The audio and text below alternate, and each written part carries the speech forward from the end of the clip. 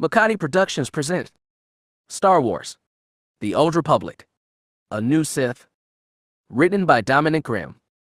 Turmoil. 5 years have passed since the signing of the Treaty of Coruscant. The galaxy exists in a tense state of peace, awaiting the coming of the next great war. Inside the Sith Empire, the Dark Lord's battle of supremacy, gathering strength for the next war. Darth Daverus, Lord of the Sith and Master of any system, has fallen. Now his rival, the cunning Darth Fear, seeks to seize his fallen rival's holdings, expanding his power base and his place within the Empire. Seeking to crush all resistance, the Dark Lord dispatches enforcers to rein in any possible threat to their master's power.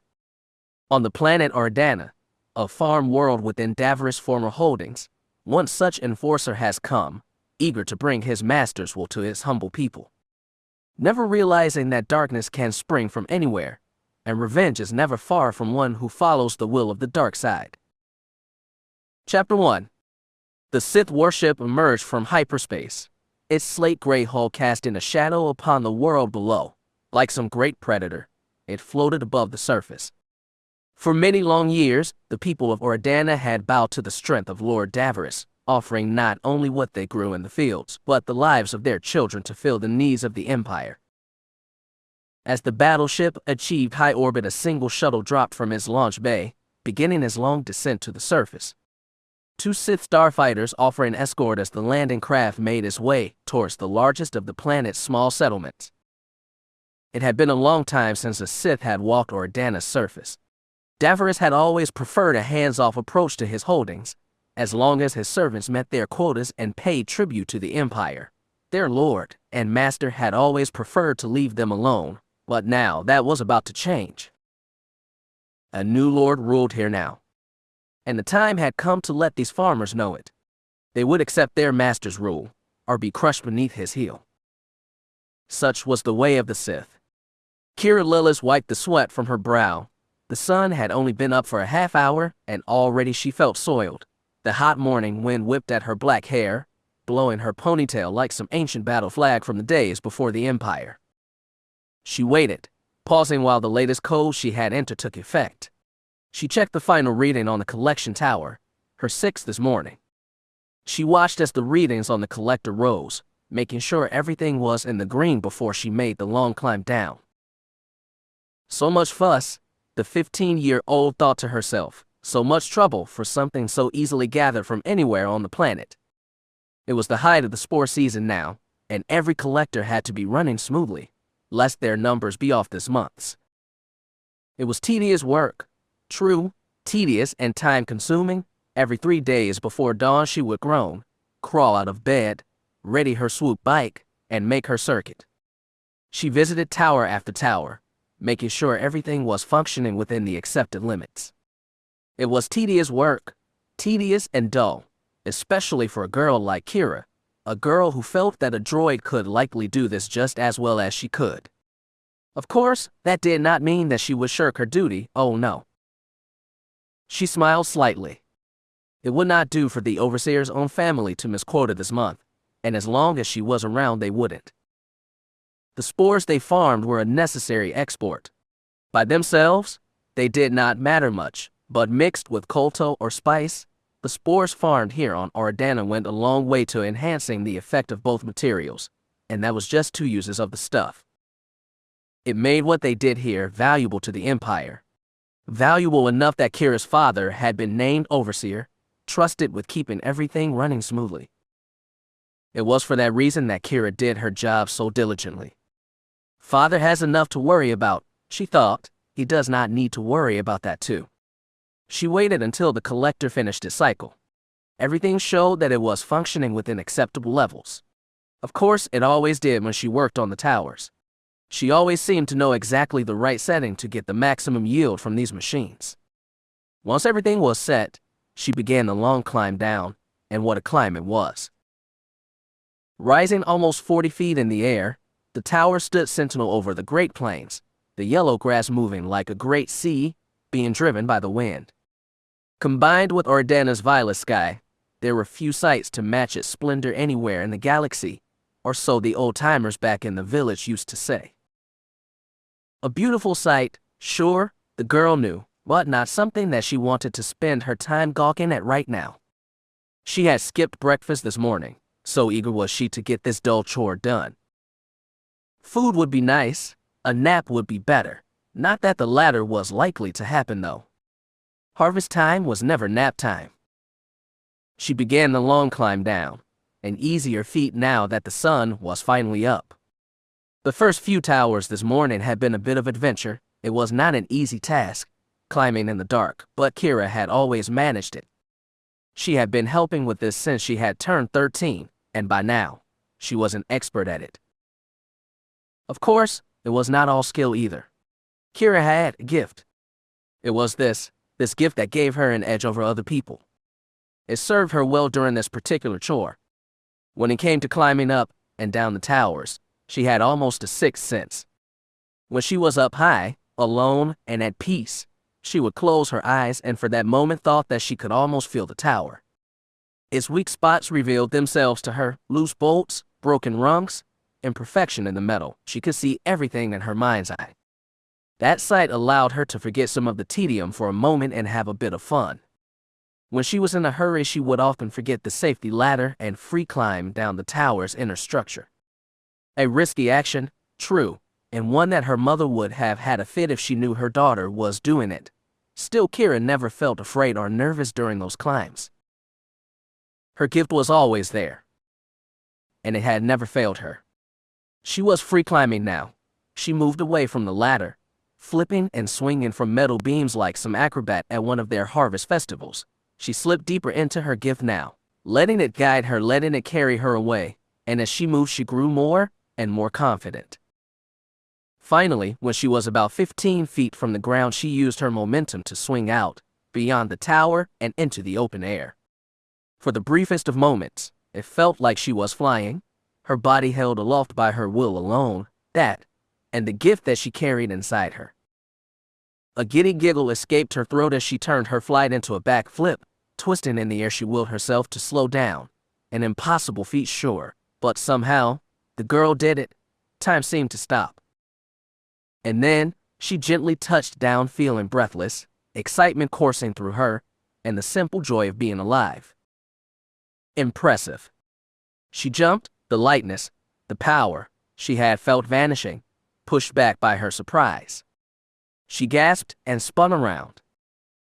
There stood one of the local boys from the village, the son of their peacekeeper. Roan Wilkes smiled. Most impressive, he said warmly. Keera felt a blush coloring her cheeks. She had not heard Ro approach. A wave of self-consciousness washed over her. What are you doing here? She demanded. Spying on me.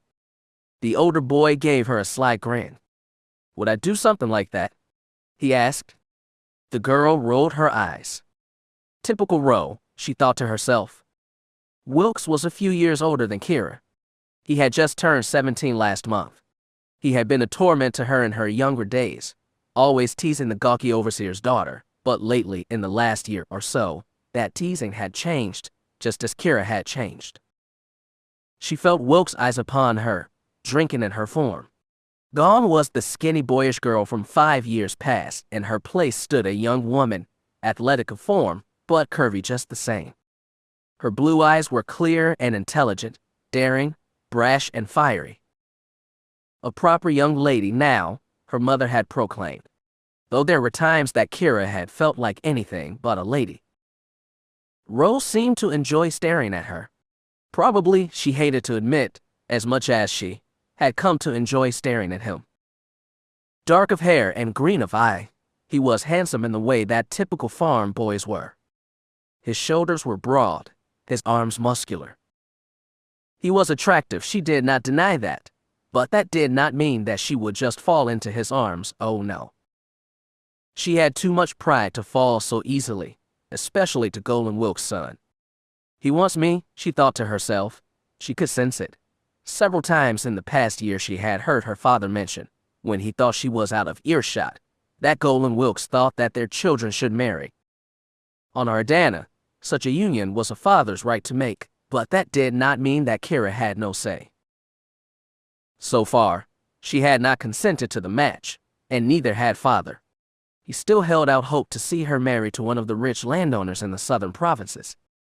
As overseer, he had enough prestige to guarantee his eldest daughter a grander choice of suitors. He wanted her to marry up. Ro would have been a good choice, she supposed, but such a union would bring little prestige to the family.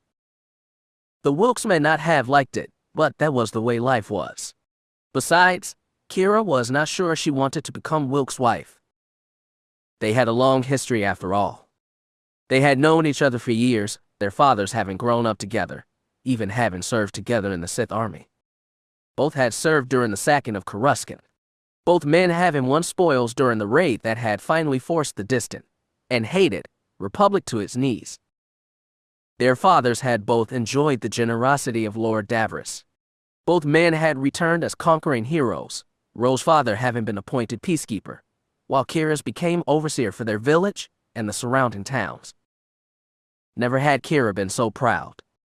Shaking off her surprise at having been discovered, Keera made for her swoop, surprised that she had not heard Ron approach, his own swoop having been parked beside hers. "That was impressive," he repeated. "What you did, coming down from that tower." His expression turned serious. "You need to be careful," he advised, as someone from the Imperial mission saw that little display. Ro did not need to finish that sentence. Everyone here knew what the Imperial mission was. Keera frowned. She had not thought of that. Ardana was small, almost beyond the notice of the Empire. Yet that did not mean that the Empire had no presence here. The Imperial mission was part of that. A group of priests out of Draman caste, the Imperial throne world. Teachers of the dark side, they called themselves, representatives of the Sith Lords, teachers who preached the superiority of the Sith Masters, proclaiming the Emperor all but a god. Strange folk, at least they seemed that way to people of a simple farming world. The mission had people everywhere, looking for anyone with special talents. When a girl or boy caught their interest, they would often vanish, never to be seen again. Rumor was that the mission killed those children, or sent them off-world, sent them off to various academies throughout the Empire, sent them off to be trained as Sith. All that was certain was this: when the mission noticed you, you were never seen again. It was a fate that anyone from Ardana, with its tight bonds of family and community, feared.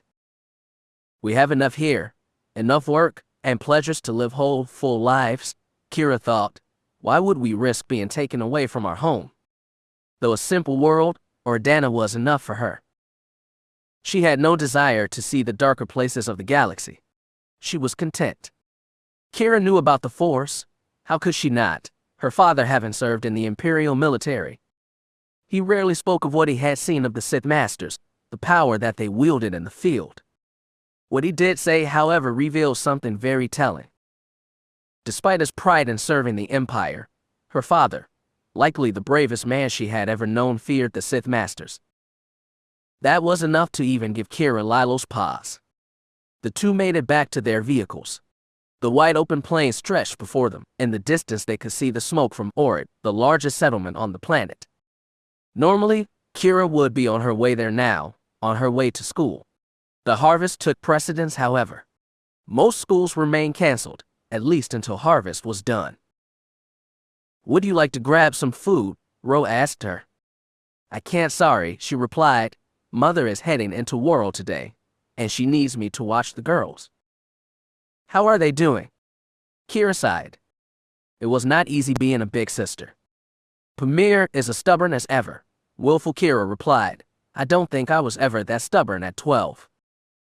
"I don't know," Ro laughed. "You Lyloses are always have been pretty stubborn." "Jerk," she said, glaring at him, but there was no heat in her words. "Talitha is at least old enough now to help Mother and me. And is still a handful, but I think that has to do more with being 4 years old than being a Lylos." "How old is Talitha now?" he asked. 7, 8, and far sharper than me when it comes to doing things around the house, droids, household machines. I swear the girl is going to be an engineer before she turns 12. Ro laughed at that. "What of Barrick?" he asked. "Has your father heard anything from him?" Keira's brow furrowed.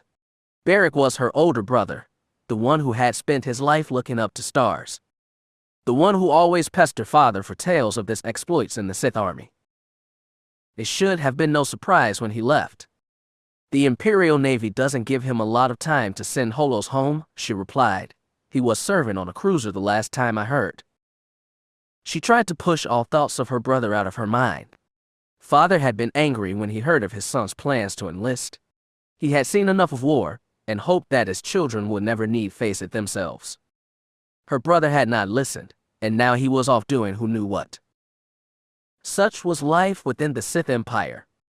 She had just boarded her swoop when something large appeared on the horizon, a dark shape against the violet sky. Keera blinked. Starships were not uncommon here, but never one so large. What is that? She asked Ro. The boy shook his head. It is a battleship, I think, he answered. Imperial, no doubt. Keera frowned. What is an Imperial battleship doing out here? Ro grinned slyly. I guess we should go find out, he said. Race you into town. Ro gunned his engine and his swoop took off like a blaster bolt. Normally, his challenge would have had Keera do the same, but she continued to stare at the sky, at the distant warship. A shudder ran down her spine. They were a small settlement she knew, one that never failed to pay tribute or meet their quotas. The Imperial Navy had no cause to be here, no cause at all. Something twisted in her, her gift perhaps, warning her of danger. She swallowed hard, trying to moisten her throat and powered up her vehicle. She should have headed home, but instead found her vehicle pointed towards town. It would not hurt to take a look, she thought. Father would be there by now, he might even know what was going on. She gunned the engine and sped off across the plains.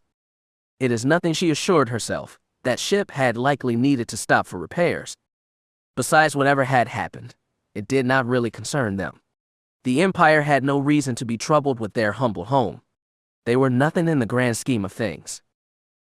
We have nothing to fear, she thought to herself. We are nothing. Chapter 2. Father. It was quite late in the day when Keera finally got a chance to speak with her father. Everything had happened so quickly since she and Ro had arrived in Orid. There had been so much for them to process, so little time to make sense of everything that had happened. Keera wasn't afraid, nervous perhaps, but not afraid. Father had always been there for her, shielded her. She had no doubt that he would be able to do so now. She made her way across the farm, past their old reclamator droid busying itself scanning a section of soil, past the windmill that supplied most of their power. Like most holdings on the plains, the Lylos home was built underground, sunk into ground to prevent damage from the windstorms that came during the winter months. The only visible entrance a small stone dome that opened up onto the plains. It was a modest place, but to the Lylos family it was home. Most people would have been surprised by how small it was. They probably would have thought that the overseer should have greater holdings, an estate like some of the southern farmers. Perhaps it should have been, but Andrew Lylos had been a farmer and a soldier long before he had been overseer. The farm had been in their family for 3 generations. Could he have moved his family to more luxurious accommodations? Perhaps, but that was not his was.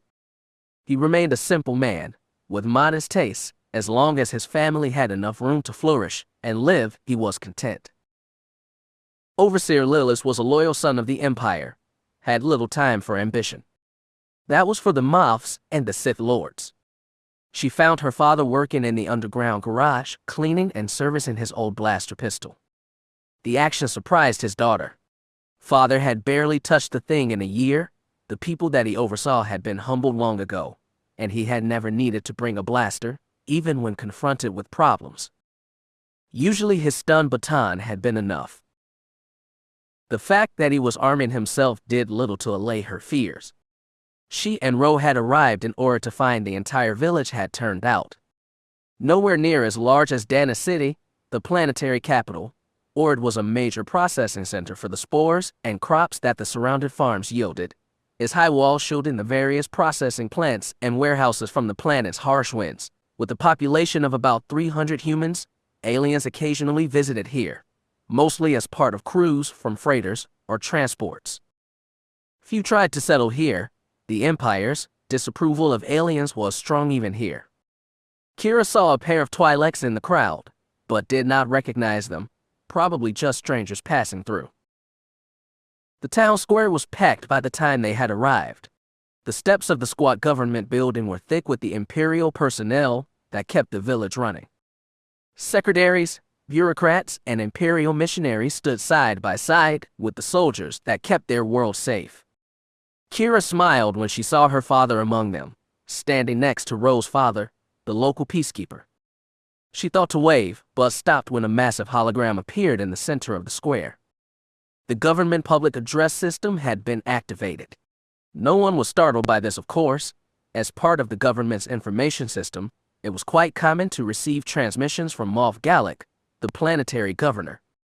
Typically, these transmissions announce new quotas or to inform the people of another Imperial success. This transmission was clearly not from the rotund Moff. The human man towering above them wore robes of midnight black and battle armor, a lightsaber clipped to his belt. As the crowd looked on, the Sith Lord smiled down upon them. People of Ardana, I bring you greetings and good tidings. I am Darth Fear, your new lord and protector. Mumbled conversations rippled through the crowd. Looks of surprise and disbelief passed from person to person. For too long, the Lord's hologram continued. The ID system has suffered from the mismanagement and stupidity of your former master. In his dotage, Lord Daverus has allowed your world to fall away from the ideals of the Empire, choosing to focus more on his ambitions than the continued success of the Empire. The Lord's words surprised Keera. Haven't we always made quota? She wondered. We have never shirked our responsibilities to the Empire. Father would not have allowed it. She once again looked at her father. His expression was a blank mask, unreadable, yet the sense of unease that she had felt when she had first seen the warship overhead remained, twisting in her gut like a snake. The Sith Lord's holo held out his hand, gesturing to the people below. I am not Lord Daverus. I could not, and will not allow such mismanagement to continue. Great things are coming, good people, wondrous things. The Empire is about to enter into a new era of prosperity. You, the loyal citizens of the Empire, will be called upon to make this new era a reality. The Lord stood straighter, his gaze directed at the Oridanna's leadership, the men and women who serve the will of their great emperor. To you, the overseers and your staff, my agents will be coming to speak with you. Know that their eyes and ears are mine, that their voices are mine. They will inform you of what comes next, how you will serve in this grand endeavor. Darth Fear smiled broadly. Do not be afraid, this is not the time to be timid. Soon you will know the truth and your place within my grand design. You will find new purpose there, and then my agents will take care of you. Keera might have been wrong, but it looked to her that some of the officials paled at that last statement. Why they did, she could not say. This is a glorious day for the Oridanna and the Sith Empire. The Lord's voice rumbled, rising even over the winds. The future is ours, so let us make it as grand as possible. He raised his fist in the air. For the Empire. The crowd roared in response, adding their voice to their new lord and master. For the Empire. For the Sith. For the Emperor. Keera and Ro added their voices to the crowd. It was expected of them as Imperial citizens. Darth Fear's announcement restarted, replaying for any who might have arrived late. It would do so for the next hour. The crowd began to disperse, off to attend to their duties, as only a loyal citizen could. Keera slipped away from Ro and made her way towards the government building, towards her father. She wanted to speak with him, hear what he thought of all this. She wanted to know that everything was going to be all right. She saw Ro's father going off with several of the soldiers under his command. Father was speaking with some town official, part of the mayor's staff, she thought. Andrew Lylos, even dressed in his overseer garb, still looked like the farmer that he was. His dark brown hair bleached by the sun, his face tanned and wind burned, he was no so different than others who lived out on the plains. The only difference, of course, was his eyes. They were brown and, well, looked older than her father was. He had went to war twice in his life for the Empire, first as member of the Empire's defense force, holding off any attack from their enemies, and later as part of the group that had struck hard at the heart of the stagnant republic. Those eyes have seen much, she realized, too much. As his firstborn daughter, Keera Lylos had always doted on her, his little girl. She did not doubt that he loved her sisters too, but what they shared was different. Unlike her younger sisters, Keera favored her mother. All three of the younger girls had father's brown hair and eyes. Keera's hair was the raven color of her mother's, her eyes the same icy blue. "You will break hearts one day, child, this I know," her father had said once. "I should know, my heart broke with love the first time I held you as a babe." Keera had blushed at that. She had always been closer with her father. Her sisters always looked to mother for guidance, but not her. She was her father's girl, and she always would be. When he noticed her, he looked up and smiled. He pulled her into a tight embrace. "What are you doing here?" Blossom, the childish nickname he had given her so long ago, warming her heart. "Why are you not doing your chores?" "I finished with the towers, Dad," she assured him when I saw that. She gestured to the warship in the sky, and her Lylos expression turned grim. "I wanted to see you," she added, "make sure everything was all right." His expression remained guarded. "I'm fine, Blossom, just a lot to take in today. I will be, oh, hello, Ro." "Overseer," her friend said, coming up beside her. Keera felt a brief surge of frustration, wishing she had had more time alone with her father. "Damn it, Ro," she thought to herself. "Could you not give me 5 damn minutes?" She thought that father might say more if they were alone, that he might let her in on what was truly going on. Ro's presence stopped that. "I don't suppose you could see my daughter safely home?" he asked her friend. "I have a lot of work to do, preparing for a Lord's agent." "Of course, Overseer," Ro promised with a slight bow. "Dad," Keera said quickly. "What?" "Go with Ro, Blossom," her father said, stopping her. "I will likely be home late tonight. Tell your mother not to wait up." Keera nodded, not wanting to go, wanting to stay at her father's side, to help him. Ro took her by the arm and led her away. Keera was dutiful enough not to try and resist. She was not one to disobey her father. They had journeyed back in silence. About halfway back, Ro got a message from his dad, asking him to come home. He had not wanted to leave her, but Keera insisted that he should. This was not the first time she had ridden a swoop alone across the plains. She would be fine. The look on Ro's face suggested hurt. Perhaps he wanted her to ask him stay. Perhaps that was a mistake on her part. "Be careful," he said before shooting off for home. Keera watched him go, feeling a bit confused. With everything going on, she really did not need this right now. She would talk to Ro tomorrow. She would set things straight with him then. Right now, she needed to get home. Mom expected her to be watching the girls. It would not do to be any later than she already was. They had just been sitting down to dinner when father had returned.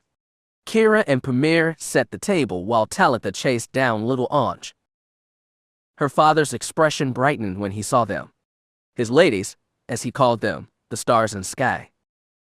Since Beric had left, Keera had taken his seat beside her father. Mother sat to his right, with Anj next to her where she could help the toddler if needed.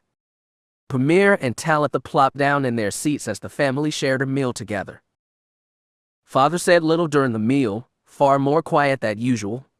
Mother kept Anj quiet while Keera's younger sisters talked enough for 4 peoples. Mother chided Talitha for bringing her droids to the table, referring to the small cleaning droid the girl had been tinkering with all week. Pamir went on and on about a boy in her class, how she hoped that he would contact her by week's end. The conversation caused Maya Lylos to turn her head, regarding her eldest daughter. In her eyes, Keera should have been more actively pursuing a match than she was. The older girl sank down into her chair, wishing she could vanish. Father wiped his mouth and excused himself from the table, leaving much of his meal untouched. Keera watched him go out the door, feeling concerned. Mother glanced at her, and Keera mentioned what had happened. Maya Lillis had seen the Sith battleship in orbit, of course, but had thought nothing of it, more focused on her chores in Waro. Keera rushed through her meal, not so much that Mother would notice, but faster than normal to be sure. She still hoped to speak with her father. She still hoped that he would tell her what was going on. The cold sense of foreboding her in good remained. She wanted to be reassured. Father had always been good at that. She wanted to hear him say everything would be all right. She needed to hear him say it. She needed to know. Her father looked up as she entered. He had not changed out of his work clothes, the uniform he wore as overseer. His jacket hung on the back of his chair, while he quickly and methodically reassembled his blaster. "Dad," she murmured. He gave her a tired look. "Is something wrong, Blossom?" he asked. She frowned. "You tell me?" Her father sighed. "It is nothing, kid," he said, "just politics and the worries of an old man." She smiled, hoping to cheer him up. "You're not that old, Dad," she reminded him. He laughed. "You used to think I was ancient. You even told me that once." "I was 5, I think. Back then the thought of being 20 seemed old." Her father snorted with amusement. "It seems so long ago now." He looked down at her blaster and frowned. "Perhaps it is good your brother is not here," he said. "I can only imagine how he would act in a time like this." Keira's brow furrowed. In a time like what, she wondered. "What isn't Dad telling me?" "I always hoped that your brother would follow me," he said. "Take over the farm, marry a good woman." He shook his head. "I never wanted the military life for him, not after the war." "We won, Dad," she reminded him. "The Empire won. The Republic signed a treaty, Blossom, which is not the same as winning. There are many Dark Lords out there who do not agree with the decision. There are many out there who would see us renew our attack on the Republic." Keira's eyes narrowed. "They attacked us, Dad," she reminded him. "They drove us into hiding. How many Sith worlds died when the Jedi came? They tried to wipe us out."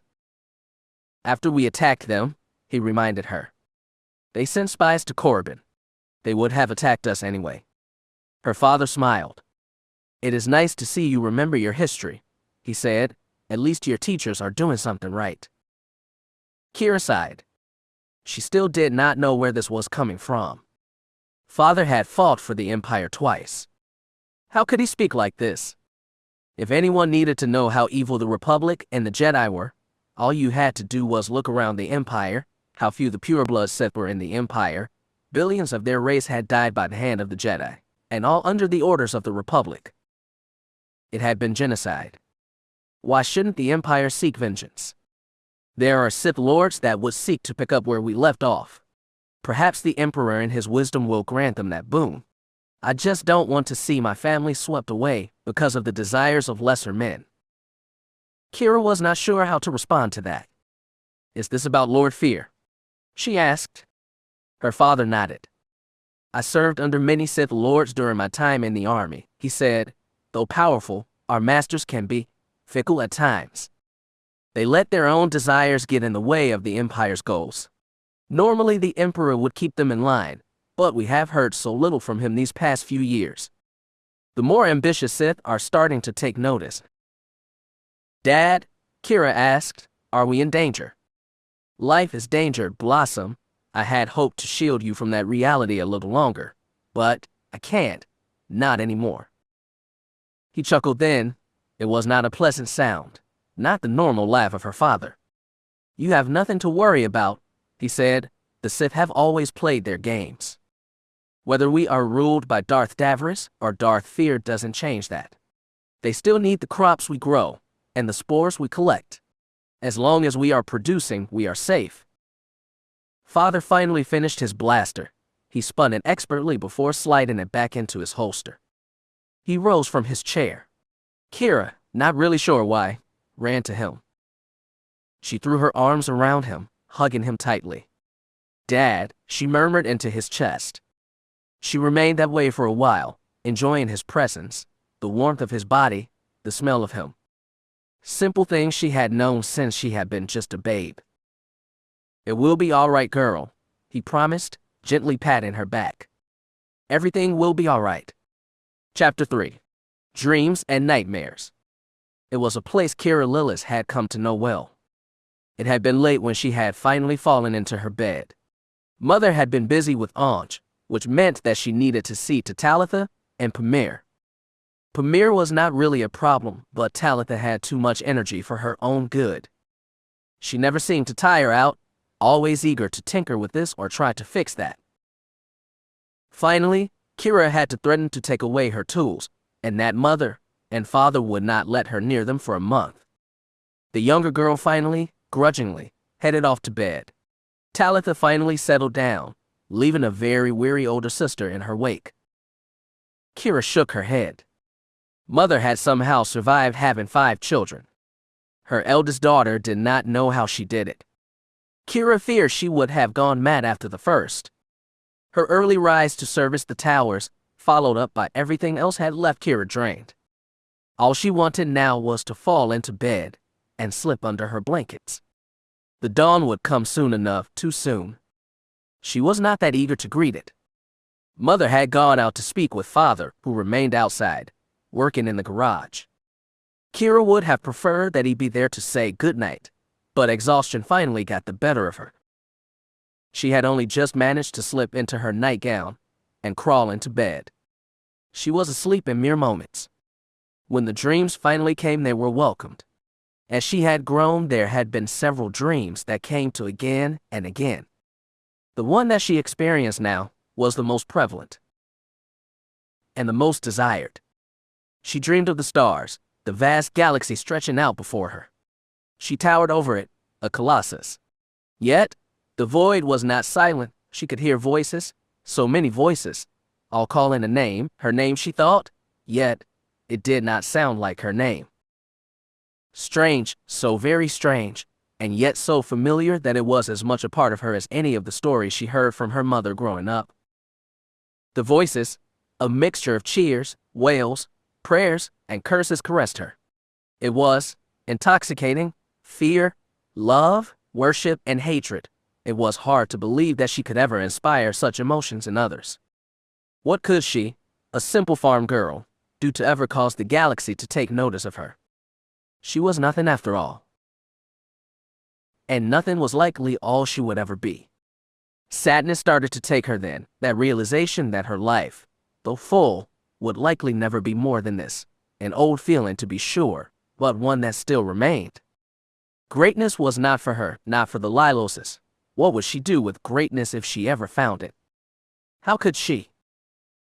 The dream shifted. She felt herself being pulled. She let it happen. She felt no fear, not when she knew what waited at the end of the journey. She closed her eyes, feeling warmth on her face. In the calm of her dreams, she felt suffused with light, warmed by it. It was like slipping into a warm bath on a cold evening. It was like the world stopped. She blinked her eyes and looked around. She was here. She was not sure what this place was. She had certainly never seen it on a holo or in her history lessons. Great pillars rose above her. Tall statues of hooded people dotted the great hall. Smooth, cool tiles chilled her bare feet. She passed a window. Beyond its glass, a great cityscape sprawled. Speeders of every type filled the sky. More traffic than she had ever seen, and all following each other in patterns heading to places she could not even imagine. Around her milled hundreds of humans and aliens. Some she recognized, others were a complete mystery to her, their strange faces all the colors of the rainbow. Gentle voices conversed, speaking of things that she could not really understand. All were clad in cream-colored tunics and breeches. Their brown robes swished around their feet as they walked. A strange air of calm filled the air. Warmth suffused the air, suffused Keera. She had visited this place many times in her dreams, or rather, she had visited him. She smiled and started walking. She did not need any directions. She knew the way by heart. She found herself in a great chamber, a room filled with a massive fountain, or perhaps it was many fountains, all formed into one.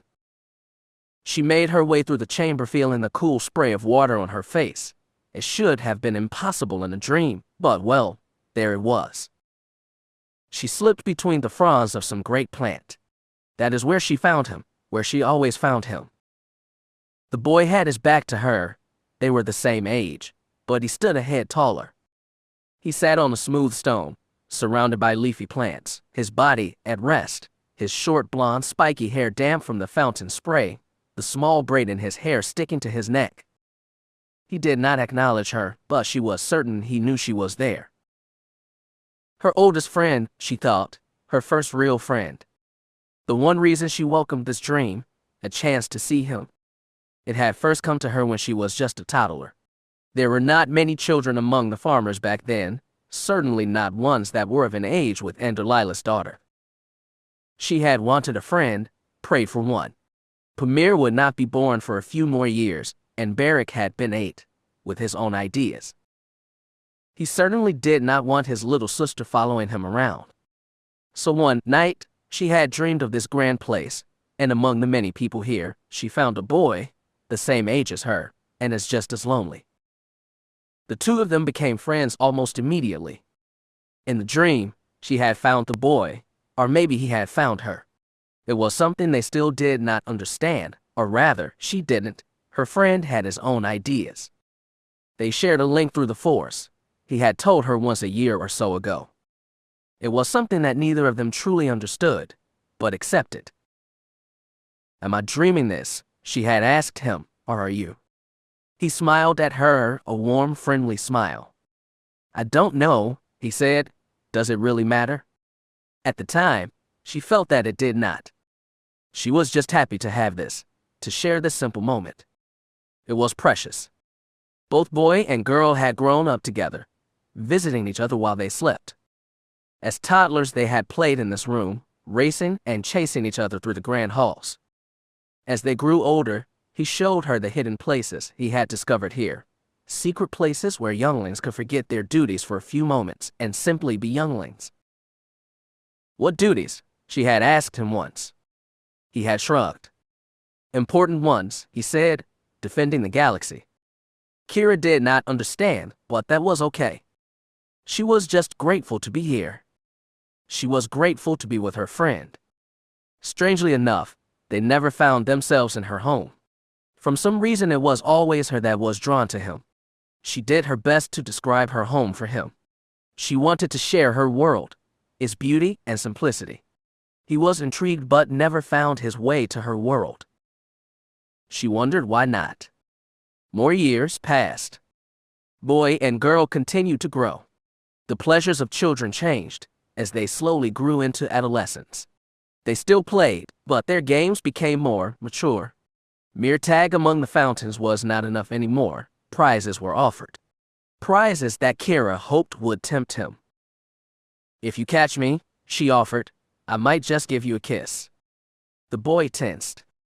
"Such things are not allowed," he told her. She frowned. "Why?" "Because they are not," he repeated. "Attachment is forbidden." The coolness of his words surprised her, hurt her. "Why?" The boy shrugged. "It just is."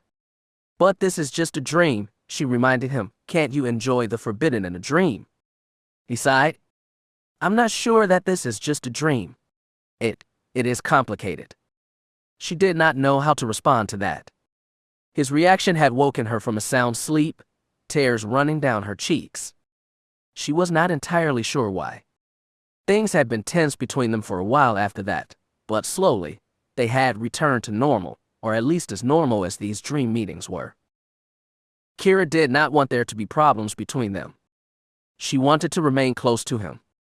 It was strange, indeed. They felt so close in the dream, and yet, neither he nor she had ever given the other their name. They had been content to simply be. It had been enough for both of them.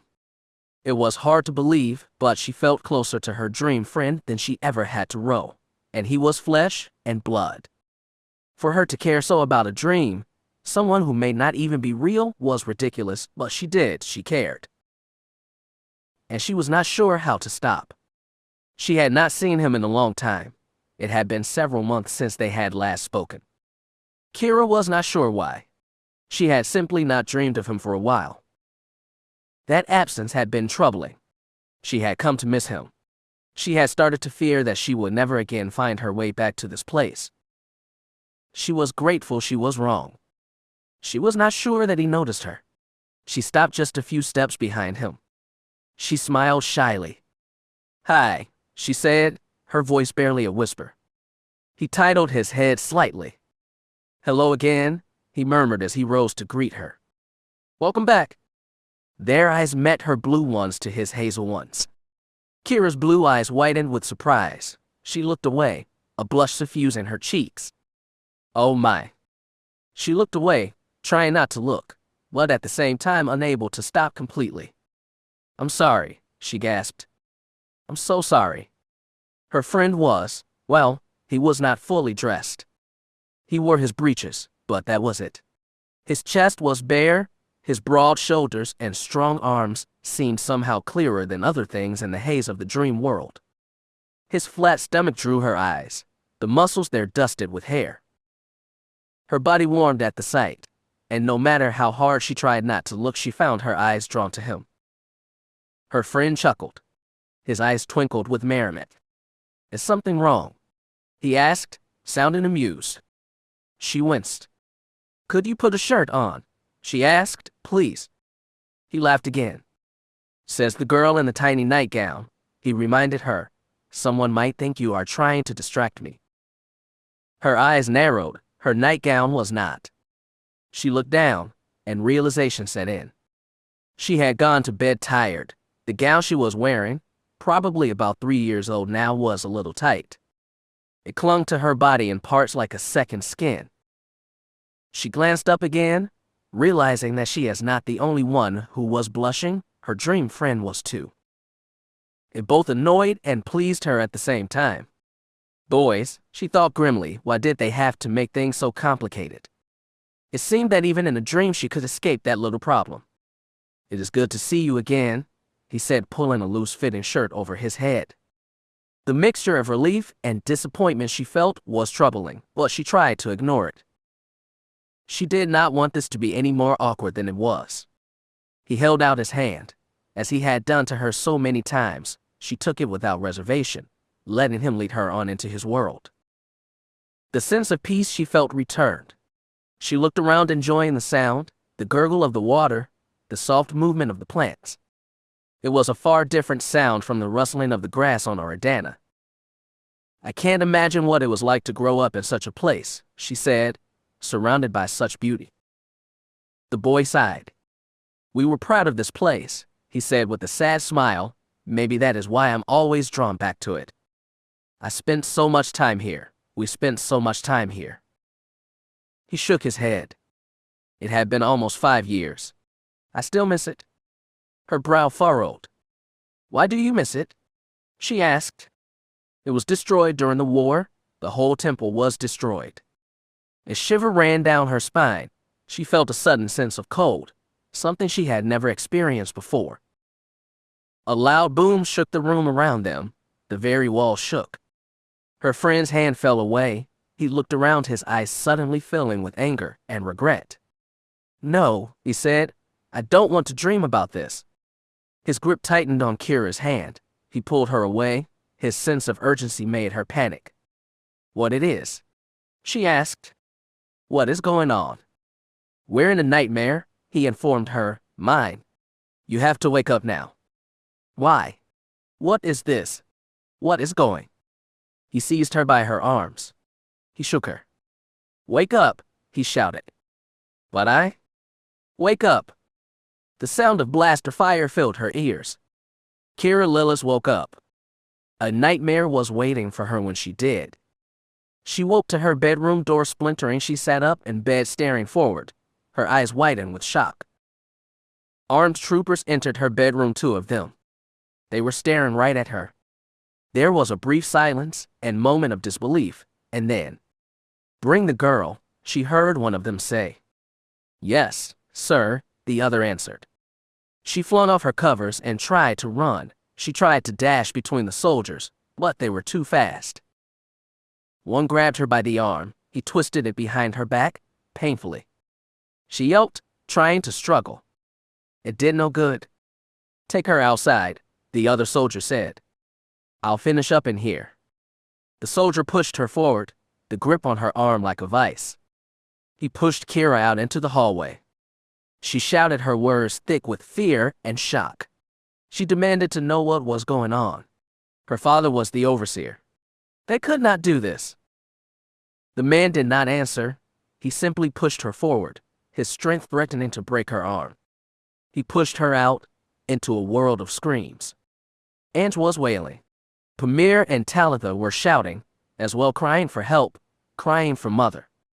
Mother was shrieking, angrily shouting at these men who had invaded their home. Keera thought she saw her. One of the troopers had her by the arm, as well, shoving her back into her room, slamming the door behind her. Everywhere she looked, she saw soldiers. They were everywhere, it seemed. Their dark gray armor bore the markings of the Empire, but that made no sense. Father served the Empire. He did so loyally. Why would Sith troopers do this? Why would they invade their home? The troopers were tearing the place apart. Keera caught a glimpse of one placing some type of device on the wall. She could not see what it was. Things were happening too fast. The soldier pushed her up the steps. She stumbled a few times, but the soldier did not stop. She hit her head on the stone landing. Stars exploded before her eyes, and even then the trooper did not relent. He pushed her out into the night. The Lylos farm was awash with light. Searchlights mounted on vehicles swept back and forth. 2 military transports stood idling. One was a large troop vessel, capable of carrying a full squad of the soldiers. The other was a smaller command speeder, one used for officers. Keera blinked, trying to clear her head. Something warm was flowing into her eyes. She tasted her own blood, warm and salty.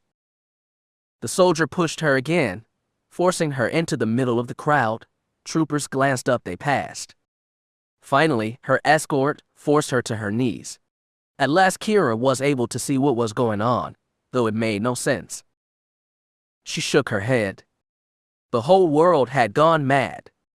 She saw an Imperial officer typing on a data pad. At his side was a woman. Her clothes marked her as member of the Imperial mission. She said something to the officer and went into the transport. Yet, she saw no sign of Father. Why was he not here? Why was he not trying to stop this? Dad! Keera shouted. Dad! Something closed around her throat. She gagged, struggling for breath. Silence, wretch! A harsh voice growled.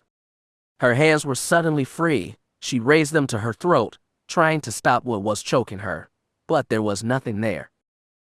Her fingers clawed at nothing.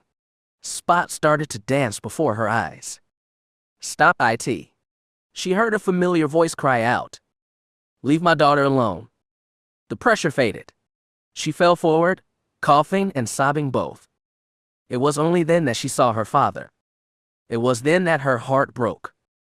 Lylos was on his knees before the garage, his uniform coat dirty, the knees of his trousers torn. His hands were bound behind his back. 2 soldiers held him down. It was then that Keera saw him, the one responsible for this madness. A shudder went through her, frigid fear washed over her. He wore robes of black, his chest covered by a dark gray breastplate. She thought she saw a lightsaber clipped to his belt. She had only ever seen pictures of the Sith weapons, but somehow she knew that what it was. He looked human, but it looked like there was something was wrong with him. His skin was pale, sickly pale, bone white in the light coming from the vehicles, but that was not the most disturbing thing. When he turned to look at her, Keera saw his eyes, fierce yellow orbs that burned with power, eyes that took in but did not give out. He smiled coldly down at her. Welcome, my dear, he said cordially. How nice that you could join us. The man stepped away from her, his attention once again drawn to Father. Lylos did not struggle. He looked up into the eyes of the man in black, the Sith that had come to their home. Over the sound of the troopers and their machines, Keera thought she could hear Mother and the girls screaming, their cries muffled by the walls of their home. It was only then that the Sith spoke, His voice cut in through the din, drawing her attention. It was a cold voice, a powerful voice. "Do you know who I am, Keera Lylos?" the Sith asked Father. Father sighed. He bowed his head in surrender. "I know, my lord," he said meekly. "You are Lord Fear's agent." "I am Lord Fear's enforcer," the Sith responded, his eyes and ears on this mudball. The Sith shook his head. He seemed almost bored with the carnage he had made of the Lylos family home. Perhaps he had grown used to such chaos. Perhaps it was just another day for him. "Can you guess why I have come?" the Sith asked. "Yes, my lord," Father said. "And why is that?" Father sighed. "Lord Fear wishes to replace the old overseers. He believes us a threat to his rule here." The Sith laughed at that, a cold mocking laugh. "You overestimate yourself, worm. If Lord Fear was threatened by you, he simply would have had us destroy this place from orbit. Our bombers would have turned these fields to glass." The Sith stood before her father, towering over him like a colossus. When he spoke, his voice was soft, almost a whisper. Somehow Keera heard it perfectly. "This is about tradition. Sith tradition. Lord Fear fancies himself a traditionalist, you see. When a lord is defeated, his power base must be completely annihilated. There must be no chance of resistance, no chance of the past coming back to haunt." The Sith leaned in close to Father. He tried to hold the man's gaze, but in the face of such power, Keera's father, the bravest man she knew, quailed. Such was the power of the Sith. "I will tell you, Lylos," the Sith hissed. "I have found this task more than tedious. All day now I have dealt with you maggots, making sure your replacement's path was clear. I must admit, I have grown bored with it, but what can I do? My master's orders must be obeyed. Is that not right?" "Yes, my lord," Father agreed. "An order must be obeyed." The enforcer grinned. "I'm so glad you understand," the enforcer chuckled. "Now it is time to end this. I have 5 more overseers to deal with before dawn." The Sith rose. He walked away from Father like he was nothing. Keera Lylos spoke up, trying to draw his attention back. "I am a loyal son of the Empire," he called out. "I accept our Lord's judgment. I expect no mercy. All I ask is that he spares my wife and daughters. They are simple farm folk, no threat to either our Lord or the Empire." The Sith paused mid-step. He seemed to be considering Father's offer. "You wish me to let them go then?" "They are no threat to the Empire," Father repeated. The enforcer's yellow eyes once again found Keera. They almost seemed to be looking into her, seeing right into her soul. She shuddered and bowed her head, offering no resistance. But inside, far down deep, a small ember was beginning to glow. "The dark-haired one has already been spoken for. I'm afraid," the Sith said. "Your replacement, Overseer Wilkes, wants this one. She is to be his son's plaything." Keira's blue eyes widened. "Wilkes," she thought, "Golan Wilkes. Rose father. I am to be his. A trophy." He was Father's replacement. He knew about this. Shock and horror filled Keira's mind, but beneath that was anger. It fanned the tiny ember in the dark. The flame began to grow. "Keera will do her duty," she heard Father say. "She is a good girl." "For her sake," the enforcer said, "she better be." The Sith glanced down into the underground farm, the muffled screams of the rest of their family just audible over the soldiers and their equipment. "And what of the rest?" The enforcer pondered. "I should just let them go then." "They are no threat, my lord," Father said again. The Sith smiled at him. "Perhaps you are right," he said with a nod.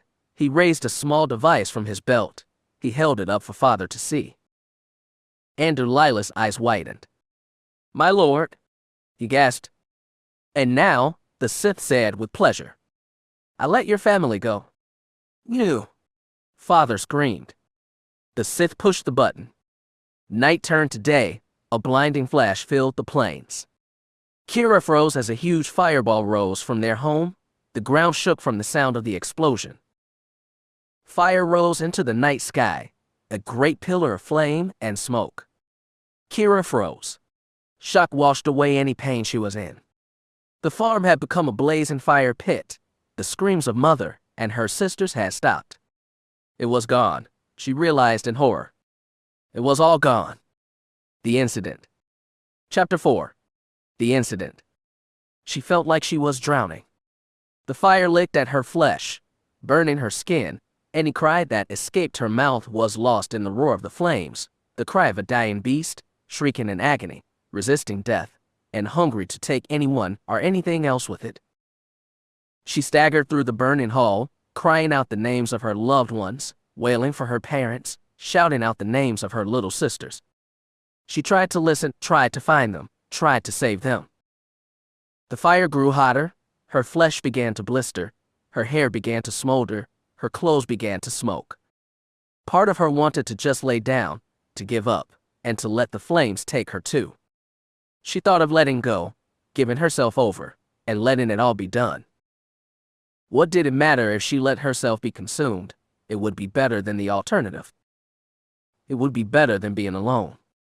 As she started to sink, she suddenly felt it, a realization that she was not alone. Her eyes widened. She was not alone. She rose again, struggling against the heat, against the fire. She would not be denied. She would make it through this. She knew they were there somehow. She could feel it. Pamir, so stubborn, so ready to be independent, so ready to seize life by throat and take everything she could from it. She had been at window when the fire came, crying out for help, crying out for father. Father would come, he would keep them safe. He always did. He was. The world flashed, the wall blew in behind her, the shockwave lifted her up. Keera Lylos did not even have time to cry out. She was vaporized by the blast, gone, dust on the wind. Dead? Keera Lylos howled. Talitha had been at the door, trying to slice the lock. Keera had taken her tools, but she always had random ones floating around her bedroom. She had been as scared as Pamir, but despite her youth, she had not been crippled by it. She would get them out of here. She would open the door, set Mother and the others free. The door clicked and hissed open. Talitha darted into the hall, calling out to Mother. Trying to. The charge on the wall behind her detonated with a loud beep. She had not even had time to realize where the sound was coming from.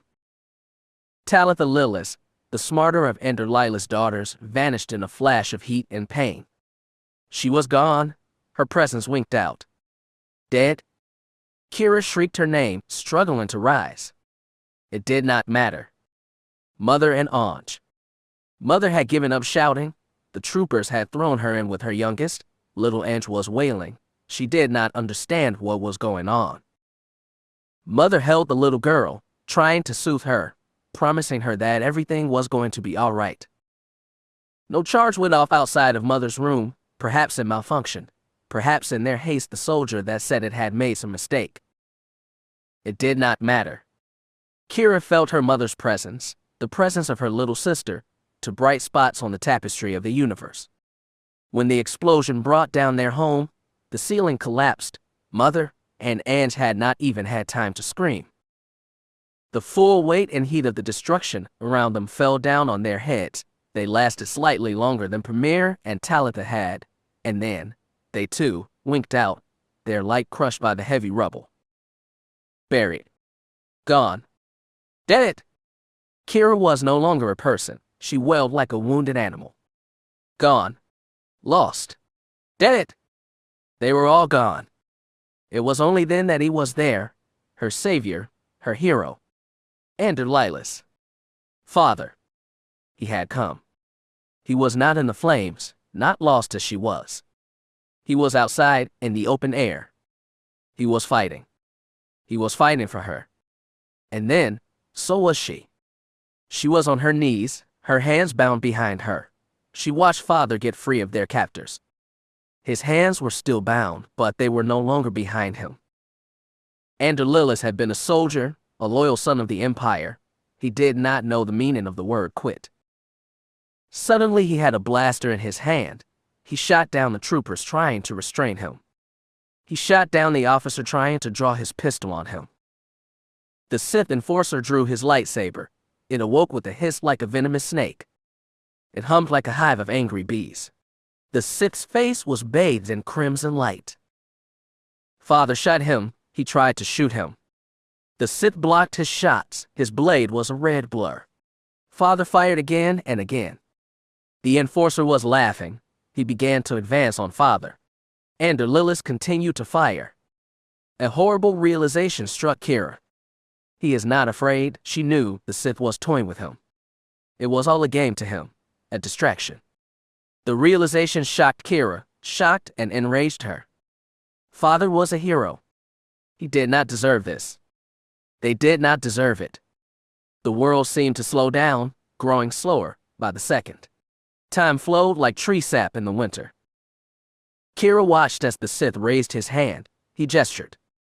The blaster flew from Keera Lylos' hand, flew out and away, into the darkness. She saw the surprise on his face, the surprise that quickly morphed into determined hate. Father charged the other man, eager to tear into him with his bare hands. He never reached him. The world continued to slow. The Sith did not even try to defend himself. He held his blade out before him, its glowing red tip pointed at Father's chest. The enforcer raised his hand again. He gestured inward, a pulling motion. Keera Lylos was yanked into the air, yanked forward. His chest met the red blade. It did not stop. Keera Lylos gasped, more in surprise and disbelief than actual pain. He looked into the eyes of the Sith. The enforcer's eyes blazed triumphantly. He was grinning brightly, savoring the moment. Keera stared, unable to move, unable to grasp what was happening. Father gulped. He coughed. He glanced over at his daughter, her arms still bound, blood flowing from the wound on her forehead. He gave her a sad smile. The light was fading from his eyes. He was fading. The world had stopped dead. All of reality seemed to be holding its breath. Father spoke to her, his voice so quiet it would have been missed by anyone else, anyone but his daughter, anyone but Keera. She heard it. She heard him with crystal clarity. 4 words, 4 tiny words, but in that moment they filled the universe. Keera heard them. She heard him. Her father. Her hero. 4 words. I love you, a blossom. The light faded from Keera Lylos. He winked out like a candle, a star lost in the night sky. The Sith gestured outward. Her father's body flew back, falling into the flames that had been their home. Lost. Gone. Dead. They were all gone. They were all dead. Dead. Dead. Dead. Keera was frozen. The flames that had licked at her skin moments ago seemed light years away now. Now there was only cold, desolate, empty cold. But the cold was not empty. Something was there, hidden from sight, moving, coming, hungry. The Sith enforcer was advancing on her. He was talking, but she could not hear his words. And even if she could, she likely would not have cared. What did it matter? What did anything matter? It was gone. Everything was gone. The thing in the darkness finally reached her, touched her. Its touch was the void of space. It crawled up her arm, filling her cold so deep that it burned her soul. Yet, in that moment, she did not resist. She took in the darkness, welcomed it. It was sweet in its way, cold, cleansing, and as it scoured her clean, she felt it. Anger, no, that was too small a word. Rage, fury, like the fire of 1,000 supernovas. Pure white hate. Her blue eyes found the enforcers. He was laughing. He did not seem to realize what was going on. He could not see the darkness. Are you going to be good, little one? He purred. Are you going to be a good little trophy? Keera did not answer with words. She had none. She answered with the cold, black frigid rage. The night turned to day. Time seemed to slow. The enforcer stepped back, his eyes widened with disbelief. With surprise, she felt him trying to gather his strength, to resist, giving himself time to raise his blade, to strike back. She decided not to let him do that. She reached out with the hungry darkness. You will pay, she thought. Everyone will pay. It tore his defenses away. They were nothing, as if they were but a blanket in the hands of a child. The darkness embraced him, furious, hungry. It consumed him. He withered like a flower during a drought. His dried corpse flew back and shattered, blasted away by the darkness, the hate. She heard the soldiers cry out, barking orders, trying to fight. The cold darkness did not allow that either. It reached out for them one by one. They winked out as well, consumed by rage. Keera was screaming. She screamed until her throat was raw, and her voice failed her. The darkness flowed back into her. She tried to stop it, to push it away, but it would not be denied. The cold embraced her, made itself part of her soul. She slid to the ground, tears running down her cheeks. She could not say how long she lay there. A moment, a day, a century. What did it matter now? She heard the sound of feet approaching. She probably should have rose, tried to run, but she couldn't. She was so cold and weary. This is how I die, she thought. This is how it happens. She lay there as a single person stood over her. She heard a voice talking, and the glow of what might have been a holo communicator. The darkness wrapped around her, squeezing her in his frigid embrace. She let go, grateful to be finally done. At least it is over, she thought as everything fell away. At least I'm done. She was not sure how much time had passed, but slowly, sound came back to her. It was muffled at first, but it grew closer, drawing her back to place she did not really want to be. Back to the land of the living. She heard the whine of machines, the click of metal. A slight whir followed by a pinching sensation in her wrists and ankles. She tried to move and found out she couldn't. Quickly she began to push against the darkness, trying to swim up and out of its inky depths. Fear and panic rose in her breast. She felt a stabbing pain in her arm. She gasped as it withdrew. The hungry darkness tried to return, to burn away what opposed her, but it slid away, like a dream. Strange warmth washed over her, taken away. She sighed. Sweet, sweet release. She giggled. Nothing mattered. Reality itself had become a joke. It was funny. It was then that she heard two voices, clearer than she heard before.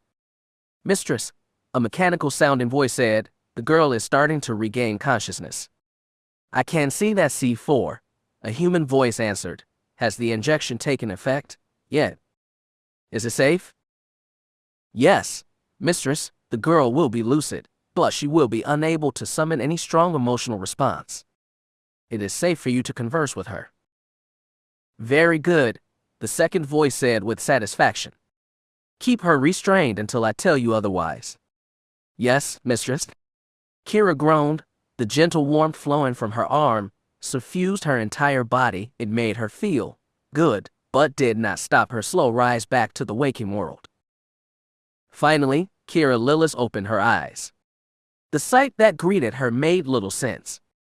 She was sitting in a small gray metal room, not much bigger than her room back home.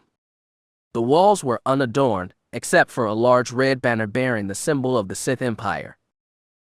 Keera tried to rise only to find out that she couldn't. Her hands and feet were secured by large metal restraints. It took her no time at all to recognize what exactly she was sitting in.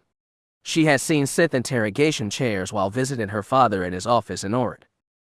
Lylos did not use them himself, but they were there if needed. I deal with simple farmers, Blossom, he had told her. A full interrogation is rarely necessary, not for such simple people. She turned her head to the right, noticing a beeping sound. A large black spherical-shaped droid floated there. Once again she knew what it was, from her father's office. An interrogation droid. There was one of those in Oridanna too, though she could not remember ever seeing it activated. She could see the droid's many arms it saws, torches and shock prods, all locked down along the hemisphere of the droid's body. The only tool in use at that moment was a single arm bearing a large hypodermic needle. Keera blinked thoughtfully. Considering where she was, that she was in a cell, trapped in a chair, with an interrogation droid floating right next to her, she should have filled her with terror and dread. Yet, She felt nothing, only a strange sense of peace and a muzzy feeling in her head. How odd, she thought to herself. How very odd. The droid continued to watch her, its sensor scanning her for who knew what. Keera wondered if it would tell her what was going on. She wondered if it would answer her questions. Strangely, even that seemed too much work. She lay there silently, drifting on the warmth, the numbness that suffused her. She waited to see what came next. There was a hiss behind her, the sound of a door opening, and footsteps. Someone had come for her. Keera tried to turn her head, but the chair's restraints kept her from doing even that. She could barely look to the side, much less behind her. Her visitor stood before her, a matronly-looked human woman, clad in the gray and red robes of the Imperial mission. Her features were hard, her brown hair streaked with gray, her dark eyes, evaluating. Her gaze drew the girl in, holding her in place. For a moment she simply watched the girl, her expression curious, though guarded. Finally the woman sighed and removed a pad from her gray robe. She entered a command, causing the chair to snap upward, becoming a flat table. Keera was now bound, standing up, facing the older woman with her cold gaze. The missionary frowned, her expression suggested disappointment. Keera could not say for certain. I am Missionary Sybil, the woman informed her. I'm here on behalf of our glorious Emperor and the wise Dark Council. The missionary took a step back, regarding her prisoner. I shall be your inquisitor, child. It is I who shall decide your fate. My decision will be final, and there will be no appeal. Do you understand? Keera nodded dumbly. It was the best response she could manage. Let us begin, the woman said, holding up her pad. Name. Keera said it. Age. 15 years, she answered. The missionary entered the information. She paced before Keera as she did so, not even looking at the girl. Have you ever done anything impossible? Keera asked. Performed some feat that should have been beyond you. Done something that should have been impossible. Keera told her about her work on the collection towers, how she always seemed to know where to step, and just the right settings for each machine. She even mentioned the flip she had done from the tower that morning, how she leapt from a great height and emerged unscathed. The older woman nodded, entering what she was being told diligently. As she worked, the warmth that suffused Keera began to fade, her head began to clear. She blinked, feeling fear for the first time, and with that fear, she found her voice again. W.H. Where? She said. The missionary lowered her pack. Yes, child, she asked. Where am? Sybil gave her a cold smile. Where are you? She asked. Keera nodded. You are in Dana City, child. You were brought to missionary headquarters 3 days ago. You have been unconscious for most of that time. The girl's eyes widened. Dana City, she thought. Why would they bring me here? And 3 days. I've been unconscious for 3 days. What happened? Why was I taken in the first place? She had so many questions, far too many, but one stood out above all others, one she needed to know. She had had horrible nightmares, dreams of pain and loss. She needed to know what had happened. Missionary Sybil, she asked. Yes. Is my father here? The woman looked up, her expression was one of confusion. Droid, she said. Analysis. The interrogator beeped, analyzing his date. All of the girl's readings are normal, mistress. Sybil looked at Keera. Don't you remember what happened, child? Keera shook her head. She did not know what had happened. All she had were nightmares. Nightmares she prayed weren't true. Is the girl lying? She asked the droid. Unlikely, it responded. A dilation, body temperature, and heart rate all suggest no deception. Analysis, the missionary asked it. The droid beeped to itself, and then. In times of duress and great shock, the human mind can retreat in on itself, it responded. Memories are repressed. It is a coping mechanism common in humans. The older woman sighed. That will not do, she said. The girl must remember. She entered a command on her pad. Finding recording of the Lylos farm incident 3 days ago, she said coldly, typing in new commands. Begin playback on this terminal. Keera's table began to rotate. It turned to face a holocom plate. A cold shiver ran down the girl's spine. Her eyes widened with fear. She struggled against her restraints. No, she whimpered, I don't want to see. Please don't make me. The woman gave her a distasteful look. Cease your whimpering, child. This is part of your education. You must watch. The missionary pressed a button on the holo. The moments that occurred after the explosion at the Lylos family farm began to play. Keera did not want to see it. She tried to shut her eyes, but clamps emerged from the back of the table, digging into her forehead, forcing her eyes open. You must watch, the missionary repeated. She had to sit there and watch everything. The explosion, her father's failed attempt at resistance, and then what happened next. She saw her father fall, heard his words again, as if he was standing before her again. Tears ran down her cheeks. Daddy, she sobbed. If the missionary felt any sympathy for her, she did not show it. She might as well have been a droid herself. What happened next? It seemed impossible. Keera was not sure if she believed it herself, yet, slowly, she began to have flashes of what happened, memories so awash with pain and rage that she could not say if they were real or not. She watched herself on recording. She watched herself commit murder. The Keera in the recording threw back her head and screamed. She screamed and screamed and screamed, yet the recording remained silent. There is no audio, I'm afraid, the missionary informed her. Your scream blew out every audio sensor on the transport, and that was just the beginning. The woman smiled savagely. Watch what happens next. Keera whimpered. She could not look away, no matter how much she wanted to. The recording continued. The girl on the recording continued to wail, and as she did, she thrust up her hands to the sky. In that moment, blasts of energy seemed to flow from her hands, blasts that sought out every trooper that surrounded her. As the energy washed over them, their bodies withered, their husks fell, their armor falling away as the bodies underneath shattered and turned to dust. Even Lord Fear's agent was not immune. The enforcer lasted a few moments longer than his soldiers, but not much longer than that. He crumbled away as well, his desiccated body blowing away like so many dead leaves. The recording stopped and repeated itself. Again, Keera saw herself committing murder, committing treason. She had murdered soldiers of the Empire. Her life should have been forfeit. Perhaps it already was. Cybele was at her side, so close that she could feel the woman's breath on her cheek, warm and sweet. Do you remember now, child? The missionary asked. Keera let out a shuddering breath. It felt like the weight of the galaxy now sat on her shoulders. She felt empty, numb. It was not a nightmare, she realized. She was alone. Completely and utterly alone. What am I going to do? She thought. What am I going to do? The interrogation chair released her head. She looked at the missionary. A single tear ran down her face.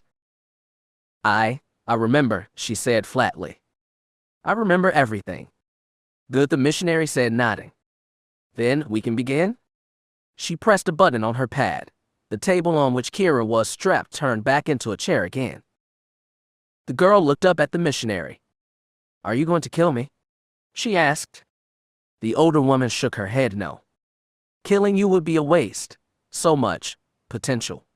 It would be a shame to waste it. Keera blinked. But I'm a murderer, she said. I killed Lord Fear's men. That you did, Cybele agreed. And if Lord Fear were here, he would likely ask for your death. But he is not here, is he?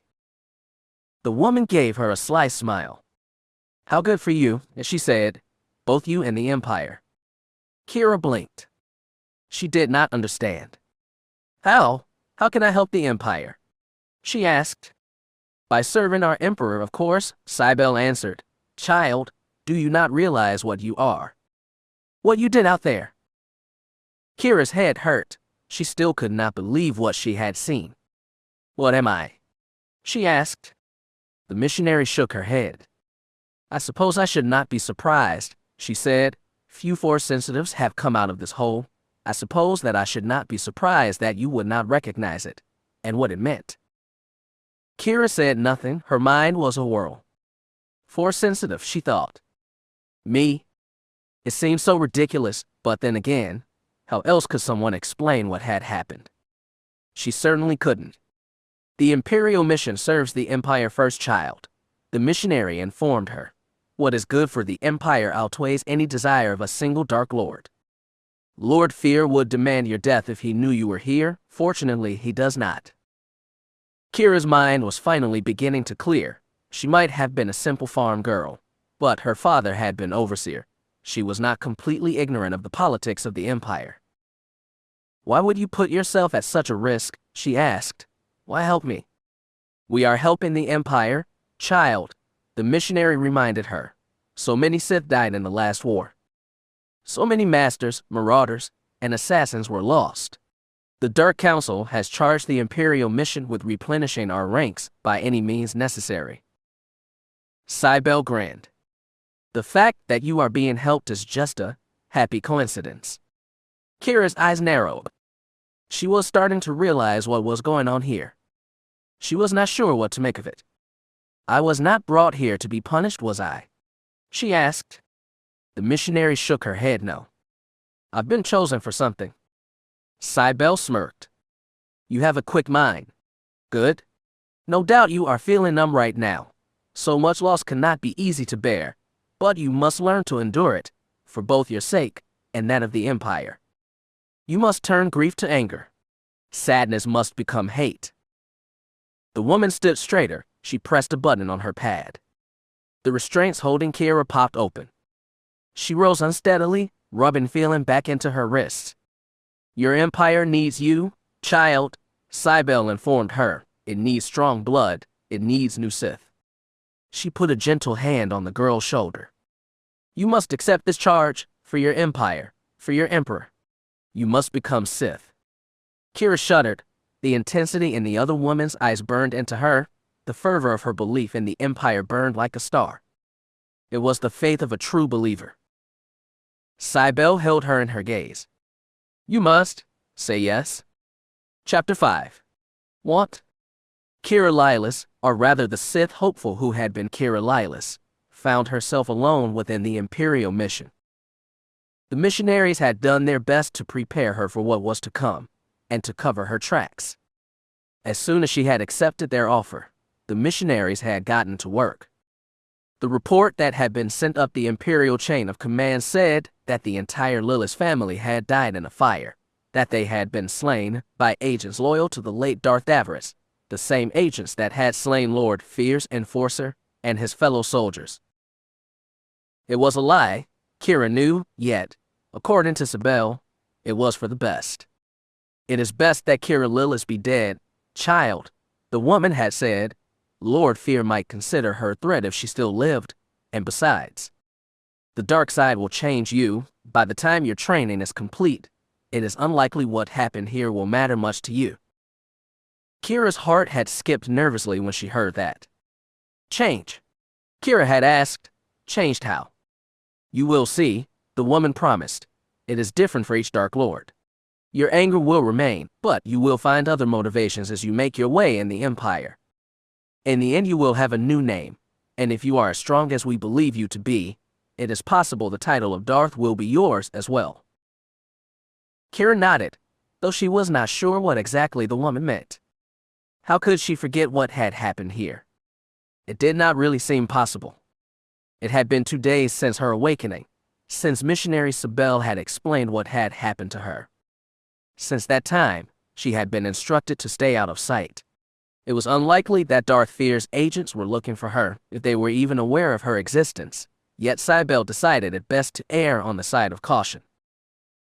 Soon you shall be taken off-world, the woman had promised Keera. You will be sent to one of the Empire's academies. The woman gave her a sly smile. From there, your true journey shall begin. Keera felt a mix of fear and excitement, two of the few emotions that she still seemed to possess. The rest of the time, She felt nothing but emptiness, a hard numbness, like there was an empty hole where her heart had once beat. When she tried to think of her family, she always found herself drawn to what she had lost. When that happened, all that she seemed to feel was anger and hate. That hate was a part of her now. She could not escape it, and it seemed to be growing inside of her. Even the sweetest of memories had been tainted by it. She could not even picture her mother's face without wanting to hit something. I can't even enjoy thinking about them, my sisters, my parents, she thought. It was just something else that Darth Fear took from me. The realization only angered her further. The mere thought of it filling her with hate, a desire to destroy the man who had ordered the destruction of her family, her life. She mentioned this to Sybil, wondering if there was anything that the missionary could do for her. The woman's response was not very helpful, or perhaps, for someone thinking of becoming Sith, it was. You must embrace these emotions, girl, the woman advised. Turn fear to anger, and anger into hate. You will need those emotions. They will make you stronger. Keera had nodded, accepting the missionary's advice. At least, she was trying to accept it. So now, she sat alone in her small room in the mission and waited. It would take time to arrange her transport. If the waiting frustrated her, that was good as well, according to Sybil. It would only serve to fuel her powers. The missionaries were not Force-sensitive. They admitted as much, but they did know some things about Sith training. Sybil taught Keera breathing techniques that would aid her in her meditation, techniques that would help her focus her newly awakened abilities. She was attempting such meditation now, thinking inward, trying to find the strength that had allowed her to survive Fear's enforcer and slay both him and his men. So far, she had little luck. The breathing helped, at least she thought it did. When she was at rest, when she looked deep within herself, focusing on her anger, she thought that she could almost feel the power of the dark side. It was there cold and pulsing, but at the same time, just waiting to explode. Yet, when she tried to reach for it, to claim it as her own, it seemed to slip away, like mist flowing between her fingertips. When that happened, she would open her eyes and curse herself for being a weakling. It is there, she thought, I can feel it, but why won't it come? Why can't I bring it to me? She rose and began to pace, berating herself. Maybe they are wrong, she found herself thinking. Perhaps the missionaries were wrong about me, about everything. The thought gave her pause. Maybe she was not strong enough to become Sith. Maybe she would falter before she even had a chance to begin. That thought was enough to fill her with dread. The academy she was about to be sent to was not for the timid. The foolish were destroyed in such a place. Weakness was not tolerated, and those who were weak were broken beyond repair. People died in their training. It was dangerous, and everything you did there was designed to separate the weak from the strong. Is this truly what I want, she wondered, to risk my life for this? Is such a risk even worth it? Once, perhaps, she might have said no. She might have accepted this fact, returned to her family feeling foolish that she had ever dreamed to become more than what she was. They would have taken her back, there would have been no judgment. She would have returned to her old life, eventually married, and become the woman that her mother and father wanted her to be. Unfortunately, that path was no longer open to her. Her family was dead. Darth Fear had killed them. Fear, she thought. The merest memory of his face was like a cold spike in her brain. Black anger washed over her, rejuvenating her desire to push on, not to give up, and Lord Fear was not the only one she felt hatred towards. She found herself thinking about Ro and his father. The enforcer had said that he had betrayed them, that Ro's father had traded her family's lives for the chance to be overseer. Had Ro known about this? Had it been he that asked that she be spared, that she become their prisoner? Was she simply meant to be Ro's trophy wife? Would she have been forced to stand at his side, saying whatever was asked of her, to please not only her new husband, but his overseer father, and their new Sith master as well? That would not have gone over well, she feared, but fear of what might have been was no longer useful to her. She needed to focus on herself, getting what she wanted. She sat down again, controlling her breathing, centering herself. This time she focused on Darth Fear and what she would do to him should they ever meet face to face. Revenge, she thought. That is what I need now. It is the only thing that I will accept. She had said as much to missionary Sybil the day she had accepted the woman's offer. Could you get me to him? She had asked. Could you help me reach Lord Fear? The question had amused the older woman. Say that I could, she responded. What would you do if you stood before him? What would you do if Lord Fear was standing here right now? Keera did not need to think very hard about that. She likely would have thrown herself against him. She would have torn out his eyes with her bare hands. She would. You would never have gotten within 2 steps of him, Sybil said coldly. He would have felt your rage, sensed your intention, and he would kill you with barely a thought. You would die, and that would be the end of it. She had glared at the woman, wanting to deny it, but some part of her recognized the truth in those words. She is not lying. She would die, Keera realized to her horror. I would die. She would have either been cut down by the man's lightsaber, or crushed beneath his heel by one of the many force powers that he wielded. The man was a Darth after all. What chance would she have had if she stood against him? She looked at Sybil, the grim realization settling in.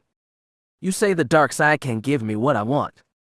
It can, the missionary admitted, if you are strong enough to take what is yours. Then how do I get to him? Keera demanded. How do I avenge my family? It will take time, Sybil admitted. Only a Sith can kill another Sith in the Empire and get away with it. Right now, you would be considered merely a rebel, and a dangerous one at that. You must be patient, learn the ways of the dark side, give yourself over to them completely, fight your way through your training, and impress your masters. The Sith Empire is a meritocracy, girl. You must prove you belong in it, that you belong in the highest ranks of the Sith. Keera nodded, drinking in the older woman's wisdom. You must not be afraid. A Sith knows no fear. You stand alone, with only the Force as your ally. You must learn to sweep away any in your path. If they are weak, then they must be left behind. They are nothing to you. The academies will be a start. If you impress the overseers there, then you will be sent to the High Academy on Corbin.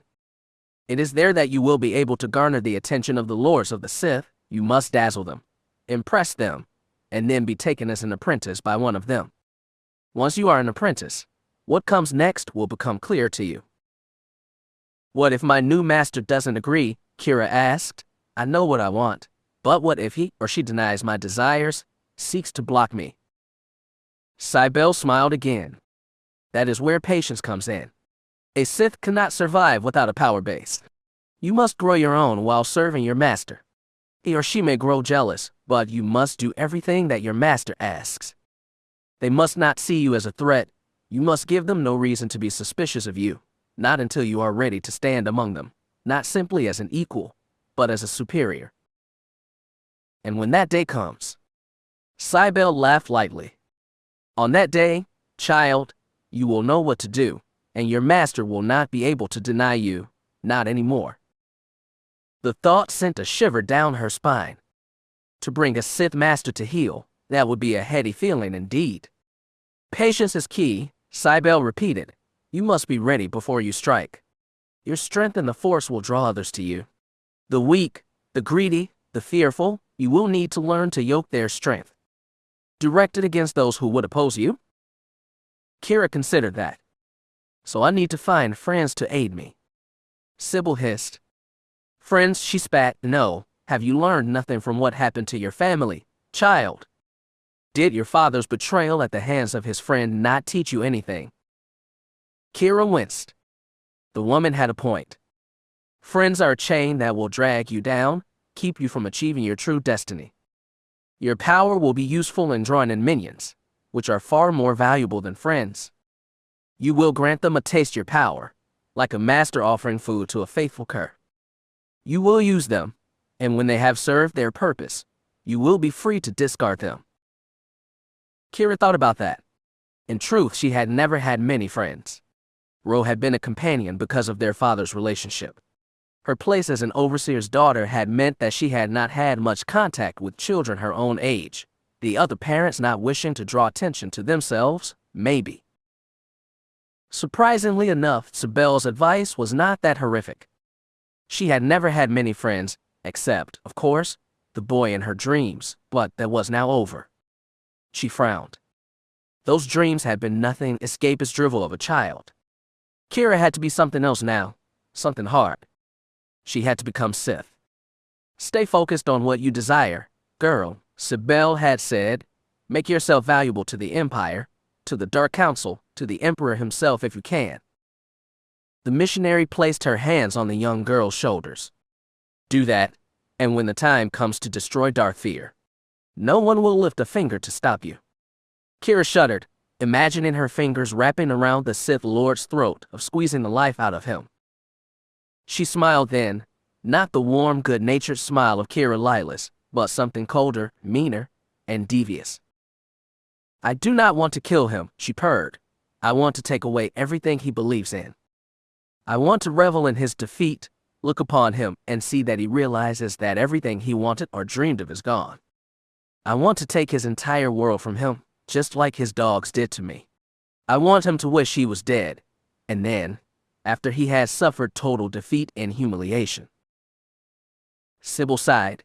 She closed her eyes and raised her head, like she was basking in the heat of a fire. Perhaps she was.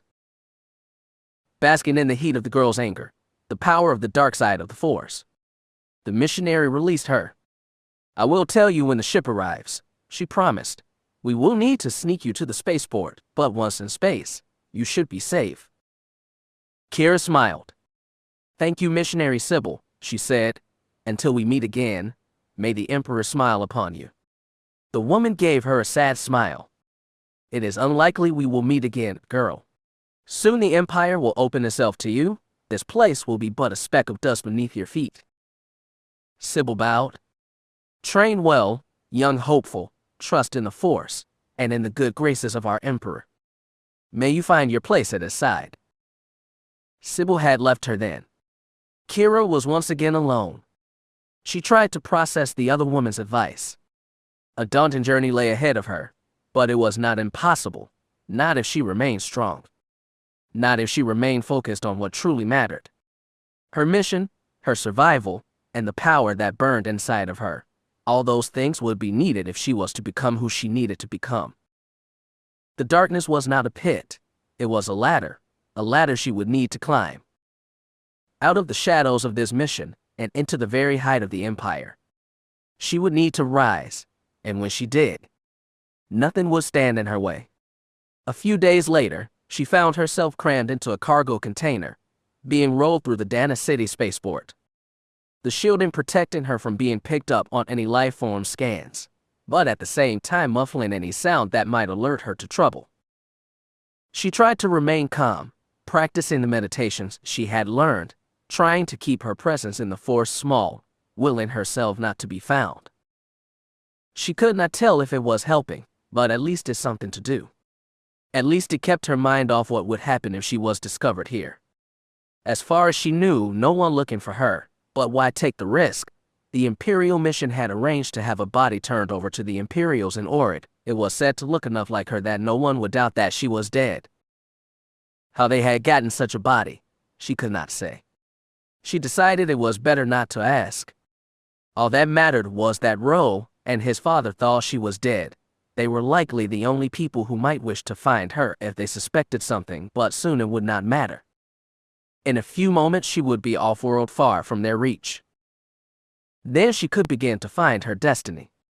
The container stopped once. She grew nervous when she heard agitated voices outside. She could not really hear what was being said, but it was clear that something was going on.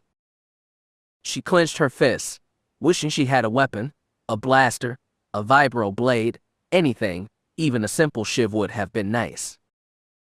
Anything to keep from feeling so naked. She tried to remain calm, but her heart was pounding in her chest, thumping in her ears. She waited for the cover on the container to be ripped off, for her to be dragged out into the light. That did not happen. The container began to move again. Keera sighed with relief. She felt a slight bump, like the container was being loaded onto a ramp. She breathed out, wishing to be out of this thing, wishing she could be out of this stale air. "We will let you out when we make the jump to hyperspace," the mission smuggler had informed her. After that, she would be taken to an Imperial Mission Control space station. From there, a shuttle would see her on her way to one of the Sith academies. From there, whatever happened was up to her. Despite everything she had endured in the last few weeks, she suddenly felt daunted, and perhaps a little homesick. Oridanna was all she had ever known. Now she was leaving it behind, leaving it for the sake of her desire, a mission of vengeance. It seemed impossible challenging a Lord of the Sith and then finding her place among the highest of the Emperor's servants. What choice did she have, though? None that she could see. Even from within the crate, she felt the mighty rumble of the ship's engines.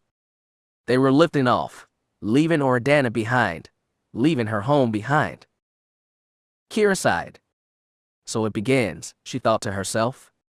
"I'm Keera Lylos, daughter of Ander and Maya Lylos, and I am going to be a Dark Lord of the Sith." Her eyes narrowed. "Or I shall die trying." Chapter 6. First day. Peace is a lie, there is only passion. Through passion I gain strength. Through strength, power. Through power, victory. Through victory, my chains are broken. The Force shall free me. Keera shivered, and for once it was not from the cold. The cold of the Sith echoed through the large chamber. The Overseer's words seemed to fill the chamber, taking everything else away. The noise outside seemed barely a whisper, a distraction in that moment. Powerful words, she realized, great words. Words to live by. Or kill by? She had only just stepped off the transport, she and the other hopefuls who had found their way here. After leaving Oridanna, she had been taken to a small space station. There she had been met by another member of the Imperial mission. That woman had escorted her to another ship, a large transport preparing to leave for her final destination. The journey had taken several hours, but now, at last, she was here. She stepped off the ramp and onto a harsh and inhospitable world. Sleet stung her face while the smell of sulfur made her nose wrinkle. Volcanic mountains ringed a harsh and blasted-looking valley. The landing pad stood before a large mountain. Large anti-ship batteries flanked the entrance. Turbo lasers cannons protecting the entrance from any outside attack. The academy was built inside this mountain, branching out like a hornet's nest. She did not know the name of this planet, or where it was the Empire. All she knew was that it was here that she would begin her training. It was here that she would start her journey to becoming one of the Sith.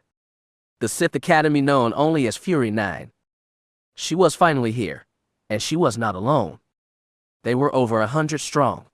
Most were human, like herself, but she did see a few aliens among them.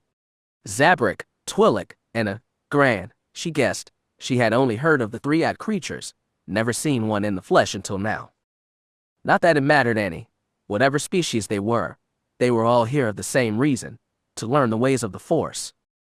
Young people from across the Empire. Most were mission-recruited hopefuls like herself. Children looking for a better life, a grander destiny than they ever could have dreamed.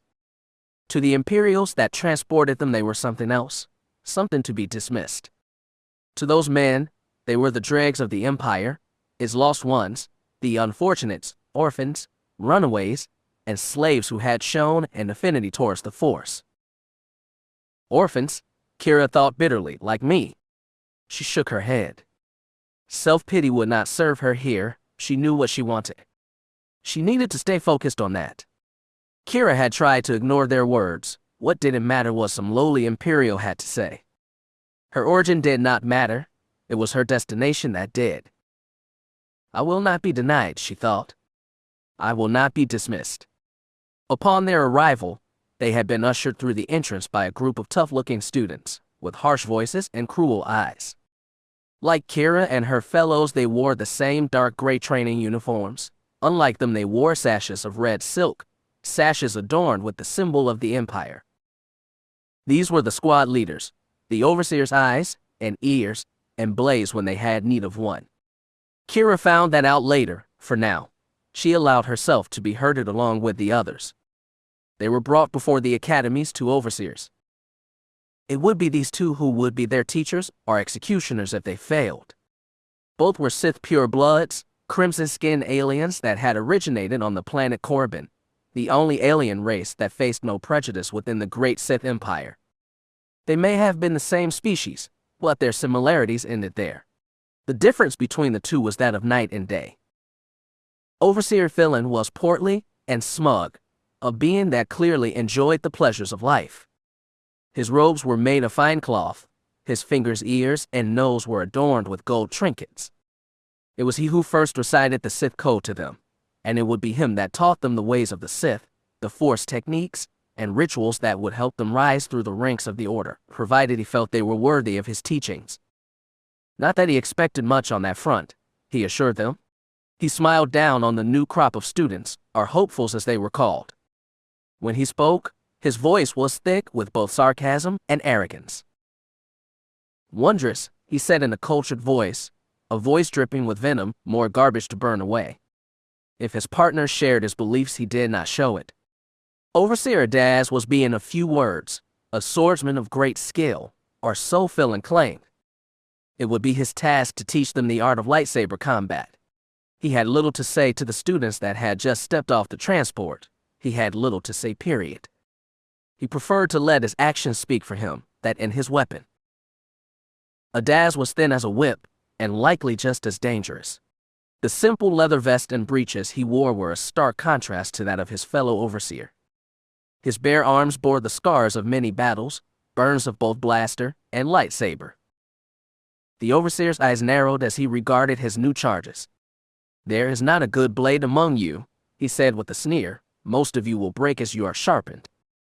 The few that don't might just amount to something." Philin had laughed at that comment. "If you are looking for praise, hopefuls, that is about all you are going to get here. Fury 9's sole goal is to weed out the weak from the strong. Most of you will not survive your time here, and of those of you that do, few will ascend to the rank of Sith Lord." The portly Sith grinned down at them. "You are the unwanted ones. Your power has made you valuable to us, but that value is limited. Most of you that survive your training will be shunted off into the army. The Imperials are always looking for good assassins and battle ragers." The man snorted with amusement. "You all have the potential to become full Sith, but that will simply not happen. The name Sith Lord is reserved for those of refined skill and the proper bloodline. The heads that make up the Imperial mission do not understand that, and so once again, Adaz and I are expected to play babysitter." The man's golden eyes narrowed, his expression became fierce, made even more so by the thick ridge of flesh that jutted out like spear points from where his eyebrows should have been. "You are all worthless and weak," he growled. "You all might as well give up now. We have shovels here if you wish to dig your own graves." Keera's eyes narrowed. "You don't know me, creature," she thought bitterly. "You do not know what I'm capable of." "Squad leaders," Adaz barked, "get this rabble separated. 10 per squad as usual. I want you all on the course in 10. "Yes, Overseer," the leaders said in unison. Adaz grinned. "Your squad leaders will guide you when we are not available," he informed them. "These are students like yourself, but above you. They have pulled themselves out of the scum and shown enough promise to continue their training beyond Fury 9. A few of them may eventually find their way to Corbin, if the Force wills it so. Some of you will eventually join the squad leader ranks," Philin added. "What a sad day that will be." Adaz turned slightly. For the briefest of moments, Keera thought he was glaring at his fellow overseer. Dissension between the two, she wondered. Interesting. "You want power, you will have to claim it," Adaz said. "You want to rise in the ranks here, you will have to seize it. Everyone in this room is your rival, do not doubt that." The Blade Master crossed his arms over his chest. "Succeed or perish, hopefuls, that is your only option. Squad leaders," Philin shouted, "to your duty. Get this rabble out of my sight and on the course. Let the culling begin?" "Yes, Overseer," the 10 senior students shouted. Philin and Adaz turned away, then the two overseers going back into the mountain, leaving the newcomers in the hands of the squad leaders. Lucky us, Keera thought. Once again, she let herself be herded by the squad leaders, separated into a training group. From there they were marched outside, back out into the sleet and cold. The squad leaders took charge, directing them all down a well-worn path, towards what their teachers called the course. The cold wind once again enveloped them. Keera frowned. Were they not allowed winter gear, even a heavy coat? She supposed not. She took a deep breath and tried to ready herself, tried to gather her emotions about her. Her first challenge, she realized. Succeed or perish. Her journey to vengeance had begun. That first trip down the course was nearly the death of her. Its paths rocky and uneven, sleet stung her face and blinded her. The training clothes she wore were barely warm enough to protect her from the biting cold. The course itself was a 3-kilometer journey into damnation. Half-frozen lakes, volcanic vents belching steam, and volcanic rock walls made of sharp black stone. Ice cracked beneath their feet. Volcanic rock cut their hands and dug into their flesh. After the first kilometer, the paths diverged into 4. Each squad leader chose one and led their students down it. Keep up, worms, her own squad leader shouted, a tall, dark-haired boy named Bryden. Keera had caught him looking at her when the new arrivals first separated into groups. She could sense his regard, his cold eyes crawling over her body. She shuddered. The look in the boy's eyes was not pleasant. He looked at her like she was a meal waiting to be devoured. She would not give him that chance. As expected, the students struggled over the uneven terrain. Ash covered them as they passed through a valley of steam vents, stinging the throat and leaving them all coughing, all but the squad leader anyway. Keera stared in awe as he made his way over the path easily. He did not seem cold or in any discomfort. The new students were slowing him down, and he was not happy about it. Use the force, wretches, he snarled. It can give you both speed and balance. It grants abilities beyond what your worthless bodies are capable of. Forward, he spat. Keep up. Keera glared. We have only just got here, she wanted to shout. We have barely begun our training. You expect too much of us. Then she remembered Overseer Phylon's words. Succeed or perish. Keera held her tongue and pushed forward. She tried to focus on her emotions, to summon their power, the anger and hate inside, the loss of her parents and sisters, the frustration she felt at trying to keep up with the squad leader. She tried to draw power from it, to find the gift she had used back on Oridanna. She was unsuccessful. She struggled along with the rest of the hopefuls. She did not feel any stronger, and the path remained hard, but at least her anger kept her focused. Keera struggled on. Succeed or perish. She needed to keep up. The dim sun was dipping behind the mountain when they finally made it back to the academy. Despite the cold, they were all soaked with sweat and covered with ash and grime. Several of the students found a corner and wretched, the smell doing little to improve the sulfur-rich air of Fury 9. Keera was on her knees gasping for breath. A pair of boots stopped before her. She glanced up into Bryden's grinning face. Congratulations, he said dryly, you are among the best of the worst. Her temper flared. It took all she could do not low lunge at the arrogant squad leader. In that brief moment, any exhaustion she felt vanished. Cold power washed through her, taking away her lack of breath and the pain in her bloody hands and twisted ankle. She found her feet and glared at the squad leader. His smirk grew. So not just a pretty face after all, he said, not that you are very pretty right now. Hopeful. You are dirty and you stink. She said nothing. She merely held his gaze, wishing for a weapon, any would have done in that moment. Bryden glanced over her shoulder. Keera turned. The last of the training groups had arrived back, and not a moment too soon. Night was quickly falling. The huge blast doors that protected the academy began to shut. Keera blinked in surprise. She glanced around. The sight shocked her. They had been 100 strong when they first had gone onto the course, now they were fewer. Had she had to guess, she would guess that they had lost at 2 or 3 from every training group. She looked at her own squad leader. "What about those that didn't make it back?" she asked him. "What about them?" he said with a shrug. His dismissal shocked her. "Shouldn't we leave the door open for them, to catch up?" Her question had been heard by several of the other squad leaders. Both they and Brighton laughed. "The days are short on this rock, hopeful," he informed her. "At night the temperature drops to at least 60 or 70 below zero. If you're not here right now," a female squad leader said, "you won't be alive come morning." The thought made Keera gasp. Emperor save us, she thought. The true Sith, with the dark side as his ally, might survive the night, the squad leader added. Those hopefuls still out there, I would not give them much of a chance. The flippancy with which the leaders dismissed their charge's death shocked Keera.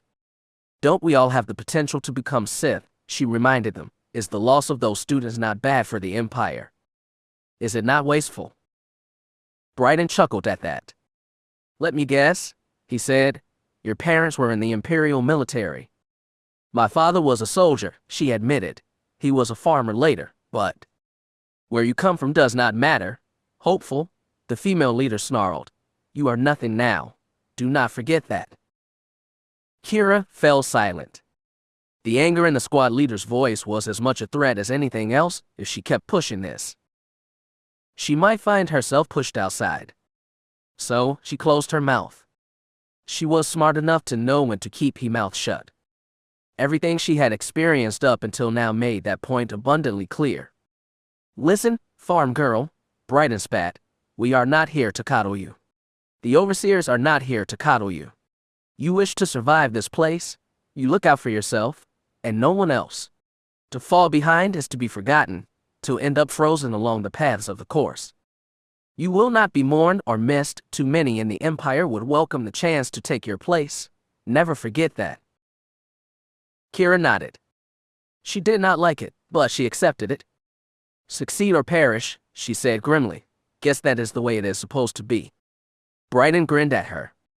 "Exactly, hopeful," he said, stroking her ash-stained cheek. His touch was that of a venomous reptile. She had to resist the urge to slap him. She stood her ground, accepting her fate, at least for now. Brighton turned to his fellow squad leader. "See that, Ardana? The worms can learn." The other squad leader chuckled. Keira's cheeks burned. Her fists clenched impotently. Now is not the time, her conscience warned her. Later, be patient. Your time will come. Brighton stepped back. He called on the Force to strengthen his voice so that all may hear him. "Hopefuls, report to the duty officer for room assignments. Then hit the showers, get yourselves cleaned up, and report to the mess hall. Food will be served in an hour. If you miss it, you go hungry." The squad leaders grouped up and left their charges. They laughed and joked at the state of the new arrivals. They seemed pleased, amused by the losses that had occurred today. Keera looked around at the survivors of their first day. She looked at her fellows, those students struggling to find their feet, fighting against the desire to collapse. The sight made her shudder. She tried not to think about those poor souls stuck outside, all those hopefuls that had fallen off the climbing walls, or had run too close to a steam vent. She was not completely beyond compassion. She hoped that they had died quickly. She had heard that freezing to death was not the worst way to die, but it was not for her. The blast doors banged shut. Any chance for those left beyond them was gone. Keera felt a cold shiver run down her spine, but also a sense of gratitude. Better than me, she thought. As her anger cooled, the aches and pains of the day returned. She limped towards where the duty officer waited, wanting only to get her room assignment. Then food, though she was not really hungry. Succeed or perish, she thought. Quite a lesson for her first day. She sighed. The first, but not the last. Chapter 7. 2 months later. Training to be a Sith was not what Keera expected. She had thought it would be like military training, expected that. The Sith were the rulers of the Empire after all, answerable only to the Emperor, and the Dark Council. The Moffs and overseers obeyed them, and if they did not, they answer for it. So she had expected something more. She expected them to prepare their future leaders better. She had thought there would be a more regimental training for those that were expected to wield so much power. Strangely, that was not the case at all. This training was nothing like the military. Her father had told her enough stories about his training to know what to expect if it was. The army did not simply empower you, it molded you, changed you to fit what it needed. They looked to maximize your strength and remove or minimize your weaknesses, and when you emerged, you would be fit to serve wherever your commander saw fit. You came out ready to fight and or die protecting the man or woman next to you. Sith training was nothing like that. It was, to put it simply, confusing as it was ruthless. There was no real organized training plan on Fury 9, no classes in the traditional sense. Aside from a daily run on the course, a Sith hopeful was granted a surprising amount of freedom. You set your own schedule and could deviate as you saw fit. You could train as hard or as easily as you desired. The only limit to their study was the one they placed on themselves. Ambition was not only prized, it was encouraged. Laziness was not tolerated, however. If you showed no improvement or desire to improve, you could be either exiled from the academy or used in a demonstration by one of the masters, demonstrations that usually ended with fatal results for the slothful hopeful. As for the overseers themselves, they held one meeting a day. 1 hour with Overseer Philin and one with Overseer Daz. It was during these meetings, and only during them, when the hopefuls could get true force training from the masters. Philin taught force skills, how to lift, push, and pull things with the force. Daz taught lightsaber training, its forms and tactics, and these meetings were open to all. It was the only time that their teachers joined them in the main training area, the only true place to get to interact with them. If a student wished any one-on-one time with their teachers, it was possible, but only if you impressed one of the overseers enough to think you were worth their time. Keera frowned. So far she had had little luck garnering any attention from the masters. She was just one of many lowly hopefuls. She had had no luck rediscovering the power she had used the night her family had died. As a result, her training had faltered. Philin despised her, just as he despised all of rest. He saw her being beneath him, dirt beneath his nails. Daz remained aloof and indifferent. She found no help there. She supposed that could have turned to her squad leader for help, but she felt that might be a bad idea. Considering how he had looked at her on that first day, and continued to look at her as time went on, she thought it a smart idea not to approach him. That hungry look in his eyes, it made her uncomfortable, and not in a good way. Just thinking about it now made her shiver. She suspected that if she did go to him for help, he would ask something of her, something that she was not prepared to give, at least not yet. Unacceptable, she would not do it. She was not ready to surrender that part of herself yet. So she kept to herself, content to try to make her way here on her own. It was the best and likely safest possible choice. The first week had seen their numbers dwindle quickly. The 10 training groups were soon reduced to 6, with the last 2 having 2 extra students as the numbers no longer allowed for another group. Some of these died on the course, others disappeared. Perhaps they had fled, tried to find a way off planet. Any hopeful is welcome to leave at any time. Philin had chortled when asked about desertion. Of course, if you do, you need to spend your nights outside. This academy is for hopefuls. The rotund alien grinned savagely. I'm sure the cold night air will be just delightful. Keera, not wishing to test that herself, remained silent. If anyone was foolish enough to try and desert, that was their business. She had her own goals, and they did not involve freezing to death. The first month had passed quickly enough. When she wasn't in the training room, she was in the academy library reading. She had hoped to find training manuals among the many books and papers stored here. There were none. What she did find was histories, takes told by great lords of the Empire, their accomplishments and desires. Useless in the grand scheme of things, perhaps, but at the same time provided some insight, words of wisdom from those that had brought the Empire to this part, who carried out their glorious emperor's will. Keera read them every night, seeking to absorb even the smallest detail on those pages. It might not have been the same as learning from one of the overseers, but it was learning. She would stay there for hours, until the lights in the academy began to dim. There was no night inside the mountain, no morning either, but it came regardless. With a weary sigh, she returned to her quarters. Returned and tried to find her rest. She had no worry of disturbing a roommate. The students all had private rooms, but that was more about safety than comfort. Having so many students of the dark side under the same roof was risky business. There were so many powerful emotions raging here, anger and hate chief among them. Rivalries were the norm, so having one's own room with a strong lockable door cut down on, accidental deaths among the student population. It was against the rules to kill a fellow student, or rather to get caught killing a fellow student. Deaths were investigated, but without a witness the masters would usually let such deaths pass. Their duty was to the living, not the dead. You died, you were of no use. You were forgotten, part of the past. The Empire chose to focus on the now. At night she would return to her room and lock the door behind her. She would slip out of her training clothes and collapse on the bed. Yet, she did not sleep. She did not want to. In truth, she had come to fear it.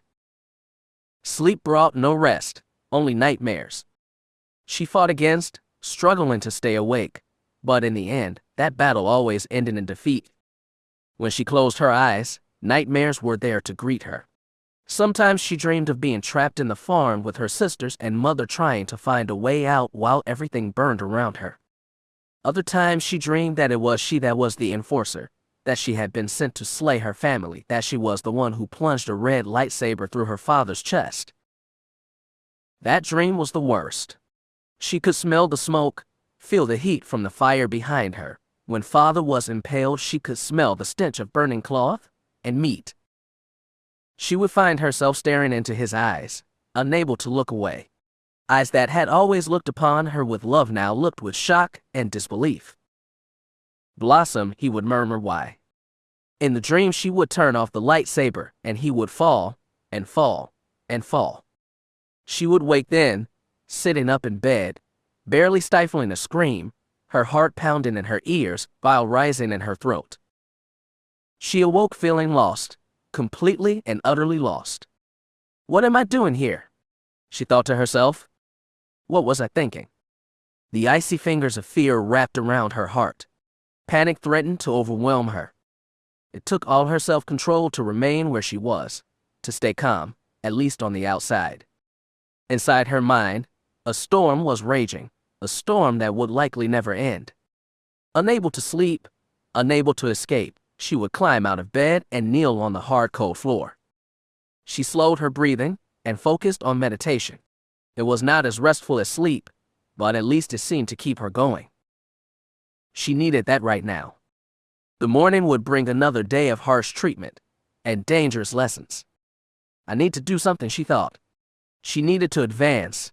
So far, no one had noticed her weakness, her inability to find what had brought her here in the first place, when they did. She did not like to think about what would happen then. I need to do something soon. Mornings found her in the mess hall, carrying her tray of food to one of the empty tables. Any exhaustion she might have felt held at bay by her mediations from the night before, that in her will. She refused to show any weakness. No one could know how conflicted she was. She did not fraternize with her fellow hopefuls. She kept her distance. Given their training, it was safer not to let someone get too close. The other hopefuls were many things, but what they would never be was friends. The students here were not the most stable of beings. In fact, she feared that some were psychotic. She had seen ample enough evidence for that during the group training sessions. For now, she simply sat and listened, during both the training sessions and during meals.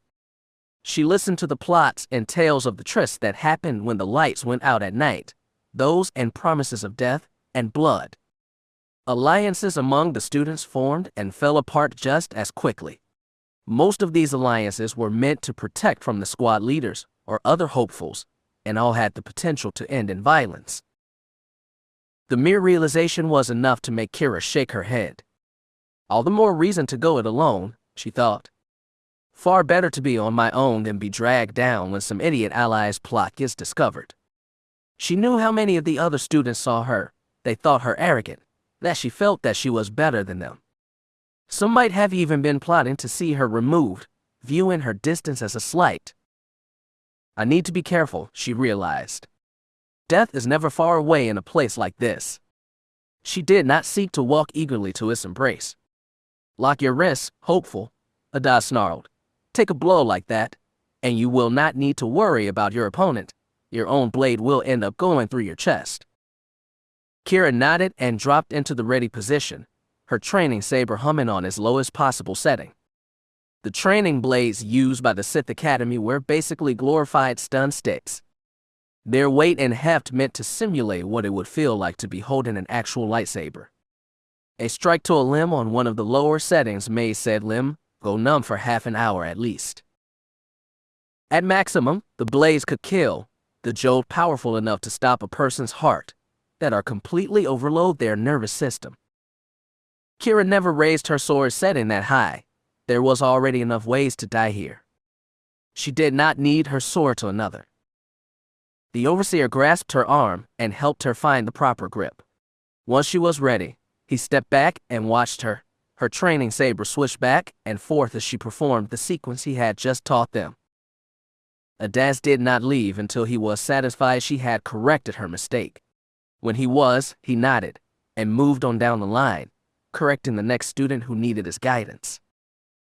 Unlike his fellow overseer, Avest did not shirk his responsibility to his students. As a master of blade combat, he took it as point of pride that the students left here able to defend themselves with the lightsaber. If you're going to die for the Empire, you at least should die well, he told them. If it is your destiny to fall in battle, you will damn well know enough to take at least a few Jedi with you. Keera worked her way through the new sequence of moves and did not stop until she felt completely comfortable with them. When she was confident that she could repeat them, from muscle memory alone, she began to work in the moves she had learned in previous lessons, trying to incorporate them into her own fighting style.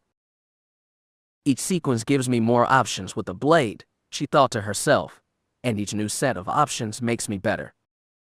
Or so Overseer Avest said. She fell back then, spinning her blade defensively, imagining that she was under fire from enemy blasters. In combat, such moves would shield her against such an attack. Avest called it Form 3, or Sarisu, sometimes called the Defender style. He thought it would serve her best in her training. She remembered standing in the training room early in her first month here. Avest walked around her, watching as she performed the basic feints, parries, and strikes of lightsaber combat. She was a fast learner and quickly grasped the basics. Now that he had seen what she could do, he offered her his recommendations, if any. He did that with each student, and when they finished, he informed them what style he thought would serve them best in their training. They could ignore him if they chose, but few did. Avest was not the type of Sith that you ignored. You don't have the size to bully someone on the battlefield. Girl, he had told Keera, Sarisu for you, I think. Once you have mastered it, I would suggest studying Sheen and Makashi. The Blade Master nodded grimly. Yes, he said, I think those three will serve you best. She had nodded, but still felt a bit confused. Sarisu is not the most aggressive of forms, Overseer, she had said. I don't see myself besting many enemies with it. From the look on his face, she thought he was about to yell at her for daring to question his suggestion, but after a moment, his expression turned thoughtful. Perhaps he was surprised that she recognized Form 3 for what it was. Of course, few students spend as much time in the library than her. One of the first papers she had read there was about lightsaber combat and its various forms. Her knowledge impressed him, she felt, at least, she thought it did. That is true, he agreed, but as I said, you do not have the size or the strength to meet an enemy with brute force. Sarisu will allow you to weave an almost perfect defense. Your enemy will attack, but find himself blocked by a wall of ruby light. The Blade Master smirked. Most Jedi and their Republic lapdogs are unprepared for a long fight. They seek to end a battle with a single stroke or a quick blaster shot. You deny them that. You make them play your game. They will start to get frustrated. For a Jedi, that means his grip on the light may flicker, and then... Ada shivered in anticipation. In that moment, they are yours, and then all that is left is for you to close in and make the kill. Keera considered that. What it meant, at the time she had not fully grasped what he was telling her. Now, almost 2 months later, she finally did. The thought made her smile. The thought of controlling the battlefield in such a way excited her. Perhaps her journey was not so pointless after all. Now as she practiced the newest sequence, working it in with the rest of her move, she felt a sense of surety wash over her. Usually Adaz had to stay longer with her, helping her get her sequences just right. Today, he was keeping his distance, watching her succeed. It gave her a sense of purpose. She did not wish to mess up. She wanted to show him that he had not wasted his time with her. She wanted to prove that she was worthy, and she did not care who knew it. In that moment she let everything go, lost herself in a moment of pure moving mediation. Nothing existed but her and the blade. It was part of her arm, part of her. Everything else went away. Her fear, her doubt, her exhaustion, it all melted away with the twirling, humming sword, and when it did, something new rushed in to take its place. Something powerful. 10 weeks of fear and frustration were burned away in that moment. The insecurities of a farm girl from Oridanna faded, replaced by a new emotion, pure black, inescapable rage, that in white-hot hate. Hate for Darth Fear. Hate for Ro and his father. Hate for the people of Oridanna that did nothing but bow down to the man who murdered her family. Hate for the other hopefuls, the scum that whispered and plotted behind her back. Hate for Adaz and Philin, who did nothing to aid her, to help her join the ranks of the Sith. And then in that one singular moment, that moment of perfect dark clarity, she found what she was looking for. Keera Lylos gasped in surprise. In that moment she finally felt the dark side of the Force for the first time. She did not simply brush against it as she had in the past. No, this was sharper, clearer. She felt the dark side's call, and this time she did not back away. She let it in, and in that moment everything changed. It was glorious. Her senses spread out for the first time. It was as if she had been born blind and deaf, and finally had found a way to hear and see. When she opened her eyes, she saw things with crystal clarity. She could feel the dark emotions of her fellow hopefuls churning around her. She could sense the gentle hum of the rock beneath her. So many had studied the dark side here. It had left its mark, and now, she was a part of it. It was magnificent. She brought her blade down and around, imagining the head of Darth Fear being bent before her. The blade came down hard, so hard that it sparked when it touched the stone floor. Finally, out of breath, but feeling exalted, she paused. She glanced around her. Most of her fellow students were watching her. Had they felt the change? Did they sense that she had finally made the connection she sought? Did it really matter? Did they matter anymore? After 2 months lost in darkness, her eyes had finally adjusted. She had finally adjusted. She could finally see. It was the sweetest relief. She saw Overseer Ada staring at her, his hat stroking his chin thoughtfully, and that was not all. She glanced up, noticing for the first time the walkways that crisscrossed above the training area. Overseer Philin was there. He gave her a curious look. She grinned fiercely at him. "I can't sense you now, you arrogant bloat," she thought. "Try saying I'm worthless now." Philin said nothing. He nodded, turned, and walked away. That night, over dinner, she received a letter from him. He was offering her a chance to train with him, to explore the mysteries of the Force. She grinned. Finally, she thought. Now it begins. Chapter 8. Lightning and Shadow. "Hold the attack, girl," Overseer Philin said hungrily, his golden eyes blazing with pleasure. "Let's see what kind of damage you can do." Keera nodded and continued. a blue and lavender corona encircling her face. Her brow furrowed with concentration as she light bit her lower lip. Such power, she thought, such wondrous power. She grinned brightly. And it was all hers. All hers. She almost laughed. If only her parents could see her now. She stood before a training dummy in Master Philon's private training room, her left hand outstretched, as she let the force sing through her. Blue-violet lightning leaped from her fingertips, 5 slender bolts slammed into the target, causing it to rock back with each new salvo. Each small turn of her fingers brought a fresh blast of lightning and sent it into her target. Yes, girl, Overseer Philon crowed. Use your aggressive feelings. Let the rage burn. Let the hate flow through you. Inspired by his encouragement, she raised her right hand. She thought of all that she had endured these last few months. The pain and the loss, the faces of her family flickered through her mind, and with it, a fresh wave of rage. She snarled like a wild beast, a creature of the dark side finally set free. Lightning flew from her right hand.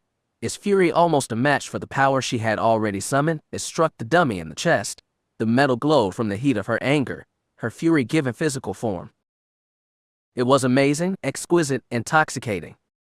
The power of the dark side. If this was only her first true lesson, what else was she capable of? Did she have limits? Did the power of the Force have limits? She did not think so. As she continued to blast away, Philon's words to her faded, lost in the crackling power of the lightning, the hum of raw, pure power. Limitless power, she thought, unlimited power. All for me? She almost laughed at the thought. It is all for me. She had been understandably nervous about her session with Overseer Philon. Fury 9's Force instructor had barely given her the time of day during her first few weeks. In the rotund pure blood's eyes was just another random hopeful, a nobody with just enough Force potential that she might be able to do some good for the Empire. His invitation suggested that she had become something more. Tread lightly, her conscience warned. Rumors around the academy said that the Overseer had unseemly appetites. The warnings her mother had given her over the years came back, warning her about powerful men who did not take no for an answer. It was enough to make her hesitate as she stood outside of his chambers, wondering if he had some other motive than improving her skills with the Force. Stop it, a voice inside her head said coldly. You have nothing to be afraid of. Reach out with your emotions if you don't believe that. Reach out. Try to sense the Master's intent. She did just that, finding Philon's presence in the Force quite easily. It was quite dark, no surprise there, but there was more as well. She sensed boredom irradiated off him like the waves of a star. She could also sense his frustration. Clearly this posting was not to his liking. She could only imagine what must have happened for him to be given such a post. From what she was now feeling through the Force, she guessed that it had not been his choice, not that that came as such a big surprise. It seemed that the hopefuls here were not the only ones forced to endure this place. The Overseer shared their dislike, their distaste with it. She took mental note of those feelings. They might come in handy later on. The ease with how she had done that shocked her. For weeks she had fought with herself, trying to will herself to hold onto her anger, to let it fuel her power. She had managed it for a while, but as soon as she had tasted success, the joy at her victory drove that strength away, and she was left empty again, left struggling with the rest of the weaker hopefuls. It had been frustrating. She had no idea what she was doing wrong. Even now, a small part of her feared that if she breathed wrong, or turned her head just so, the power would slip away, leaving her was nothing, with only the sensation of how great she might be. A foolish notion, she thought, a child's fear. And she could no longer afford to be a child. The dark side, she realized now, was everywhere. It was in everything. Even the brightest of lights could not eclipse it. All she had to do was close her eyes and reach out, and she would find it. The dark, passion-given form, it was always there, surrounding her and binding her together. It was always there. It had always been there. It had not been necessary to struggle. All she needed to do was let go, and the power would come. Everything that she had learned about the world, from both her parents and her teachers back home, had been wrong. The so-called wisdom that they had given her had been what was limiting her. It had been chains that had bound her. Only the Force could set her free. Through victory, my chains are broken. Her parents had not understood, she realized. Or had they? Keera frowned. What if they had known? What if everything that they had tried to teach her was to keep her from realizing her full potential? Why? Why would they do that? A scowl darkened her features. Her mind raced, conclusions came quickly, and they did not please her. They were jealous. Yes, that was what had been going on. Her father had been nothing, a peon in the Imperial Army. He was nothing compared to what she could become. He had been jealous. He had been holding her back. All these years he wanted her to accept an ordinary life, marry, and have children, like he had done. It had all been a trap. She could see that now. Yes, father had been jealous. He had been holding her back. Why had she not seen all this before? It was simple. It was all so clear. He had sought to deny her what was hers. She hated him for that. She blinked. I love you, Blossom. Keera shook her head. What? She blinked again. Her head was muzzy, feeling like she had just woken from some terrible dream. She paused, considering what she had been thinking. It appalled her. Where had that come from? Hate. She didn't hate her father. She loved her father. She loved her family. She was doing this all for them, to give them justice, to avenge them. Wasn't she? The door to the overseer's chamber hissed open. She jumped. She had been so lost within herself that she had forgotten where she was. Focus, she reminded herself. This is the path to power. Don't screw it up. She took a deep breath and centered herself. Enter Hopeful, Overseer Felon called out. It is time to see what you are made of. She obeyed, trying not to think of the dark thoughts that had invaded her mind. I don't hate my father, she thought. I loved him. I still love him. Why else did I agree to come here? It may have made her sound like a sentimental romantic fool, but she was still capable of love, believed in his power, perhaps a power as great as the dark side itself. This is not about hate. It is about love. And love will conquer all. She stood before her teacher as he sat at his desk, reading from a data pad. She stood at parade rest, as she had seen her father do so many times, with her hands behind her back. She did her best to keep her features neutral, her blue eyes focused front. The overseer's quarters were not what she had expected. Everywhere she looked were signs of wealth. She had never seen anything like it. The room itself was 3 times the size of that used by the students. Fine tapestries and artwork dotted the walls. A bed large enough for 3 covered almost the far back wall. To the right of the overseer's desk was a sealed bookcase, its shelf filled with actual paper tomes. That and something more. Keera blinked. A small crystal pyramid had a shelf all its own. She had never seen one before, but knew what it was from her readings in the library. A Sith holocron. Her newly awakened senses reached out for the crystal artifact. Holocrons were known to contain many of the Sith's ancient secrets. When active, it was said that they could teach as good as any flesh and blood master. Her mouth suddenly felt dry. A wave of greed washed over her. What she wouldn't give for a chance to sit with such a device, even if it was only for a few minutes. The secrets it must contain. Incredible. Hopeful. Keera blinked. She had gotten sidetracked again. She cursed herself. Yes, Overseer, she said. Felon chuckled. Admiring my collection, he said, gesturing around him. Wealth is only one of the rewards of the dark side. His smile turned shark-like. It is good, but it is a small substitute for real power. Would you not agree? Of course, Overseer, Keera said, nodding. In truth, the wealth she had seen around her had been secondary, a distraction from what was truly important. What secrets did Phylon's books contain? What could the holocron offer a young student of the Force? So many possibilities, she thought. What did wealth matter compared to that? He kept her waiting then, continuing to read from the data pad in front of him. Keera remained still, almost statue-like. It did not take Force sensitivity to know what was going on here. The Master was playing a power game. He wanted her to wait, wanted her to get angry at being summoned, and then have to wait. She would not fall for it. His time is my time, she realized. She would wait as long as it took. Whatever he had to show her was worth it. She could deal with a little frustration. I've been going through your Imperial mission file. Girl, he finally said, lowering the pad. An interesting tale, to be sure. Keera said nothing. In truth, she had not even realized that the mission had created a file on her. She had only been in their custody several days. According to the mission, Phelan continued, you showed a strong affinity to the Force even before coming here. Hunches that always seem to pay off.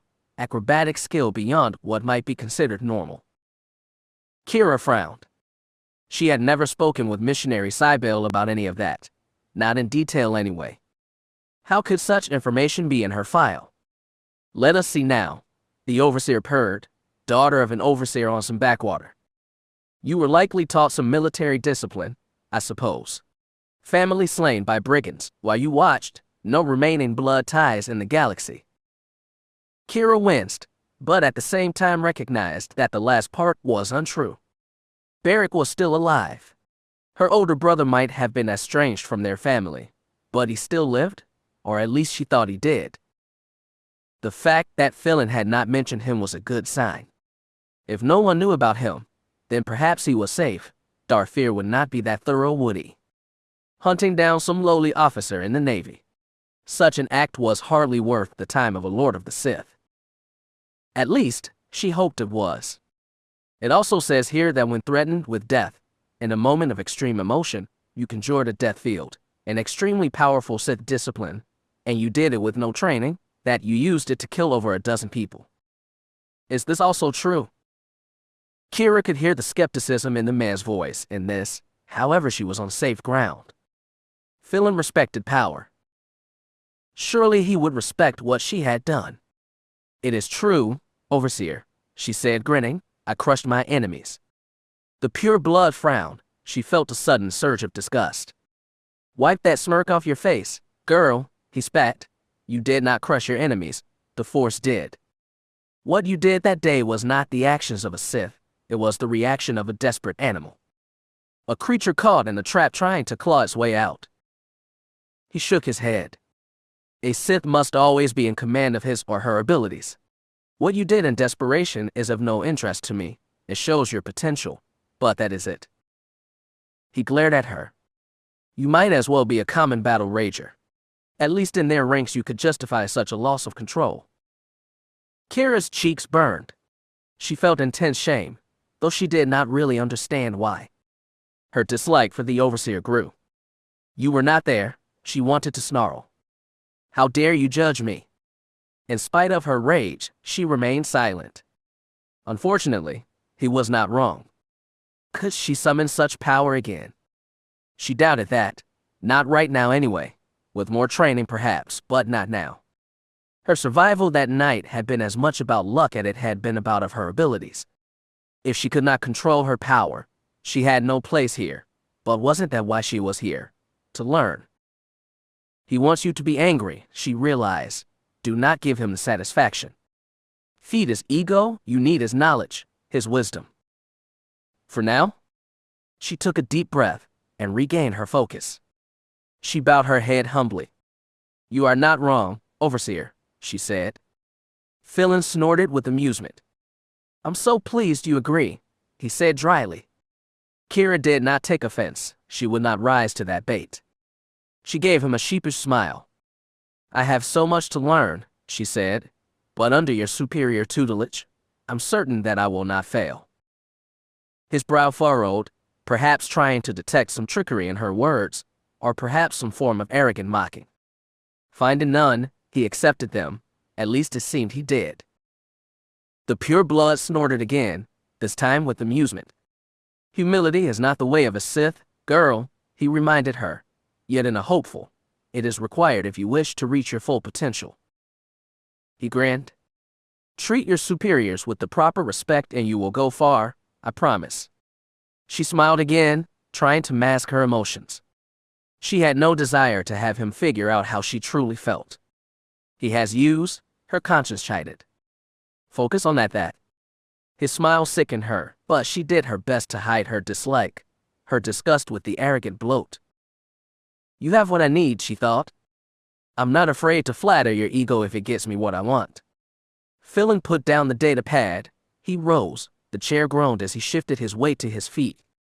Ada seems to think you have potential, the rotund Sith said, that perhaps you are more than the typical refuse the Imperial mission sends us. One of the few gems we find from time to time among the garbage. Adaz believes that you may be worthy of being placed on the command track, and that you desire to train to be a Sith Lord. He stroked his chin as he evaluated her.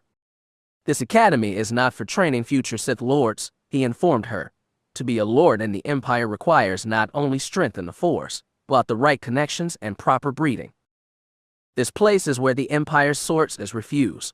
We train shadows and cannon fodder here.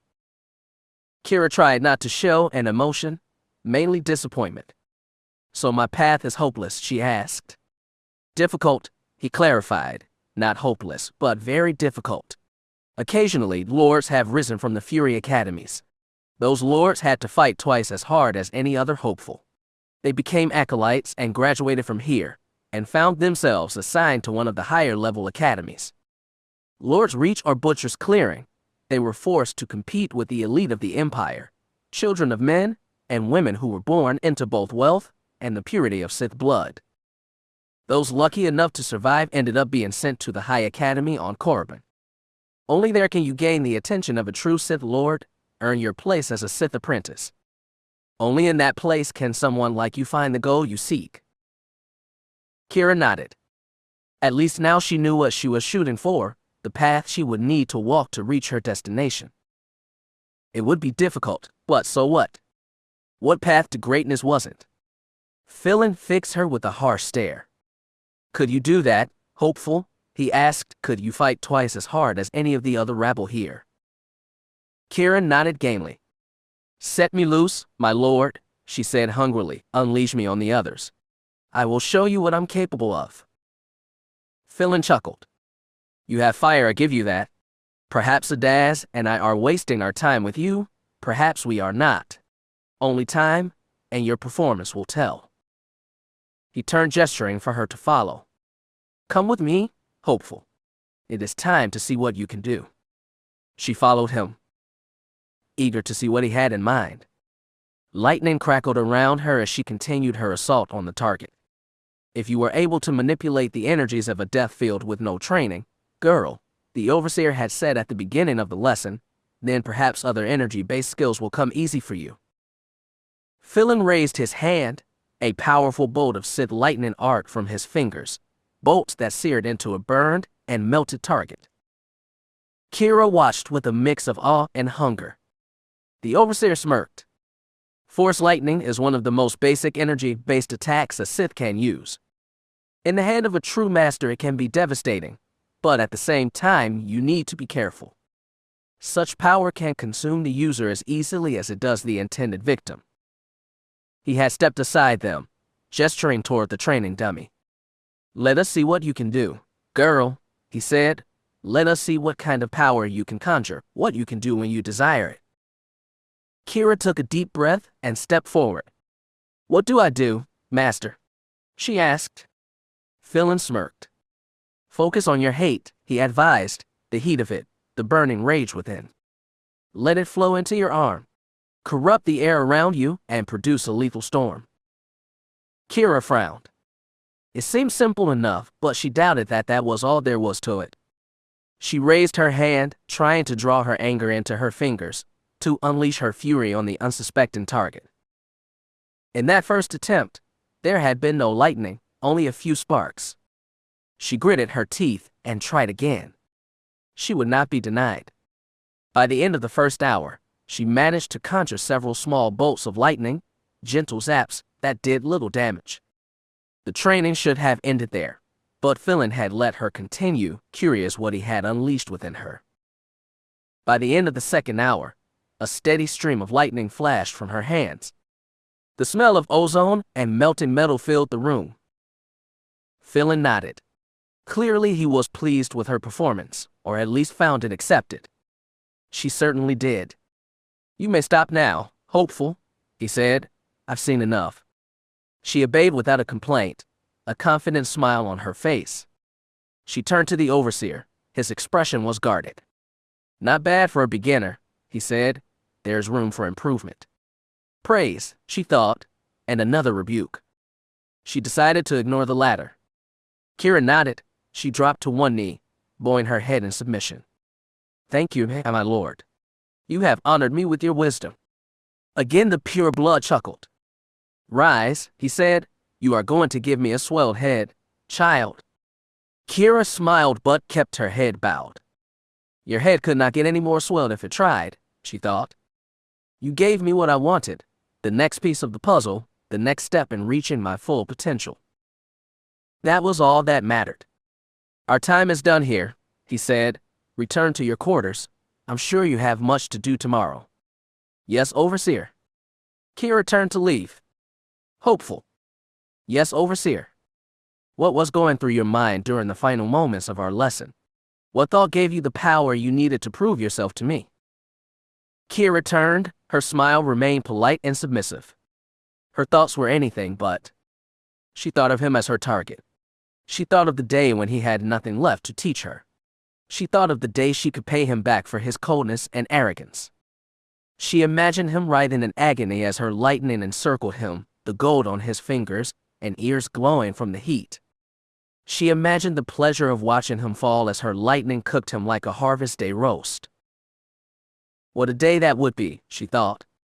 What a glorious day.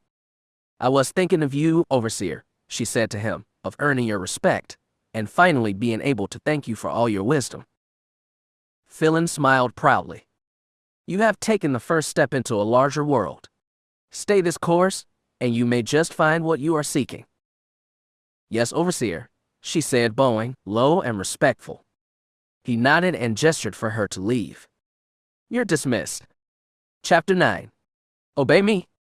Their training continued, and as it did, the number of students at Fury 9 continued to dwindle.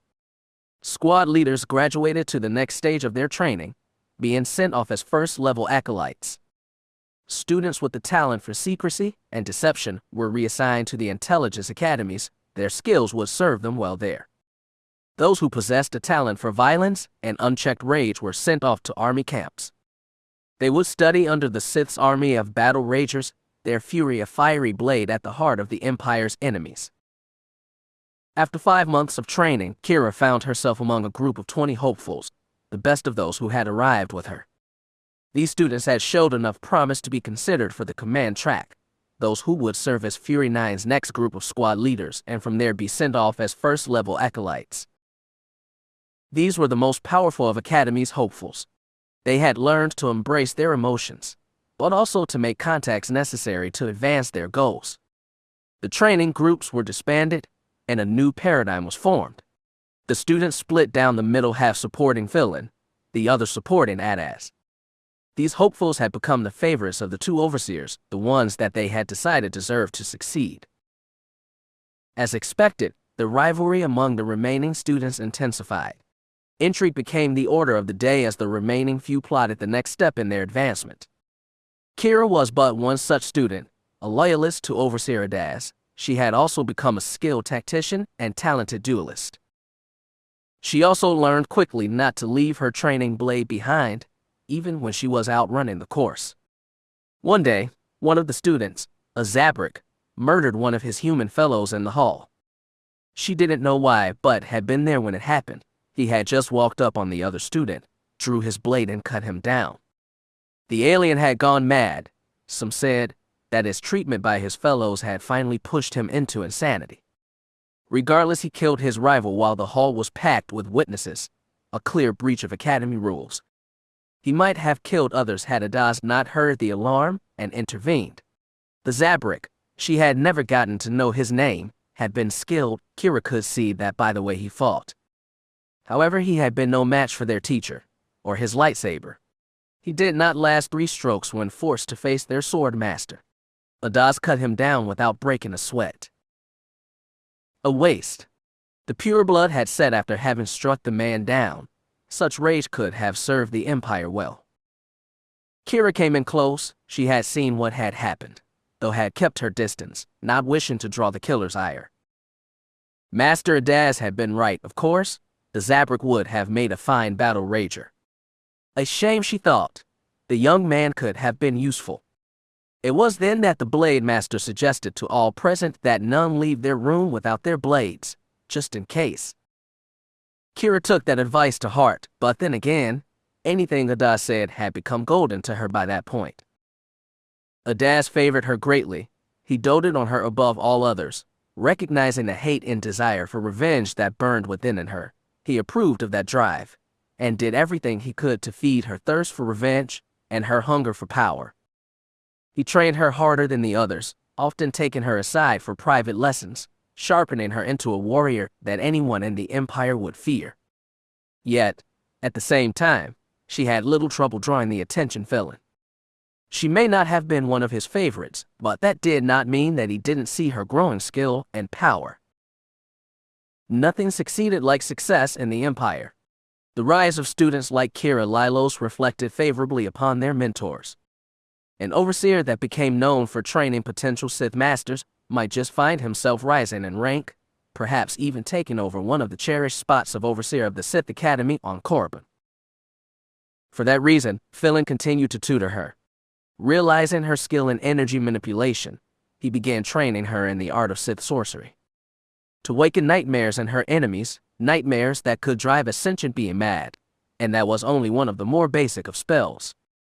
He also taught her how to draw energy from other living beings, to heal herself from the life force of any fool unfortunate enough to try and oppose her. The dark side was weak in the healing art, which was known, but taking life from another. That was a specialty of the Sith. Keera consumed those lessons like a Gamorrean trooper at a feeding trough. Eagerly returning to her room each night with a new sheet of flimsy, often she would stay up all night, trying to absorb every kernel of information on those pages. It seemed that she did not need sleep anymore. She was feeding off the Force so heavily now. An hour or two of mediation was often enough to keep her mind fresh and alert. Nightmares remained a problem for her, but so far, she had been able to ignore them and remain focused on her training. What did sleep matter in the face of gathering more power? Of course, she tended to be quicker to anger when she went a few days without sleep. It might have fed her powers, but still. Her fellows had quickly learned to avoid her when she entered the mess hall with a haggard look, and it was not simply bags under her eyes either. In the last few months, her tan farmer's skin had begun to grow paler and paler. Sometimes she feared that she might be falling ill, that she might be pushing herself too hard. Yet, I feel fine, she thought. She had never felt stronger. She dismissed it. So I'm turning pale. Big deal. All that matters is that my power continues to grow. She needed to grow stronger and continue impressing the overseers. That was all that mattered, and the quickest way to do that was to master all that they had to teach her. Adaz's training and Phylon spells were a step in the right direction. Many of the spells that Felon taught her gave her pause, others terrified her. The risk of using them, it could be as dangerous to her as her would-be victims. And these were still only low-level spells. She could only imagine what secrets awaited her in the libraries on Corbin. Spells and rituals that were beyond anything she could imagine. Regardless of her fear, she studied each one, each of the lessons she had been given, did her best to master them, the theory of them anyway. Even if she never used such power, knowing such secrets, having such power in her arsenal, being able to draw on it in her hour of need would be important. It might even save her life one day, or end the lives of others, those who blocked her path. She smiled slightly at the thought. It was a most pleasing thought, to be sure. As her knowledge grew, so grew her power. When she walked down the near-empty halls of the academy, she was constantly assaulted by her fellow hopefuls' emotions. Many envied her now. She could almost smell it, like the scent of some spicy dish.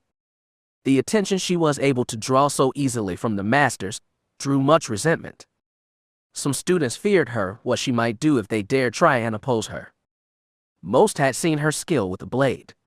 Adaz often had her battle fellow students, if for no other reason to show them what training one-on-one with him could grant a student.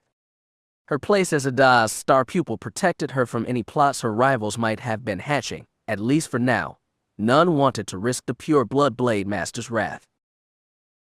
It was a shield of sorts, not that she needed it. She had studied hard. She might not have been the best among the students here, but she was close, and growing closer. It was likely only the squad leaders who could match her skill now.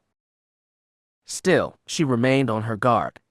So far, she had not needed to kill any of her fellows. Part of her took a degree of pride in that. Those who remained in Fury 9 now were all useful weapons for the Empire. She had no desire to break such a weapon, not without cause. So she continued her studies, continued and remained on guard against envious rivals. The challenge of it brought out something in her that she had never known was there. She never felt so alive, so powerful. It was a heady sensation. Keera reveled in her success. Of course, it was not all fun and games. One stumbling block remained in her path, one that she had not yet figured out how to remove. That stumbling block had a name, Brighten. Brighten, she thought, her once gentle blue eyes now icy with barely controlled hate. What was she going to do about that fool? While most of the other squad leaders had moved on, Brighten stayed where he was. She had heard rumors that he had been offered a command of his own in the army, a chance to lead and train a squad of battle ragers. It might not have been an appointment to Corbin, but that did not mean that it was not a plum assignment. Success on the battlefield could easily be used to gain one of the Dark Lord's attention. It may not have been the most direct path to lordship, but it was a possibility. According to rumor, Brighten had turned down the opportunity. Why? She could not say. All she knew was that the boy remained, that in the impression she got from him through the Force. They did not please her. He had been interested in her since the first day she had arrived.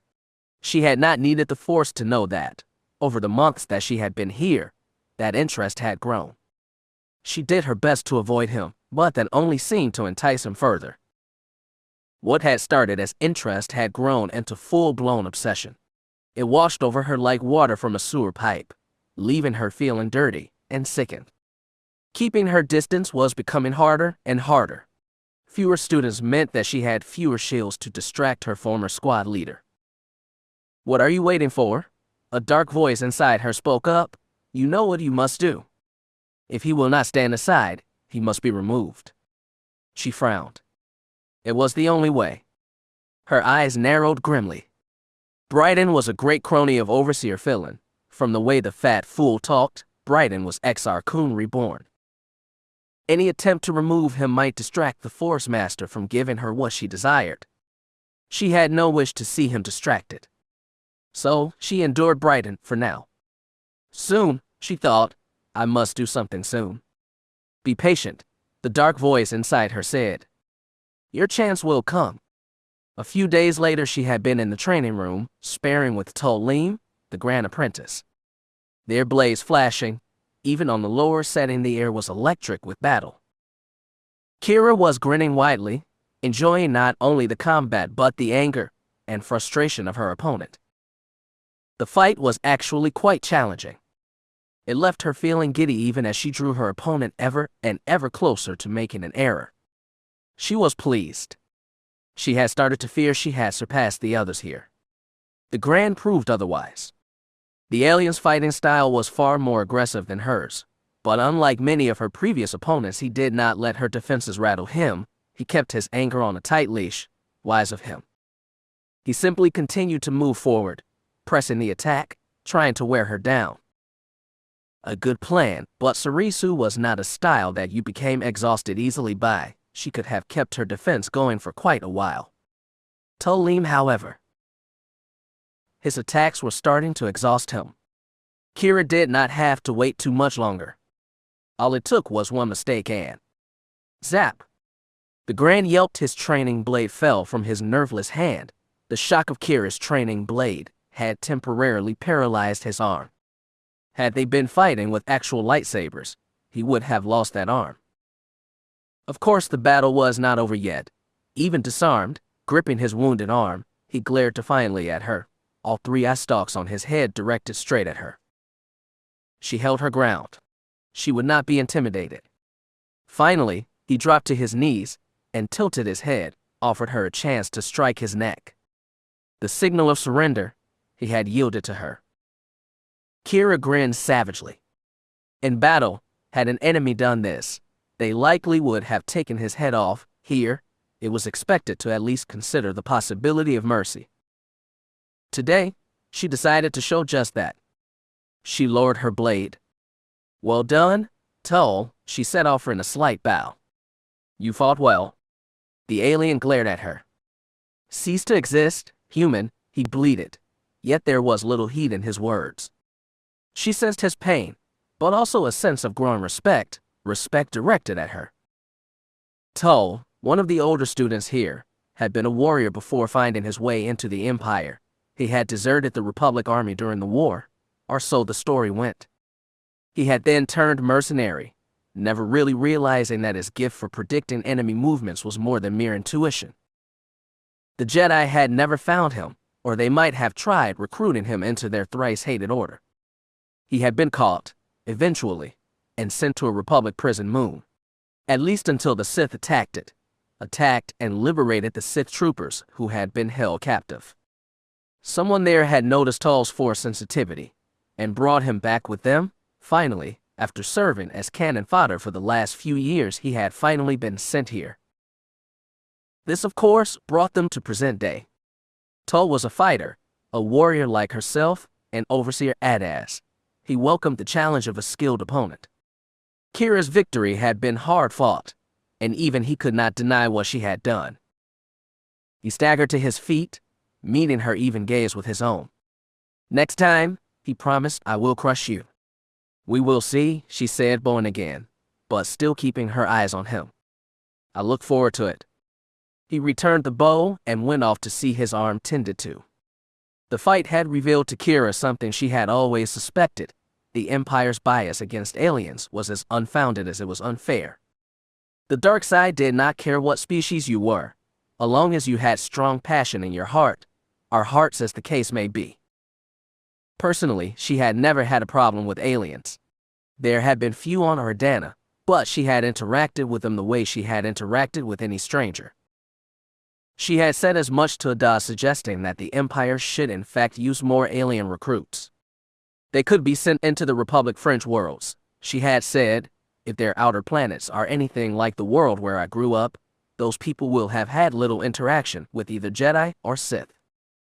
Everyone knows that the Empire doesn't use aliens. Those agents could move almost undetected until it was too late. We could use them to sow fear and distrust of the Jedi, make it look like they are turning against the Republic. Who knows, we might just win a few allies. Adaz had chuckled at that. An interesting thought. Hopeful, he agreed. I think you are either going to end up being a great servant of the Empire, or annoyance to those in power. Only time will tell. Keera decided to take that as compliment. As she looked around for another student to spar with, Overseer Phelan made his way inside. "Hopefuls," he called out loudly, "lower you blades and gather round." As one the students obeyed, they made their way over to where their master stood awaiting his next instructions. "It is pleasing to see your training progressing so," the rotund overseer said in his usual condescending voice. "But it is time to shake things up a bit, I think." He grinned widely. "I think it is time to play another round of Obey Me." Keera resisted the urge to roll her eyes, even while a shudder ran down her spine. "Obey me," she thought angrily. How wonderful. To the unenlightened, it would have sounded innocent enough, perhaps some party game. In truth, Obey Me was an exercise in degradation. Obey Me was meant to train hopefuls in force persuasion. A student would face another and attempt to use the force to make them perform certain acts. If you failed, The one you were trying to manipulate had the right to punish you. Like all things with the Sith, success was rewarded and failure punished. What the act entailed depended entirely upon the hopeful, and could be as embarrassing or degrading as they wished it to be. Keera despised the game. Early in her training, she had become aware that she had little or no talent for forced persuasion. No matter how hard she tried, she simply could not gather enough power to influence the mind of another, no matter how weak their will. At first she had figured the students here were too strong for such manipulation, but after seeing the squad leaders perform so effortlessly, she realized that it had nothing to do with them. It was her, and that weakness, that crack in her armor annoyed her.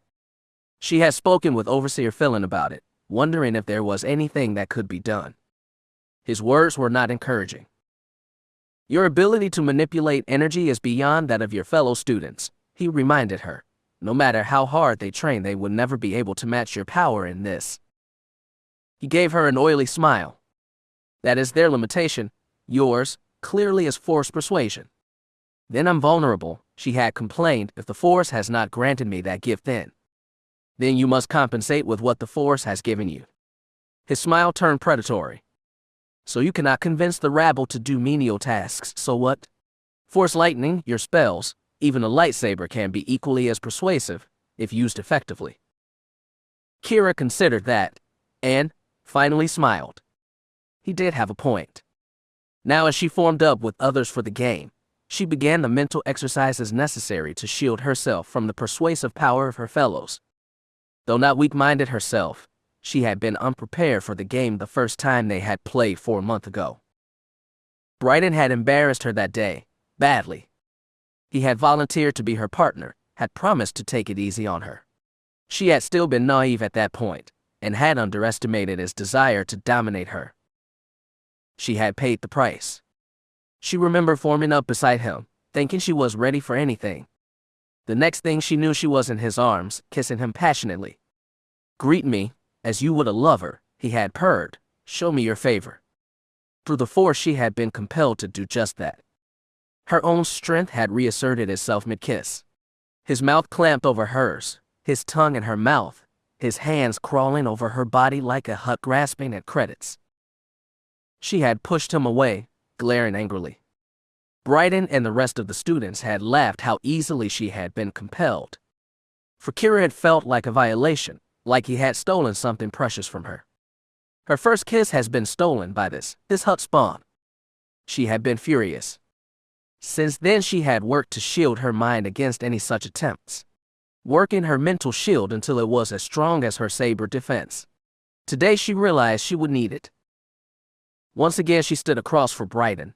He had a hungry smile on his cruel face. Clearly, he expected to embarrass her again. We meet again, he said with a smirk. Have you missed me, darling? Drop dead, she spat. He chuckled. He raised his hand. She imagined a wall between them, a Durasteel soundproof wall, a wall bound with the power of the dark side itself. She would not be compelled. Around her, the other students faced similar challenges. Most resisted. The weak-willed had been mostly culled from their ranks by now. A few obeyed without complaint. These would likely find themselves culled on the morrow, sent off to intelligence or the army. She did not intend to be one of them. She glared at Bryden. Take your best shot, darling, she thought. I'm ready this time. He waved his hand before her. Take off your clothes, he said. I wish to see you in all your glory. A wave of dark side energy washed over her.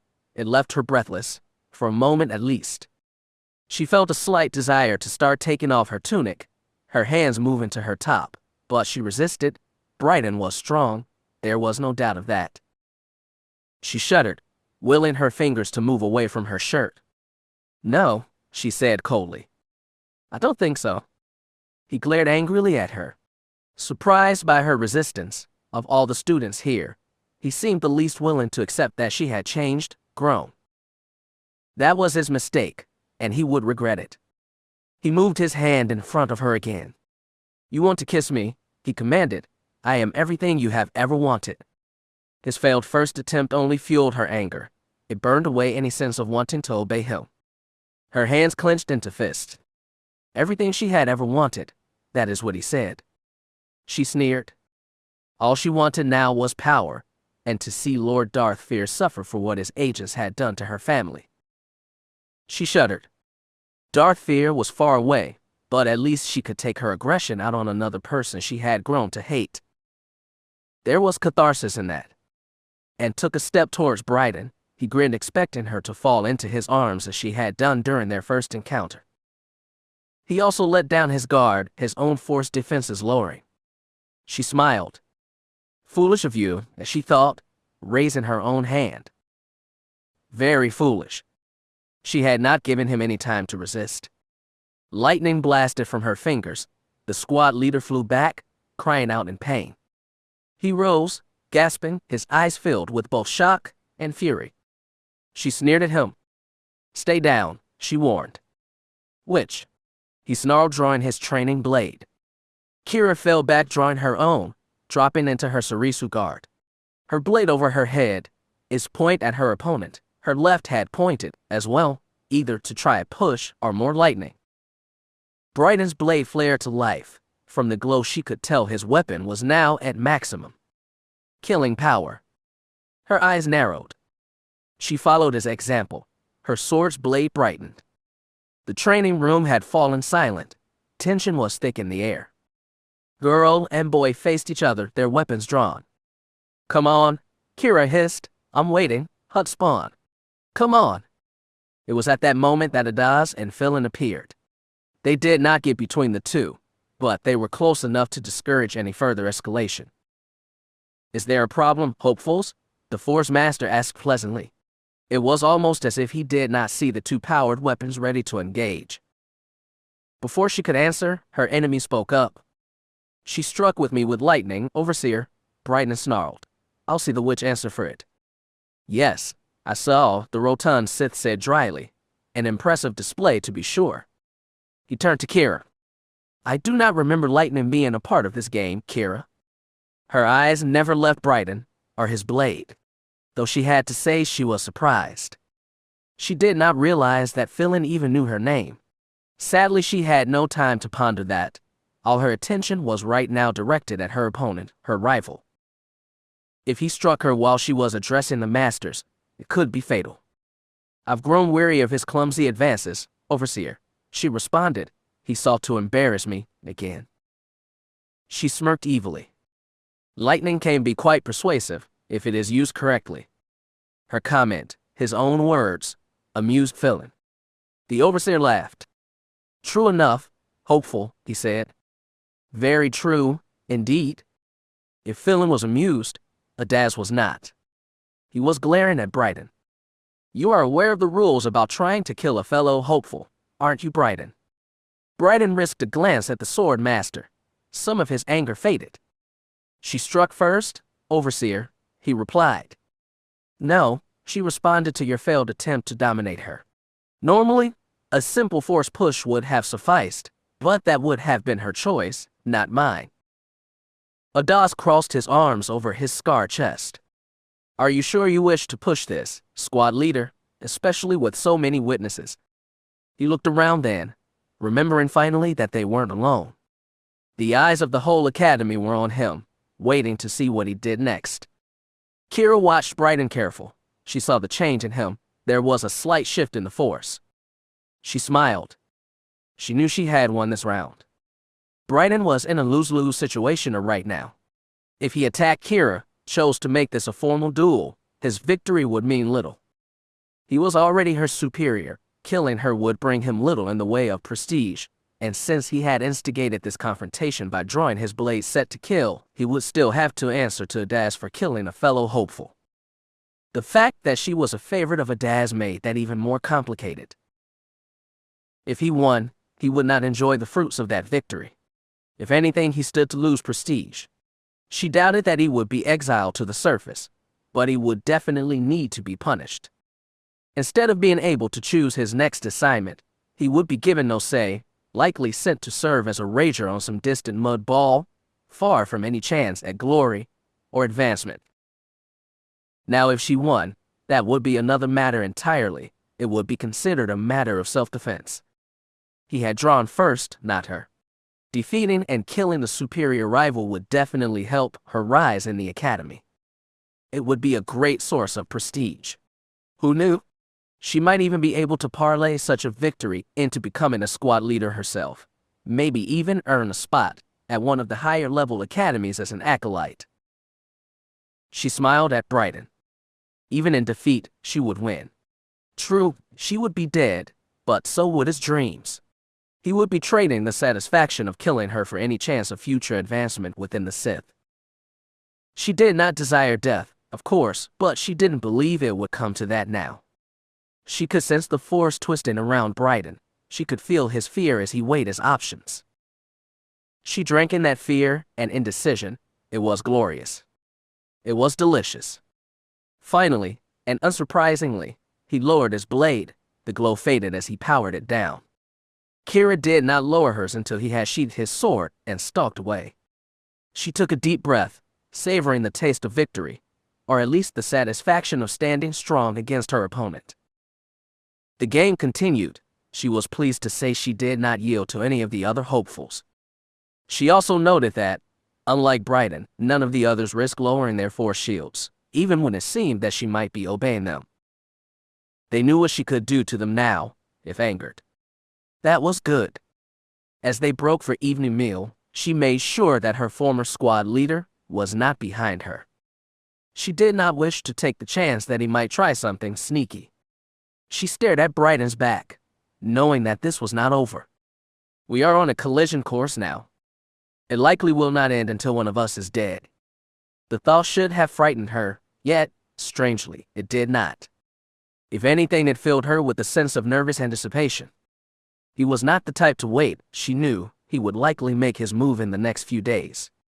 She smiled slyly. When that day came, she would be ready. Chapter 10. The First Trial. She awoke under an Ardana sky. Keera blinked and rubbed her eyes. All around her, the golden grass of her blew like the waves of some distant sea. Small puffy clouds made their way across the violet sky. The girl stretched her bare arms, tingled slightly, hinting at the sunburn that would likely blossom across her bare shoulders tomorrow. Surprisingly, she couldn't care less. She laughed. A dream, she thought to herself, tears of joy coming to her eyes. It had all been a horrible dream. Grinning like a fool, she grabbed a floppy straw hat from where she had left it. To her right row, Wilkes slept peacefully, snoring softly. She chuckled.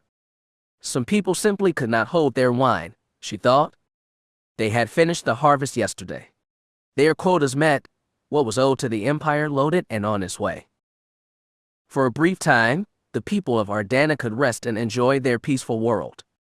It was a time that Keera Lylos intended to enjoy to the fullest. She and Ro had borrowed a bottle of wine from his father's stores.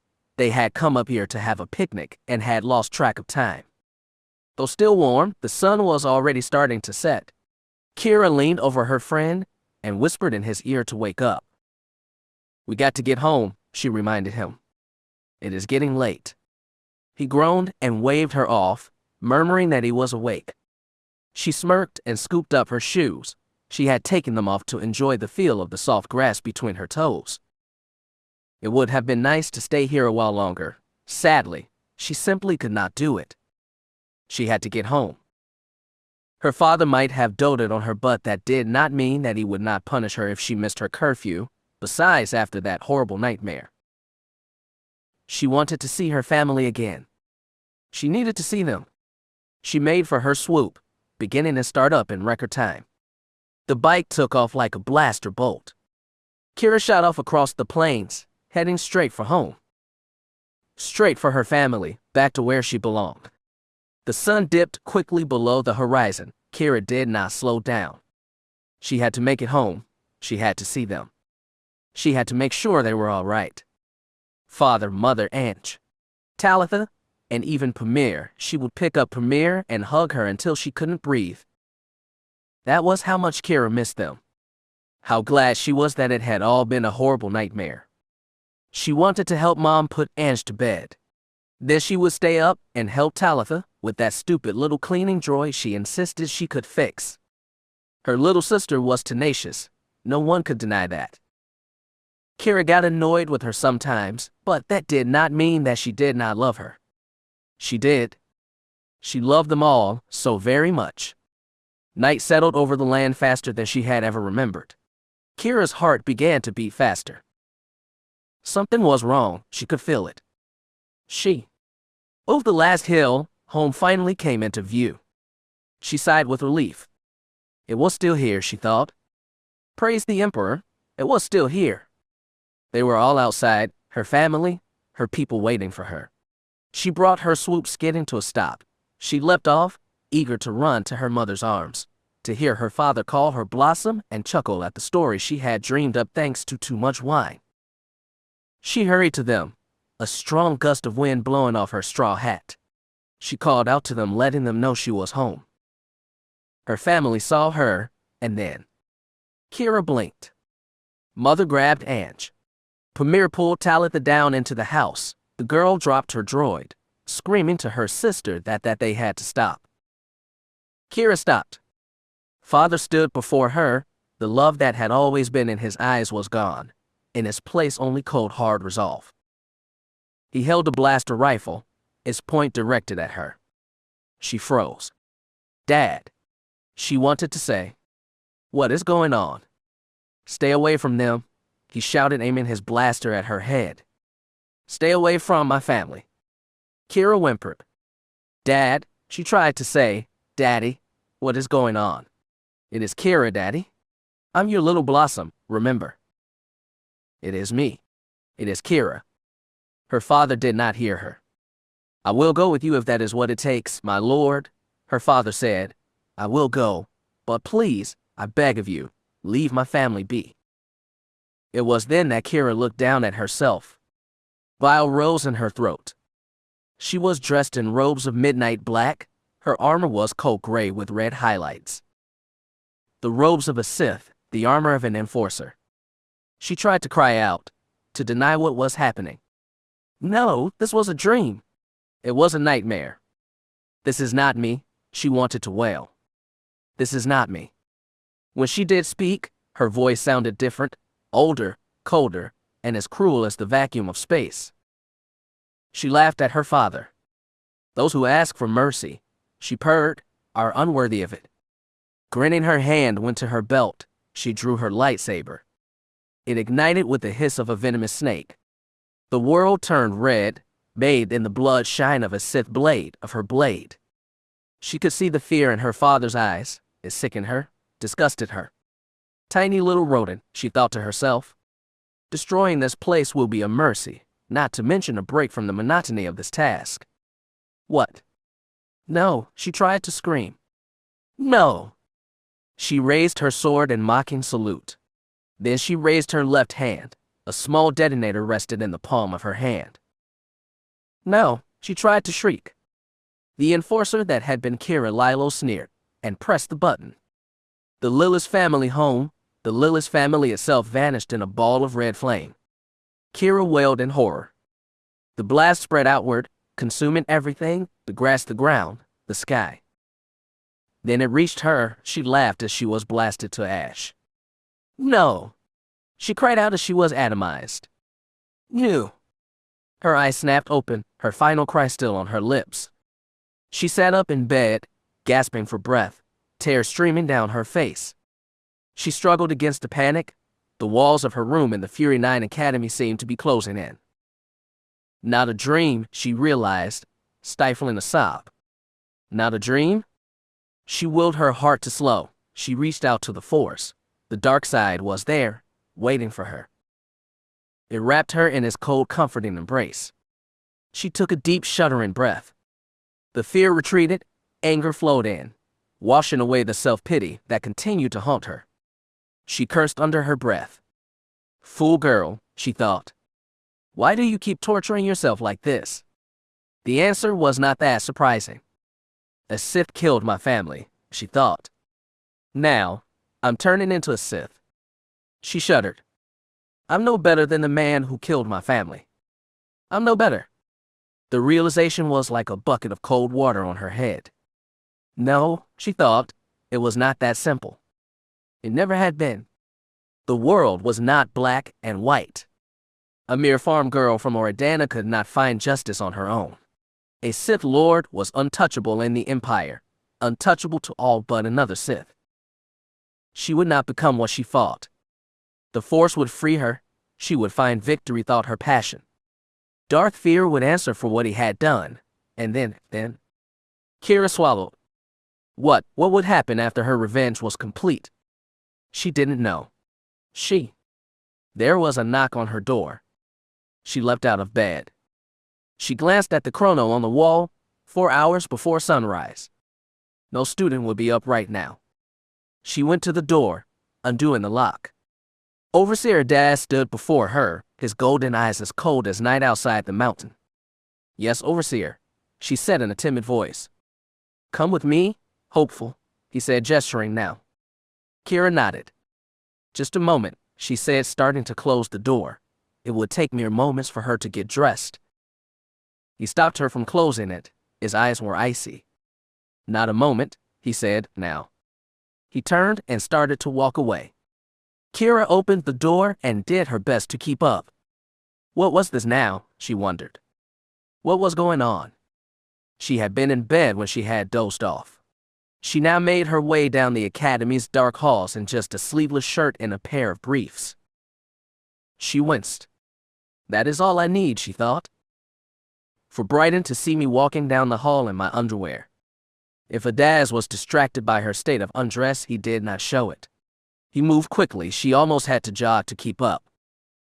It was then that she realized that she had left her training saber in her room. She thought of asking if she could go back for it, but the Blade Master was moving too fast. It was all she could do to keep up. When he did finally speak, there was no affection in his voice, no pride. Through the Force, all she could feel was anger radiating off of him. Anger and disappointment. Why is Brighton still alive? He asked her. Keera winced.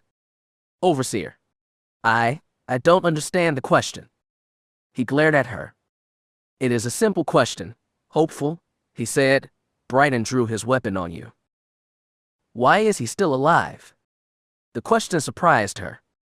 What was this now, she wondered. The last few months of training took over.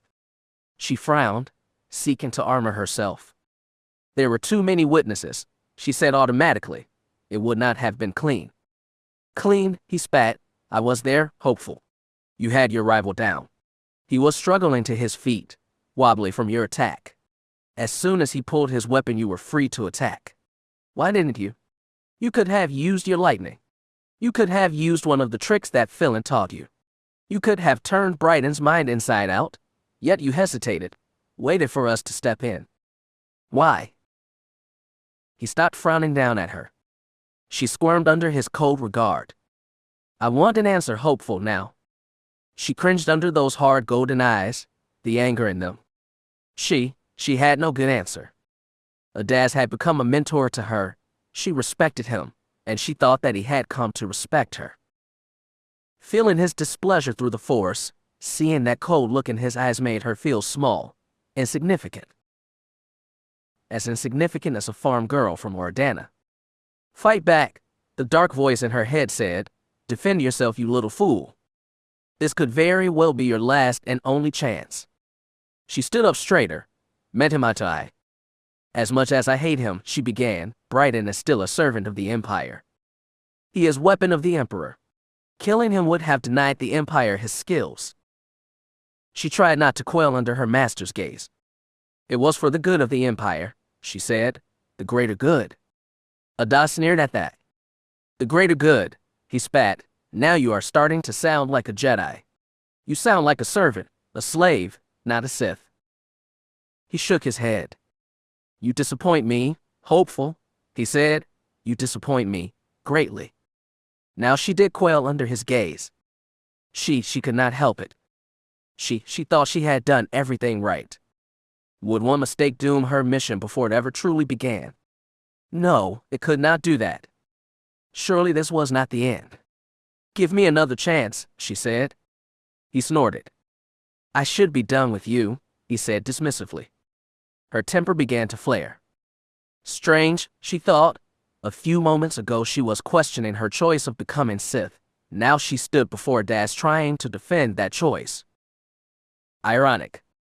Let me prove to you that I have not wasted your time, she said. I can be what you want me to be. He paused, his brow furrowed in thought. She held her ground. She tried to show no fear. Fear would be the end of her if she let it. She could not let that happen. You lack the instinct of a true Sith, he said flatly. I've been watching, hopeful. Since you have come here, you have not taken a single life. You have injured opponents, yes, but not taken that final critical step. He shook his head. I fear you may not have it in you to take a life. Keera's eyes narrowed. I killed the men that slew my family, she reminded him. In a moment of rage, he reminded her, you weren't in control. It was not a conscious decision. That was emotion, not command. He frowned down on her. A Sith must always be ready to take command. She started to protest, only to realize that he had a point. She had always considered her self-control to a point of pride, but had she gone too far? Had that self-control turned into a weakness? In a Sith, she realized it could be. He looked on her, his lip curling into a sneer. I can sense your fear, he said. You're afraid to truly let go. You're afraid to let the dark side scour you clean. You still cling to the weak little farm girl from that hole you crawled out of. Keera hissed with anger. It is Keera's mission that drives my anger. It is Keera Lylos that is holding you back. Her innocence is dragging you down. It is a chain, choking the life out of you. You must let her go, let the dark side burn away that last bit of weakness, free yourself from the shackles of the path. His eyes flared with fury. If you don't, you are doomed. You will never survive your next trial. I will, she promised. I can. He sighed with disgust, started to turn away. She grabbed his arm and forced him to look upon her. I can, she growled. The sword master snarled and backhanded her. She took a step back, but did not fall. She turned glaring at him, her cheek already starting to bruise from the strike. I can, she repeated. I can. He snorted and gestured for her to follow. She did, the dark side churning inside her. Bubbling, burning, it felt like some explosive chemical, roiling under extreme heat. Ready to ignite? Ready to explode. You have one final chance, Adaz said. One last chance to prove yourself worthy. I'm ready, Master, she said. Turn me loose, unleash me. I'm ready. She followed him down a hall that was usually restricted to students. He said nothing more, and again she had to break into a jog to try and keep up. No one observed their passing. There were too few students left in the academy now to notice. He led her down a hall lit only with 4 sputtering torches. At the end stood Overseer Philin. The rotund Sith smirked as he saw her approach. Nice outfit, hopeful, he said, grinning lecherously. She glared at him, part of her wishing she could knock that smirk off his face, pop his eyeballs out for staring at her in such a state of undress. She was grateful for her anger in that moment. It kept her from blushing with embarrassment. Adaz stood before his fellow overseer. His expression was grim, unyielding. This is the trial of blood, he said. You will either survive it or die suffering. He stood up straighter. There is no other way. Keera took a deep breath, tried to center herself. She reached down and let the darkness flow into her. She would need his power tonight. Philin smiled at her. Are you aware, hopeful, he began, that this academy is not the only Sith-controlled installation on this planet? She shook her head no. He continued, his amusement growing. It is what you might call a prison of sorts. A nasty place to be sure, populated by only the most degenerate and cruel of the Empire. They are scum, Adaz added, no force potential, and no interest in serving the Empire, even if it could mean their freedom. In a way, Philin added, it is sort of a dark reflection of our beloved academy. Both institutions are filled with the Empire's rabble. The only difference is that your kind have the chance to rise upon the scum. Adaz gestured her forward. On occasion, he said, we have requested inmates be brought here.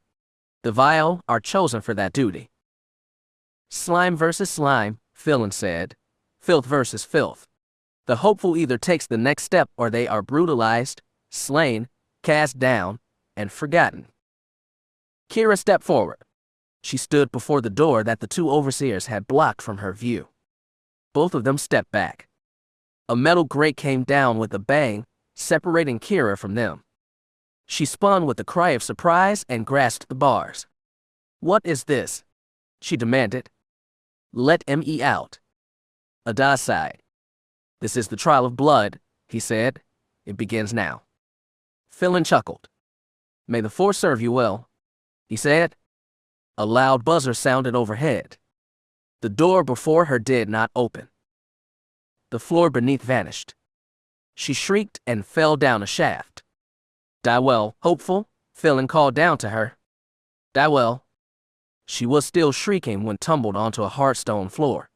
She came down, rung on her shoulder, possibly dislocating it. She cried out in agony. Above her a red light flashed on and off. Through the pain, through watery eyes, she looked around. What she saw terrified her. A large round room, a plain sand floor, no weapons, no way out except the chute that she had fallen down at the start of her trial. That is when she heard the giggling. A shudder ran down her spine. She realized that she was not alone. She looked up. A cry of horror escaped her throat. There were 4 of them. 2 humans, a Zabrak, and what might have been a Twi'lek. She could not really tell with all the burns. One of his head tails was all but gone. They were staring at her, the look in their eyes, one of hunger, of lust, and amusement. Pretty, one of the humans giggled.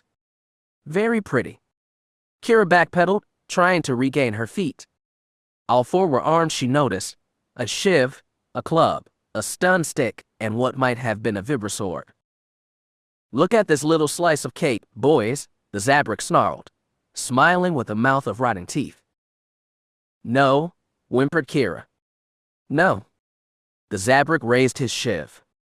Let's have a slice, he said. All 4 rushed her.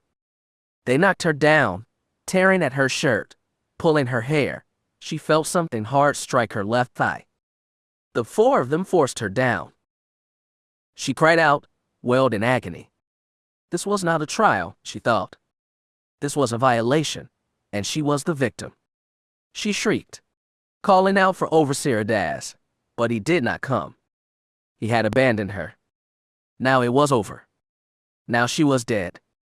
One of the humans tried to pull her legs apart. The world turned red. Keera wail turned into something more, something worse. The prisoners let her go, covering their ears. She flung her hands out. One of the humans and the Zabrak went flying. She sat up, snarling with fury. She looked into the eyes of the burned Twi'lek. She cursed in the language of the old Sith, raising both her hands. Lightning blasted from her fingertips. The alien was thrown across the room, his body on fire. The pain in her arm was intense. She could not stand up. One of her legs was not working right. Someone grabbed her from behind. She felt metal at her throat. Time seemed to slow down. She reached out with the dark side. She sensed the human's mind, the one holding her. She cast a spell, the first one that came to mind, one of the more nasty ones, if she was being honest. The spell tore into his mind, unleashing everything he had ever been afraid of, one long terrifying fall into madness. He let her go, howling in terror, his fingers dug into his own eyes, trying to stop the visions that danced before his eyes. That would not work, she knew. This was one journey the beast would not be coming back from. She somehow found her feet. Only the Zabrak and one of the humans remained. Not for long, she thought. Not for long. She gestured. The abandoned vibro sword leapt into her hands. The 2 prisoners tried to rush her again. She did not give them the chance. She reached out with the force again. She caught the Zabrak in a crushing grip. She could have simply collapsed his windpipe, but she was not feeling that merciful. Her hand began a fist. The man's whole body compacted. She threw the mess away. Only one remained, one of the humans. He got in close. She had been too slow with her guard. He swatted her sword away. He tried to stab her with a shiv. She caught his hand with the force. He struggled mightily against her, but it was no use. She had him now, and she was not going to let go. Keera could not persuade him that power was beyond her, but she didn't really need to. She used the force to push his arm back. He had been in such shock that he had not even thought to drop his knife. It caught him in the throat. He fell gurgling. Keera was not done. She leapt on top of him, screaming in fury, curses that would have made most space pirates blush. She stabbed him with his own knife. She stabbed him again, and again, and again. She did not stop until he stopped twitching. Even then it was a very near thing. A buzzer sounded overhead. The red flashing light stopped. The ceiling arised open. Keera blinked and looked up. Overseer Avest and Overseer Philin were looking down on her. Their expressions a mix of pity and disappointment. Less than well done, hopeful, the Force Master said, shaking his head. Definitely subpar. She passed, Avest said. Barely, Philin answered. The Sword Master sighed with disappointment. Yes, he agreed, barely. Keera had no words. She could not stand. She was covered in blood, her nightclothes torn, more rags than anything else. She looked up at Avest, her mentor. She was furious. You could have warned me, she shouted. He shook his head no. This was your lesson, he reminded her, not mine. Indeed, Philin said, sounding happier than she ever heard him, you chose to come here in a state of undress and unarmed.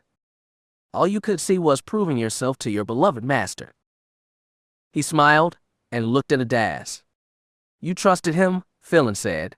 That was your first mistake, and almost your last. Keera looked at Avest. He did not even look ashamed. She had almost been violated and murdered, and he did not even care. She thought he respected her. He was her mentor, like a father to her. And he had betrayed her. Her blue eyes narrowed dangerously. She would never forget that. You found your killer instinct, the Sword Master said. Hold on to that feeling, carry it with you into the next stage of your training, and above all else, remember the true lesson of all this. Philin was grinning from ear to ear. Beware your masters, he said. Beware your apprentice. All will seek to take what is yours. Your power, your life, you must ever remain on guard. Protect what is yours, do that and you will be invincible. Keera howled. She tried to lash out at the two of them with the force, but unlike the inmates she had torn apart, they were shielded. They knew how to defend themselves. It enraged her. They were animals. She wanted to slaughter them. She hated them. She had exhausted herself in the trial. She felt dizzy, and she was sitting in a pool of her own blood. Philin laughed happily. Yes, he said, there is the fire of a Sith Lord. Avest frowned. We need to get her to medical, he said. She is going to bleed out from that leg. Keera looked down. A shiv had been shoved in her thigh. Blood was leaking from the wound, a lot of blood. The woozy sensation made sense now. The dark side had held it off for a while, but now, she was bleeding to death. Yet it didn't matter.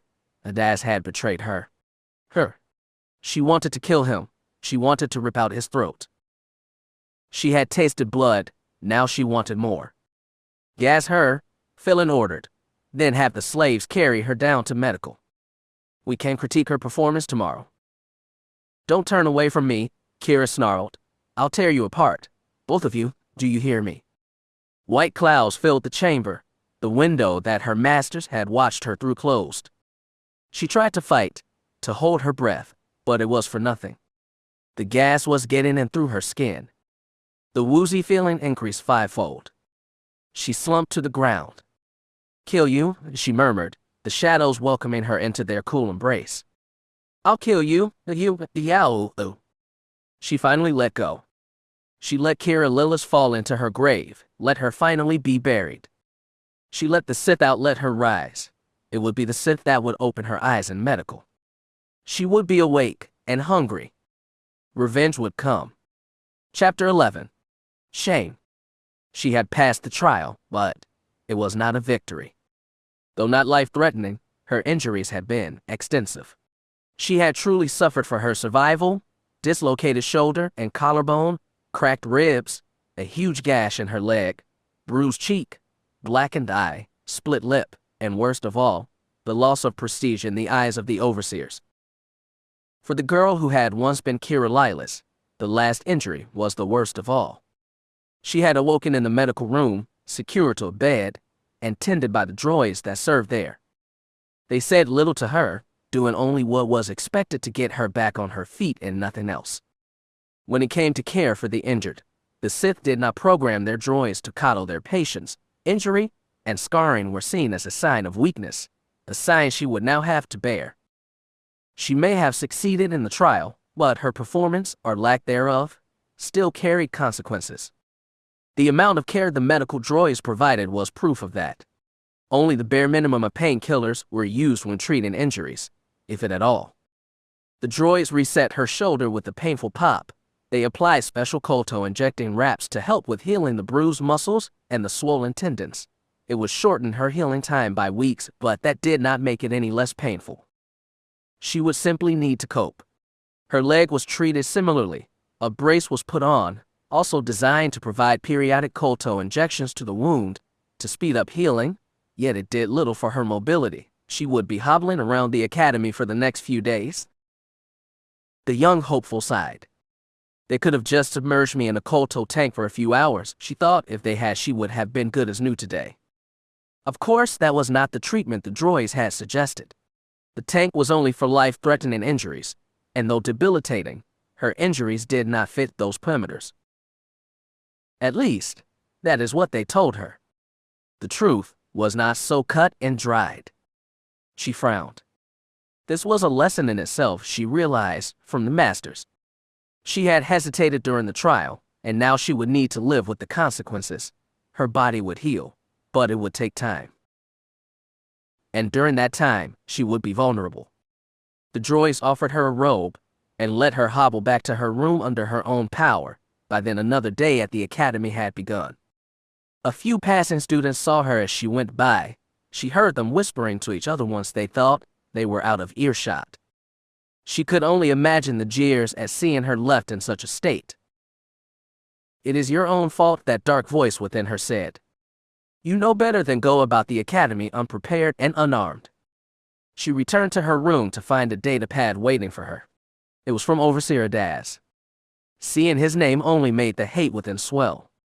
She had been excused from her run on the course today, a small favor, but would still be required to attend the group class with the rest of the hopefuls, which gave her a few hours to rest and try to heal. Not that that would help much, she knew. She limped over to her bed and sat down. She could have tried to sleep, but her mind was too busy to allow it. She could have tried to meditate, but the brace on her leg made that difficult. So, she simply sat there, feeling both angry at herself and at the state that she had been left in. It wasn't fair, she thought morosely. I have done everything that was expected of me since coming here, and now, I end up like this. Being Sith is not about being fair, the dark voice reminded her. It is about seizing control, taking what is yours, blazing your own path to victory. She shuddered. Through victory, my chains are broken. Those were the words, but this victory did not feel like one. She had been left wounded, vulnerable. Her blue eyes narrowed at the thought. The next few days would not be pleasant. There was blood in the water now, her blood. She shook her head.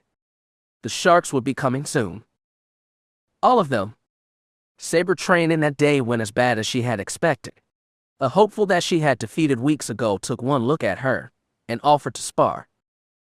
She could have refused, but thought that if she needed to, she could use the Force to turn the bout to her advantage. This hopeful was no real threat. He was so far beneath her in skill that she had not even bothered to learn his name.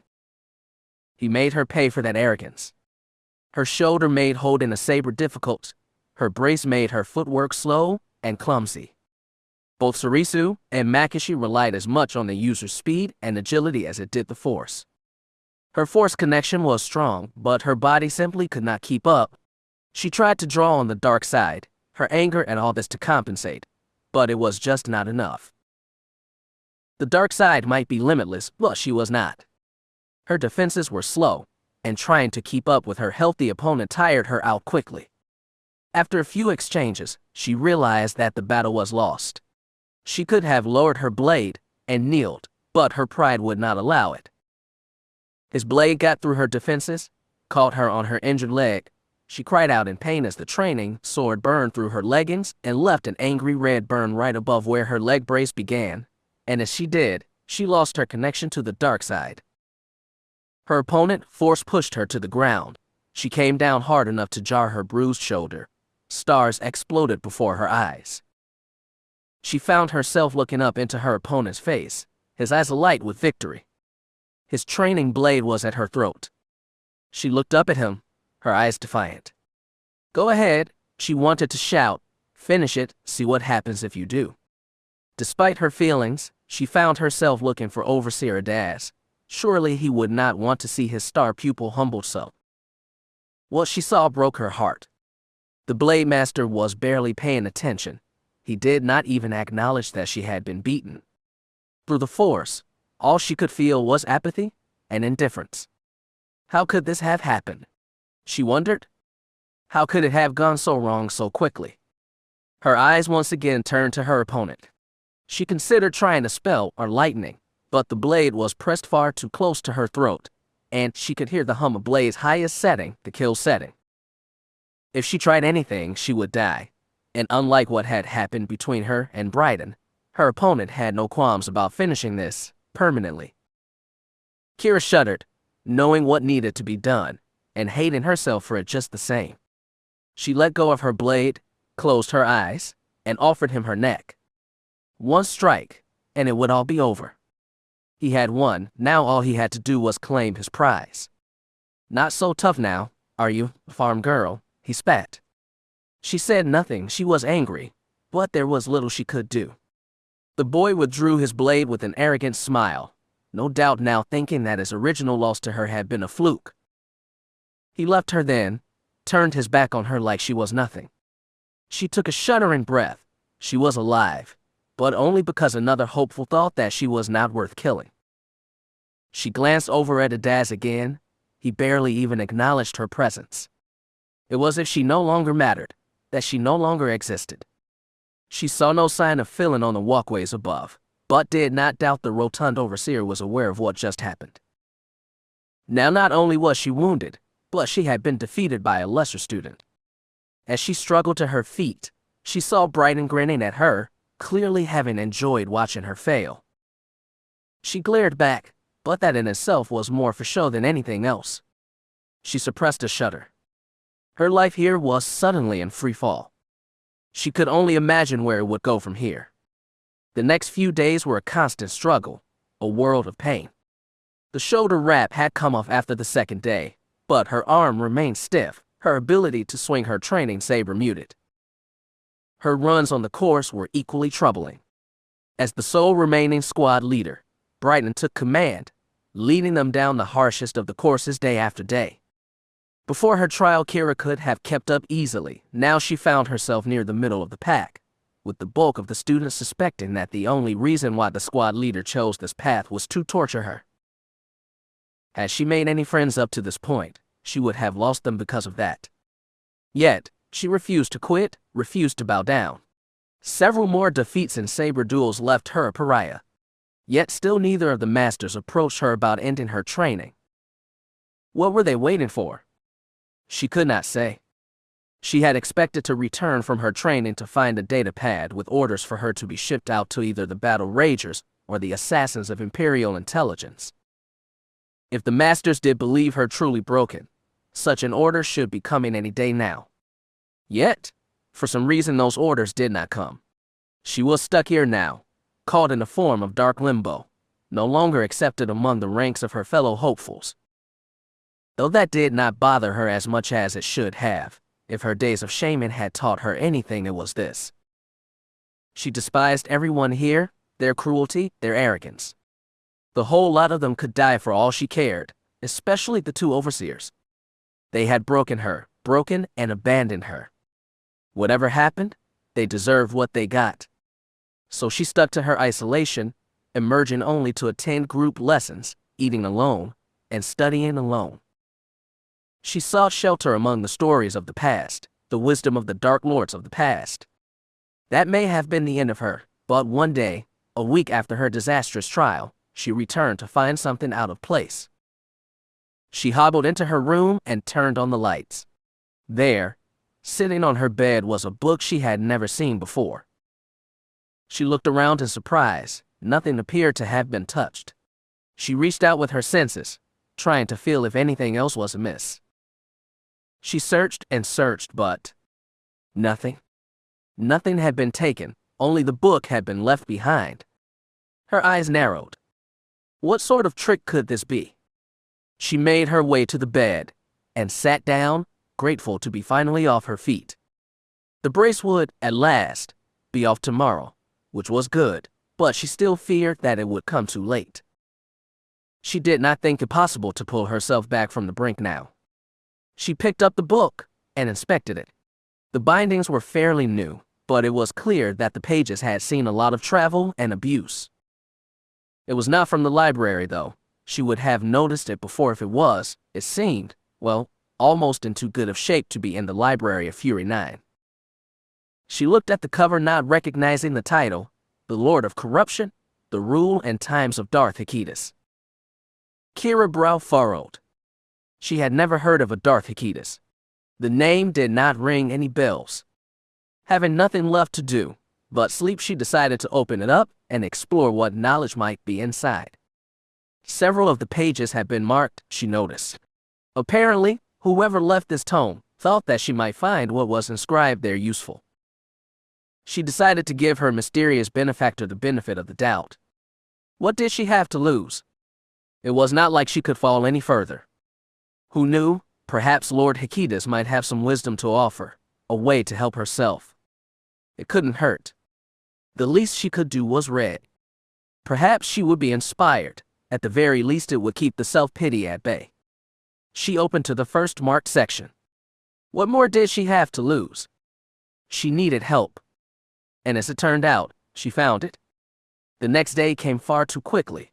She had barely slept at all the night before, pausing only once to replenish herself with an hour of meditation. Yet, in that time, she found a renewed sense of purpose, a renewed desire to succeed. And all because of a few passages in an old book. Keera said nothing as she sat down to her morning meal. After her performance the last few days, none of the students seemed to notice her anymore. They certainly did not see her as a threat. She smiled to herself. Today, that was about to change. She rubbed her formerly wounded leg. Even through her light trousers, she could feel the scar there.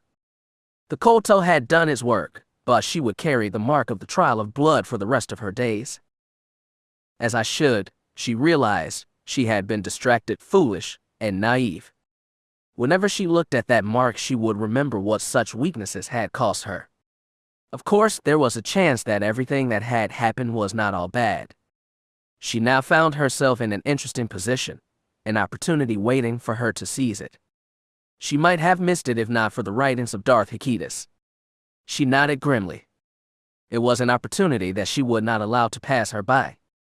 The book, like many others in the library in Fury 9, focused mainly on the successes of the Lord who had written it. The main difference between Fear and other Sith Lords was that he had actually trained at Fury 9 when he was young. His success was intriguing to say the least. Known as the Gentleman of Dromund Kaas, the Dark Lord had reinvented himself late in life. In his youth he had been a brute, a battle rager that had helped the Empire prepare for his return to deal with the Republic and their Jedi lapdog. By the time he was a full Darth, he had been considered a man of great wealth and fine breeding. The deception apparently was one of the greatest pleasures of his life, next to corrupting Jedi Padawans and turning them into loyal Sith apprentices. Hence his other nickname, the Corruptor. Few realized his true history, and he took great pains to make sure that they didn't discover it. At least, that is what the book claimed. He had been born the illegitimate son of a Dark Council member, and been cast out and left for dead while still in his teens.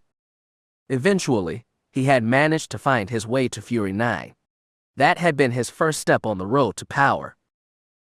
Yes, it had been the first, but not the last. His experience in Fury 9 helped shape him into the Sith that he became. He had arranged to become a squad leader through the manipulation of a higher-ranked rival. It was that story that had intrigued Keera the most. Early on, I pushed to excel, the Dark Lord's writings had said.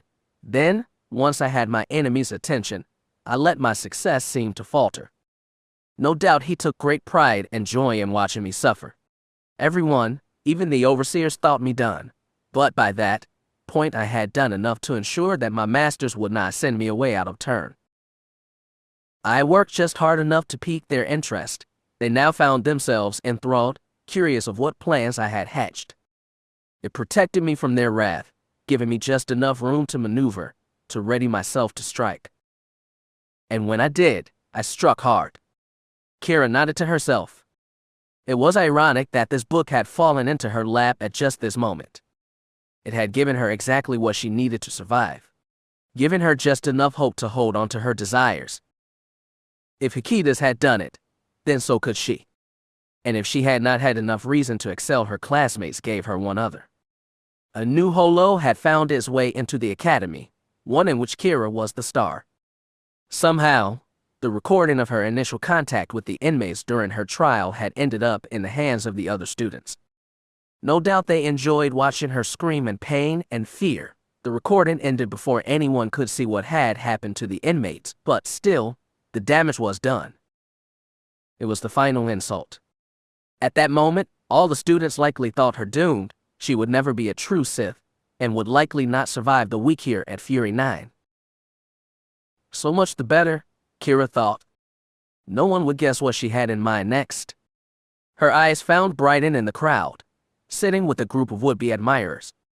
He grinned evilly and limped over to his table, mocking her troubled walk of the last few days. She glared, her simmering rage threatening to spill out. It was all she could do not to leap up and attack him. Not here, her inner voice said. Wait until you're free to act, free of consequences, and teacher standing over you. It was hard, but she forced herself to do just that. She had given it a lot of thought overnight. Darth Ikita's words echoing in her ears. Then, once I had my enemy's attention, I let my success seem to falter. Everyone, even the overseers, thought me done. And when I did, I struck hard. The thought warmed her like a hot cup of calf on a cold day. She ate hearty that day. She would need all the strength she could muster. When Bryden stood up and announced that they would soon be leaving to make their run on the course, she was ready. Keera smiled, but covered her face just enough to hide it. No doubt Bryden would choose the hardest path of the course. He had done so every day since her injury. Perhaps he had hoped that the course itself would end her, which would have made things easy for him. Keera was ready for that, and if by some quirk he decided to take a different path, she was ready for that too. She had run all those paths enough time to know when the perfect time to strike was. For now, she simply had to be patient and ready. A Sith does not merely react, she takes control of the situation. She nodded grimly. Today she would take control. If she failed, she would die. She would be left on the course broken and forgotten. But, if she didn't have everything went as planned, she rubbed her injured thigh. It should be up to what she had planned. She had been shamed long enough. The time had come to go on the offense. One thing was for certain, someone here in the academy would die today. It will not be me, she thought. It will not be me. Chapter 12. Taking Command. The hopefuls returned to the academy as the weak midday sun was shining through the gray imposing clouds. In the distance, one of the volcanoes was erupting, shooting smoke and fire into the upper atmosphere. A chaotic scene, a violent scene, yet for Keera Lylos, it was a scene of grandeur, the distant volcano a chorus of trumpets calling out her victory. A long time coming, she thought to herself. Too long. She had left this morning in the middle of the pack, a nobody, a ghost of a girl limping beside the rest of the rabble. She returned at the front, leading the group, an alpha predator, her stride strong, her head held high. Through victory, my chains are broken. Had there ever been truer words spoken in the universe? She could sense the emotions of the others behind her. She could sense their shame, their jealousy, and more importantly, their fear. Not a one had dared raise a blade against her and her little coup. A few had thought about it, she suspected, but none had been willing to roll the dice and see if the Force favored their endeavor this day. She drank in those emotions, even as she reveled in her own. Guilt of getting caught, the elation of success, the thrill of the kill, fear of punishment, pride in finally ending a rivalry, so many wondrous emotions, and they warred inside her, lifting her up as she led the others down the final leg of the training course. She could have gone easy on them, she knew, tried to win back some support when they reached home base.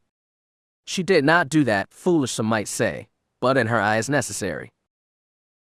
They've seen me as nothing for too long, she knew. She had to be hard on them now, lest they think her weak, despite what she had just accomplished, and besides, they all deserved this. She had not forgotten how they had laughed at her suffering, her struggle. They all deserved to answer for that. It had been a justice that she had been eager to carry out. She grinned as she saw the open doors of Fury 9 coming into view. She could sense the two overseers, awaiting their return. She did not intend to keep them waiting. She set a leisurely pace as they jogged the last leg of the course. They stepped through the blast doors and finally came to a stop, most of them winded, but none collapsing or retching on the floor as they had done on the first day all those months ago. Those that remained were the strongest of their original 100, physically anyway. Some might question the intelligence of trying to become Sith. True power is not about dominating the weak. Any fool with a blade or a blaster could do that. Power, true power, was about inspiring the strong to serve your ends. One of the many lessons she had learned studying in the Sith archives here. The ancient Sith may not have conquered the galaxy, but they had laid the groundwork for the Empire of today, an empire on the verge of triumph. That was why the ancients should not be forgotten. It was through their sacrifice that the Sith were now here, and one day would be triumphant, just as she was triumphant now. Keera marched up to Adaz and Philin. She did not limp or show any weakness before them. She tried to keep the glee from showing, though she feared she radiated with it now. It was not every day that you got to destroy an enemy. Why not revel in that success? We have returned, overseers, she said, standing at attention. Only a single hopeful was lost today. She kept her expression bland, despite the intense euphoria she felt in delivering the news. I'm afraid hopeful Brighton is no longer among us. He fell on the course. She bowed her head slightly. He is dead. So, I see, Ada said, nodding. He looked out over the other students, no doubt reaching out with the Force, trying to get their impression of what had happened. Philin snorted with amusement, though she found it hard to believe that he was amused. Brighton had been one of his favorites after all. She was a bit disappointed by his lack of reaction. I see you have endured despite the loss, the Force Master replied, his eyes wandering over the remaining hopefuls. You're doing, I suppose, hopeful Keera. She stood a little straighter. Someone needed to take command, overseer. I stepped up. The others fell in line behind me. She shrugged dismissively. That is all there is to it. I'm sure it was more than that, Adaz said, looking at her with new eyes. Through the Force, she was sensing conflicting emotions, or perhaps she was simply conflicted after her mentor's treatment of her. She sensed satisfaction, pride, even affection directed towards her. She was confused. You abandoned me, she wanted to shout. You have no right to claim any part of this victory.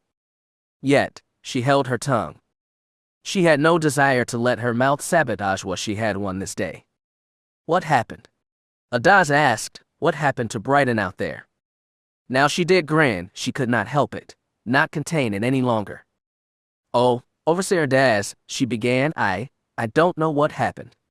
One moment Brighton was leading us, and the next. Well, he just went mad. Too much pressure, perhaps. I think he finally must have cracked from the strain. She shook her head. He fell from the top of one of the climbing walls. We could not help him. No one got to him in time. The two overseers looked at each other.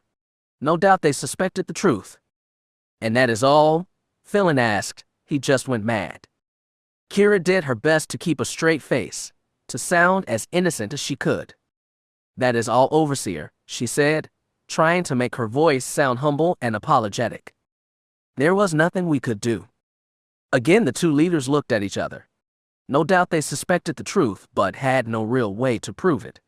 Academy rules while on the course were relaxed. Of course, they needed to be if the course was to be used to separate the weak from the strong. Neither of the overseers were fools. They likely knew what had happened, but they had no real way to prove what had occurred, and without hard proof, there was nothing they could do. Brighton was dead, broken at the bottom of a climbing wall, or barely just alive waiting to freeze to death when the sun finally went down. As it turned out, either would have served Keera's desire. All that mattered now was that her rival was gone. Everything else was irrelevant. He had not made it easy for her. She stuck close to her fellow hopefuls as she waited for just the right opportunity. She ran with the rest of the pack, her limp more show now than actual weakness. As she figured, Brighton took them down the worst of the four paths on the course. The squad leader kept his distance, choosing to outpace his fellow students, berating their weakness. Keera drank up each insult, letting it fill her with anger, and then focused that anger into hate that was building up in her breast, getting ready to unleash it on her foe. It was all she could do to resist doing it right then and there, or better yet, drawing her blade and dealing with her hated rival. She and Brighton had never crossed blades, though she had seen him battle several other hopefuls. He was skilled, she did not doubt that. She had seen him leave opponents broken and whimpering. Brighton was not the type to be satisfied with a simple win. She had taken careful note of each of those victories. Even early on, she had come to realize that the two of them would meet one day. That they would meet and only one would walk away after. That meeting was about to happen, of course, if she did it right. No sword would ever be drawn. It would not be honorable, she knew, but what did honor matter in the face of vendetta? Battle was glorious, but murder was far more certain.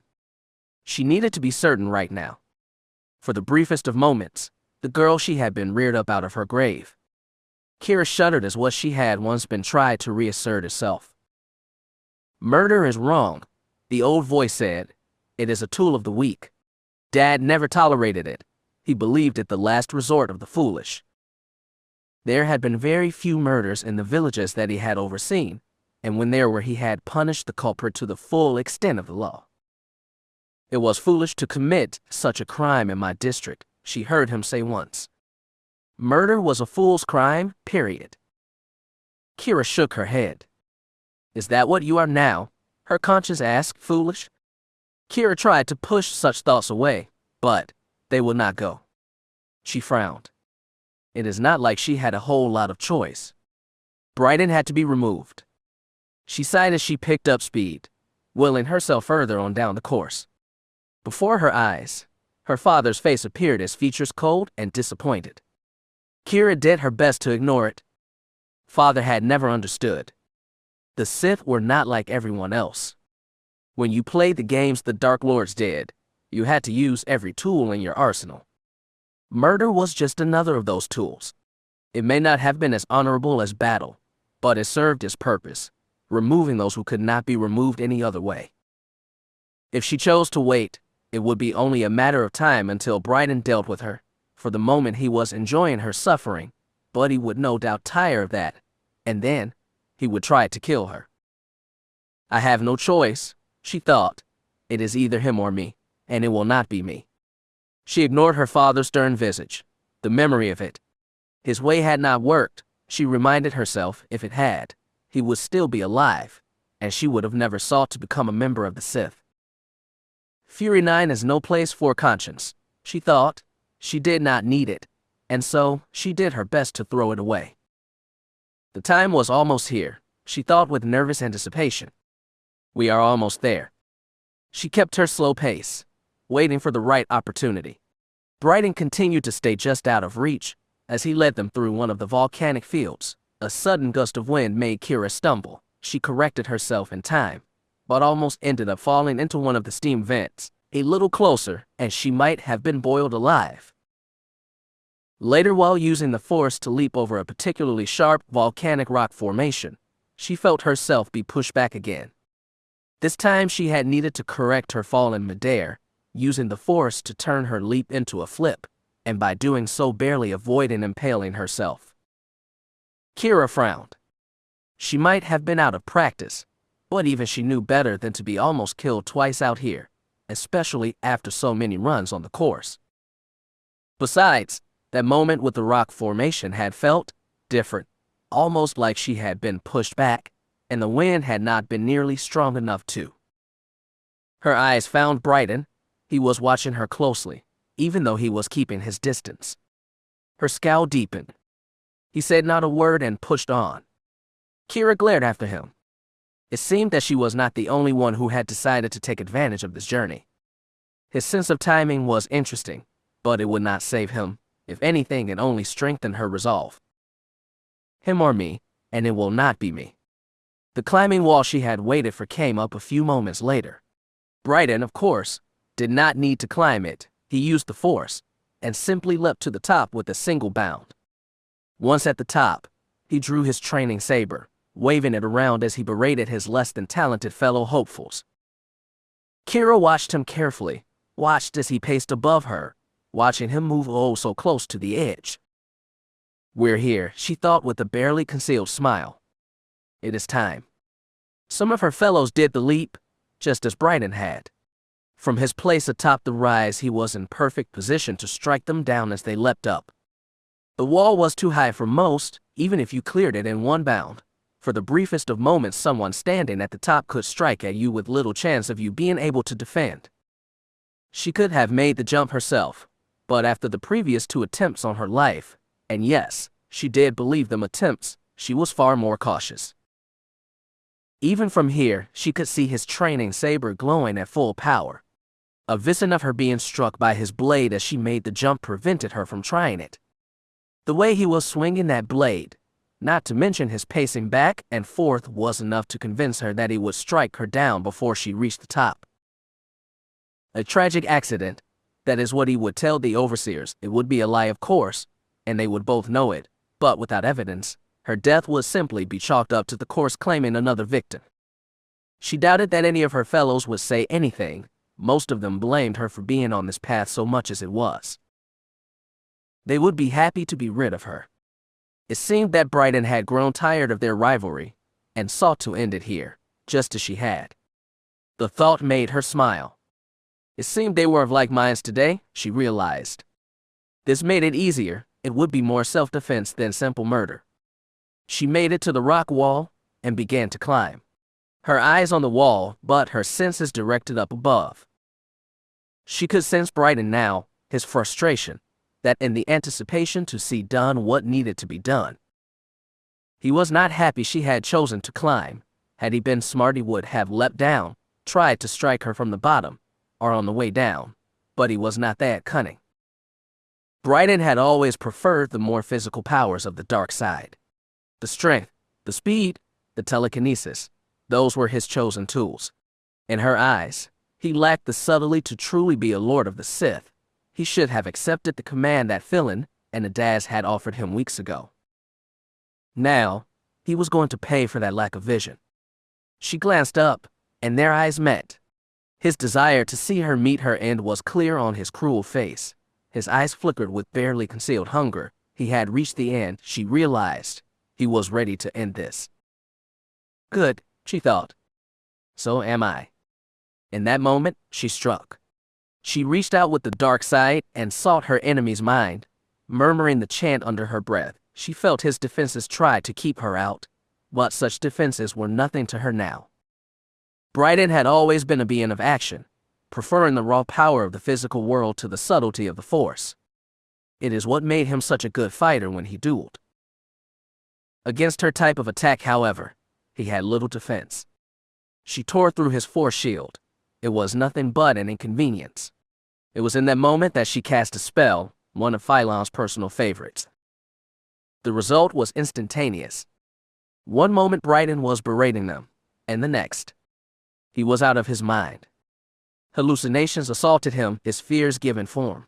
Keera heard him scream and reveled in the sweet sound of it. What came next was pure sweet chaos. The cries of the other hopefuls, their curiosity turning to fear as the maddened squad leader fell upon them with his training blade, trying to slay the ghostly enemies that now assaulted him. She heard the clash of blades, followed closely by shouts for aid. Bryden's panicked voice rose above them all, shrieking for them to stay away, that they were all dead. His words amused Keera. So, it seemed their squad leader had a guilty conscience after all. He still feared the dead would come back and haunt him for what he had done. Good, she thought, let them all be waiting for him on the other side, She heard him scream. She glanced up again as the squad leader lose his footing. He cried out in terror as he lost his grip on his training blade. He tumbled away from the wall and began to fall, head first. Keera cocooned herself in a force shield, not wishing to be struck by her rival on the way down, not wanting to be dragged down with him. She did not move until she heard the body strike the ground, and when it did, she suddenly felt the sweetest surge of elation. It was done, she thought. Her tormentor was no more. The dark side surged through her, filling her with its strength and speed. She scrambled the rest of the way up the wall in seconds, and found herself surrounded by her fellow hopefuls. They all seemed lost and confused, perhaps not truly grasping what had happened. They were still in shock from the sudden turn of events. She did her best not to smile. What do we do now? A boy on her left asked. A blonde girl to her right looked down the wall. Keera dared a glance herself. She saw the black-clad body lying at the bottom like a broken toy. So small, she thought, and so insignificant. Delicious. Should we go down and get him? The girl asked. Take him back to the academy. Keera almost laughed. Oh, the irony. She had posed a similar question to Bryden on her first day, that perhaps they should show mercy to those not strong enough to keep up. She glanced at her fellows. Few seemed to grasp what had happened. Most of them milled around like nerfs, unable to move without a shepherd to guide them. Weaklings, she thought. A true Sith would see the opportunity here. They would have leapt to claim it. The shock of it should have had no effect, but it did. A few were starting to wake up, though. She could feel their hunger growing. She did not intend to give them that chance. Leave him, she ordered. He has fallen. We must push on, forget him. The others looked at her. Who put you in charge, farm girl? One of the boys who had defeated her dueling exclaimed. You have no right to. Keera did not hesitate. She blasted him with force lightning. He flew back with a pained cry. Before the others could recover and attack her, she had her training blade out, its blade power to full. She glared at the others. Strike now, the dark voice in her advised. They are in shock, looking for a leader. Claim the mantle, show no mercy. She smiled cruelly. I would love to continue this debate, she said coldly. Sadly, we do not have the time. It is not getting any warmer out here, and I would much rather be on my way than waiting for my death out here. She risked one final glance down. Are any of you really going to mourn Bryden? He chose this path again and again to torture us, all of us. Today, it was the wrong choice for him. She held her sword at the ready, just in case, but she sensed no threat in the force. The others were listening, even those who might have challenged for control. She had struck first, and they knew it. Most here were simply looking for a strong leader to serve. Today, that would be Keera. She put her blade away and began to move. Let us do this miserable path one last time, she said. Tomorrow we shall take a new path, one not chosen by vengeful fools. She began to jog forward. Follow me now, she shouted over her shoulder, or be left behind and forgotten. It makes no difference to me. She pushed on, not even bothering to look back. There was the briefest of moments that she thought they would not follow, that she was on her own, as always, then the sound of boots on the hard stone. Keera smiled. A Sith takes control, she thought. The others had grown too used to having someone tell them what to do, the overseers, Brighton. She shook her head. They would need to learn to think for themselves if they wished to be more than what they were. For now, they were hers. That was all that mattered. She almost giggled. They were hers. She had one. The rest of the day passed like some hazy dream. Midday meal tasted as good as any holiday feast back home. Her classes with the overseers were equally enjoyable. Two hopefuls challenged her to meet them blade upon blade. She defeated both, despite the remaining stiffness in her shoulder and leg. She was still a bit rusty, but that would pass now that she finally out of her brace. Avest said nothing to her during their class. He seemed content to watch and evaluate. "I'm back, old man," she wanted to shout. "I've regained my strength. I'm back. Whether you like it or not." Phylon's class focused on building up mental shields, protecting oneself from mind manipulation and Sith spells. The irony of the lesson was not lost on Keera. She had studied this particular lesson almost religiously since her first time playing Obey Me. It was old news to her. If only you shared such knowledge with Brighton. Maybe he would be standing here instead of me. She basked in the glow of that. She was here. Her enemy was gone. That was all that mattered. As night settled in, she returned to her quarters, and continued to explore the words of Darth Fear. Perhaps there was more to be gained here, she thought. Perhaps I can get an idea of how to proceed next. She had been reading for about an hour when someone knocked at her door. She reached out with the force, recognizing who it was. She leapt out of bed, summoning her training saber to her hand with a gesture. Considering what had happened last time, she thought it good not to greet this guest unarmed. She undid the lock and opened the door. Overseer Ardana entered without any greeting. It was all she could do to get out of the pure blood's way. "Close the door, young one," he said in a low voice. "We must speak privately." She obeyed, but did not take her hand off her weapon. What is this now? She wondered. She turned to face him, giving him an arch look. For the briefest of moments, the two sized each other up. The room was thick with tension. "I have a gift for you, my student," Avest said, holding up something wrapped in heavy cloth, "to honor your ascension today." Keera almost laughed. "Your student," she said grimly. "You throw me to the sharks, you let the other hopefuls beat me down, and say nothing, and now, you seek to win back my affection with a gift." The older Sith chuckled. "Your affection is not needed," he said, "only that you continue to walk the path I've set you on."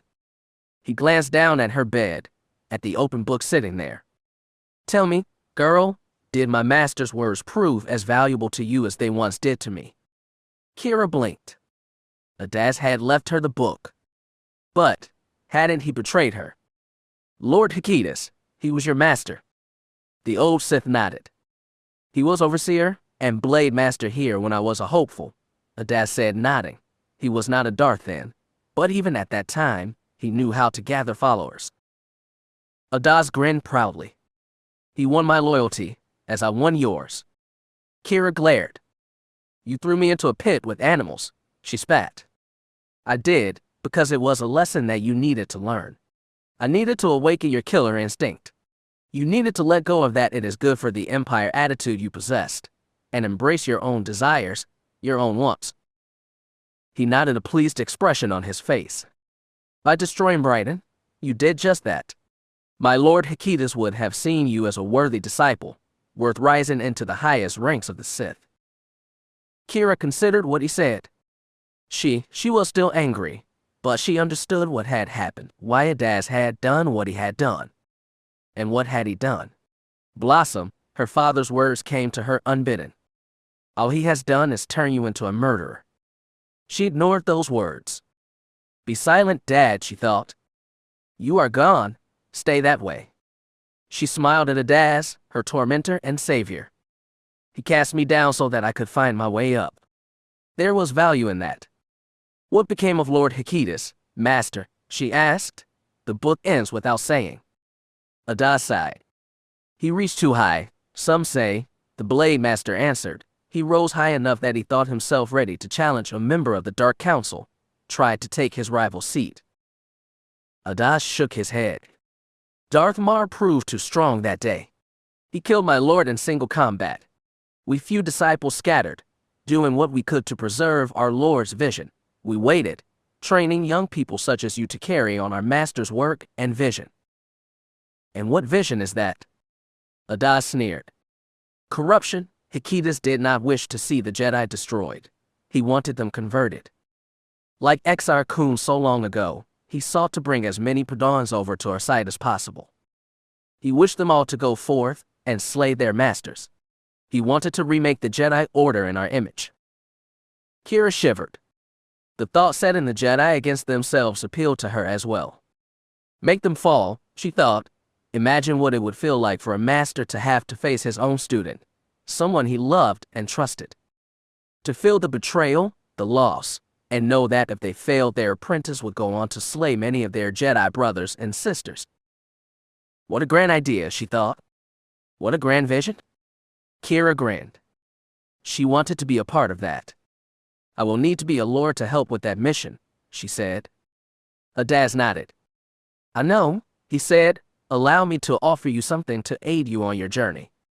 The Blade Master undid the cloth wrappings, opening the package he held. Keera's blue eyes widened at what he held. A Sith war blade, formed the days before lightsabers had been the Sith's weapon of choice. Oh, Master, she purred. It is beautiful. He offered it to her. She took the hilt with her left hand as she set down her training saber with her right. The blade far thinner than most such weapons she had seen. Of course, those had all been pictures and books. To hold the real thing was something more. The hilt fit her hand like a glove. Do you like it? Adaz asked. She nodded. He beamed with pride. It has been in my family for generations. Made for a female warrior of my bloodline in ancient times, and passed down from parent to child ever since. Adaz's golden eyes darkened. I have no children, my line will die with me, but this blade must continue. Your bloodline is just beginning. I welcome the knowledge that it will pass to your offspring, and theirs.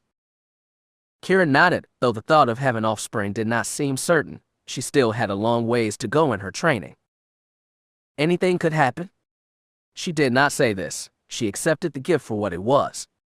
Thank you, my master, she said, bowing in gratitude. Her smile then turned evil. I can't wait to bloody it.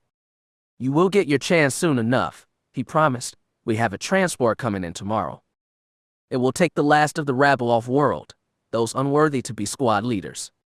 100 new hopefuls will be arriving as well, students with the potential to become Sith. Keera's smile widened. You and Master Phelan will need someone to guide them. We will indeed. Training groups will be needed to separate the weak from the strong. He removed something else from the cloth that had hid her new sword. A red squad leader sash. Congratulations, my young student, he said. Or should I say squad leader? Squad leader Keera bowed her head as she took the sash from his hand. I will make you proud, master, he said. I will sift through this rabble, find the gems hidden among them. I know you will, my dear, he said. For the Empire. She almost laughed. Yes, my master, for the Empire. Chapter 13. What's in the name? Squad leader. It was not a position that Keera had thought much about. The squad leaders were simply an obstacle to be endured her first few months at the academy. She did her best to stay out of their way and off their scanners. She had lost count of all the hopefuls she had seen the squad leaders humble. All those left crawling, almost to the point of begging for their lives. She had been fortunate never to find herself in such a place. Gaining the attention of a senior student at Fury 9 had not been a good idea. She had seen evidence of that again and again. So she had kept her head down, avoiding all but her own squad leader. The late and unlamented Bryden had been bad enough. She had had no desire to make any other enemies. Now, through her actions and rising power, she found herself among the senior students. She was a squad leader for a new crop of hopefuls. She did her best to be worthy of that title. She stood with her fellows as the transport carrying the next group of hopefuls arrived. No sooner had the doors opened than they advanced, herding these nerfs into the slaughterhouse that was Fury 9. The first day, she thought with a hint of a smile. Let the culling begin. How many of these students will die? How many will be left broken and forgotten on the course? It would be her job to make sure that only the best of worst made it back. It was a task she took seriously. Look at this trash, Keera, a squad leader named Obara said, with a sneer. The blonde-haired girl shook her. Have you ever seen such a waste of space? Keera chuckled.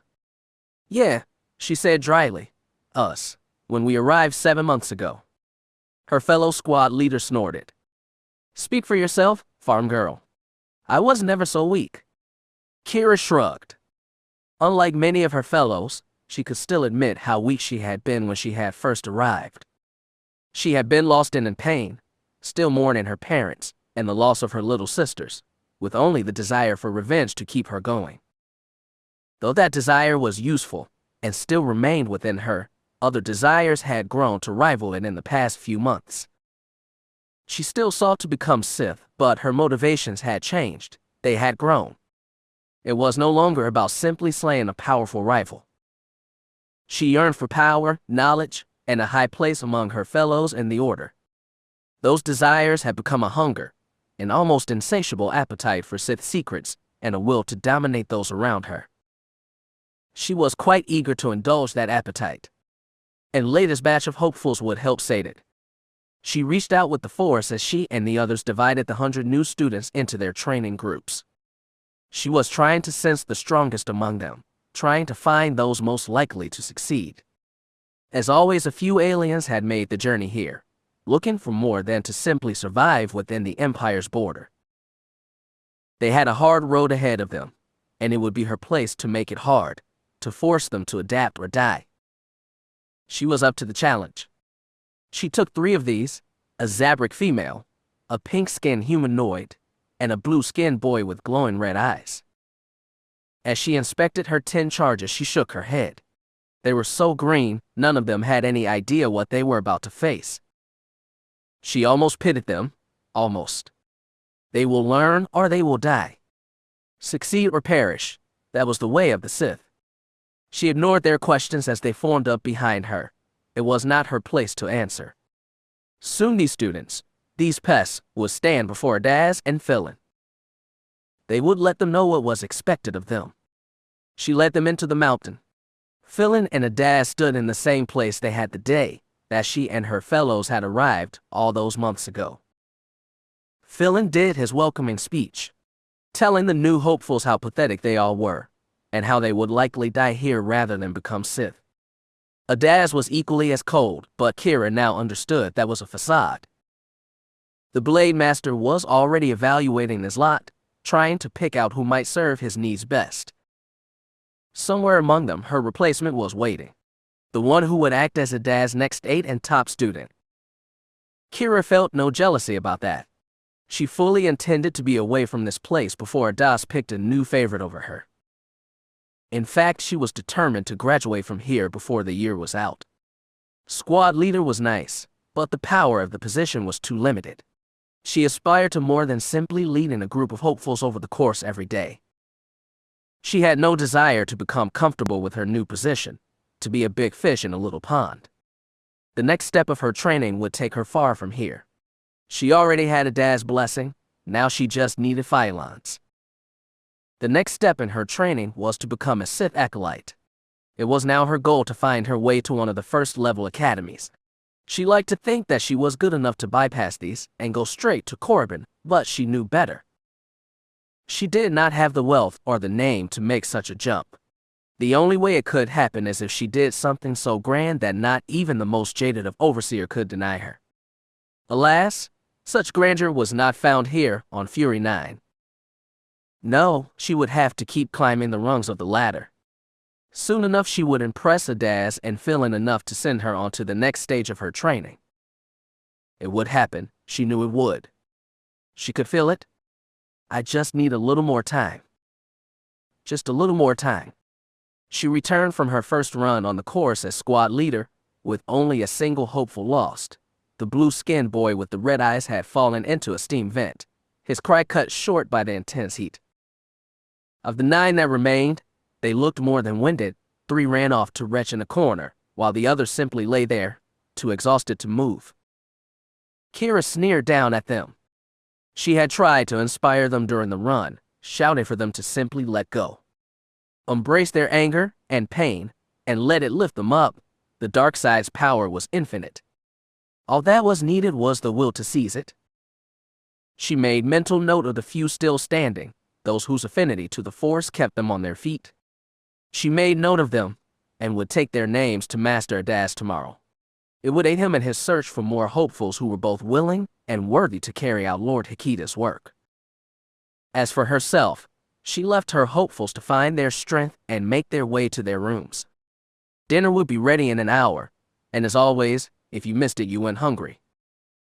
As was expected, she and the other squad leaders joined the 2 overseers at a welcome feast for the new hopefuls. None of those hopefuls shared in the feast, of course. The delicious fare was for senior students and overseers only.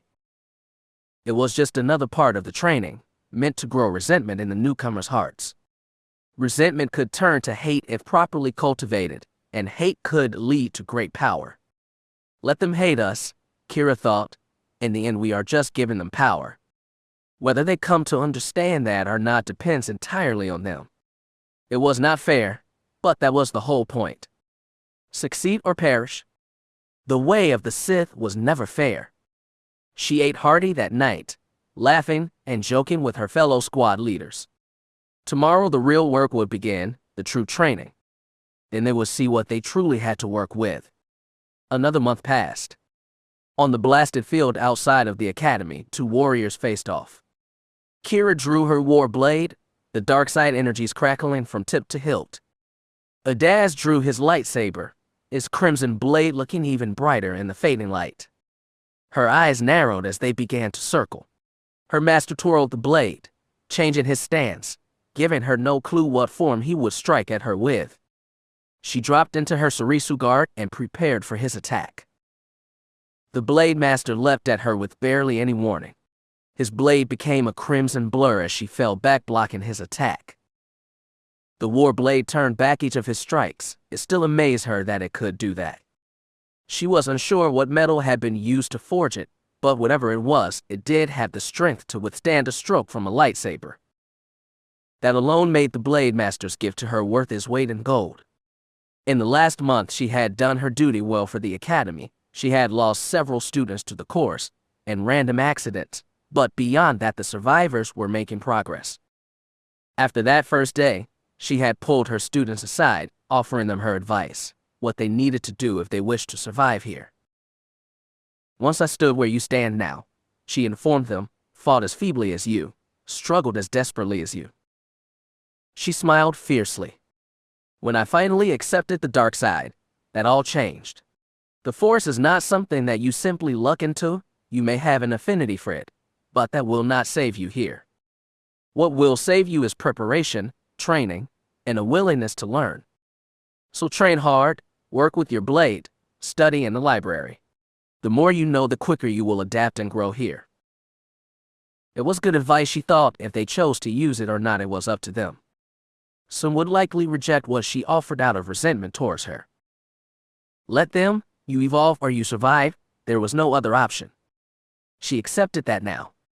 It was not her place to coddle these hopefuls, only to show them the door. It was up to them if they were willing to step through it. Philin was not entirely happy with her training methods, she knew. The Force Master tended to enjoy culling his students far more than he should have. You need to teach them to fear you, girl, he advised. How else will you maintain discipline? She knew that most of her fellow squad leaders kept their charges in a constant state of fear. Most of them were hated, and few hopefuls dared go to them for help. It was a petty cruelty, Keera thought, useless if the students were going to learn anything here. Fear could be a means to end, she knew that, and it did keep the rabble in line, but it was not the only lever one could pull. Fear was useful, she knew that well, but all could be equally inspiring. And it was all that she was cultivating. Do you have something against fear? Master Adas had asked her during one of their duels. Terror is nice, she answered. Intimidation is better. Simple fear only invites plotting. It can unify the weak against a common enemy. It could inspire a group of my lessers into working together to bring me down. But then they would never learn, never grow. Intimidation, however, when done correctly, inspires the individual. They think they have a chance against me one-on-one. Their pride remains intact, which drives them even harder to become stronger, to try and bring me down. She had grinned then. I know I show what I can do more than the other squad leaders, but this is a training tool as well. I want them to see what I can do, want it for themselves. Until they can match my skills, they remain subservient, malleable. Her grin widened. I find I like teaching, Master. Adas smirked. You are sounding more and more like a Sith each day, he applauded. You'll be on your way to Lord's Reach or Butcher's Clearing soon enough. I have foreseen it. The thought of being sent to one of the higher academies made her mouth water. The secret she could learn, the prestige she could win. The thought was intoxicating. She wanted to know everything about the dark side. She wanted it all. She wanted to drown in darkness, to cocoon herself in the Force and the teaching of the dark side, and when she finally emerged, be something more terrifying than had ever existed, and when she did, even a lord like Darth Fear would tremble. Despite her higher position, Adas still offered her one-on-one lessons. Duels against those superior to her would only sharpen her skills. He held back little now, and she was in awe of his skills. Master Adas was a true Sith master, despite only possessing the title of Overseer. She suspected that he had mastered all 7 forms of lightsaber combat. He may even been one of the best duelists of this age. Of course, that may only be her lack of experience talking. She would have to see what other Sith swordsman was capable of. If they were stronger, she would need to seek them out, learn from them. Their duels usually lasted an hour or 2. They would get lost in the hum and whirl of blades, and be left sweating and breathless, despite the cold. Keera never landed a blow on her master. He was too good for that. Yet she had only suffered minor burns as well. Her skill had progressed enough that he had not landed any successful attacks on her. He could be holding back, she thought. If so, that was his choice. He wanted her to leave this rock and make her mark on the Empire. In this, they shared a common goal. The duel ended as it always did. She felt her responses slowing, her defense no longer as crisp as it had been in the beginning. Sighing, she lowered her blade and offered her neck in submission. Adas nodded and powered down his blade. Another excellent duel, my student, he said with no small amount of pride. You hold your own, but are not afraid to withdraw when you sense the battle turning against you. You continue to impress. She basked under his praise.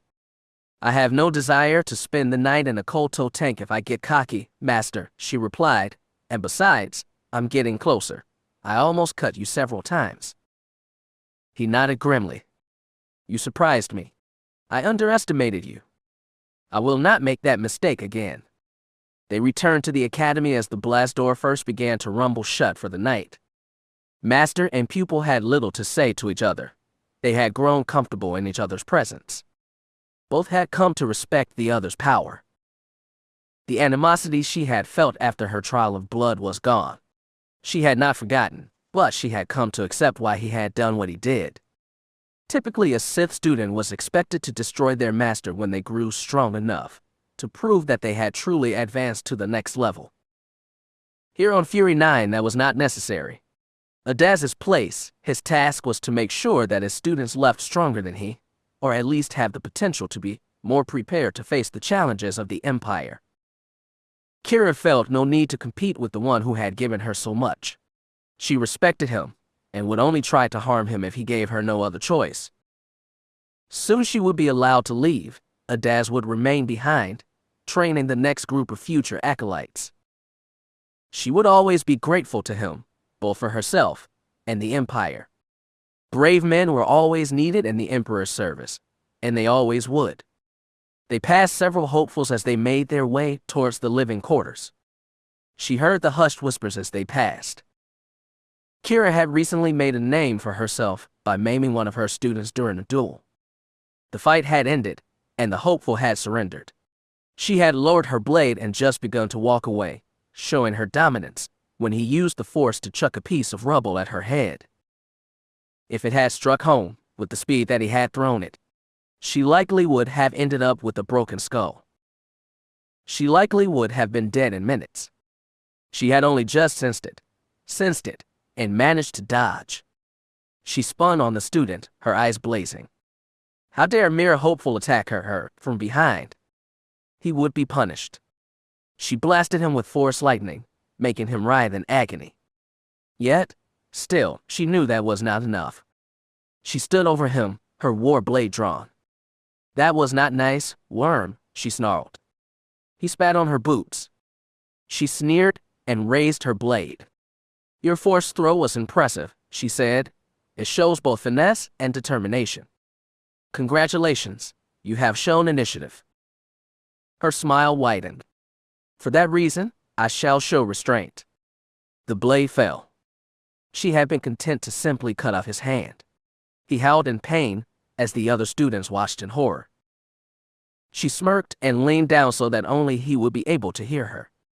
I could have taken your fool head, she growled. Remember that. She had left him then to limp down to the medical room. A war blade did not cauterize like a lightsaber. The droids were able to reattach the hand, but the hopeful would be hurt and vulnerable for at least a week. Keera knew what that was like, what an informative experience it could be, to be injured at Fury 9. She had come back stronger.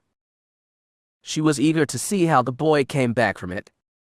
As they walked, Ada's features became thoughtful. Keera could sense her master had something on his mind. Master, she asked. He sighed. Have you decided on a name yet? He asked. Keera blinked, unsure of exactly what he meant. She laughed dismissively. Are we referring to those hypothetical offspring of mine? She said dryly. We are referring to you, my student, he clarified. You are aware of our tradition? Yes, that a hopeful takes a new name when he or she graduates and becomes an acolyte. That a student lets go of the weakness of their past life and embraces the strength of the new. Keera nodded. She had been given it some thought. I thought of choosing a variation of Lord Hikita's name, she said, to show my willingness to advance his work, but the more I thought of it, I think not. I mean no offense to your master. She smiled sheepishly. I believe that a Sith needs to follow her own star. He nodded in agreement. That is true, he agreed. A Sith should blaze her own path. He shook his head. I met many fellow Sith during our invasion of the Republic. Many of them never found the strength to truly cast their old selves aside. In some small corner of their mind, they still held on to who they had once been and what they had lost during their journey to become Sith. His eyes narrowed dangerously. It was a failure on their master's part. They thought leaving that one tiny kernel of the past would keep their apprentice subservient. All it did was make them into a ticking bomb. When confronted by something from their past, a friend, a loved one, these failures would turn violently on their masters and all to protect something that no longer existed. It was pathetic. Keera considered his words. His eyes found hers. His expression was as hard as stone. Are you prepared to do that? He asked. Are you prepared to let Keera Lylos die and be reborn as a true member of the Sith Order? Keera bit her lip as she considered how best to answer. She was not entirely sure that she was ready. It was Keera's pain that had brought her here. It was Keera's quest for vengeance that had brought her to the dark side. Was she truly ready to cast Keera aside? She found herself thinking of what he had said, of the dangers of the past coming back to haunt. Her belly twisted. What if she encountered Beric on her journey? What would she say to her older brother when they met? As always, the dark side provided an answer. You would be wise to kill him. The love you bear for him would be a chain that would drag you down. When you finally face your enemy, there must be no weakness within, no doubt or fear. The loneliness of the truly powerful. The thought, what she thought of as best. It frightened her. It sickened her. Kill my own brother. The last member of my family. His death will fuel you as never before. The knowledge that you did this to be strong when you face your enemy will make you stronger than even you can imagine. She had started down this path for justice, and in the name of love. Did she have to kill that same love to achieve her goal? Was that the sacrifice that the dark side demanded? Was that the price of true freedom? The Force shall free me. That is what the Sith Code promised. Did she have the strength to break that last chain? Did she dare? She looked at her master, her mentor. I will do what is necessary, my master, she answered, what you would expect of me. She tried to smile evilly. I will make you proud. He snorted, perhaps sensing the lie in her words. The moment of truth approaches, girl. There is no place for second guessing among the Sith. Put your past to rest, cast off the girl from Oridanna, and be prepared to move on. Take your new name, your Sith name, and move forward, towards your destiny. Keera nodded. As always, Adaz had offered her good advice. Let it go, let it all go. It was the only way forward. What will my final trial be, master? He smiled slyly. You will see soon enough, my eager student. You will see. Rebirth. Chapter 14. Rebirth. Keera's final trial at Fury 9 came a day after her 16th birthday. It had almost passed unnoticed. Days and weeks tended to blend together at the academy. Survival and the gathered power took precedence over remembering what day it was. The only way she had known at all was that she heard some of the academy staff talking, going over what they would need to requisition from the Sith Ministry of Supply before the next transport came. The realization of it gave Keera pause. She spent much of the day reflecting on what had occurred, and what might have been had the Force been kinder. My birthday, she thought to herself. This is not how I imagined it would be. The fact that she had reached it at all was significant. She had come close to death several times here.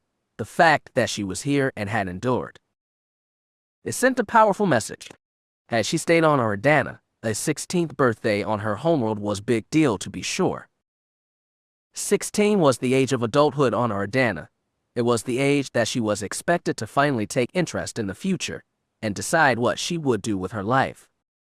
Beric had celebrated his 16th by sneaking out of the house that night and enlisting in the Imperial Navy. Father had been furious, but by that point there had been nothing he could do. The deed was done, and Beric was of age.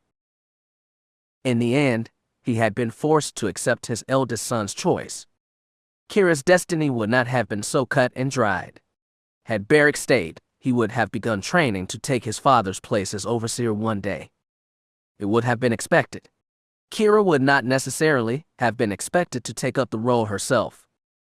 As a young woman, father would have still had a say in who she would eventually marry. Had he had his choice, it would have been one of the wealthy landowners. A good match to be sure, but she doubted that she would have been truly happy with it. No, she probably would have pushed to find a job somewhere in Or's government office. Even if she was not likely to become an overseer, she would have liked to do more than simply been a bargaining chip to help father increase his prestige. She didn't think that he would have resisted that choice. He might have even been proud of her for making it. Still, that would have come later. There would have been plenty of time to make such a decision. Even now she could imagine her father's face, that indulgent smile when he wanted her to just set aside her duties and simply have fun. This is your day, Blossom, he would have said. Try to enjoy it. They would have celebrated her family, and her role likely would have joined them. It would have been expected, considering that he likely would have stepped up his attempts to court her, and thereby win her hand in marriage. Thinking about that now just made the anger within her simmer. It never faded now, not completely. The dark side fed off her emotions, and anger and hate were the strongest. And in return, the dark side made her strong. She still had no idea of Ro, and known what his father had planned to do, if it had even been planned. Of course, did it matter anymore? What had happened had happened. Her family was gone, and Golan Wilkes had become overseer. The mere thought of that man seizing such a reward made her blood boil. The dark side surged inside of her, wiping away any thought of what might have been. Her family was gone. There would be no party tonight, no gifts or family meals. No would-be suitor at her side trying to convince her that they should spend their lives together. The Sith are my future, she realized. This is the direction I have decided to take my life. Any chance of living what some might call a normal life ended the very moment her Force powers manifested. And in truth, she would not have wanted to return to her old life if she could, not after everything she had seen and what she had done. I know my destiny, she thought. The Force chose it for me. I will spend my life wielding a red lightsaber for both my power and the power of the Empire, the glory of my Emperor. It was a certainty that most people she had grown up with would never know. It was the Force's gift to her. She smiled at that thought. Happy birthday to me! Now, all that remained was her final trial. She awaited it eagerly, performing her duties, but waking each day with a sense of anticipation. Now, all that was needed was her teacher's blessing. It would be their gift to her. Less than a day later, that gift finally arrived. She doubted that the overseers realized what date it was, and that it was special to her, and suspected that they would not have cared had they known. After she spent the previous day reflecting on her life, she came to welcome the action a new dawn brought. She awoke that morning all a-tingle. There was a sense of anticipation in the air, and it made her almost giddy. She was not sure what that meant, but had her suspicions. She prepared herself as best she could for what was to come. As was expected, the overseers called all the squad leaders into their office before the day began. Both of them were in agreement that the running of the course should happen this afternoon. It was not unusual for Adaz and Philin to make such a decision. It was their right as heads of the academy. The squad leaders could do little but obey. Keera spent the day working with her squad, helping them with their sword training, assisting Adaz and guiding them through the latest series of sequences he had taught them. She enjoyed this time, savored the improvement her people were showing. There were only 6 of them now. She knew that soon the overseers would choose to combine her group with one of the others. Then she would have to work in tandem with a fellow squad leader. That did not please her. She had made no friends here. Her focus had been entirely on completing her training and becoming a full acolyte. That in her shaming after her trial of blood had left her with little warmth towards her fellow students. No, she would not enjoy pooling her resources with another. She hated sharing. You need to learn to work with others, Philin had advised her. After all, if you do become a lord, you will have to work with your fellows if the Emperor calls on you to do so. Keera had agreed, grudgingly. The Force Master had laughed then. Your greed will get you in trouble one day, child. Do try to keep it under control. She acknowledged his advice, but was still not pleased about it. Why shouldn't she be protective of her power? Was it not the way of the Sith to seize power from those not strong enough to hold it? Why should she not seek to keep what was hers? After midday meal, the squad leaders took their charges out on the course. Keera, still feeling that tingling sensation, that tremor in the Force, decided to keep her group's workout light today. She chose one of the quicker coursers, the simpler ones. Some of her fellows might have seen that as weakness, but Keera did not care. She would not exhaust herself this close to whatever it was that was coming. She intended to be ready. As they made their way back to the academy, they were all surprised to be met by Overseer Adaz, not back at the academy but on the course itself. Something has happened, Keera thought. Why else would the master make the journey out here when he does not have to? Hold, he called out as they approached. Keera's blue eyes met his golden ones. She gave him a questioning look. The overseer nodded. She felt a shiver run down her spine. No words passed between them, but they did not need to. She knew why he was here. Adaz called out to one of her squad, a student that had impressed him recently. He asked the boy to take over and lead the group back to the academy. He turned to Keera. I have a special task for your squad leader. He informed the others. She will rejoin you later. The overseer said nothing more until the other students were out of earshot. He looked down on her, his eyes blazing with barely contained anticipation. "Is it time?" she asked. He nodded. "Yes," he said. "This is a day you shall remember for the rest of your life." She nodded, feeling the excitement building in her. Her final trial, her graduation trial. She could hardly wait. He handed her a data pad and a large bag. She took both, not quite sure what he expected of her. She quickly scanned the date pad. It contained a map with a marked-off location, not far from where the course emptied out into the valley that led back to the academy. She gave her master an arch look. "I head to these coordinates, yes?" she inquired. He nodded. "Then what? What is this place?" His expression remained grim. "The place described on the map is a Sith shrine, built by the first lords to have settled here, the ones that founded this academy. You shall go to the shrine, sit before it, bask in the power of the dark side, and wait." She nodded. "And what exactly am I waiting for?" "For the last squad to return from the course. It should not take long," he replied. "You shall remain hidden from all prying eyes. Wait until all but a single hopeful remains outside of the academy." He smiled slyly. "There is always one, after all, one that has still not embraced what we are trying to teach, one who still struggles to understand what he or she might become. And when I come across this hopeful..." Avest chuckled, his smile turning into something ugly and cruel. "I think you can guess what happens next, my student," he said. "This one hopeful stands between you and being named an acolyte of the Sith Order. I think you know what to do in such a situation." Keera blinked. She did know what was expected of her, but at the same time, this seemed somewhat unreal. "Who will this last hopeful be?" she asked. "The last person to return to the academy," he answered. "Name, species, or gender does not matter to me, and it should not matter to you." He pointed down at the bag in her hand. "I think you can guess what the sack is for," he said. "Fill in, and I require evidence that you have completed this trial. You will bring back the head of this hopeful. Only then will you be a full acolyte." Keera pursed her lips. This was not quite what she expected. On the surface, it was no real challenge, not for someone of her skills, but still. "That is it?" she asked. "That is it," he said. She shook her head. "Not much of a challenge." He laughed.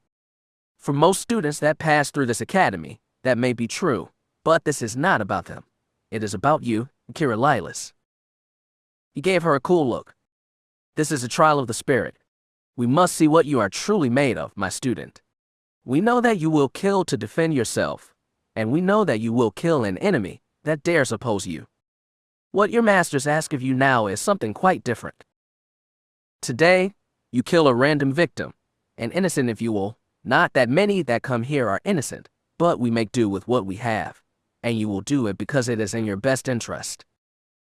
He put a large crimson-skinned hand on her shoulder. "Can you end someone who has done you no harm? Can you end a life because it is the only way for you to advance, not for the Empire, not your people, but for you, and only you?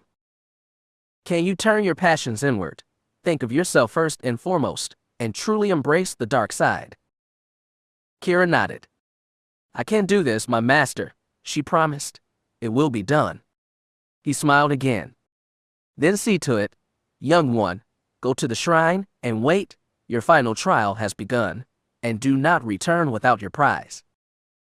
Both Philin and I are expecting it." Keera nodded again.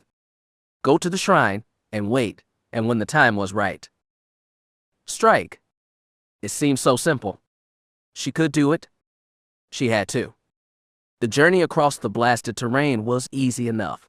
There was really nothing between where she began and the Sith shrine. As she made the journey, she began playing mental games with herself, psyching herself up for what was to come. The task was simple, too simple really. Pick out the weakest of the pack and slay it. Simple. "Are you an animal then?" her conscience chided. "You really feel no shame over this? Whoever that person is, They don't deserve what you are about to do. She tried to ignore that voice, focus on the trial, and what was needed to complete it. She used the Force to increase her speed. It was getting late. The sun was starting to dip below the horizon. The temperature was already starting to drop to uncomfortable levels. She would not have much time. She found the Sith shrine the master described easy enough, a tall rocky tower, built in the middle of the blasted lands, Sith glyphs emblazoned on its base. The area around it was littered with bones and bodies, most of them humanoid. From the way they had fallen, she guessed that they had died from the cold, curled up, fighting to stay warm, only to surrender and die in their sleep. She tried to ignore the fact that most of them wore the remains of hopeful training clothes. A few even wore the faded red sashes of squad leaders. The sight made her shudder. The price a hopeful paid for failure. Still, these deaths had contributed something. She felt a heady feeling as she came within only a few feet of shrine. The dark side was very strong here. She reached out to it, basking in its glow, the low hum of power that always seemed to be most prevalent where the Force was so strong. She reached out with her senses, feeling the other hopefuls nearby. The last few groups were making their way back. It would not be long before her prey came into view. She would be ready when they finally arrived. She kneeled down in the black sand, meditating and reaching out with her emotions.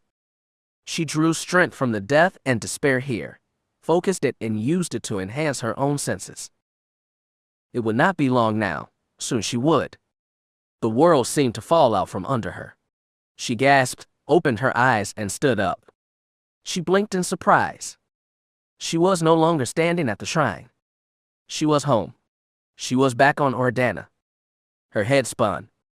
She stood only a few steps from her home.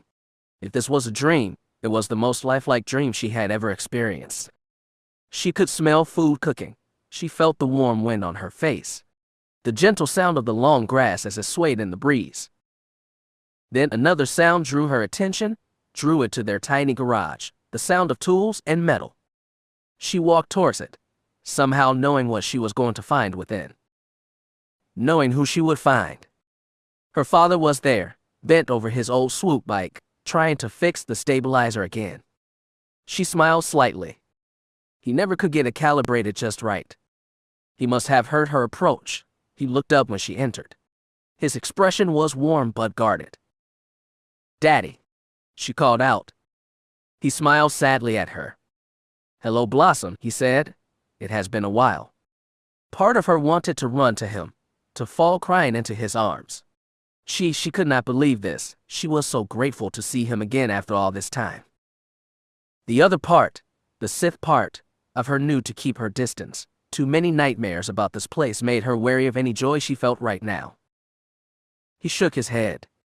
"Look at you, my sweet little girl," he said. "You are a proper young woman now." His voice was tinged with a mix of joy and sadness. He sighed. "Never thought I would ever see you wearing Sith robes, though. Imagine it, my sweet Blossom, one of the masters." She looked down. She was indeed clad in robes of the Sith, a lightsaber clipped to her belt. The sight disturbed her. "I'm not going to attack you, am I?" she asked. "Are you going to attack me?" "I'm not going to attack you," he promised. "Are you going to attack me?" "I don't want to," she reassured him, her eyes stinging with emotion. "Dad," she said, "what is going on?" "You are a clever girl," he said with a sad smile. "I think you can guess what is going on." He stepped away from the swoop, walked towards her but stopped just out of reach. "It is time to make a choice, Blossom," he said. "Your choice, only you can decide where you go from here." She nodded.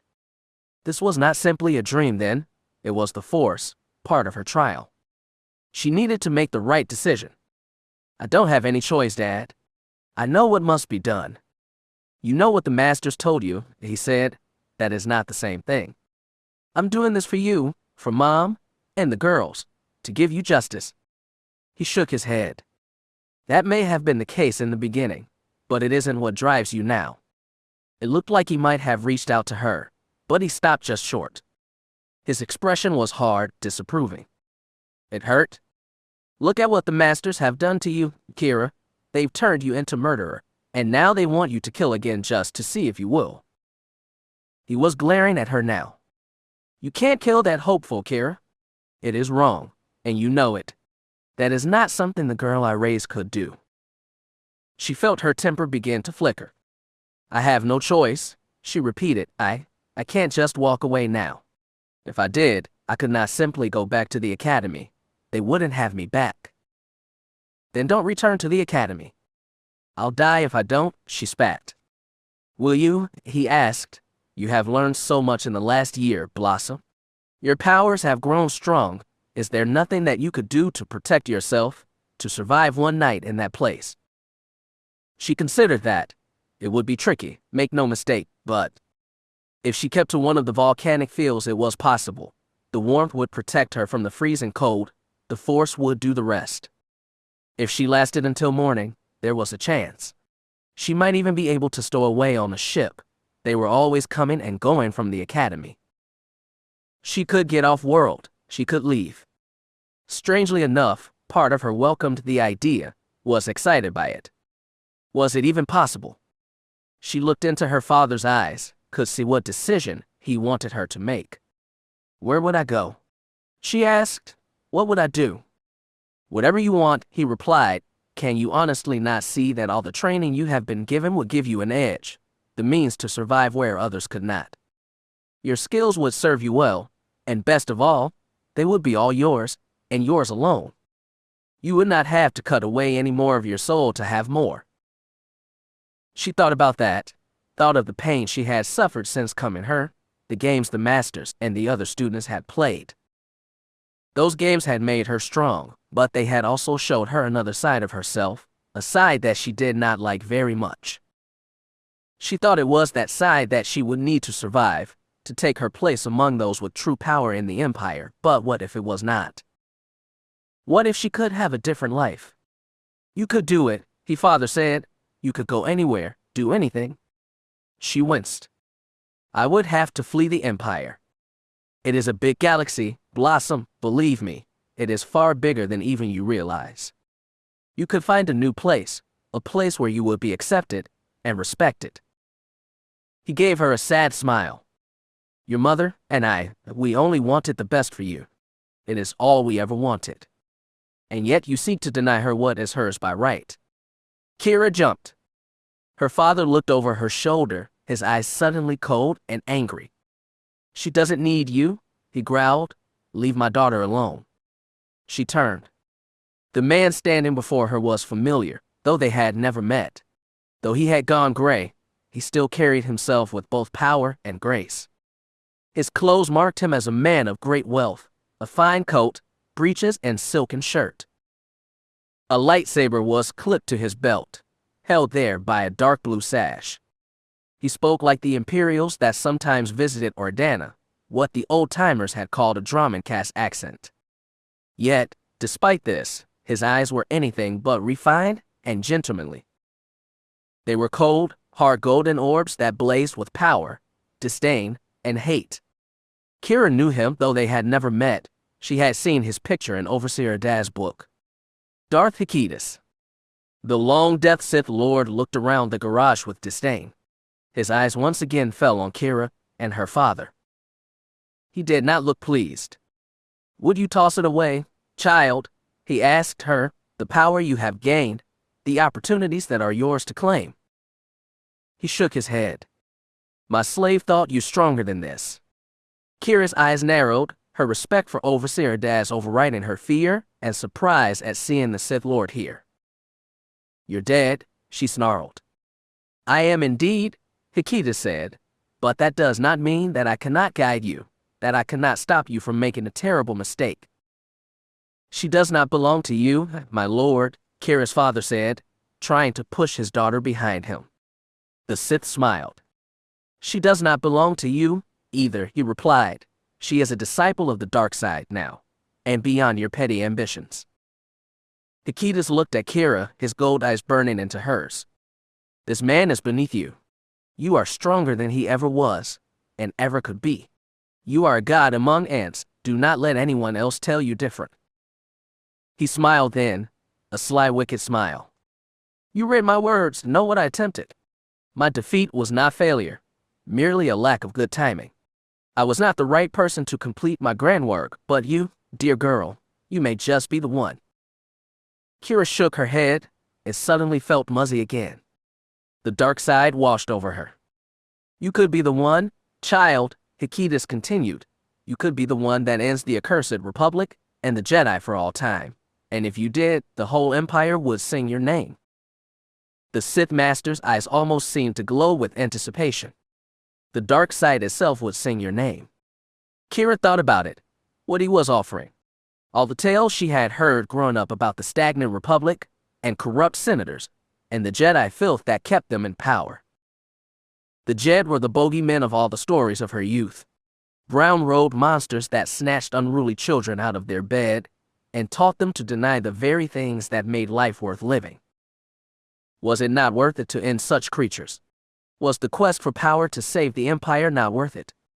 Keera found herself smiling now. She moved away from her father and towards her master's master. I could do it, she said. I could continue your grand work. You could, Hikitas agreed. The Force would set you free. Her father grabbed her. He had heard enough. He spun her around, made her face him. His eyes were full of fear now. It's something she had never really seen before. She sneered. His weakness disgusted her. He is trying to tempt you, Blossom. Do not believe him. He is playing to your desires, to greed, to avarice. Her father shook her like he was trying to wake her from a nightmare. Don't be fooled. He doesn't want to set you free. He wants to make you his slave, a slave to what he wanted in life. He was almost pleading with her now, trying to draw her back into his promises of a life beyond what the masters offered. Follow his way, and all you will know is a life of fear and paranoia. You will not know who to trust. I never wanted that for you. I would never have given my life if I knew that was what you would choose. Through the Force, she could feel desperation. Her father was on the verge of begging. That was how deep his fear had become. Your mother and I, we only wanted what was best for you, for the girls, and for Beric. He shook his head. Blossom, Keera, I beg of you, turn away from this path. You can find another way. You can have any kind of life you want. You can find happiness. You can find peace. Keera frowned, and she did something she never would have done before Fury 9. She glared at her father. Unhand me, old man, she growled. You dare put your hands on your better. Lylos, the shadow of Lylos released her. Keera, he whimpered, please. She sneered at him. I will avenge you, Dad, she promised, but I will no longer hide from my destiny. I will not deny what dark side offers me. She turned away from him. Darkness began to close in. Darth Hikitas was smiling. He was pleased. So you are not going to run away? He asked. You're not afraid of your desires, your greed. He chuckled. Avaryss does not scare you. She smiled triumphantly. No, my lord, she said, bowing her head. It does not. The garage began to fade to black. Her father's voice became quieter and quieter. Keera, he was trying to shout. Keera. She did not even look at him. He was beneath her now. That is not my name, she murmured. She closed her eyes, willing away the last of what she had once been, casting it aside. It is time, young one. Hikitas said. She opened her eyes and saw the blasted lands that sheltered Fury 9. She grinned hungrily. She still had a trial to complete.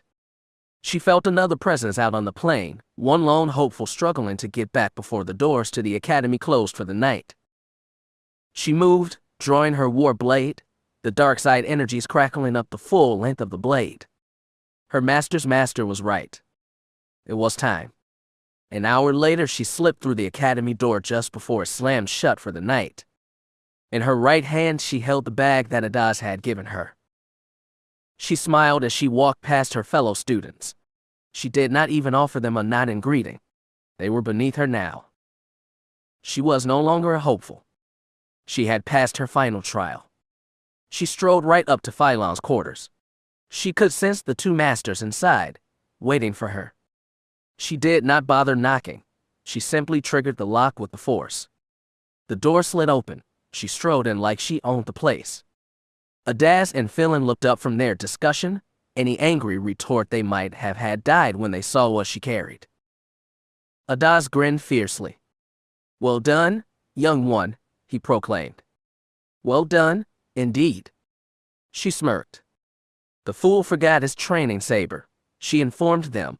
Someone should have warned him how risky that is. She shook her head.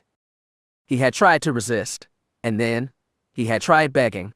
Both were ineffective. Both fell on deaf ears. She knew what was expected of her, and she did not hesitate. She showed no mercy. She dropped the bag on Phylon's desk. It thumped heavily when it struck.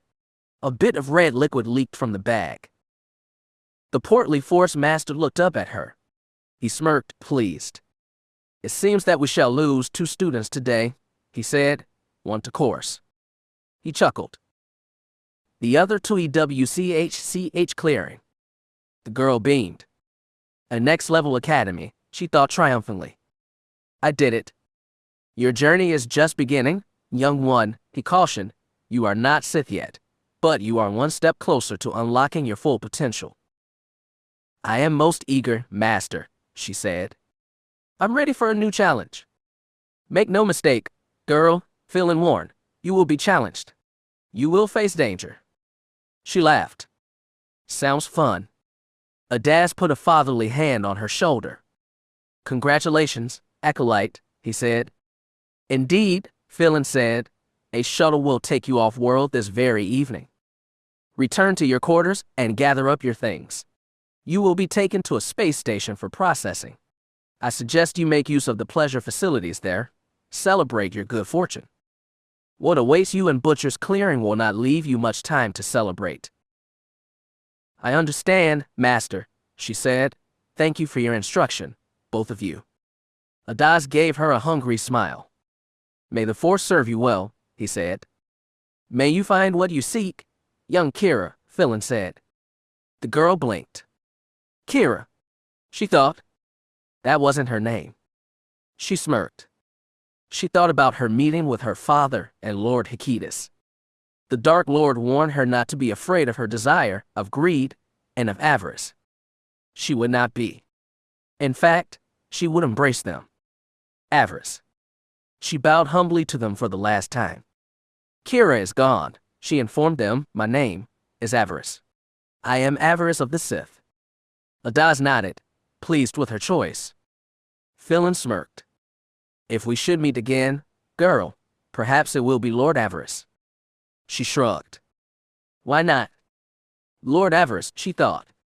Why stop there? She shivered. Why not Darth Daverus? Yes, she thought. Darth Daverus, Dark Lord of the Sith. It had a nice ring to it. Chapter 15. Pleasure. Avaryss was spellbound. That was only the word to describe it. She had only just arrived on the space station, finally leaving the Fury 9 Academy behind. Her meager belongings, a change of clothes, a training saber, and her war blade were safely at her side. She had not known what to expect when she reached this place.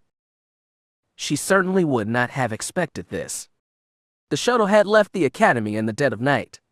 The hangar built into the side of the mountain opened, and from there they had flown into the snowy night, and from there, back into the even colder blackness of space. After the ship had made the jump to hyperspace, the young acolyte had dozed in her chair, lulled to sleep by the hum of the engines, the excitement of the day, and the softness of the shuttle seat. She had left the planet far more respected than when she had first arrived. None of the techs or soldiers that saw her pass said anything, no snide remarks, no jokes about her origin. As a full acolyte, even a first level one, she was only a small step below a full Sith. Sith did not take kindly to being gossiped about, or to be the butt of a common Imperial's jokes.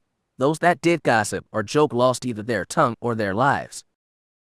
Clearly these Imperials were smart enough not to risk it. She had watched the planet fall away from one of the shuttle's windows, looked down on the drab, ugly gray world where her new life had begun. She smiled slightly. It may have been hard to believe, but she would miss it. It had been there that she had first started to realize her full potential. Such events would not be easily forgotten. No longer clad in the garb of a hopeful, she now wore the uniform of a first-level acolyte, a royal blue tunic with black leggings. The uniform alone was enough to garner either fear or respect. She accepted both as her due. She had worked hard to reach her current status. They had damn well better respect her. The shuttle ride had been only a few hours, and soon she arrived on yet another Imperial control station, a port of call for many young Sith going through their training. After a brief processing by the station master, she was given a pass inside. That pass entitled her to 2 days of rest and relaxation before continuing on to her next posting at the Academy of Butcher's Clearing. Enjoy yourself, Phelan had said. The next stage of your training will require much of you. Best to take your diversions when you can. It was good advice, she knew. The pure blood might have been an arrogant bloat, but at least he understood the rigors of Sith training. She had survived, now she had a chance to enjoy that survival, to revel in it. She was eager to see what the Empire had to offer her. The doors to the lift opened, she now stood upon the station's main floor, looking at the grandness of Imperial power. The sight of it left her speechless. She had never seen anything like this. From the shuttle, the station looked like a giant tube, a tube with 2 large towers on each end.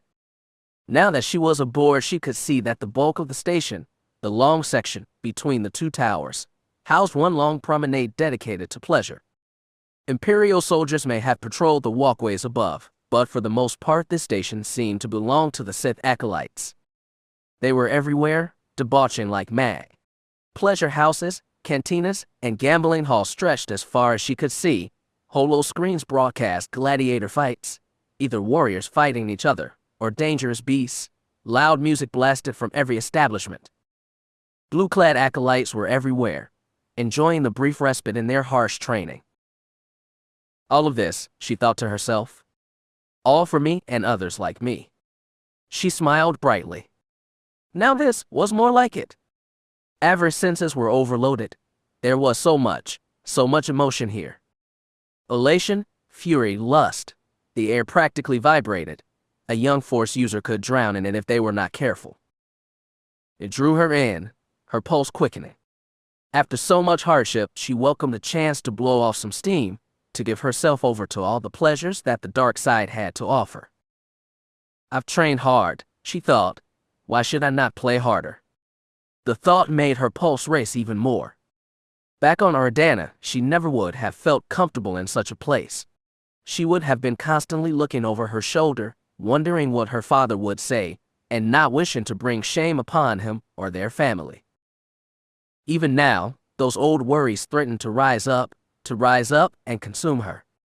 And they might have, had the darkness not came to her again. You do not have to worry about that now, the dark voice inside her said. Those worries, those insecurities, that family, they belong to farm girl named Keera. Keera is gone now, buried in the sands outside of Fury 9. You are Avaryss now, Avaryss of the Sith.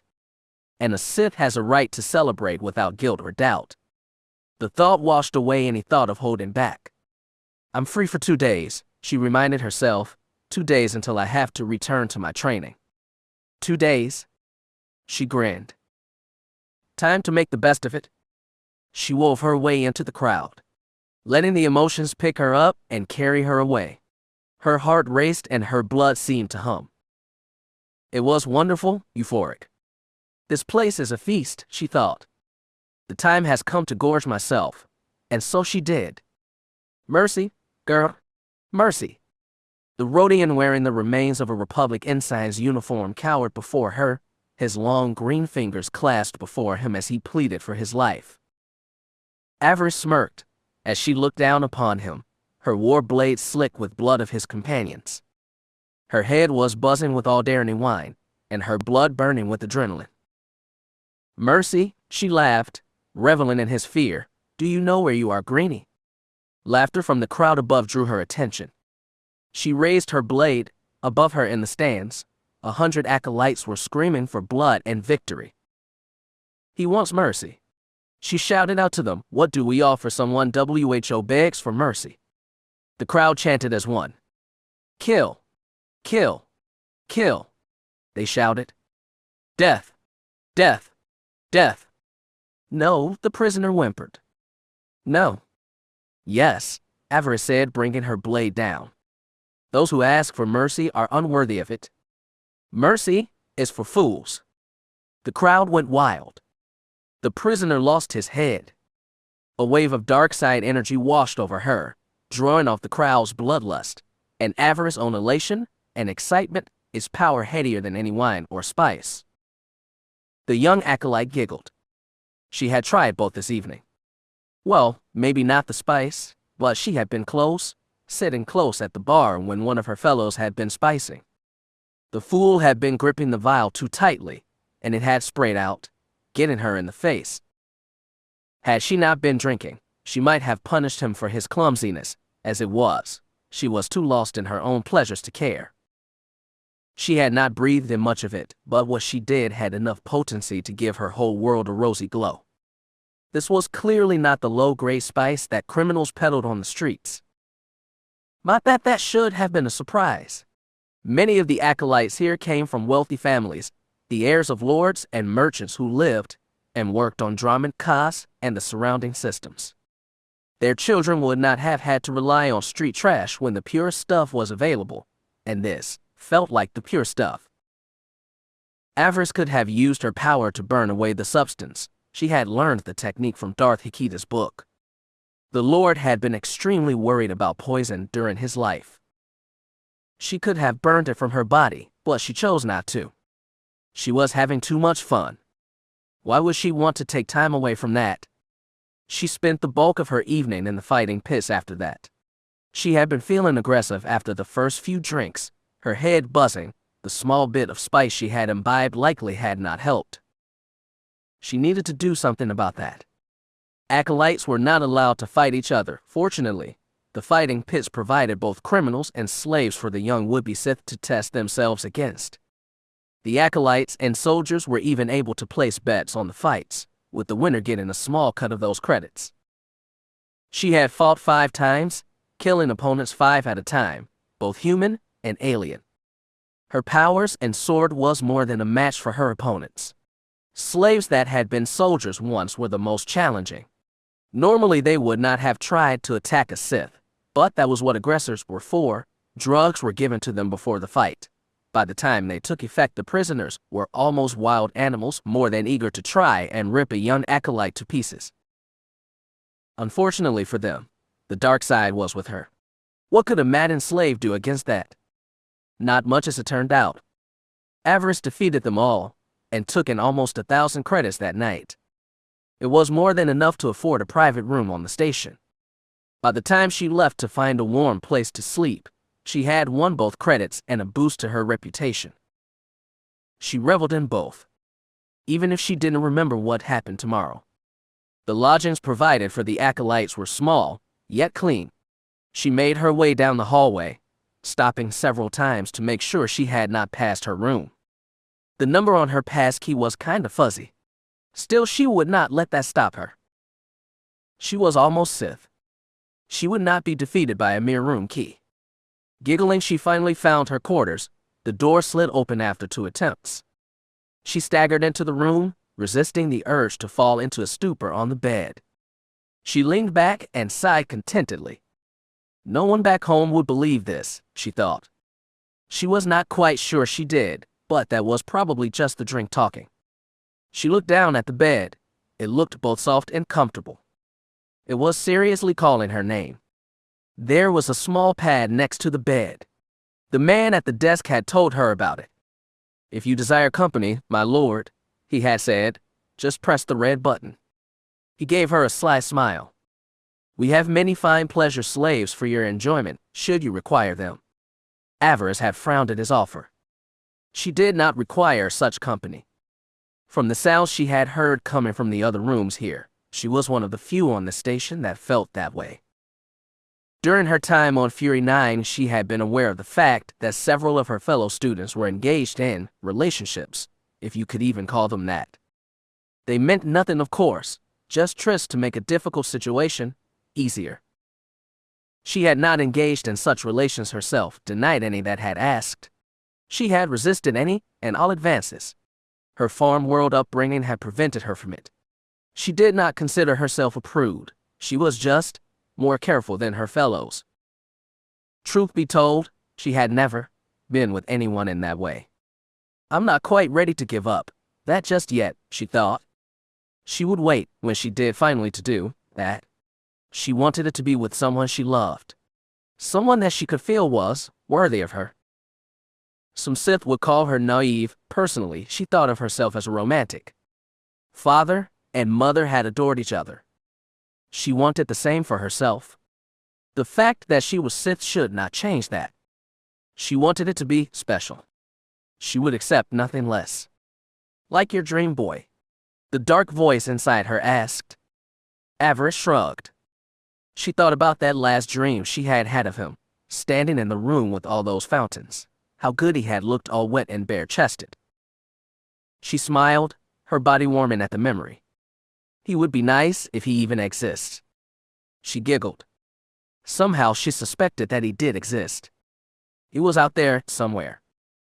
She could feel it. Perhaps I can go find him, she thought, after I become a full Sith. Perhaps, but you may not like what you find. The thought gave her pause. Perhaps. So, tonight she would sleep alone. The only company she had brought back with her was a bottle of Alderaan wine, a very good year, the wine vendor had told her. She looked down on it, frowning. This will serve, she thought, though on the day that I finally visit Alderaan, I will get something better. To the unenlightened, it might sound like a ridiculous statement, but to her it was anything but. She would visit Alderaan, she knew it, the what and the why escaped her, but it was enough for now to know that she would see it one day. One day. She collapsed onto the bed, sighing into the soft mattress, far softer than her bed back at Fury 9 had been. Enjoy it, her conscience chided. If Butcher's Clearing is anything like Fury 9 was, you will have your work cut out for you. So be it, she thought. I survived the hell that was Fury 9. I will survive Butcher's Clearing. I will earn a spot at Corbin. She smiled. I will become a Sith. She felt her grip on consciousness slipping. She didn't even have the strength to fight against it. The Force brought her visions of the past, glimpses of the future. Faces of those she knew and those she did not dance before her heavily lidded eyes. People she would meet, she suspected, whether they would be friends or enemies she could not say. She was fighting a losing battle, she recognized that. Finally, she lowered her guard and offered her neck in submission. Sleep claimed her. It was a blissful sleep for once, one free of nightmares. As she drifted off, she thought about the dream boy, the one that she had known all her life. He is looking for me, she thought, she could feel it. She sighed happily. He is looking. Be patient, my love, she thought, trying to send her thoughts to him through the ether of the Force. We will meet one day, I know it. I can feel it. A small cat-like smile graced her lips. I can feel. A sweet darkness claimed her. She found her rest. Pleasure. Chapter 16. Acolytes. Butcher's Clearing. The name did not sound like it belonged to a place of learning. It sounded more like an outlaw's nest, or some dingy cantina on the edge of known space. Yet, an academy was exactly what it was. The next rung on the ladder if one hoped to become Sith. It was the next step on Avaryss' road to power.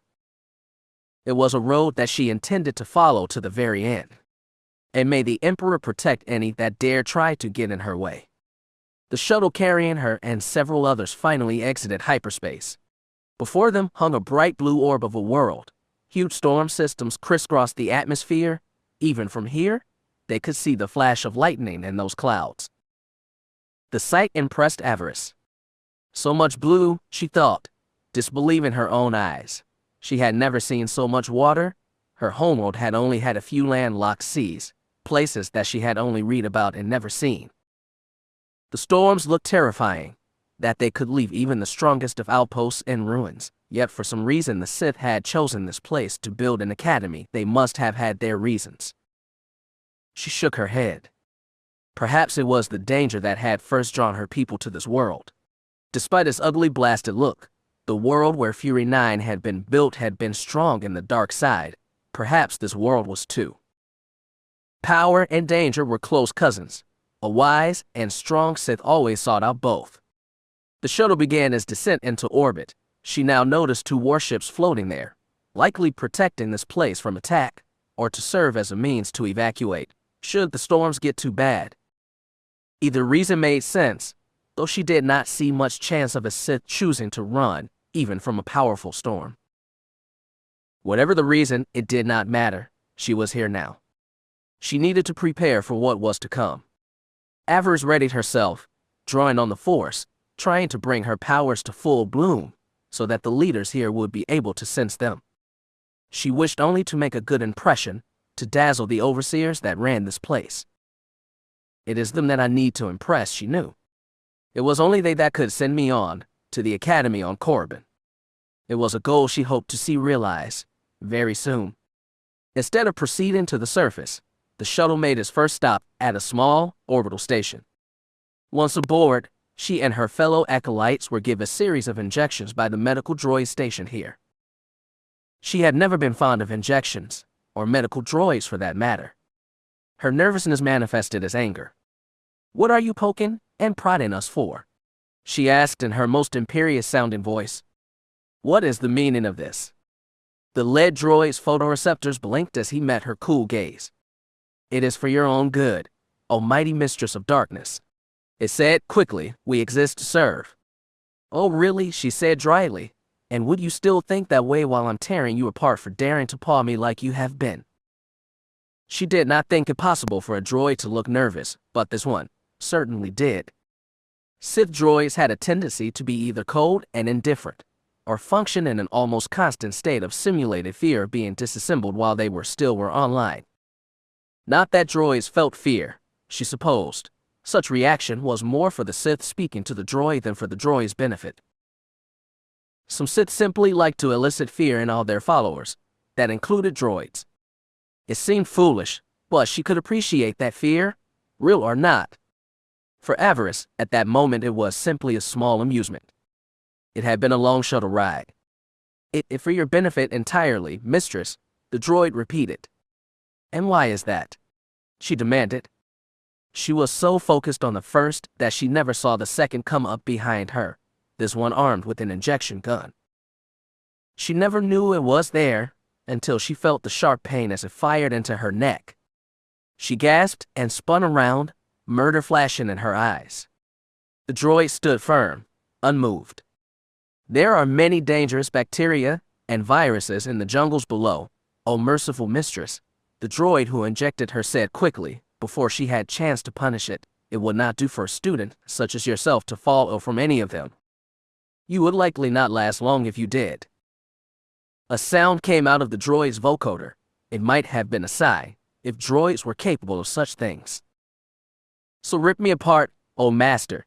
It is the least I deserve for trying to protect your life." Avaryss winced from the pain. She glared at the droid who had distracted her while his counterpart had given her the injection. It stepped back, raising his arm slightly. She suspected that she was not the first acolyte to respond this way. She wondered how many times these two had needed to be put back together after a student decided to act on his or her displeasure. Her anger faded, her self-control kicked in. They were just doing what that were programmed for after all. She let out a harsh hissing breath. Any remaining anger went with it. The two had nothing to worry about this time.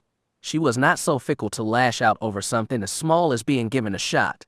But that did not mean she was above enjoying the mechanical being's reaction, especially the more nervous of the two. She might as well enjoy herself while she still could.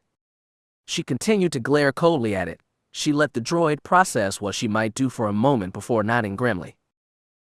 "Very well," she said. "It looks like you get to keep your limbs, droid, for now." The automaton bowed and backed away quickly, eager to be out of her sight, just in case she changed her mind. The more stoic of the two remained for a few moments more. "This vaccine will protect you from the worst of the sicknesses here," it added. "You may feel a little feverish for a few days, and suffer a lack of appetite, but you will recover. Dark One, be sure of that. Be thankful, and know that it's better than the alternative. She rubbed her neck, nodding, trying not to think about what it was they just injected her with. She also wished it had not mentioned the side effects. She put her hand to her forehead. Maybe she was wrong, but it already felt warmer. She tried not to think about it, not to show any weakness. Showing weakness was never a good idea when surrounded by disciples of the dark side. She looked over at her fellow acolytes, all of them now dealing with the effects of their own injections. None of them looked pleased. There were 5 others that had accompanied her on this journey, all human, 3 male and 2 female. The boys looked like any other bruiser she might have seen back at Fury 9, the kind she would have enjoyed stomping during saber practice. The women were different. The first thing she noticed was the red tunics they were wearing, both bearing the symbol of the Corbin Academy. She knew it well from her studies over the last year. Adaz had warned her that she might encounter second-level acolytes when she reached Butcher's Clearing. It was not unusual that students from Corbin would be sent here as they continued their studies. Some trials could not be performed on Corbin after all. The student needed to go off-world for a time, and that is where places like Butcher's Clearing came in. They also had stayed close to each other since they had boarded the shuttle. Clearly these two had some kind of an alliance going. I need to be cautious, she thought. Attack one, the other might take offense. Plus she could only imagine what secrets that these two had access to during their studies. Plus as students from Corbin, their status alone made them her superior, at least for now. She would need to treat them accordingly. They certainly seemed superior. Both of them carried themselves far different than other Sith students she had met. Every movement seemed to suggest a sense of entitlement, of power. The first was a little shorter than Avaryss, slim yet muscular, athletic some might call it. Her chestnut brown hair cut short and spiky. She might even have been considered cute with her slightly pug nose and large brown eyes, especially if she smiled. Yet, even pretty features did not hide the arrogance radiating off of her, that in the sense of coldness. She seemed to radiate an air of superiority. The other girl was the polar opposite. She stood about half a head above Avaryss, and was, what her little sister Pamir would have called, sickeningly gorgeous. She certainly was a beauty, that was for sure. Long blonde hair, slender figure, a heart-shaped face, with blue eyes, and a wide, generous mouth, a mouth that seemed always ready to break into a smile. She was smiling now. Apparently she had been enjoying the exchange between Avaryss and the 2 droids. The girl who had once been Keera Lylos tried not to feel self-conscious. I don't think the overseers would approve of us tearing their droids apart, the blonde said to her. I'm sure they get enough of that as it is. Probably, Avaryss agreed with a shrug, but after such a boring journey it would serve as a distraction. Avaryss grinned at her. It would be fun. The blonde girl giggled. The brown-haired one rolled her eyes. She was clearly not so easily amused.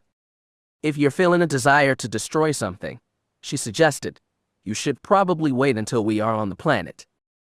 The clearing has some of the finest hunting in the Empire, creatures worth real prestige, not simply a brief moment of amusement. The girl shook her head. I would not expect someone trained at one of the Fury Academies to understand. Avaryss gave her an arch look. How do you know I trained at one of the Furies? She asked. The other girl shrugged. Your accent for a start, she replied. That is no proper Dramakas accent, French systems. I suspect your kind rarely get to begin your training on Corbin.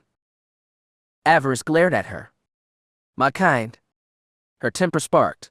The fire began to grow. The shorter girl sized her up, her eyes dissecting her. Let me guess, mining colony.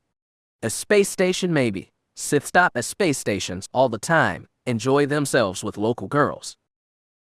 The brown-haired girl smirked at her. Daughter of a pleasure slave, perhaps. Maybe even a slave yourself, if you have force sensitivity. It is possible that one of the Furies would have taken you. They've always been more accepting than most.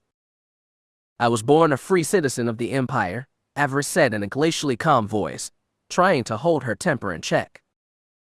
How dare this acolyte talk down to her, and for what? Because she did not sound like she came from the capital. She is a second level, her conscience warned.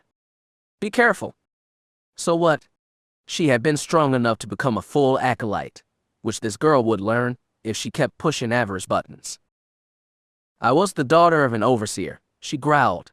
It may have been only a farm world, but what we contributed to the Empire was well known. The blonde smile widened. A farm girl, then, she said, quickly moving between the two, trying to kill any argument between Avaryss and the other girl. Avaryss winced. Farm girl. That had been her nickname on Fury 9 as well, Keera's nickname. She had been looking forward to ridding herself of it, and now, she had just announced it to these two. Wonderful, she thought. The whole academy would be using it within a week. The blonde looked at her companion. We're all acolytes here, she reminded her. We've all passed our first trials, and are on our way to becoming Sith. She gave Avaryss a warm smile. I think we can all respect each other for that, yes. Avaryss sighed. She did not like it, but... Yes, she said, nodding. I can respect that. The blonde looked at her ally, who also nodded, begrudging. Wonderful, the taller girl said, holding out her hand to Avaryss. I'm Taya, she said. This is Nas. We're both from Corbin, here to continue our training. Grudgingly, Avaryss shook it. I figured that, she said.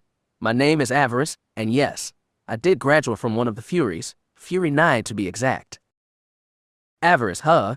Taya said jovially. It is a pleasure to meet you, Avi. The girl who had been Keera winced. Avi. Did the other girl have to butcher her Sith name like that? It was certainly a lot less intimidating, that was for sure. Let me guess, she said. You two are both from Dromon. Born and raised, Nas said. But that really doesn't matter now, Taya said quickly, still trying to play referee. We're all just acolytes at Butcher's Clearing now, and if we're going to graduate from this place, we are all going to need to earn some prestige. Avaryss nodded. The girl had a point. You should try to play nice, the dark voice inside her suggested. If these two are from Corbin, you could use the contacts. Start building up a power base for yourself. Make a few allies. Still, she was not sure that she really wanted to link up with these two. Nas had insulted her, and eventually, she would need to answer for that slight. Through the Force, Avaryss could sense the girl's darkness. It radiated outward like a neutron star. Such a sense was comforting, familiar. Taya, the way she felt in the Force was, well, that was confusing to say the least. Through the Force, the blonde felt wrong.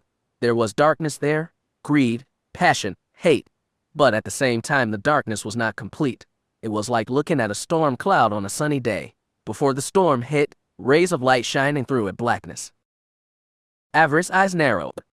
Sensing such a thing made her wary. The light side was the power of the accursed Jedi. She was not sure she could be comfortable working with someone that may or may not have dabbled in it. It was possible for a Sith to fall to the light side, she knew. Such Sith were hunted down and killed by the Emperor's Inquisitors. Be cautious with this one, the dark voice within warned. You don't want to be dragged down with her. For now, play nice. Who knows, you might earn some prestige by turning her in later. Remain mindful and watch. Avaryss smiled, putting on a false face. She could do that. The droid soon pronounced them all fully inoculated against the various viruses and diseases on the planet and sent them on their way. Instead of returning to her original seat, Avaryss sat across from Nas and Taya, making sure to keep a close eye on both. Taya was still smiling, the excitement and eagerness for what they would all soon face radiated out of her like a beacon. Avaryss kept quiet, watchful. She would need to be more wary now, more than ever. The shuttle detached from the station with a loud clang and continued its journey down to the academy. Avaryss watched as the atmosphere seemed to rise up to meet them. Cloud cover seemed to wrap its way around the shuttle, and then after several long moments flying through white nothingness, they were through and found themselves flying over choppy seas. The shuttle dipped lower as it made its approach to the academy. She continued to stare down into the ocean. She was not sure, but she thought she caught sight of something moving among those waves. Large animals, perhaps, she thought, surfacing briefly only to dive just as quickly below the waves. Taya noticed them too. "What do you suppose those things are?" she asked. "A very good reason not to go for a moonlight swim," Avaryss suggested dryly. "You're probably right on that point, farm girl," Nas said. Again Avaryss shuddered. She was never going to live that one down, was she? The shuttle banked to the right as they finally came within view of the academy, or rather the islands where the academy had been built. Avaryss had been expecting another mountain base like Fury 9. Butcher's Clearing was anything but. A massive modern tower rose out of the jungle. It had to be at least several hundred floors easy. A massive red imperial banner hung from its midsection down to almost the ground. Massive Durkrete sea walls rose up around the island, shielding the academy from any tidal wave that might threaten to swamp it. And if that was not enough, there were at least 2 military-grade shield generators near the tower's base, adding even another layer of defense. Around the great tower, a small city of tents and training fields and small structures dotted the landscape. Yet even this was only a small part of the large island, a clearing that the Empire had made for itself. Just beyond the tower, and its support buildings, a massive jungle encroached, a jungle shrouded in a permanent mist, with trees so tight that it would have been impossible to fly a speeder bike through. Avaryss reached out with her senses, trying to get a feel of what waited for her below. A shiver ran down her spine as she touched that jungle. She could almost taste the danger, and it felt hungry, almost like it was daring her to come down and face it. She grinned eagerly. "You want me?" she thought to herself. "Well, I'm not going to be hard to find. I'll be there soon. I'm coming." Her grin turned sly. She was going to crush this wild planet beneath her heel, and when she was done, Corbin would be next. "Impressive, huh?" Taya said, smiling. She gave the other girl a sly look, wondering if and when she would need to cash the girl in, when the time came, of course. Surely an overseer would reward her handsomely for turning in a light-leaning Sith. "Yeah," she answered, imagining the other girl in stun cuffs. "It really is." For now, Avaryss put such thoughts out of her mind. Soon they would be touching down, and the next level of her training would begin. She wanted to see what made this planet spin before she committed to any real plan. She wanted to get the measure of the overseers here. Adaz had been an ally. She wondered how this overseer would compare to him, or if he, or she, would be like that fat fool villain. So many possible levers to pull, so many threats. She would need to face them all. She felt giddy. She never felt more alive. New place, new challenges. Her smile widened. This was going to be fun. Chapter 17. Dark Magic. Butcher's Clearing continued to push Avaryss' resolve, testing her desire to become a full Sith. She, like so many of the other acolytes here, were left to question if the goal was truly worth it. Did they truly wish to become Sith? For the girl who had once been Keera Lylos, the answer was yes. For the other students, she could not say. The academy seemed to thrive on brutality. It was a miracle that anyone graduated from here. Beyond the academy's gleaming tower existed only thick tropical forests and harsh swampy marshlands, filled with poisonous plants and carnivorous wildlife. While the overseer and her staff lived in temperature-controlled comfort, the students were forced to live in the tent city outside the tower's walls. A full battalion of Sith soldiers backed up by combat droids and a company of Sith marauders kept the peace and made sure that the students stayed in line. Everything here seemed designed to aggravate the young would-be Sith, filling them with hate and a desire for revenge. High humidity, biting insects, and a virtual menagerie of dangerous predators made living conditions for the acolytes extremely hard to bear. It was a small wonder that the academy continued to exist at all under such conditions. It was surprising that life here did not end in a riot of fire and blood. Yet, somehow, things continued to run. The desire to become Sith kept the students on track, and when that desire did not prove strong enough, there was always the Overseer's Guard. They could be quite persuasive as well. For those students who had come from Corbin, those of wealthy and influential families, the conditions were likely far worse than those that had endured training in the Fury academies. Arguments were common in the student living area, known colorfully as the Butcher's Block. The tent city offered little comfort or relief from the heat and the other hardships the students faced. Still, fights were rare and often were stopped before any permanent damage was done. As with the Fury academies, murder of a fellow student was strictly prohibited. Anyone caught murdering a student was exiled from the academy, unarmed, left to fend for themselves in the jungle. The death sentence was not as quick as it had been at Fury 9, Avaryss realized, but it was still death. The Sith overseers seeded those jungles with all manner of dangerous creatures. Some of these were sentient, others little more than wild animals with a taste for flesh. No student would last long outside the walls alone. If the wildlife did not get them, something else would. The threat alone was enough to keep the students in line. Avaryss did her best to adapt to this new paradigm. Butcher's Clearing was held in check by a Zabrak overseer named Ilaria, who, unlike her teachers back at Fury 9, chose to keep her distance from her students, never venturing out from the comfort of her tower.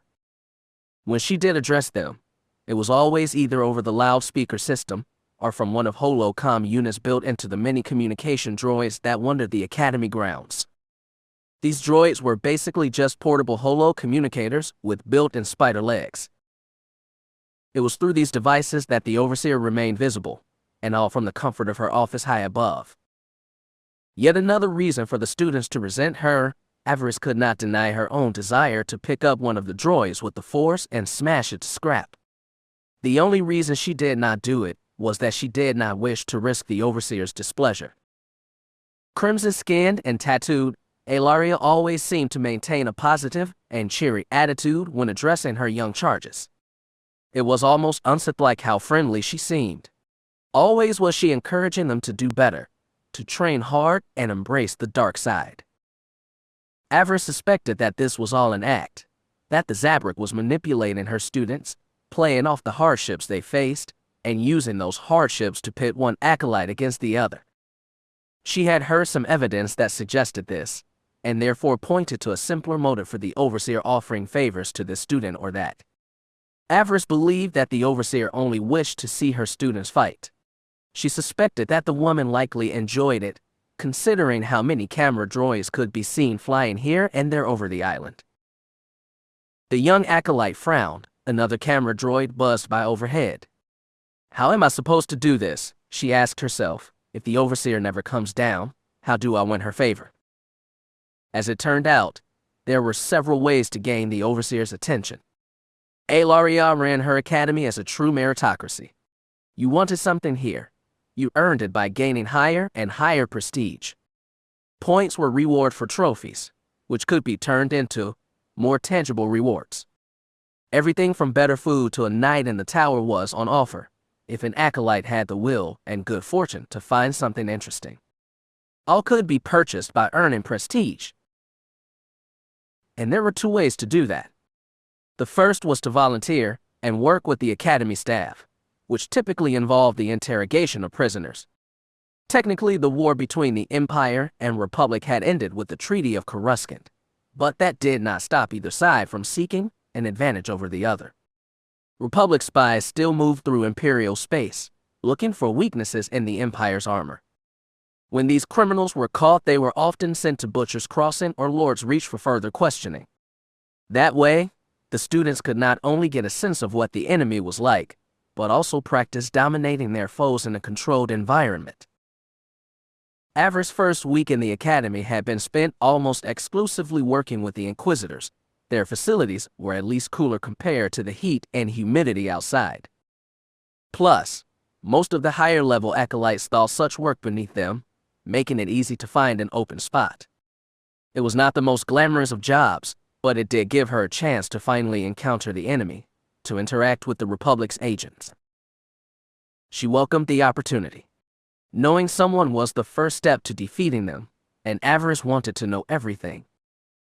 The prisoners she interrogated were understandably resistant, at first. Normally, a Sith might have then turned to forced persuasion, wore down the pub's defenses. Since her talents lay elsewhere, Avaryss had to get creative. Force lightning may not have been as subtle as persuasion, but it did get results. Provided that she remembered when to stop, which she did, usually. Her record was far from perfect, but it sufficed. The interrogators were pleased and rewarded her with prestige. Her tenacity impressed them. Avaryss took their praise in stride. She had just been doing her duty to the Empire after all. She would leave no stone unturned. It was a slow and steady path, but it did earn results. The second way to earn prestige was to assemble a hunting party and head out into the jungle to hunt down some of dangerous creatures that lived there. This was, by far, the most common way for a student to advance at the clearing. Hunting parties left almost hourly as the acolytes sought to prove themselves in battle against a dangerous foe.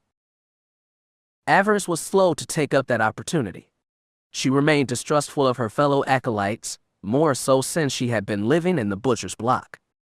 Fights and rivalries were common, and she had endeared herself to few. So far no one had openly challenged her or tried to take her down, but she thought that that was only a matter of time. Accidents, or rather what was called accidents, happened all the time. These accidents usually were to settle scores or to acquire something that the other acolyte had.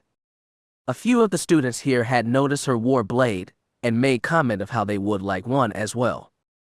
Avaryss kept it close just in case. She had no desire to be killed, so some entitled oaf could have a Sith war blade of their own. Working with the Inquisitors only took a Sith so far. She came to realize she needed to get out of the academy and earn not just prestige, but the respect and fear of her fellow acolytes. That meant opening up to them and trusting them not to stab her in the back while on the hunt. Everyone knew that academy rules were waved out in the jungle, but you could still be punished if anyone saw you murdering a fellow student in cold blood, but that required a witness testimony. You were not likely to find someone willing to testify here, not with so many students who came from so much wealth and power wandering around the tower and the camp outside. Students who could make it worth someone's while to stay silent when something unforeseen happened. The overseers understood that, and so it fell to their discretion to punish a would-be murderer. In the end, a simple fact was known: some acolytes were more equal than others. Depending on how much he or she knew and who their family was, it was possible to escape punishment even for the most heinous of crimes. Unfortunately, there was no other way, and Avaryss knew that. If she did not want to spend the next 2 years sweltering in this wretched heat, nursing insect bites, she would need to take a chance and make a big move. That meant putting herself in jeopardy and going on a hunt with her fellow students. She did her best to minimize the risk. She approached that blonde girl, Taya. They had spoken little since the shuttle ride, but welcomed Avaryss' attempt to form an alliance. The other girl seemed quite excited to go on a hunt. She had had little luck garnering prestige in the interrogation cells here. Naz would join them, of course, she said, plus they had made contact with give others, people willing to do what they could to earn a second-level acolyte's favor. Avaryss had agreed. Having a full 8-person hunting group would make it easier as they went into the deep jungle. It also upped their chances of taking down something really big, and that meant not just prestige, but points towards earning a chance to spend the night in the tower. She had heard some of the others speak of such nights. A chance to not only be clean and not sweating buckets, but better food, and the promise of a good night's rest. Creature comfort should not have been that appealing, but after several weeks of heat and swamp flies, it sounded perfect. Avaryss was eager to get started. They had started out that very morning, leaving through the haze. The guards warned them not to stay out after dark. The truly dangerous things hunted then, and they hunted in such numbers that even a full hunting party would be hard-pressed to survive. Accepting the danger, the students left through the jungle gate and made their way into the forest. The dark side permeated this place, leaving them all feeling both wary and giddy at the same time. You could almost taste the danger on the air. It was not long until they found it. It was a danger that ended the lives of 5 acolytes, but in turn gave Avaryss a chance to excel. She would later come to be grateful for it, but at the time, she was simply grateful to have survived. The beasts fell upon them only an hour or so into their hunt. They dropped down from the trees howling war cries and swinging weapons. The students had not even had a chance to sense them. They had been caught completely unaware.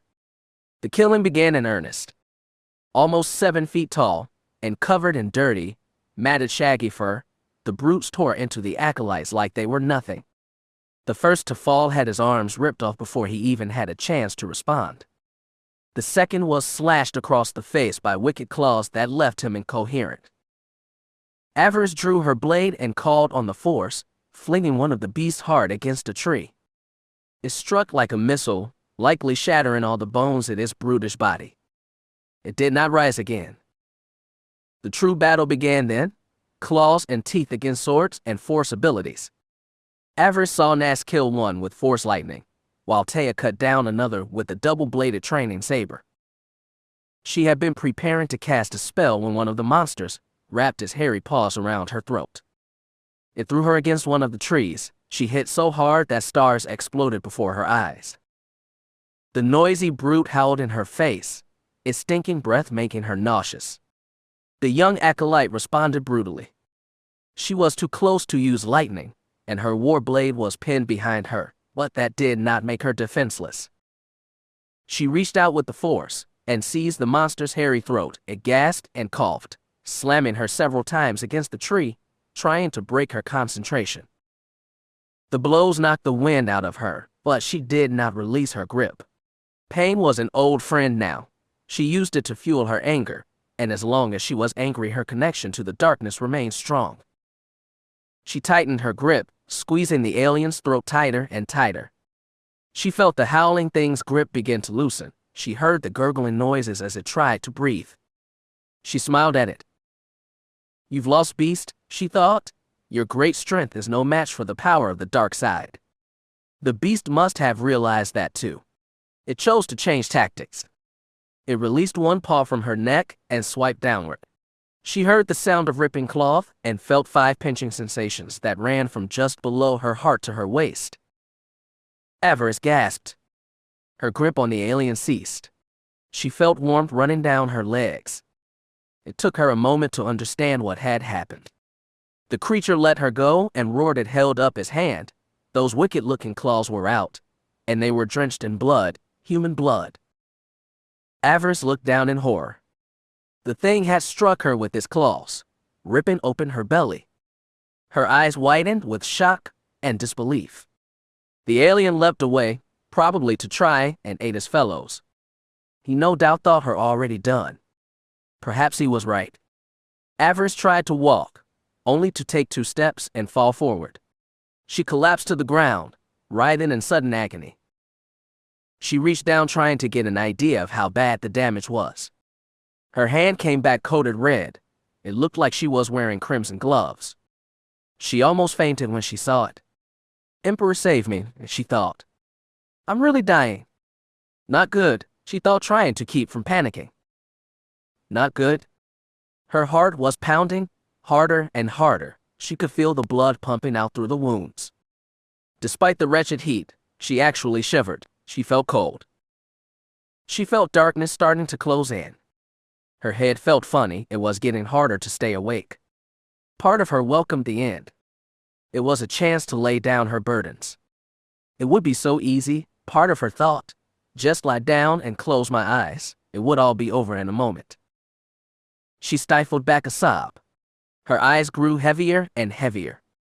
"I'll get to see my family again. Mom and Dad are waiting for me. I'm sure of it. The girls too. She would love to see them again. She would." Avaryss' eyes snapped open. No. IT couldn't end this way. IT would not end this way. She shook her head, panic quickly turning to anger fueling her power. She would not last long, she knew, and they were too far away from the academy for someone to get help, even if they had been willing to. She fought down her panic, trying to will her heart to slow. The faster it beat, the faster she was losing blood. She needed to do something she knew. I can't die like this. She tried to wrap herself in a cocoon of the Force. She used her power to try and stop the blood flow, and to keep her inside. She gritted her teeth. It would not end this way. She still had too much left to do. She would not lie down and die. Not like this. She tried to sit up, but found that impossible, so instead she lay where she had fallen, drawing deeper and deeper on the dark side. The power is mine, she thought. It can save me. The sounds of the battle went away as she concentrated, willing herself to stay one step ahead of death. Her pain and the death around her kept her focused. The dark side was strong enough here that she could hold herself in this moment, but for how long, she could not say. She needed to do something now. She took a deep breath and started. She did not have much time. Remember, she thought. Remember, damn you. The incantation is simple enough. Draw on the death around you and let it fuel the fire within. Remember? Remember, and cast the spell. She suddenly realized that she was no longer alone. 4 shadows fell over her. She could see 4 pairs of boots. She ignored them. They could not help her now. The only person she could count on now was herself. She would not fail. She's done for, she heard Nas say. Avaryss shook her head. No, I'm not. She wanted to say that, but all that came out was a pained groan. She was running out of time. You think we should put her out of her misery? She heard Taya ask. She must be in terrible pain. Don't you dare, Avaryss wanted to shout. It would be a mercy, Nas said. She heard the sound of a training blade powering up. No. Get away from me. Avaryss snarled at her fellow students. Get back. She heard one of the boys that had come with them chuckle. You're a history girl, he said. Just let go so we can get out of here. I want her war blade, she heard another voice say. It is too nice to leave here. Avaryss had heard enough. Her anger turned to white-hot hate. How dare they talk about her like she was already dead? How dare they conspire to steal from her before her body was even cold? They will pay, she thought, still focusing on the spell. They will all pay. She tried to remember the gestures. They helped with the spell. It was getting hard to think, but the fury she was feeling helped. She was almost done. We're almost there. What is she saying? I don't know. Sounds like gibberish to me. I think she is hallucinating. Just keep on thinking that, Avaryss thought. Not long now. I'm almost done. She felt the dark side wrapping around her, warping to her will. The tiny hairs on the back of her neck stood up.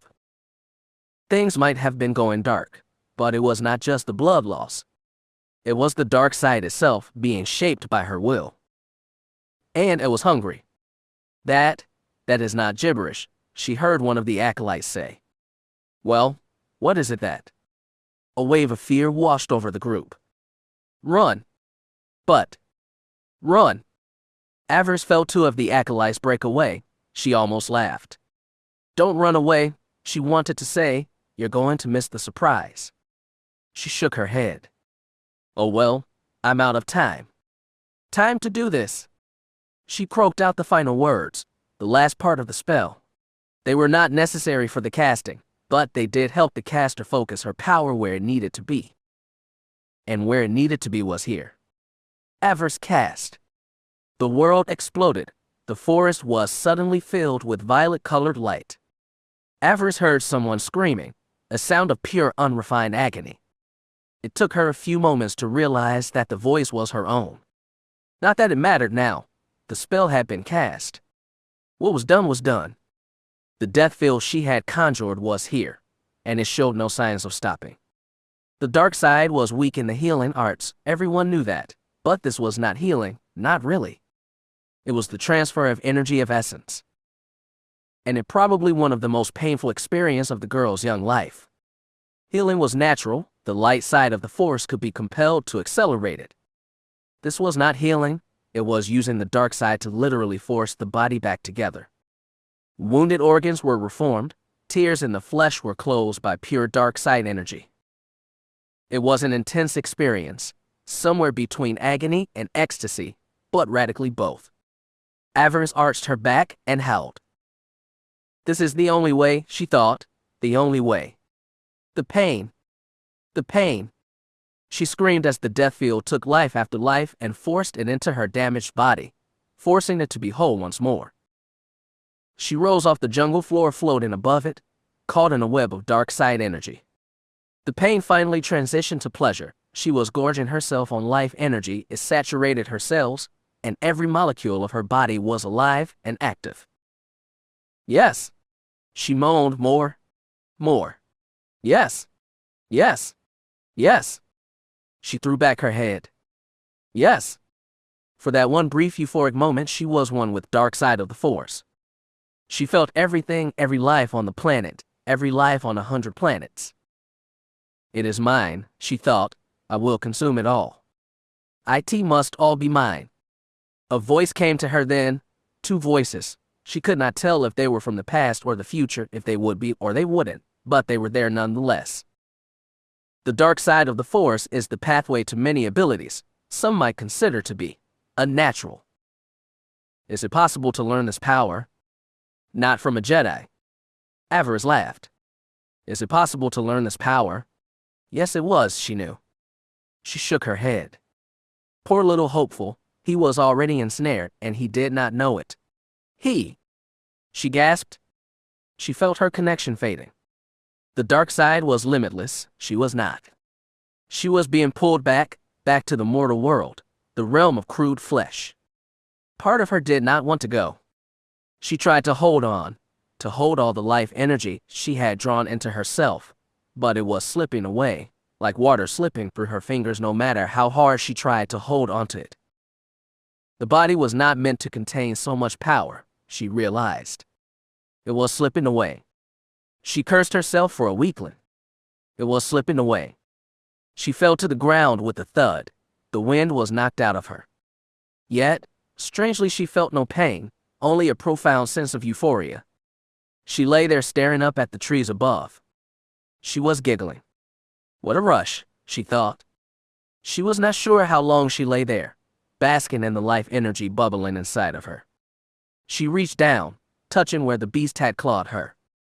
Her tunic was a bloody mess, but the skin beneath was hot and smooth. Her breath came easily once again, her heart pounded, and no blood flowed from her body. She grinned like a fool.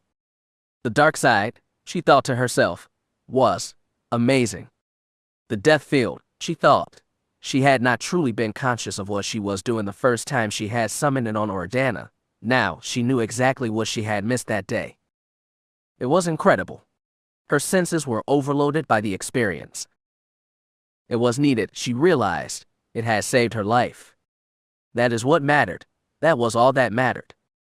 She heard footsteps. She finally managed to sit up, preparing to defend herself. Taya and Naz stood there. They were both dirty with twigs and mud in their hair. Avaryss laughed and fell back. The look on their faces, she thought. Priceless. You all right, Avi? She heard Taya say. She could not answer. She was lost in another fit of giggles. Can you hear us, farm girl? Naz said. Say something. She managed to hold back her giggles long enough. Avaryss grinned at the sky. Something, she said, and broke into another fit of giggles. She could not help it. It was funny. Taya chuckled. She sounds drunk. Drunk, Avaryss said. I am drunk, drunk on life. Drunk on power. She used the Force to stand, to put herself upright and stand before her fellow acolytes. It was then that Avaryss finally got a look at what she had done. What the death field had done. She was speechless. For almost 15 feet around her, everything was dead. Trees, grass, plants, even the soil that she had been laying on. The aliens that had attacked them lay dead beside the bodies of the 5 acolytes that had accompanied the 3 girls into the jungle. All of the bodies looked desiccated, drained of all moisture, everything that had made them live. They were simply withered husks now. Avaryss grinned. Unbelievable, she thought. Behold the power of the dark side.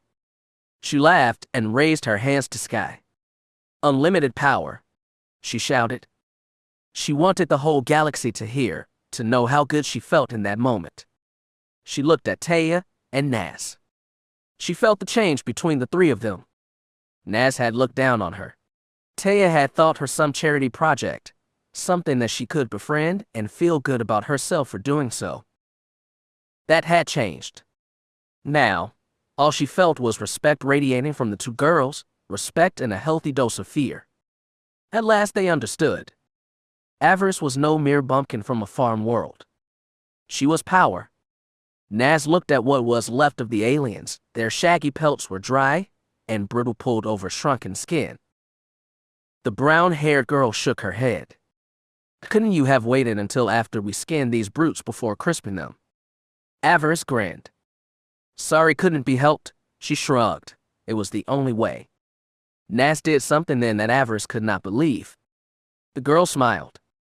Thanks for the warning, she said. Had you not said anything, Taya, and I might have been caught in that blast of yours. Naz is right, Taya said, nodding. Thanks, Avi. Don't mention it, she said, looking at the dead acolytes. She frowned. What are we going to say about this lot? What's to say? Naz shrugged. They got caught in your attack, and they got dead. They should have run when I told them to. Avaryss nodded. Yes, they should have. What were these things, anyway? Asked. They are called Wookiees, Taya said. The pubs use them for shock troops. Avaryss's eyes narrowed. They certainly shocked me. Naz laughed. Not as much as you did them, she said hungrily, looking at the corpses. I count 6 of these hair bags, a full squad, possibly former pub military. She grinned at Avaryss. And you killed them with a single spell. I suppose I did. Taya smiled. You have earned great prestige today, Avi. Avaryss nodded. Now is the time, the dark voice within told her. These two are ready. They are hooked. Now, reel them both in. She smiled. Not me, she told the two girls, us. Naz and Taya looked at each other, and then at the other girl. They both grinned. We do this together, Avaryss informed them. You were both smart enough to know what I was doing and fast enough to flee. She gave them both a sly look. If the three of us pool our resources, there will be no stopping us. We can't return to Corbin with pride, Naz said. We'll pass our trials even faster, Taya added. And I will join you both there sooner than I would have normally, Avaryss added. All three girls nodded. A triumvirate then, Naz said, offering her hand to Avaryss. She took it. Taya laughed. We will be running the butcher's block in a matter of weeks. Avaryss took her hand as well.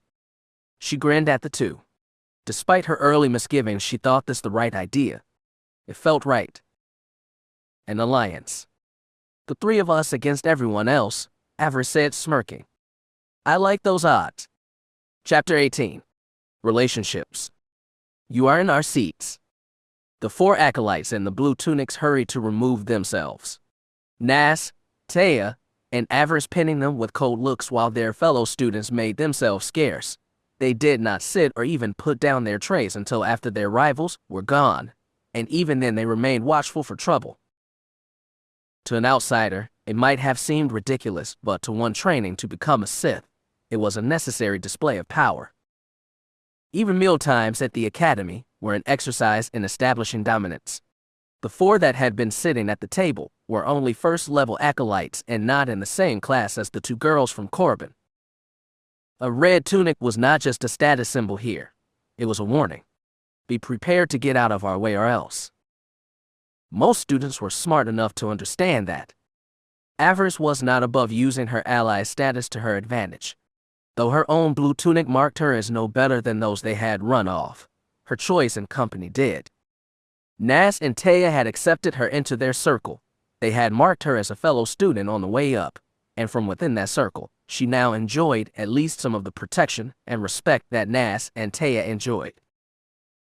It would serve, for now, at least until she achieved second-level status herself. In the meantime, she was not above staying within her ally's protective shadow. It was in her best interest to do so, and so far, that interest was rising. Intimidating their fellow students was no small thing. Even a first-level acolyte could be dangerous, let alone four. Alone, Avaryss would never have attempted such a power play. Being a first level herself, she would not have been able to garner such respect on her own, even if she had gathered other first level students to her side.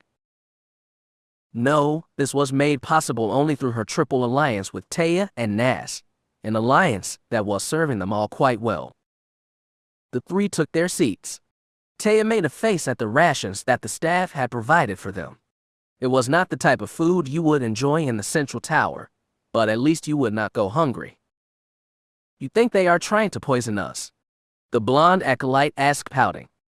Just eat it, Nas advised. We will make another hunt tomorrow, earn some points, and eat a fine meal in the tower by the end of the week.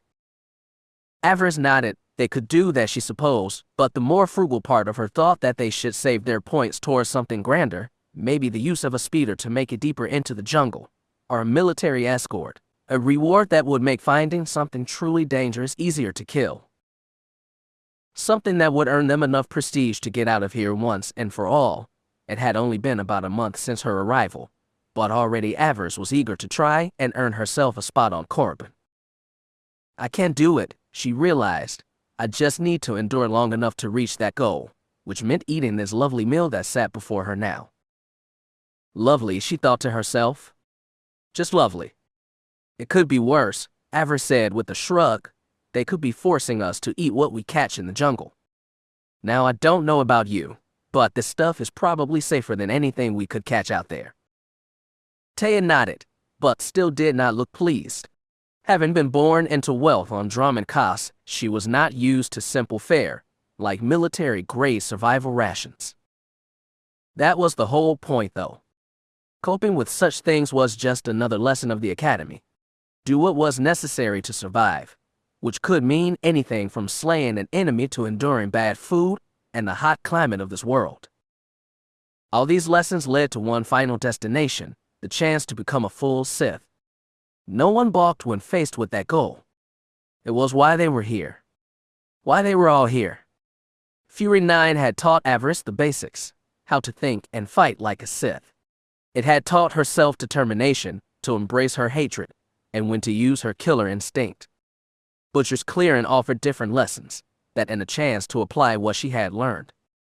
Here a young Sith learned the value of forming alliances, and using those alliances to advance your agenda.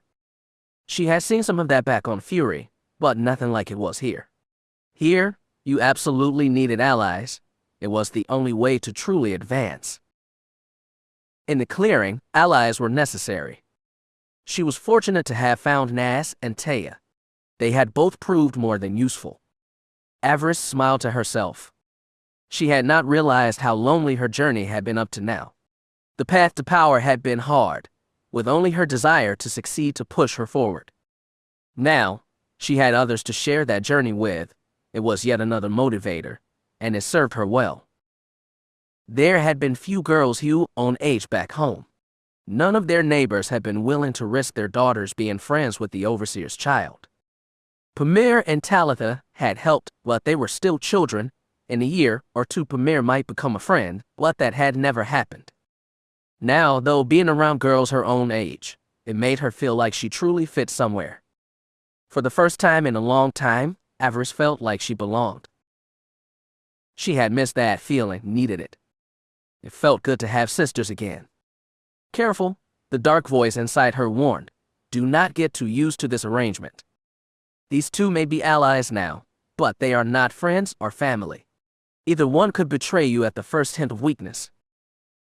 You must prepare yourself for that. You must remain on guard.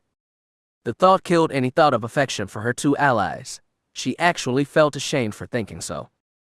She felt stupid. The smart move was to recognize that they were only a means to an end. She remembered what she had learned during her first trial of blood. Beware your master, beware your apprentice. It seemed wise to include beware your fellows to that lesson as well. This was an alliance of convenience, nothing more. She could not trust them, and they could not trust her. Anyone who said otherwise was a fool. Avaryss did not have time for fools. Yet, in spite of this knowledge, the alliance needed to be maintained. It was her best chance to survive this place. They had spent the first few weeks of this alliance getting to know each other. They had all been slow to give up any information at first, not willing to trust, but with time, the three had let down their guards and come to know each other's histories, or at least enough of it that they were comfortable working together. Avaryss shared the fact that she was an overseer daughter, if for nothing else, to remind her fellows that she had come from a family that had wielded some power back home. She also shared that her family had been murdered in front of her by a rival. It was a common enough occurrence in the Empire to ensure that they would ask no more about it. She did not mention Darth Fear's name or any detail about the Imperial mission's aid in getting her off Oridanna. She could not afford to take any chances. For all she knew, Darth Fear might have been an ally of Taya or Nas families. He might have even had blood ties to one or both of them. She could not, and would not risk him finding out about her, not yet. She still had too much to learn. When she was finally fully Sith, that would change, but for now, it was safer to remain silent. Knowledge was power, she knew, and to be unknown was to be unbeatable. Na's father was an inquisitor back on Dromund. Her mother had died when she was a toddler, and so had little effect on the girl growing up. The Lord Inquisitor, as Nas called her father, had not been the most caring of parent, but he had instilled in her a fierce loyalty to the Empire and an extreme desire to see their enemies punished. There was little affection between the two, Avaryss recognized. Nas did not even know if her parents had married for love or if it had simply been a business arrangement, a matter of power. It did not matter in the end, she supposed. The woman was dead, and the daughter's relationship with the father was a cool one at best. The man chose to spend his time either at work or with one mistress or another.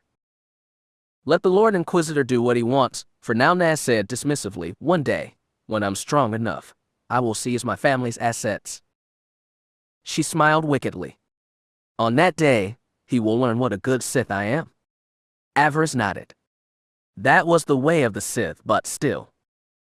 She was grateful that she would never have to make that choice herself. She was not sure she would have had the strength to retire her parents. She felt too much affection towards them. In this matter, at least, it was better that they were already gone. Nas likely would never have understood that. Taya was another matter. My parents are both still alive, and in good health, she informed them one night. Dad is a merchant. Mum is a Sith. I think you can tell who wears the pants in that relationship, Nas said dryly. Avaryss had giggled when she heard that. You would be surprised, the blonde girl continued. My parents have a strange connection to each other through the Force. Dad is not Force sensitive, but the link they share is quite strong. He probably is one of the few people who can calm Mum down when she gets worked up. She has a fierce temper, but she loves my father just as fiercely. Their marriage was more than just a business arrangement. Their work keeps them apart for long periods, but as a result, their affection for each other remains strong, even after 18 years of marriage. Even today they are strongly attracted to each other. Taya smiled. We should all be so lucky to find such love one day. Avaryss frowned. She was not sure what to make of that. Peace is a lie, there is only passion. Through passion I gain strength. That was the Sith code, but at the same time, love could be a chain. Attachment could hold you back. How strong would Taya's mother have become had she not been so attached to her husband? The whole thing seemed contradictory to her. Attachment could lead to great passion, but it could be a weakness if discovered by an enemy. Do your parents quarrel? She asked. I can't imagine your mum would back down during an argument. They are like any other married couple, Taya shrugged. They fight sometimes, but it never goes beyond words. Mum has too much self-control to lose her temper and use her powers on father. He and his business are the center of our family's entire power base. Have there ever been any serious problems between them? Nas asked. Taya gave her an arch look. That is a little inappropriate, don't you think? Can't blame me for being curious, she replied. Most Sith marriages are rarely completely blissful. Taya sighed. They did have one issue a few years back, more than a few really. I think I was about 8 at the time.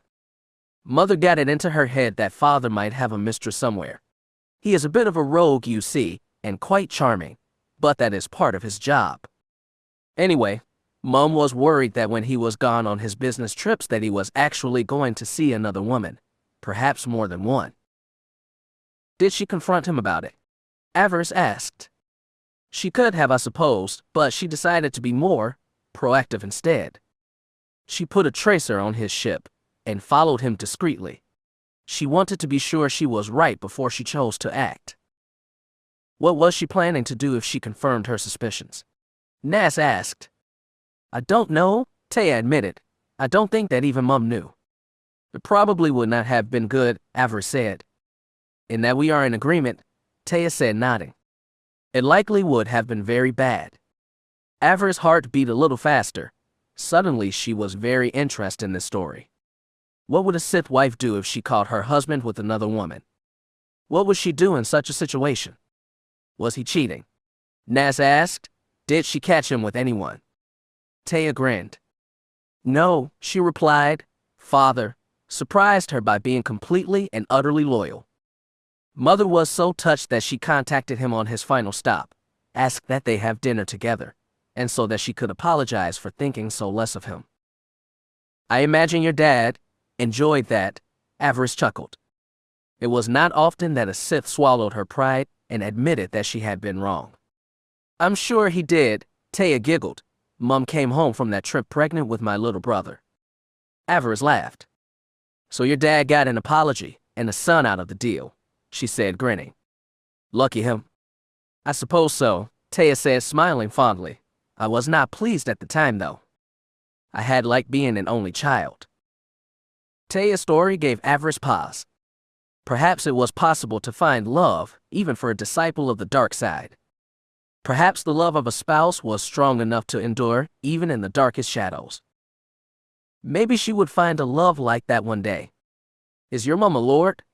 She asked Taya. She never rose that far, I'm afraid, Taya admitted.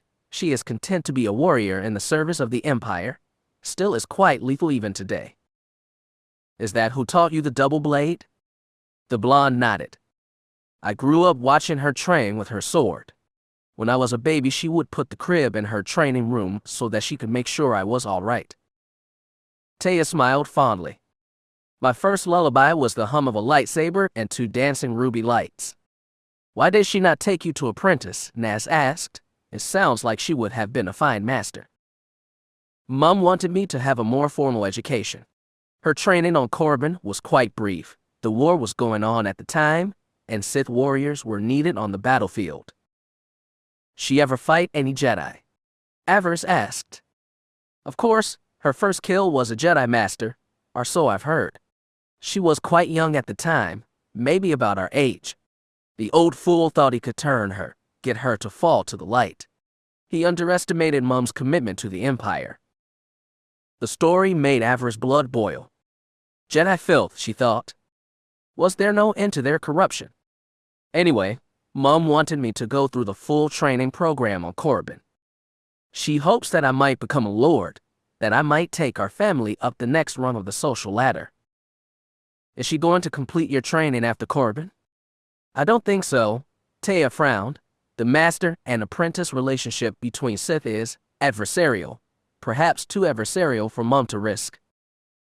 In other words, Nas said, smiling wickedly, she would rather you kill a stranger and expand your family's power base, rather than risk her sweet little girl slipping into her bedroom one night and slaying her in her sleep.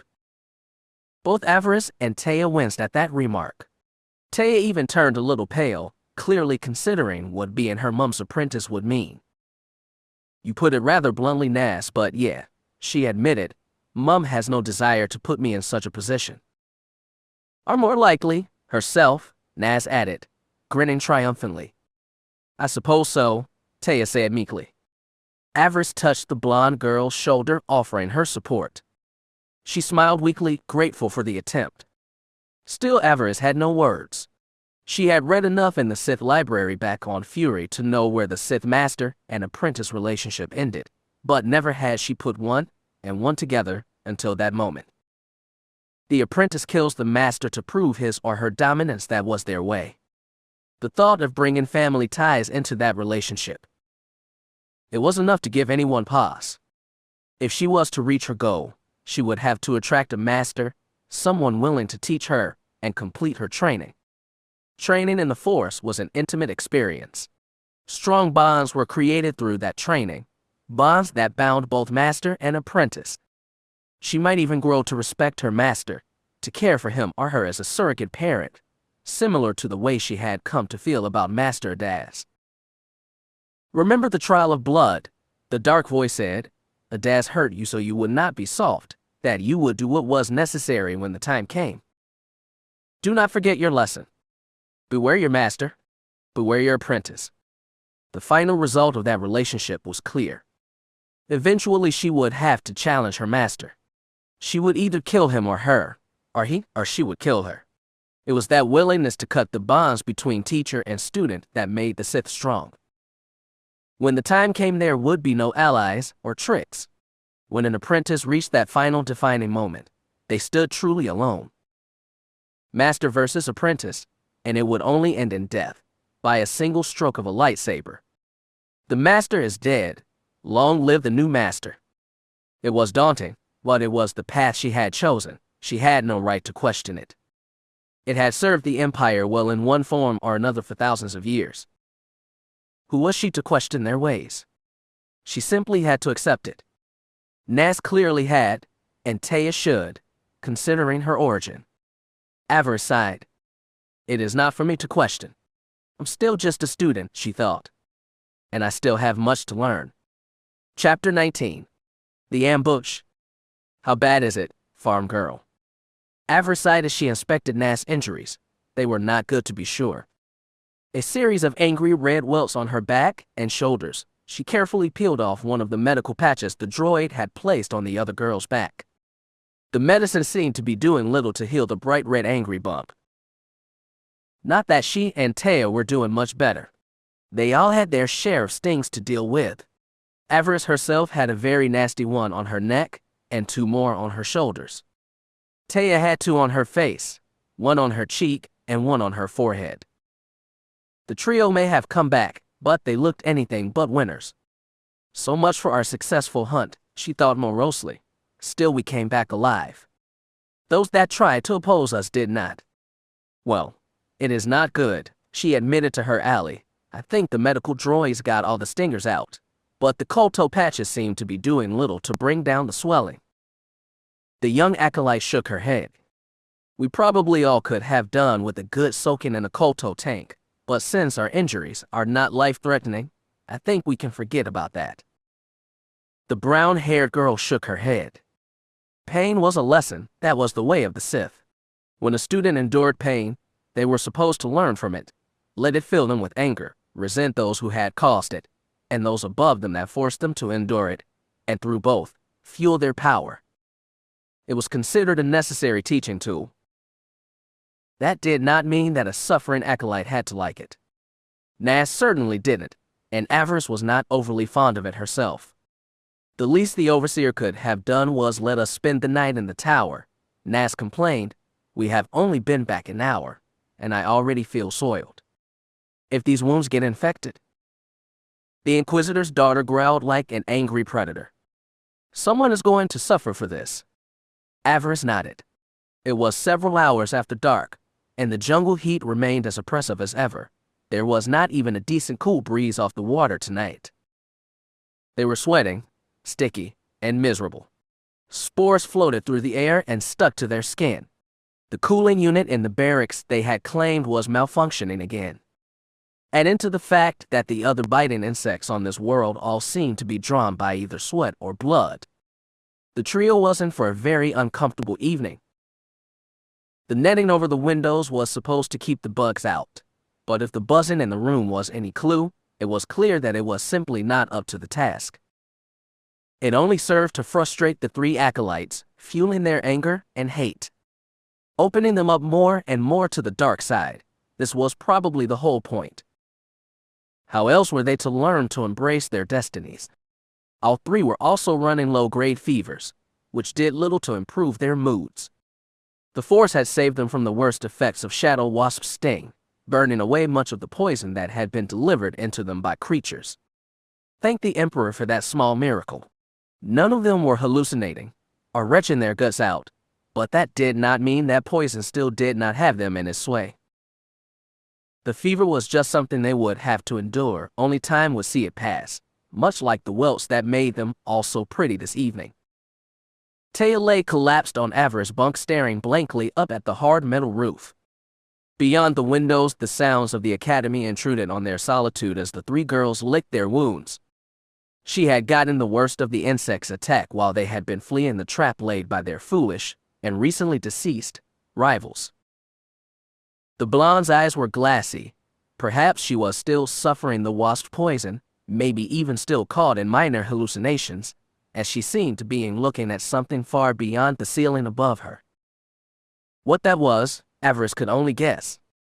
"Master of us all, hear my prayer," Taya murmured. "Save me from this place, and I promise I will never complain about a Dromund summer again. Take pity on your humble servant, and show her the way." Avaryss snorted with amusement. "I doubt the Emperor has time to concern himself with our worries," she said, "but if you hear back from him, let us know in advance. I would like to get a chance to clean up first before our all-knowing master drops by." Taya did not respond, she just kept staring up into space. She closed her eyes and started murmuring under her breath. Nas laughed, but her laugh turned to a pained hiss when Avaryss tried to reapply the patch she had removed. The brown-haired acolyte's eyes narrowed dangerously.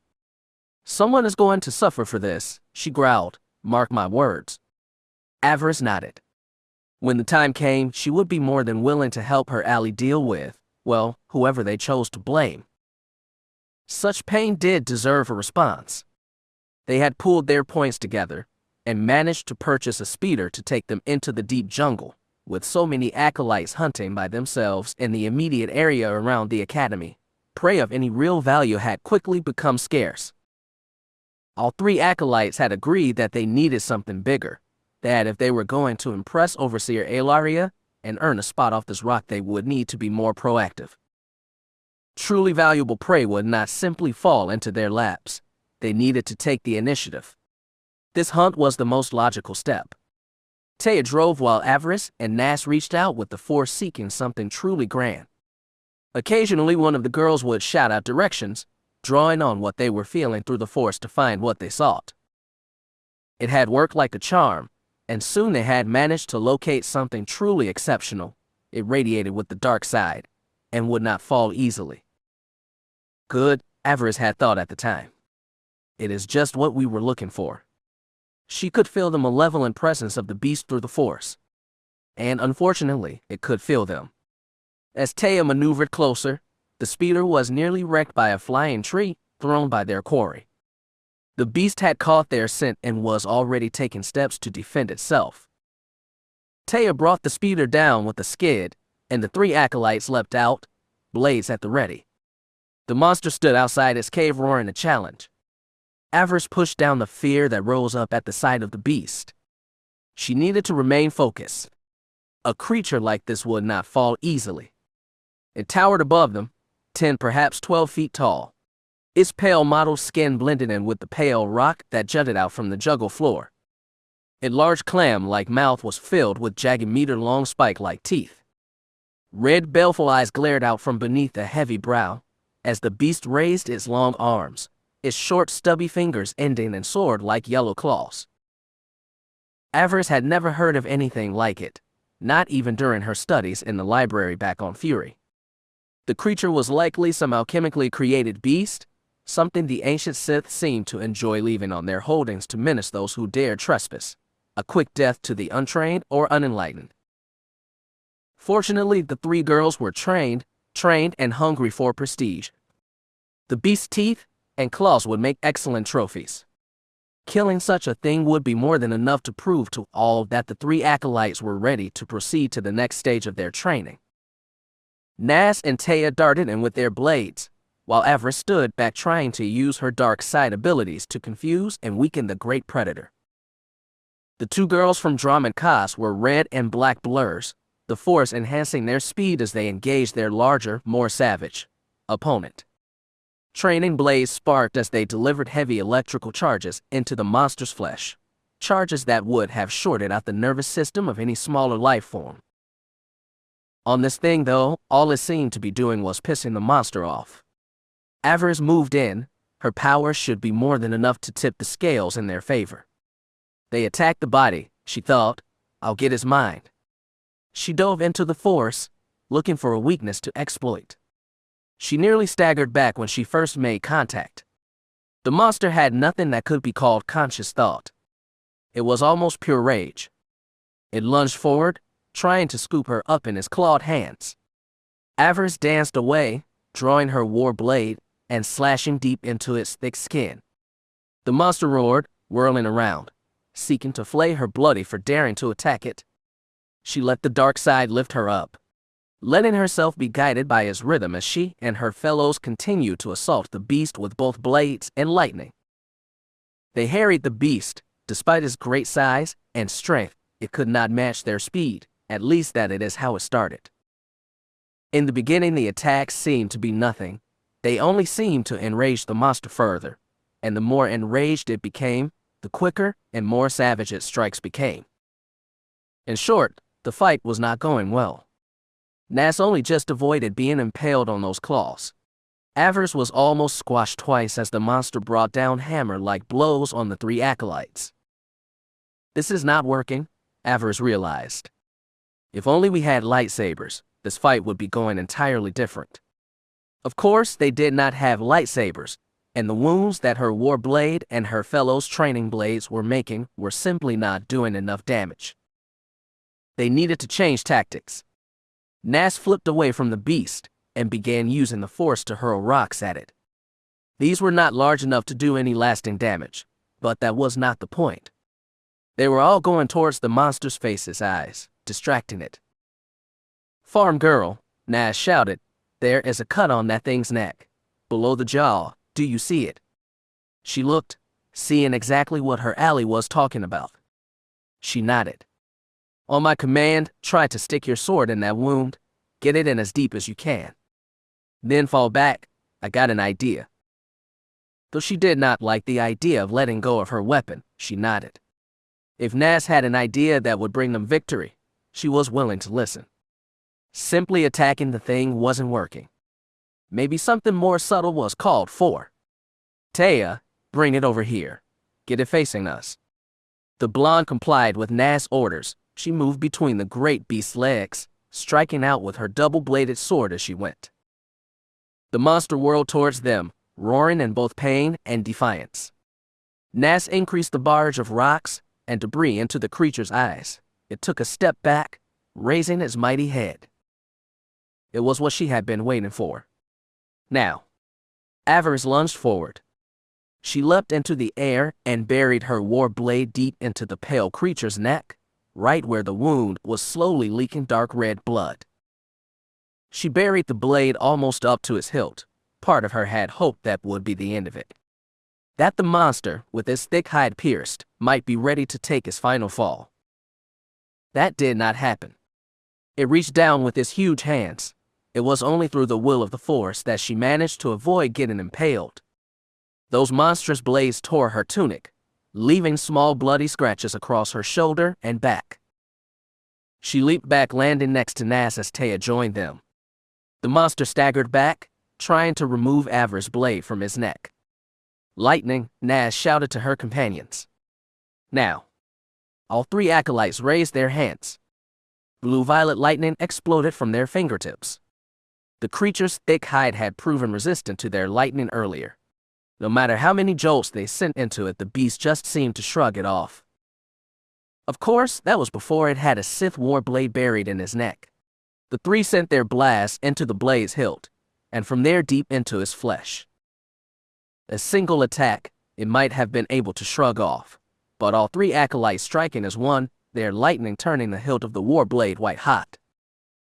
The monster's body tensed. It shuddered as the lightning assaulted his brain and his nervous system.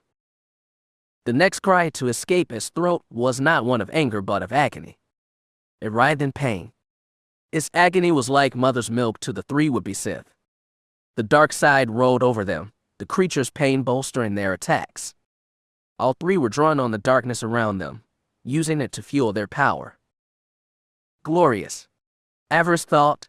As she tired, she dipped deeper into the flow of darkness around them. As she fed off it, her attack did not only continue, they intensified. The dark side was truly wondrous. The monster tried to advance, its cries now more whimpers than roars. It raised one clawed hand reaching for those that were causing it such pain. The three did not back down, they put all their strength into one last great blast. The monster flew back, its eyes exploding from the sheer voltage that was running through its body. It crashed down hard, shaking the very ground where it struck. The trio ceased their attack. They were all winded, but grinning, basking in the power of the dark side. They did not have a chance to enjoy their victory. As soon as the beast fell, they found themselves under attack. It was almost the end of them. A large black mass flew through the air, dropping in front of them. Having exhausted themselves bringing down the monster, none of girls had any chance to dodge or fall back. The mass split open before them like an egg. There was only the briefest of moments to register what had happened, and then it was too late. The shadow wasp nest broke, and an entire swarm of the things took to the air. The acolytes were caught in the middle of full-blown attack. They shrieked and scattered. Shadow wasps were indigenous to this island. They were large black stinging insects about the size of a human pinky. Sith soldiers went out every day with flamethrowers to clear any forming nests away from the academy grounds, but out here, in the jungle, they were numerous. The only thing that saved them was the fact that they had still been shielding themselves with the Force when the ambush came. Had their attackers waited only a few moments more, all three would have been stung so badly that they would not have been able to stand, much less retaliate. It had been a fatal blunder on the attacker's part. Despite the pain of multiple stings, Avaryss still had the will to use the Force to push the swarm back. Using the pain to fuel her, she sent a wave of telekinetic force to crush the life from many of the insects that were assaulting her. She glanced over and saw Naz doing the same. Taya was on her knees, having been in the center of the swarm when it struck. Avaryss came to her ally's aid. She pushed the swarm back and gave Taya some room to recover. A wave of dizziness washed over her, her stomach turned, and she retched painfully. "They're poison," she heard Naz shout. "Burn it away. Away." Avaryss only partially heard her over the sound of her own guts emptying, but she still had enough composure left to obey. She called on her anger. Its fury rushed through her like a cleansing flame, burning away the toxin the shadow wasps carried. She was still dizzy, but her head was clearing, and she no longer felt like she wanted to simply lie down and empty the full contents of her stomach. In that brief moment, through the horrible pain of many stings, she saw the ones responsible. The world turned red around her. There were 6 of them, all first-level acolytes like herself. She recognized some of them. She realized the 4 fools that they had removed from their place at dinner several days ago. Apparently, they must have held a grudge. To remain aboard their craft while their 4 fellows dropped down, moving over the carcass of the slain monster like parasites summoned to feast on a corpse. "That is what they are, parasites," the dark voice within her said. "They must have followed you out here. They must have thrown down that nest upon you." Her hands curled into angry fists. Her mouth turned upwards in an angry snarl. "They thought to use the bugs to murder you and steal your kill, the prestige of killing that mighty beast." Good plan, part of her thought. I wish we would have thought of it. Of course, if they had, they would not have made the mistake these first-level acolytes had.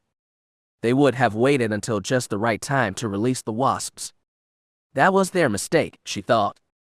It was their final mistake. They would answer. Her war blade was still buried in the monster's throat, but that did not mean she was defenseless. She reached out with the Force towards their attacker speeder. She was not strong enough to fling it down, or crush it like an egg, but that was not her goal. She crushed the vehicle's fuel cell. Liquid fuel began to spray out over the hot engine parts. The speeder disappeared in a ball of flame. The surviving ambushers had been so busy trying to collect their prize that they had not bothered to make sure Avaryss and her allies were dead. They had assumed their trick with the shadow wasps would do it for them. It had been a poor assumption on their part. She targeted the one closest to her. He had supposed to have been standing guard, his training saber held loosely in his hand. It was child's play for her to wrench it from his grip and send it flying into her hand. Letting her hate guide her, she leapt into air, powering the blade to maximum. She came down hard on the fool's skull, the blade destroying his brain in seconds. He fell without a whimper. It was only then that his remaining allies turned. They powered up their own blades, preparing to attack. Avaryss dropped back into her Sarisu guard, preparing to meet their attack. She was not alone. Nas leapt to her aid, followed closely by Taya. Both had weathered the ambush, and despite the pain they were all clearly in, were hungry for blood. Hungry for vengeance. As Avaryss deflected an attack by one of their enemies, Sarisu gave her a chance to truly witness her allies' fighting style firsthand. She fell back as her opponent rained down blows upon her. His style, though, was only the basic shiaicho, with a bit of makashi thrown in. Predictable, she thought, sloppy. Master Adaz would have killed a student who allowed his form to become so inept. So what she realized, though not all at once. She grinned. She would have a bit of fun before she ended this one. Let him think he had a chance. Her fellows were not so generous. Despite her smaller height, Nas was a bit more muscular than her two companions. It aided her well in her chosen style of Jimso, the aggressor style. Her attacks were straightforward, bullying, and brutal. Taya was more elegant. Her double blade aided her in the use of Adaru, the acrobat style. She flipped and tumbled around her enemy, her double blade whirling every time he tried to get in close. The shadow wasps might have slowed her slightly, but with her anger lifting her up, she was still quite lethal. In single one-on-one duel, the first levels were no match for Avaryss and her allies. Nas finished hers off first, ending it with a cut across the neck, leaving a black burn scar as the acolyte fell. Taya stabbed out with her training sword, striking her opponent in chest, likely breaking ribs, and stopping his heart with a jolt of pure electricity. He fell back with barely a cry, which of course left Avaryss and her dance partner. They were all but done as well. Her opponent had grown more and more desperate as their duel continued. His attacks became more and more sloppy, trying desperately to break her defense. Enough toying, the dark voice within her said. Finish it. She did just that. Still rested, she switched to Makashi, the duelist style, and immediately the tired first level realized he was outmatched. The fight was over 3 strokes later. He tried to surrender, but this was not a dueling ring back at the academy. This boy and his friends had tried to murder them. Mercy was not in the cards today. She caught him across the chest, and then a quick blow across the head. He sank dead to the jungle floor. Avaryss was left tired, but at the same time elated. They had survived, and their enemy had not. She drank in the despair that the fallen boy had felt in his final moments. She turned to Taya and Nas. Both were still alive, and they both looked as bad as she would no doubt feel when the adrenaline from the fight finally started to wear off. They were all out of breath, and something more. Avaryss blinked. It seems we pushed ourselves a little too hard today. All 3 girls' eyes had changed. No longer were they the color they had been born with, but the glowing gold of true Sith. Such change was quite common after a year or more of training. The dark side could exact a high physical toll on its user. Avaryss caught a glimpse of herself in a small pond on the way back to their speeder, those strange yellow eyes staring back at her. She felt a brief twinge of sadness. I was born with my mother's eyes, she thought. A shame to lose them.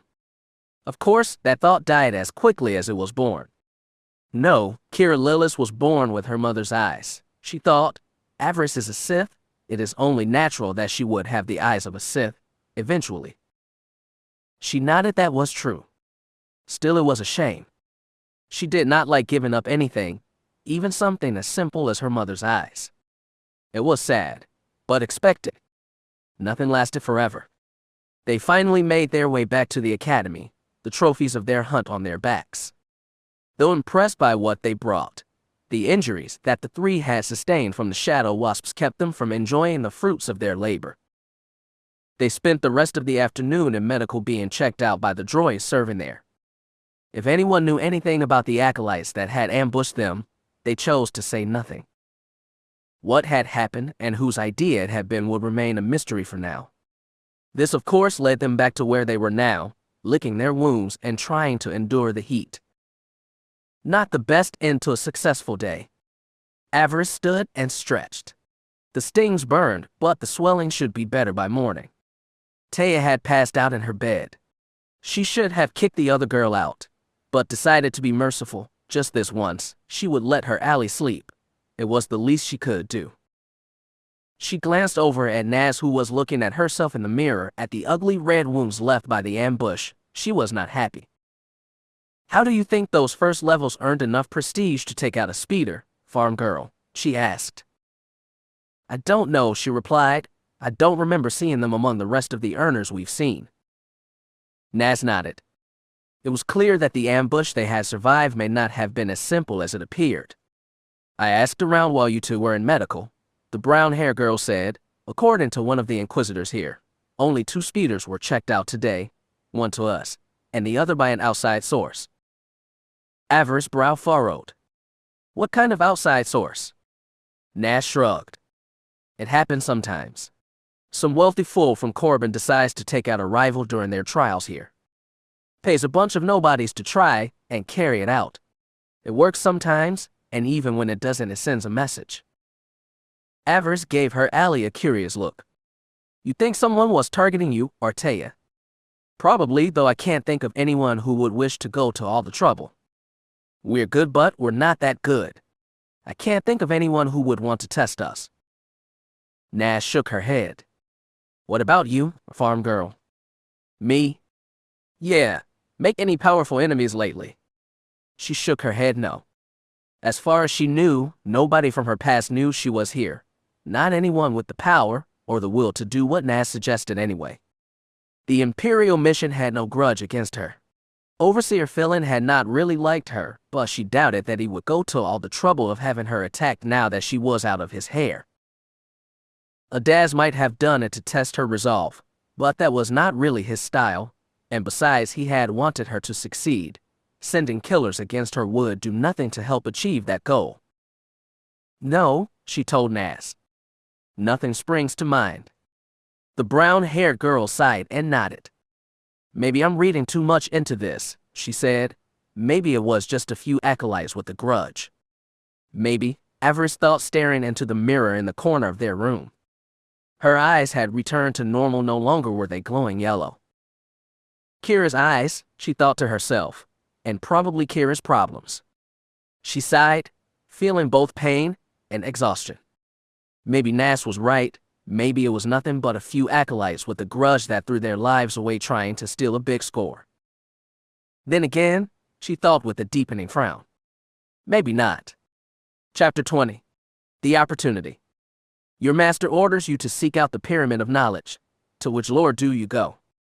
Avaryss' brow furrowed in thought. She had only learned about the pyramid last night. She struggled to remember what Naz had said.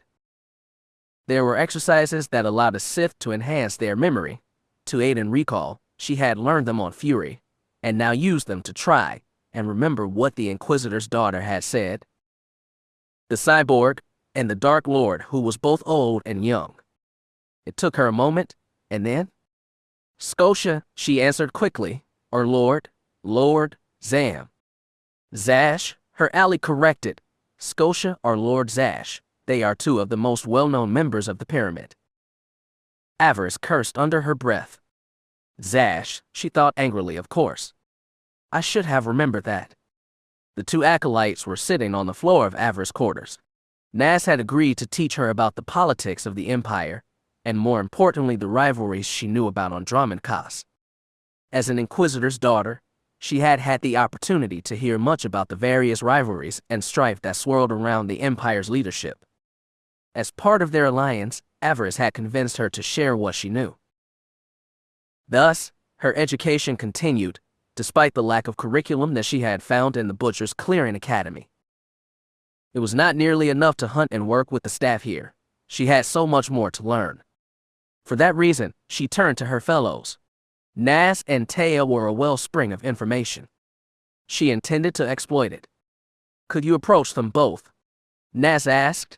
How would that work out for you? Not well, they are currently rivals, or so you told me last night. Mentioning one to the other would not be very smart. However, if I wish to prod either into helping, it might be wise to bring up my desire to harm their rival to them. It might motivate them to be more forthcoming with their knowledge. It might indeed, Nas said, smirking cruelly. Never waste the chance to use a rivalry to your advantage. If you wanted to go over them, to which lord would you speak with?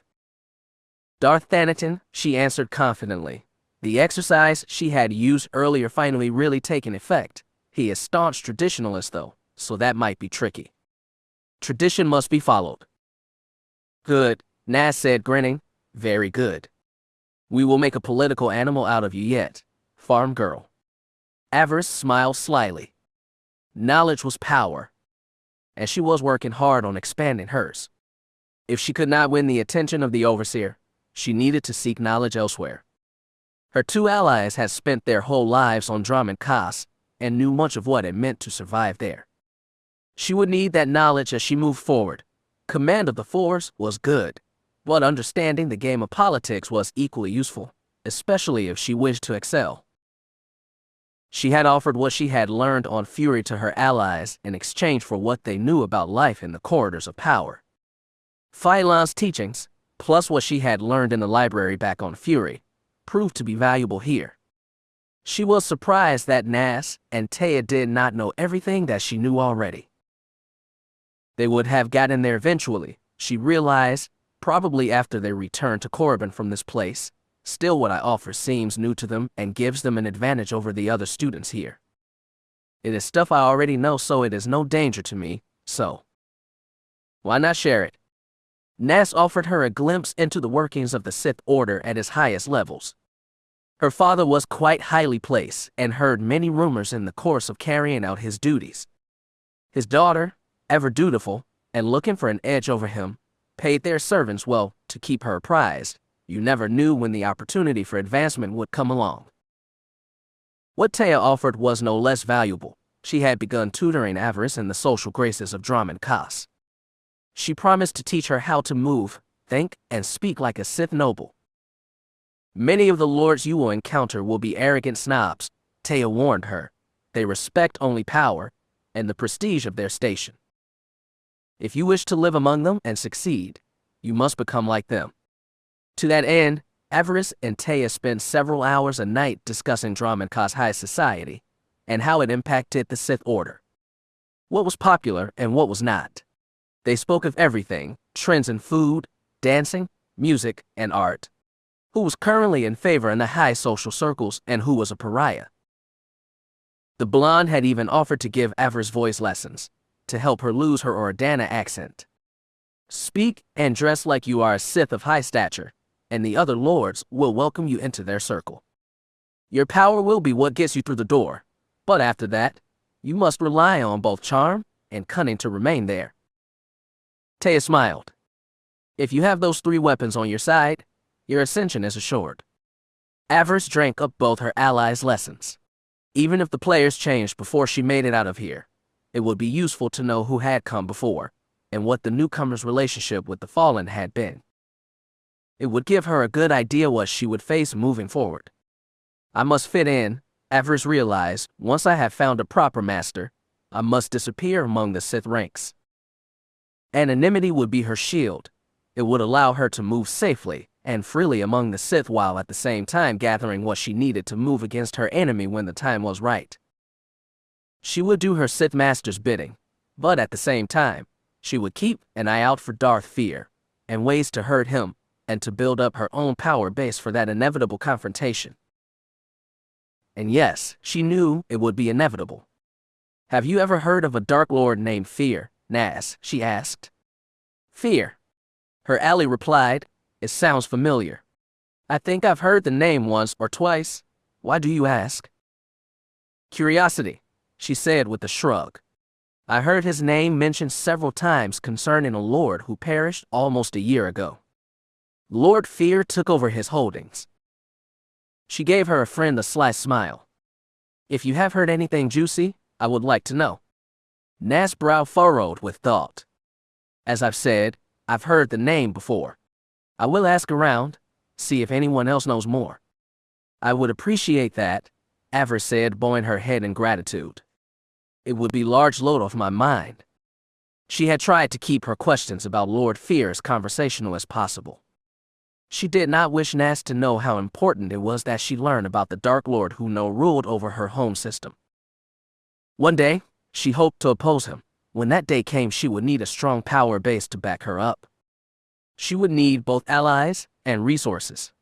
It was not an easy thing trying to take down the Darth. The matter would have to be handled delicately. She dared not even consider striking until everything was in readiness. When it was, she would not hesitate. On that day, it would be either her or Lord Fear, and it was not going to be her. Two would enter their battle, and only one would leave, and when she left, everything the man who murdered her family possessed would be hers, to rule over herself, or to destroy as she saw fit. Such was the way of the dark side. A rival could not be tolerated for long. He would need to be destroyed. It was the only way she would ever be truly free. It was a freedom she intended to seek out. Through victory, my chains are broken, the Force shall free me. And it would, she thought, suppressing a smile. Once Lord Fear, and everything he loved was obliterated. Only then would she finally be free. She and Nas had just started discussing Darth Daverus and his rumored network of invisible spies when Taya returned. The blonde had been summoned that morning to the tower by Overseer Laria. I hope it is nothing bad, Avaryss thought. She had not had a chance to glean everything she wanted from the other girl yet. It would be sad to lose such a resource before she had gotten everything she wanted, before it was finally time to discard her. Taya still had her uses. Avaryss knew it to be true. She did not wish to lose her, not yet. Both she and Nas barely acknowledged their ally as she entered. They pretended to barely notice at all.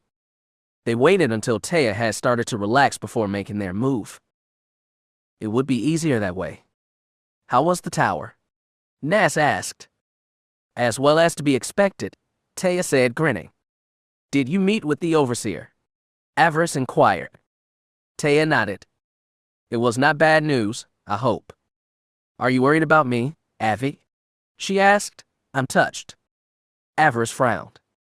I merely wish to know what the Zabrak wanted. Taya giggled. I'm sure you both do, she said.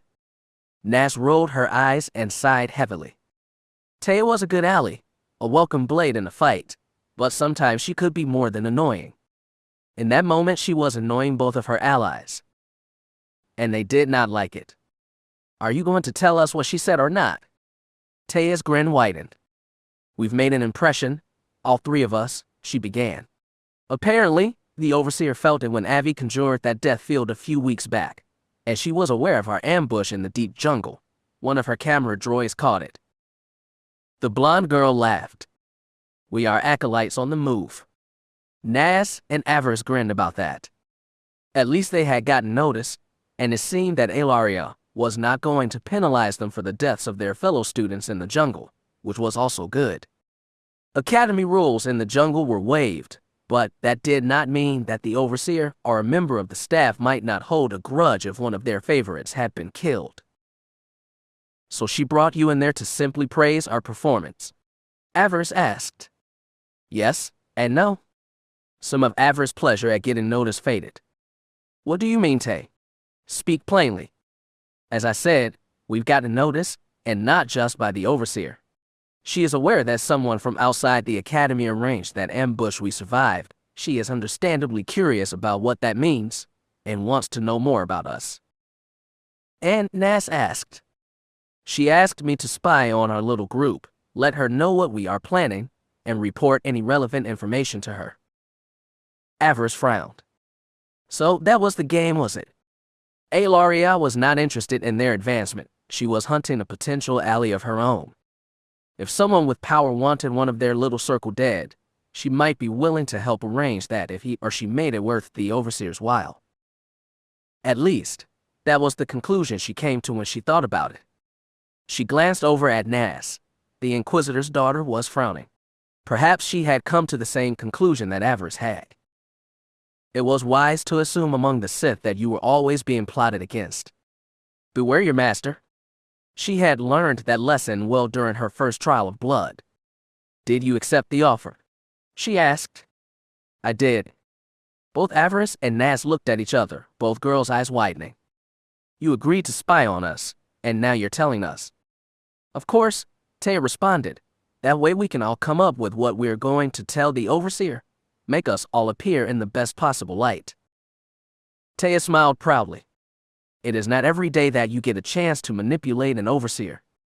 Avaryss snorted with amusement. Taya did have a point. That did not mean that she had made the smart move, however. It was good that Taya was looking out for the group, but at the same time it was not the smartest of moves. A true Sith would have looked out for herself first. Winning an Overseer's favor was nothing to sneeze at. She might even have found a way off of this rock. By choosing the group over herself, she has shown attachment weakness. Avaryss frowned. A good Sith would try to exploit that. She looked at Nas. Would you have taken the Overseer's deal? Sure, the brown-haired girl shrugged. Me too, she confessed, though she probably would not have been so open about it with her allies. Then we are in a good spot, Taya beamed. We can use this to our advantage and continue our rise as planned. They could, Avaryss thought, but it was also possible that Alaria was testing Taya. She might have suspected what the girl would do with the offer, and may have been waiting for Avaryss or Nas to turn her in for it. If she was, this offer could be worth a great deal of prestige.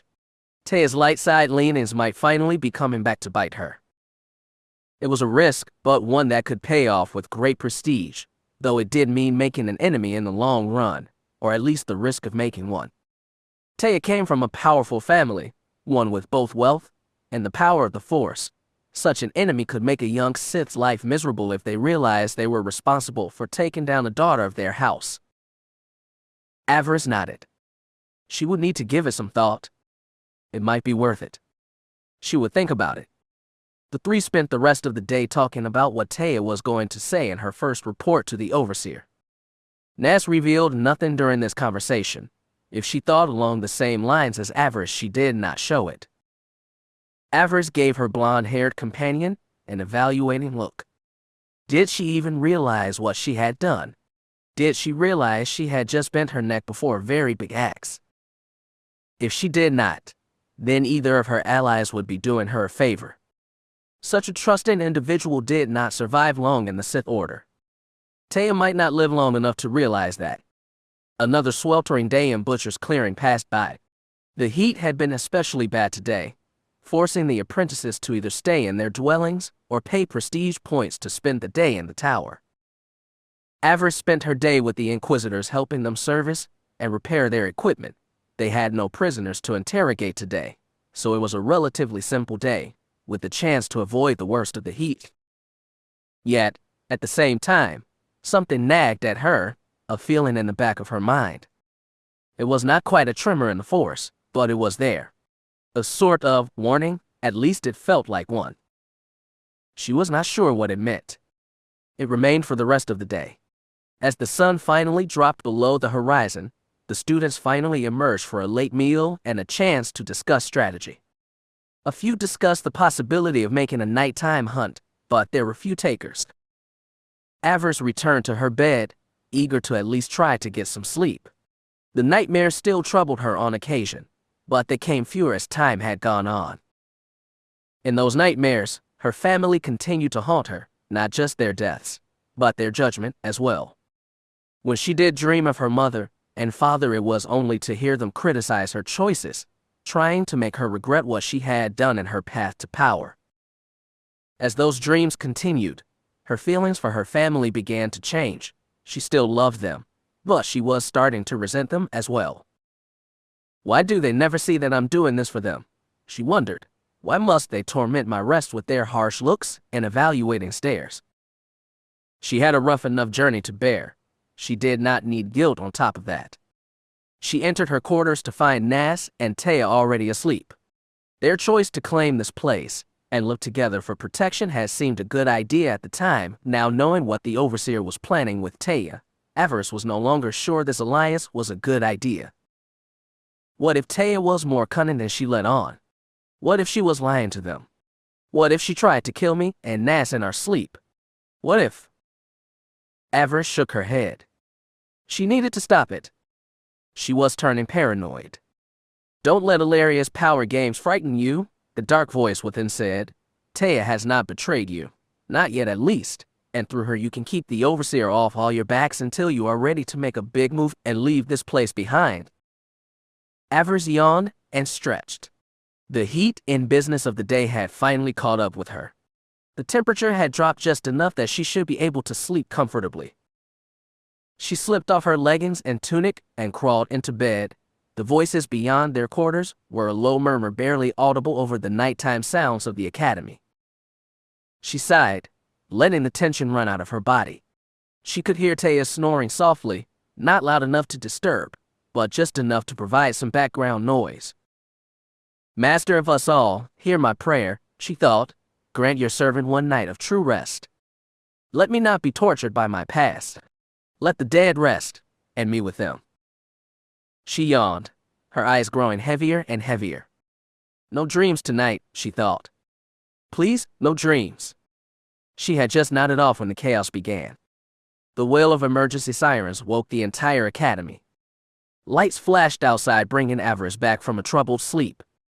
She fell out of bed, striking her knee hard on the ground. She cried out in pain, but that cry was all but drowned out by the sirens and the roar of heavy weapons. Clumsy nerve, she cursed herself, all the while shaking her head, trying to clear it. She staggered to her feet, limping from where she struck her knee. Something was happening, something big. She needed to get up and get dressed.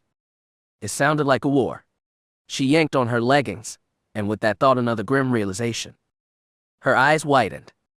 The academy was under attack. Avi, she heard Taya call out. What is going on? On your feet, fools, Nas shouted. Get out of here. They could blow up the whole butcher's block. Fear of such an attack was enough to get Avaryss moving. She grabbed her boots, tunic, and used the force to summon her war blade. She leapt out of their quarters and turned her eyes skyward. The night had turned to day. The Academy's anti-ship batteries were firing up into the night sky. It did not look like the Overseer had activated the shield yet. No bubble of energy surrounded them, protecting them from attacks from the air. Avaryss looked around, confused. Why had the Overseer not raised the shield? They were all doomed if that shield was down. Overhead, a squadron of Sith fighters screamed. They had likely launched from one of the capital ships in orbit, but if that was true, why were they down here? Avaryss' brow furrowed. Shouldn't the fighters be in orbit harrying the enemy? What were they doing down here?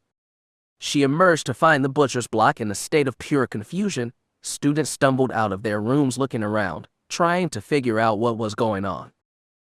The alarms still blared. Avaryss glared up at one of the towers, an angry glower on her face. Shut up, she wanted to shout. We know we are in trouble. You can't turn off the bloody alarms.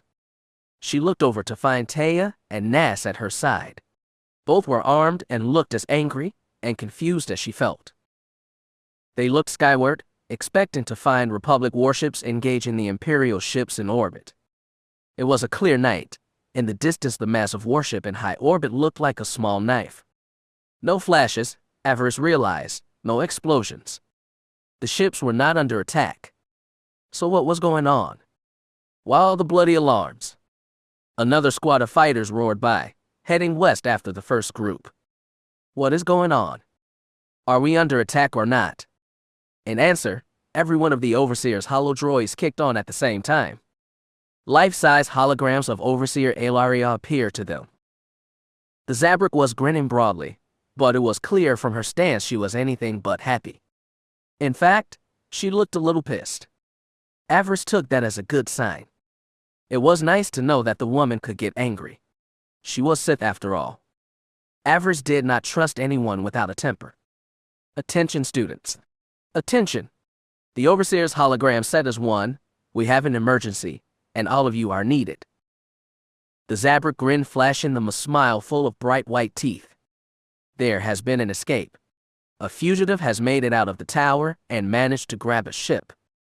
The image changed, showing an Imperial shuttle on fire and losing altitude fast. The image of Ellaria returned. Our Imperial friends have shot down the stolen shuttle. It has gone down in the jungle, but we cannot rest on our laurels. This prisoner needs to be recaptured or killed now. She gave them all wicked looks. It falls to you to do this. This prisoner must not escape. Avaryss' heart quickened. She did not know what this was, but she was determined to make the best of it. Opportunity was knocking. They would answer it. Again the image changed, this time showing an alien she had never seen before, green-skinned, with large dark eyes, a basic humanoid face, and a massive head tendrils where the alien's hair should have been. This is our prisoner, Ellaria continued. He is both armed and dangerous, and you should use extreme caution in apprehending him. Again the image of the Overseer reappeared. To the one of you that finds him, I'm offering great prestige. Corbin awaits the acolyte that brings this creature back. I would prefer alive, but if that is not possible, I will understand. Avaryss felt a stirring in her blood. Finally, she thought, this is what we have been waiting for. Our Imperial allies are sending down more search vessels to aid us. You will form up into teams and begin the hunt. It may be wise to start at the crash site. He could not have gone far. The dangers of the jungle are many. Ellaria bowed her head slightly. Good luck, acolytes. May the Force serve you well. The holo vanished. The butcher's block exploded with activity, everyone rushing around grabbing weapons, clothes, and gear. The hunt was on, and with the prize at stake, it would not be good to be left behind. Avaryss glanced at her allies. Both Taya and Naz wore expression of grim determination. They would not fail her. Seems like overkill, Taya pouted. With the whole academy looking, the prisoner will be found too easily. Maybe, Avaryss agreed, but that does not mean that we shouldn't join the hunt. I think this hunt will be more challenging than anyone suspects, Naz said, smiling slyly. What makes you think so? Taya asked. It is just one prisoner. Yes, one prisoner that somehow found a way to escape the tower and steal a ship right out from under the Overseer's nose. Naz shook her head. This is no ordinary prisoner, she said, grinning, turning to gather her things in their quarters. I wonder if he retrieved his lightsaber, she said over her shoulder. That would make this hunt really fun. Avaryss blinked, realization struck her. Somehow, she knew Naz was right. This was no ordinary prisoner, no Republic deserter that turned bounty hunter. Only one being could have escaped the tower, and all the Sith inside. Only one thing could have escaped. Her eyes narrowed dangerously.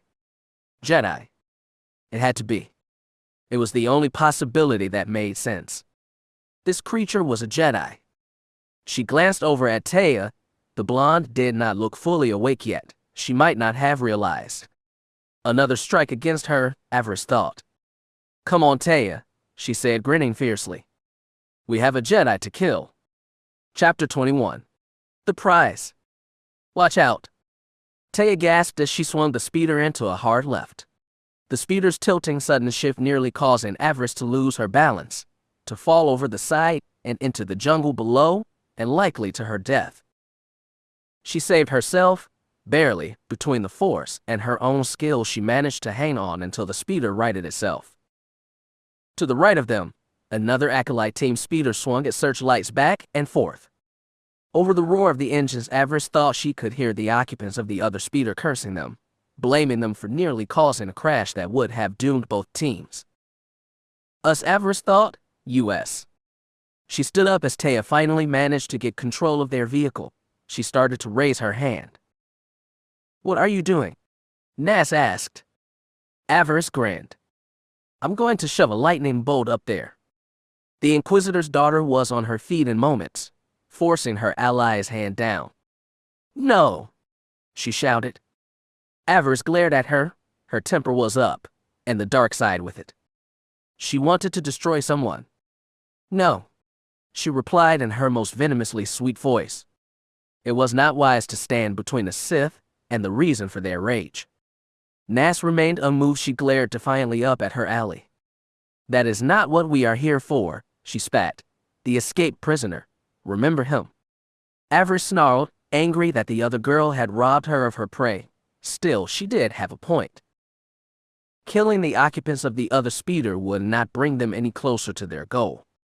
In fact, it would likely have made the escapee's life even easier. She shook her head and took a deep breath, counting to 10. The anger faded, and with it, the desire to destroy, at least where the other speeder was concerned. She would save that for their quarry. You are right, she told Nas. The hunt is what matters. Avaryss sat down, returning her attention to the sensor station in the small speeder. She had a job to do, and unlike her fellow students, she had no desire to make things easier for the escapee. If only the rest of their fellow acolytes felt the same. If they did, this hunt would likely already be done. Alas, that was not the case. This is not a search, Avaryss thought morosely. This is anarchy. The skies over the jungle were filled with light and the rumble of airspeeder engines. The transports that the Imperials had provided should have made the hunt easy, what with their life-form scanners and enhanced maneuvering capabilities, and they might have if not for all the backstabbing and infighting going on. As far as she knew, at least 4 search teams had been lost already. She had seen the explosions in the distance. None of these had been lost because of the prisoner. It had all been because the acolytes aboard were too willing to fight each other for either a promising lead, or taking advantage of what they saw was the perfect time to rid themselves of a rival. Add into that all the light and noise was stirring up every predator for a mile around the crash site. Over the comm they could hear acolytes shouting for help because they were being attacked by this monster or that one. The students were having as much trouble dealing with the local wildlife as they were trying to search for the prisoner. Avaryss shook her head. Overseer Elaria had made a grave error. She should have assigned the task of finding this enemy to a select group of acolytes and soldiers. People that could work together and focus on the job at hand. By declaring this an open hunt, far too many of the Academy's less talented students were getting in the way of their more powerful brethren. The comm system was alive with arguing and oaths of vengeance as the students fought for the right to seek their quarry. The airspace over where the shuttle had gone down was filled with speeders, many coming within mere meters of a full head-on, mid-air collision. The hunt continued, but with so much anger and greed in the air, it had been only a matter of time until things started falling apart. Fools, Avaryss thought to herself. If the Overseer did not put leashes on some of these dogs, half the student body of Butcher's Clearing could be dead by sunup. And in the meantime, their quarry remained hidden, elusive. It did little to help cool the mood of so many overly ambitious acolytes. Many were just looking for an excuse to annihilate their various rivals. Even a minor slight, at the wrong moment, might be enough to do that, and that would be the end of the hunt. That is when this hunt turned into a bloodbath, and any chance of finding the alien would fade away like a puff of smoke. Though she would not miss many of her fellows, Avaryss knew the danger of that. They did not have the time to be settling old scores right now. They had a job to do. And even a minor infraction would be enough to make that job impossible. For that reason, they needed to be patient and listen to their overseers. It was the only way that they all might just make it through this. Make it through and rise to the next level. She stared down at the scanner in front of her. It was alive with light and activity. Trying to sort through by eyesight alone was giving her a headache, but she tried nonetheless. Anything? Taya asked. Avaryss laughed fatalistically. We're over a jungle, Taya. It is teeming with life. The scanners are overloaded. How we're going to find a single alien in the midst of all that is beyond me? From her place next to Taya, Nas' brow furrowed. Avaryss had become comfortable with letting the other girl take the lead. Her strategies had led them to victory on many hunts. Now she stared at a small holo map of the academy and the surrounding jungle, trying to figure out their next move. "Where did you go?" the other girl murmured. "Where would you go?" Taya risked a glance at the map herself. The blonde acolyte shook her head. "What a mess," she said. "It looks like the entire academy is out here tonight." Mistress of the understatement, as always Taya, Naz snarled with frustration. They had not been able to get near the crash site themselves, too many speeders in the way, giving them no real chance to try and pick up the prisoner's trail.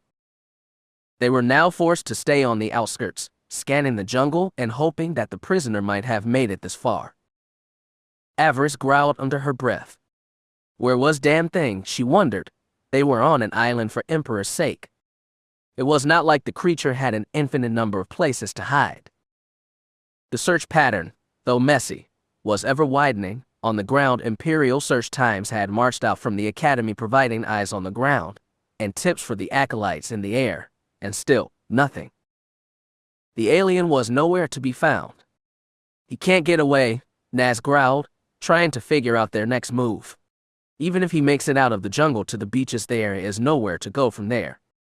He would not last a minute in the ocean, not with all the predators there." The Inquisitor's daughter shook her head. "If he is hiding, someone would have found him by now. They would have sensed him, even with everything else out here. So he must be moving, but where? Taya glanced at the map again. "If he is down there, someone will find him. He must be down there somewhere, and if not, maybe something in the jungle got him." Naz glared at their ally. "Let us hope not. The prisoner is worth nothing if he is inside the belly of one of those pale monsters." Avaryss shuddered. She reached out through the forest trying to sense something. She did not think that their quarry was dead. It didn't feel right. He was down there somewhere, but where? Taya was right, the whole academy had turned out for this hunt, with so many Sith and would-be Sith on the field day. Her eyes widened as the realization struck her. "That's it," she thought with a cruel smile. That was it. She glanced over at the holo map. Yes, that was it, she was sure of it. A shiver of anticipation ran down her spine. "Turn us around, Taya," she ordered, "and kill the searchlights." Both the blonde and Naz looked at her like she had gone insane. "We are going back?" Taya asked.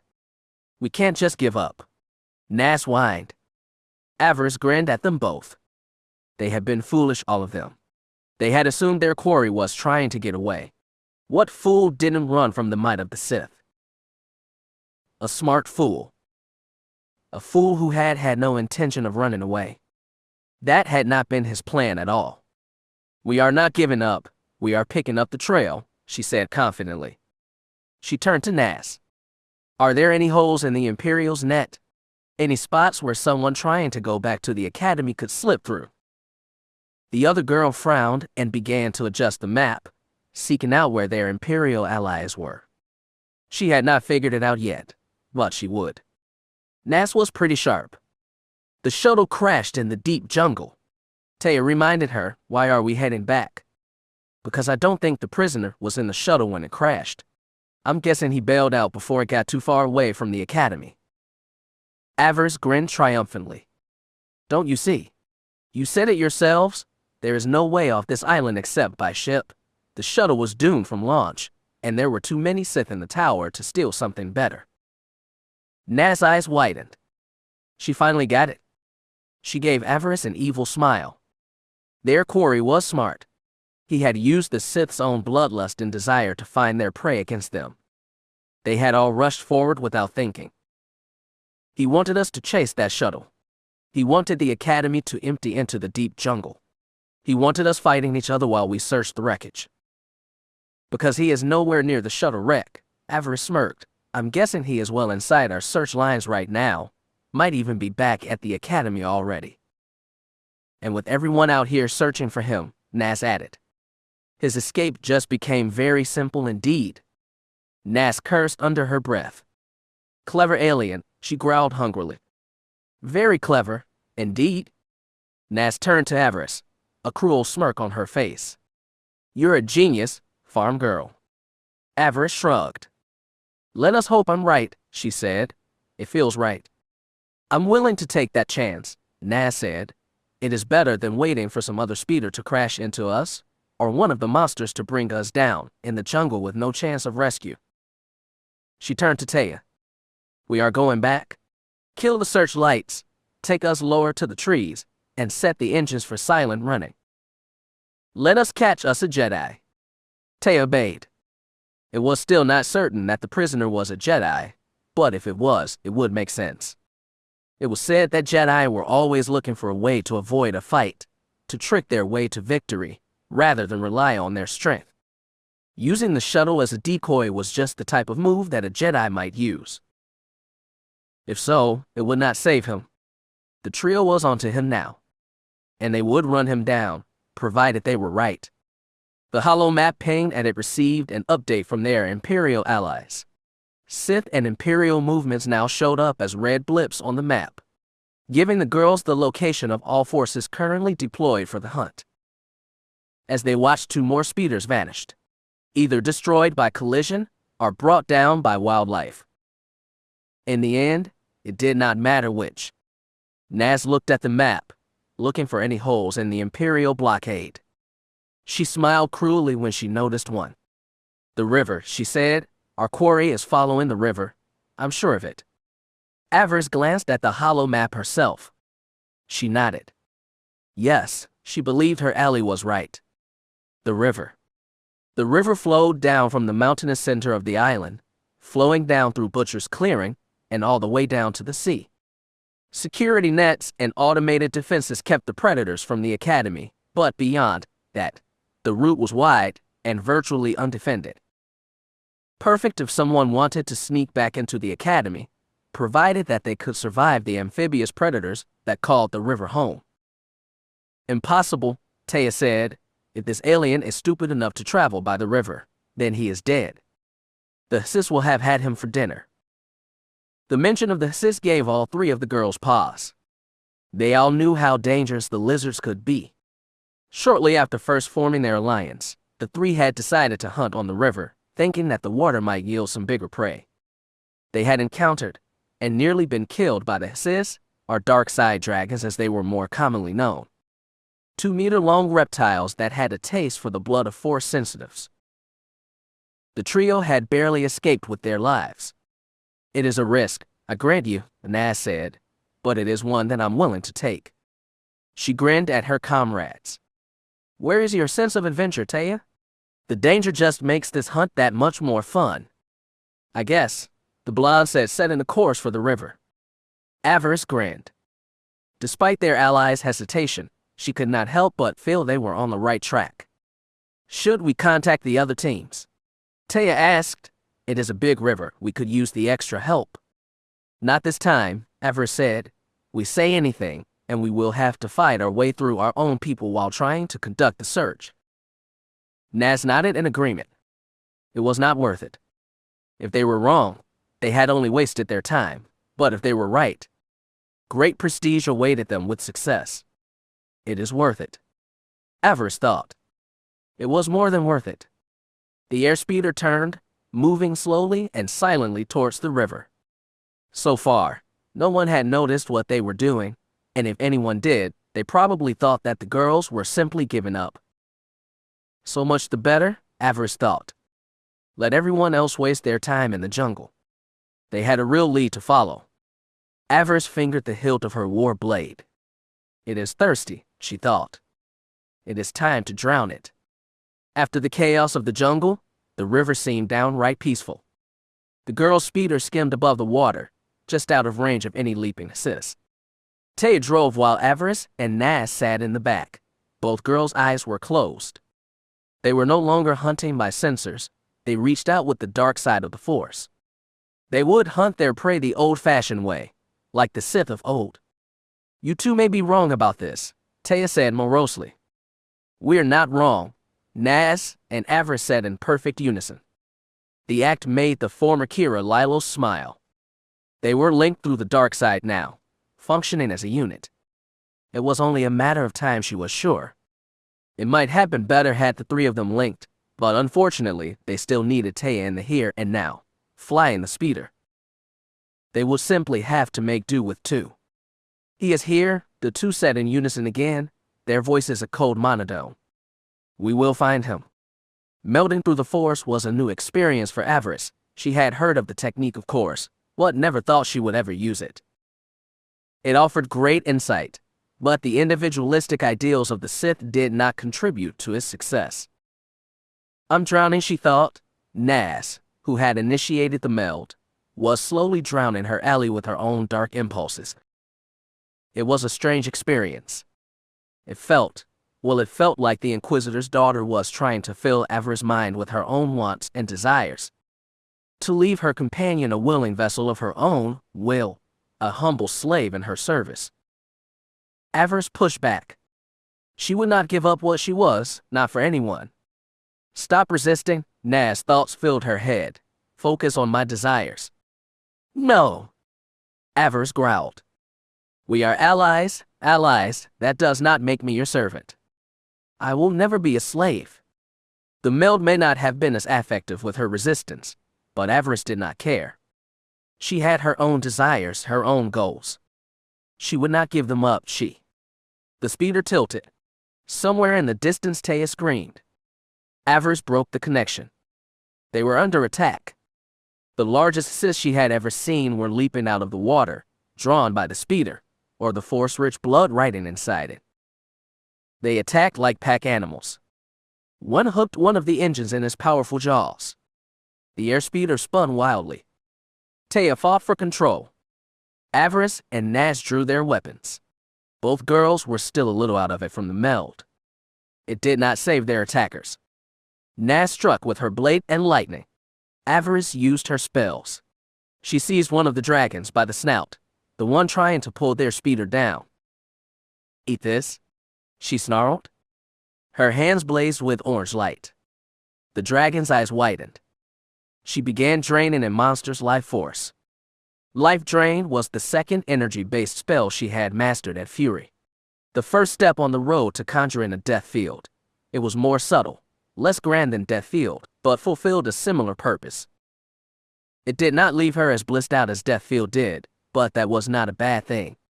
She wanted to maintain control, not get lost in her powers again. This spell would serve its purpose. The drained husk of the dragon released the speeder and fell down into the water. The damage that Naz had done to another of the creatures caused it to fall as well, bleeding from multiple wounds. The blood made the remaining dragons frenzy. They began attacking each other. The speeder pulled away, wobbling on a damaged engine. It took all of Taya's skills to bring it down safely. It made a hard landing on the shore of the river. All three acolytes were shook up from the landing, but okay. Behind them the dragons continued to fight, tearing their wounded brethren apart. The three leapt from the damaged transport. They needed to put some distance between them and the dragons. The fight would not last long. When they had put a bit of distance between it and them, the three girls paused. Avaryss cursed their luck. What now? She glanced over at Naz. The Inquisitor's daughter looked as angry as she felt. The attack had come out of nowhere. Avaryss glanced around. Where was Taya? She had some explaining to do. She knew better than to take them so low to the river. They could have all been killed, they could have been. Avaryss blinked. Taya was nowhere to be found. She reached out with the Force trying to sense her ally. She was near, she felt her presence but. She looked at Naz. The other girl nodded grimly. She felt it too, Avaryss realized. They were not alone. Avaryss raised a Force shield around herself, summoning her mental control, preparing for a fight. Blade in hand, she began to reach out with the Force. The attack came from the left. Naz never knew what hit her. 1 minute she was standing next to Allie, the next she was flying back into the water. She was yanked up by an invisible hand of Force energy. The brown-haired girl had not even had time to cry out. She hit the water and vanished, leaving only a few bubbles in her wake. Avaryss backed up, surprised by both the fierceness of the attack and how quick it had been. She held her sword before her, reaching out with her senses, the dark side filling her up. She nearly tripped over a body in the underbrush. She looked down, the dim nighttime light revealing blonde hair and a red tunic. Taya. She leaned down, reaching out with the force. She was surprised to find a heartbeat. The girl was unconscious but alive. She sighed. Surprisingly, she could still feel relief. Unbelievable, she thought. I actually care about Taya. The water exploded again. A body flew out and landed with a thump. Nas. Avaryss reached out with the force, suspecting what she would find. As with Taya, the Inquisitor's daughter was not dead, just unconscious. The last remaining member of the trio shook her head. Why not kill them? She wondered. Why not drown Nas? Her fist curled into fists. She knew the answer, or rather she had her suspicion. She glared at the water.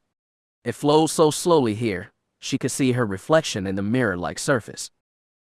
In the darkness, her eyes glowed a bright yellow. She was alone, and in that moment she felt fear. She was all alone with their quarry. A hint of a smile came to her lips. Fear turned to anger so easily, and anger turned to hate. She smirked.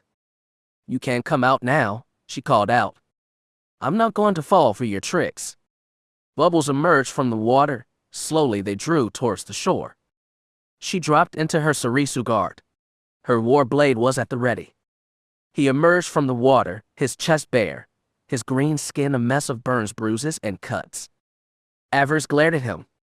She had found the escaped prisoner. Her eyes narrowed. He would not escape again. He emerged from the water and met her hard gaze with his even one. On his belt he wore a lightsaber. Avaryss fought the urge to curse.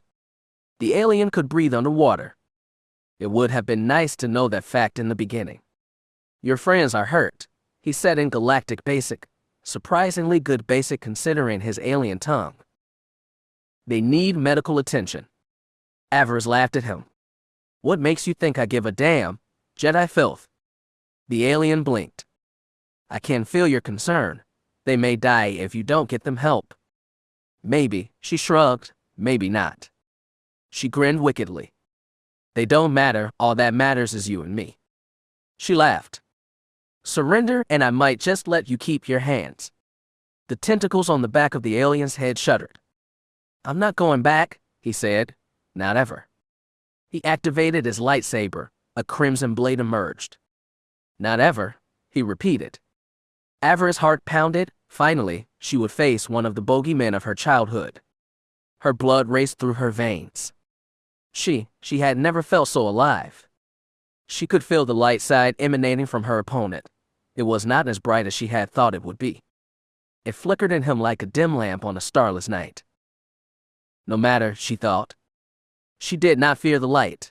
It was a lie, an illusion, tales to frighten children. Avaryss was no longer a child. She was death itself. And death was hungry as her war blade was thirsty. The feast was prepared. She grinned. Now, it is time to gorge. She lunged forward. The alien brought up his blade. War blade and lightsaber clashed with a savage hiss. The battle began. Chapter 22. Enemies. Fast. That was the only word to describe it. As Avaryss parried and struck back at the alien, she was amazed by the speed and precision of the Jedi's blows. She was good with the blade, she knew it, felt it, but now she found herself struggling to keep up, managing to just stay one step ahead of her opponent. His skill was a blend of styles, Makashi, Adaru, and Shicho all rolled into one, a constantly shifting attack and defense. It was amazing. She grinned. She should not have been enjoying this, well she was. Her heart pounding, adrenaline and the dark side fueling her every parry and blow. If all Jedi fought like this, what a true challenge facing them must be.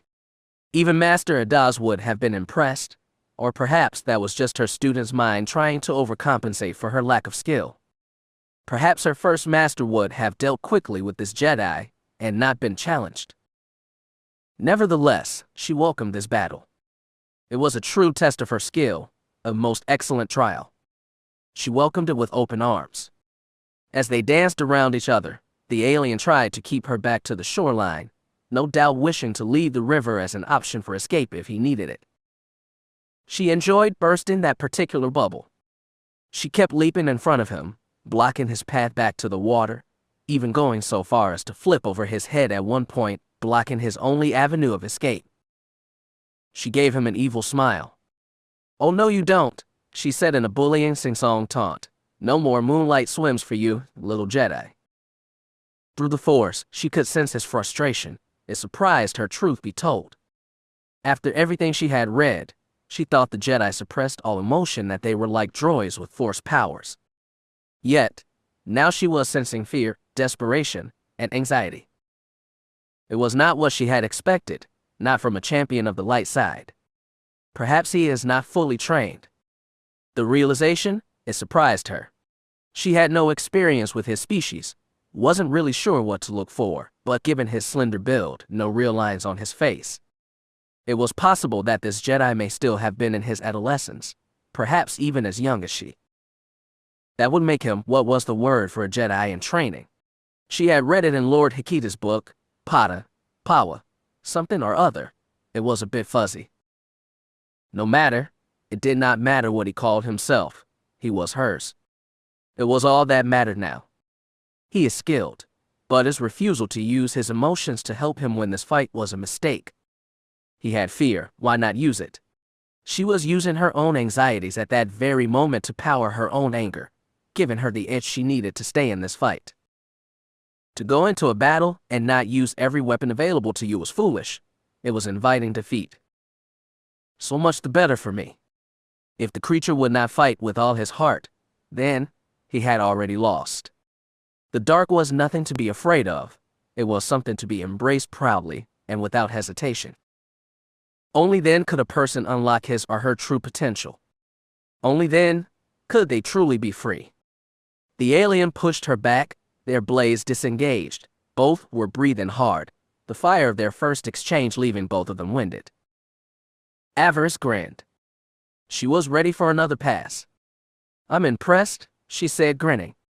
The Jedi backed up. She could almost hear his mind working, no doubt trying to think of some trick to escape, some way that he might worm his way out of this. She would not give him that chance. The alien raised his hand. She felt him starting to gather his power. She poured her emotions into her own shield, readying it for whatever trick the Jedi might attempt. "You need to get help," he said, waving his hand before her. "Your speeder crashed. Your friends are hurt. You must head back to the academy." Avaryss blinked, her blade lowering slightly. "I'm not the one you are looking for," the alien said. She lowered her blade completely. "You are not the one I'm looking for," she said in a dreamy, faraway voice. "I must get help for my friends." The alien grinned and started to turn away. She leapt forward, her blade raised for a lethal strike. The Jedi only just got his lightsaber up to block. She grinned into those huge dark eyes of his.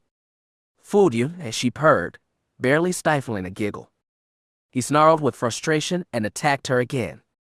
How cute, she thought to herself. He actually tried to persuade her to get inside her head.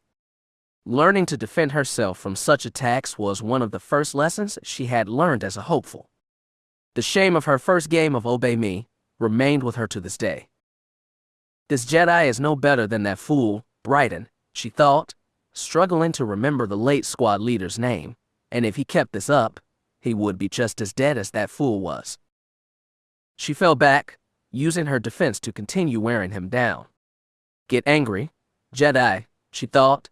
The more out of control you are, the more your connection to the light sputters.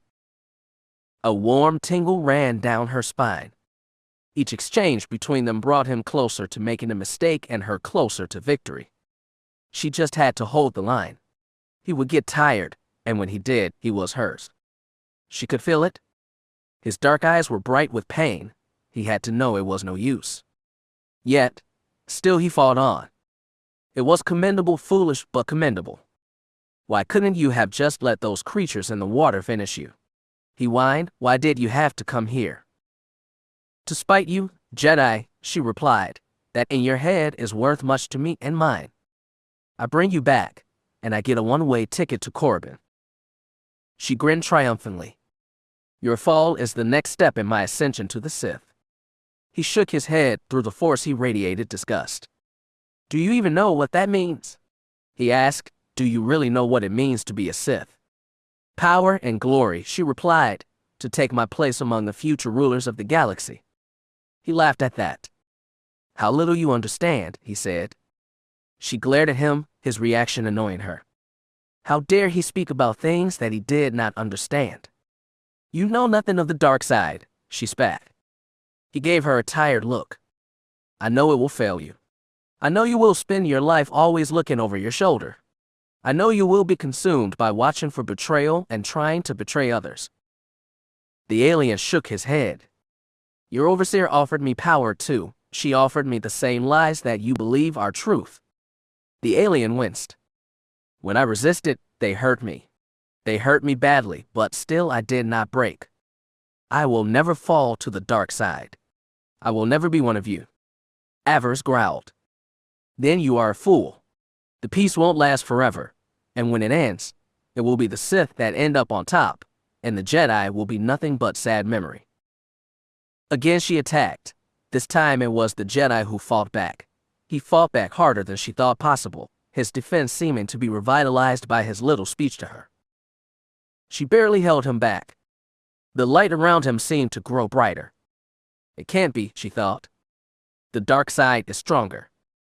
Their blades locked, their faces bathed in ruby light as they struggled against each other. He pushed her blade back, driving it closer and closer to her shoulder. She struggled to push him back. Those unfamiliar eyes of his radiated with emotion. She felt pain and anger both. It is over, he said. Just let me go. I don't want to destroy you. She grunted, trying to push him away. He was stronger than her, physically anyway. Her eyes narrowed. She would not be denied. She used the Force to separate them. He did not fly back as she hoped, but turned it into a backward roll, springing back to his feet with ease. He once again faced her, his saber at the ready. For the first time, she felt a sense of uncertainty. Maybe she could not do this. Maybe the boy's training exceeded her own. We don't have to do this, he told her. You don't have to die here. If we work together, we could both leave this place. I can feel the conflict in you. The Sith Masters have not corrupted you completely, not yet. He gave her a sheepish smile. If I had the help of a student, escape would be easy. We could get off this horrible planet. Her eyes narrowed. Did he honestly think this would work? I would spend the rest of my life in a Republic prison, being tortured for information by your corrupted senators. The Jedi would not allow that, he said quickly. The Masters would show mercy. You are strong in the Force. They would protect you, guide you, give you a chance to find redemption. They could help you find your way into the light. You would not have to spend your days fearing the plots of others. She shook her head. No, she thought. Lies. The creature was lying to her. Part of her, however, the part that was still that farm girl from Oridanna stirred. It was intrigued by the offer. How can becoming what you seek to destroy aid you in the end, blossom? Her father's voice haunted her, just as it haunted her during her final trial on Fury 9. Maybe I was wrong about the Jedi, her father's shade seemed to say. Maybe they could help you find the justice you seek. She shook her head. She could not believe she was even considering this. This may be your chance, Blossom. This may be your final chance. She looked at the Jedi. His eyes were guileless. Perhaps this offer was genuine. Perhaps she could escape, find a way to hurt Darth Fear from the ranks of the Jedi. Perhaps she. Her eyes narrowed dangerously. No. Never. She glared at the Jedi. Deceiver. She attacked again, her anger at herself fueling her power, giving her new strength. She would not let this alien distract her again. She needed to reclaim the advantage. Again their blades separated. There would be no more offers, no more deals. She would end this. They circled each other again, The only saving grace this time was that they were too far back from the water for the Jedi to make the jump to it. If he tried, she would be on him. "Go ahead," she nearly shouted. "Try to escape. I will fry you with lightning as you flee." She was so deep in the dark side now. It gave her focus, confidence. "I can certainly see why the Overseer was interested in you," she said. "Your Jedi Master must have been so proud." The alien spat. She felt a fresh wave of disgust radiate off him. Interesting, she thought. Such hostility towards his master. How very interesting. "I warned him," he growled. "I told him we should not go anywhere near this hateful empire." Yet, he did not listen. All he saw was our goal. The Jedi shook his head. "Our precious goal." "And what might that be?" she asked. He sneered at her. "You think you are so strong, but your empire is already doomed. The games the Dark Lords play have already sealed your fate. It doesn't take much to make the Sith fight each other." Avaryss did not acknowledge that, but considering what she had seen with this hunt, she knew he was right. The competition that drove them to greatness was a double-edged sword. It could just as easily kill its wielder. "We remember what happened on Coruscant, Sith," the alien growled. "We all lost friends during your cowardly sneak attack. We will not let that happen again. Enough of us survived that horror. We won't give you the chance to pull such a stunt again." "You can't stop it," Avaryss said, smiling. What was this now? Had something changed in the Jedi Order? "The first steps have already been taken, Sith. Your master's rivalries will be their undoing. Under the master's guidance, we will bring the whole sorry mess down around your ears." Keep him talking, she thought to herself. Whatever this was, it was important. Did the Overseer know about this? Had the Jedi confessed this to her? She needed to know more. The entire Empire might be in danger. The Lords, they needed to be told. "Careful, Jedi," she taunted. "That sounds an awful lot like you plan to take revenge upon us." She gave him a sly grin. "Revenge is a path to the dark side, or so I have heard." "This is not revenge," he spat. "This is justice. You will pay for what you did to the temple, all the Jedi your foul kind murdered, the younglings who died, my friends." The alien hissed. "You will pay." "Yes," Avaryss crowed. "Let your emotions go. Strike me down if you can. You finally are starting to see the truth. Embrace it, and you will take your rightful place among us." "Never. It is unavoidable. Our master will stop you. He will bring your whole cursed empire down." "Who is he?" The Jedi had said enough. He attacked. The darkness roared in Avaryss' ears. The Jedi had finally let go. She almost laughed. They were playing a new game now. They were playing her game. It was one she intended to win. He might know the light, but to the dark, he was a novice. She used that to her advantage. She reached out with her own darkness, tore away his force shield. The light no longer fed it. That is when the fun really began. She stopped his blade with the force. She flung him back again. This time he did not counter. He was out of control, easy prey. She indulged herself. She started drawing on his despair, his anger, his hate. It fueled her. She raised him up and slammed him into the trees behind them hard. He bounced back and forth, bones breaking with each hit. She reveled in each blow. As he struck the ground, she sent lightning arcing towards him. He tried to raise the blade to block her attack. He was not entirely successful. The blast burned his green flesh. Now, the dark voice within her said, "Attack now. Carry the day." She laughed as she leapt forward. Their blades flashed as she drove him back.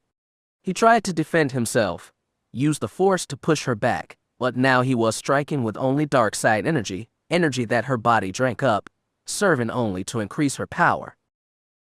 She felt giddy, invincible, and immortal. She almost cried. Was this how Darth Fear felt when he corrupted a Jedi student? If so, no wonder they called him the Corruptor. This feeling was intoxicating. She never wanted it to end. "I want more. I will corrupt them all." Her quarry's attacks grew more desperate. No longer was he fighting to kill, he was fighting to escape, but there was no escape. No one escaped the dark side. She shoved him back again. He struck a tree so hard she heard something snap within him. Blood spurted from his mouth. She grinned triumphantly. I will find them, she promised him. I will find these friends of yours. These fools who dared to attack our empire, who tried to manipulate us. Your master and his allies will die, and your fellow apprentices will replenish our ranks. Your precious plan will be a complete and utter failure. I swear on our emperor's name, you will fail. She leapt forward. He only just escaped the killing blow. He staggered back trying to keep his blade up. Her blood raced, her heart pounded. She felt invincible. She felt like she could take on the whole Dark Council. Your friends will fall, she shouted. All will bow to Darth Daverus. She gave him one final push. He struck the ground hard, lay there gasping for breath. She stood over him, a look of disdain on her face. Pathetic, she thought, pathetic and weak. It was all she could do to stay her hand. He is worth more alive, the dark voice within purred. Remember that. She did. She would not waste this opportunity. You are going back now, she said coldly. Our masters are expecting you. The Jedi did not give up. He somehow struggled to his feet, blood running from his mouth. I won't go back. He lit the lightsaber in his hand. He could barely stand, but he remained defiant. She rolled her eyes. He must really like pain. She dropped into her fighting stance again. He lunged forward. She parried his blow, and then struck back. He brought up his blade and... She gasped. The alien turned off the lightsaber. Her blade passed cleanly where it had once been. She could not stop it. She had been committed to the attack. The blade bit deep into his shoulder, carving deep into his body. A small cry escaped his lips. Avaryss was in shock. What had happened? She stared at the Jedi in disbelief. What have you done? She demanded. What have you done? He was smiling at her, looking up through bloody lips as he sank to his knees, his life fading quickly. I've escaped, he said. Thank you, Sith. He fell to his side. She stood there, shocked, unable to move. This was not how it was supposed to be. She was to bring him back alive. He laughed as he lay there, dying, slipping from the Empire's grasp. There is no death, he murmured. There is the 4-4. All light faded from his eyes, his body slumped back. She felt him go, felt him die. He died at peace, unafraid and without anger. Avaryss looked around. The entire jungle seemed to be holding his breath, waiting. The dark side came to her then, strong and rolling like a tidal wave. She let it out in one all-powerful shriek. She screamed in frustration. She screamed and screamed. Coward. Filth. Jedi. The trees whipped around her. A storm of pure rage set fire to the underbrush. It might have exploded into a true inferno if the ground here was not so damp. She sank to her knees by her dead quarry. She should have felt elated. Instead, she felt cheated, betrayed. Both by this alien and her own heart. Again, she had been tempted. She had turned her back, but the fact that it was still possible infuriated her. You're dead. She howled. Dead? Gone. Why do you keep tormenting me? Her head sank to the ground. Damn you, Dad, she murmured. Damn you. She was not sure how long she lay there in the muck. It could have been minutes or an eternity. She heard footsteps in the underbrush.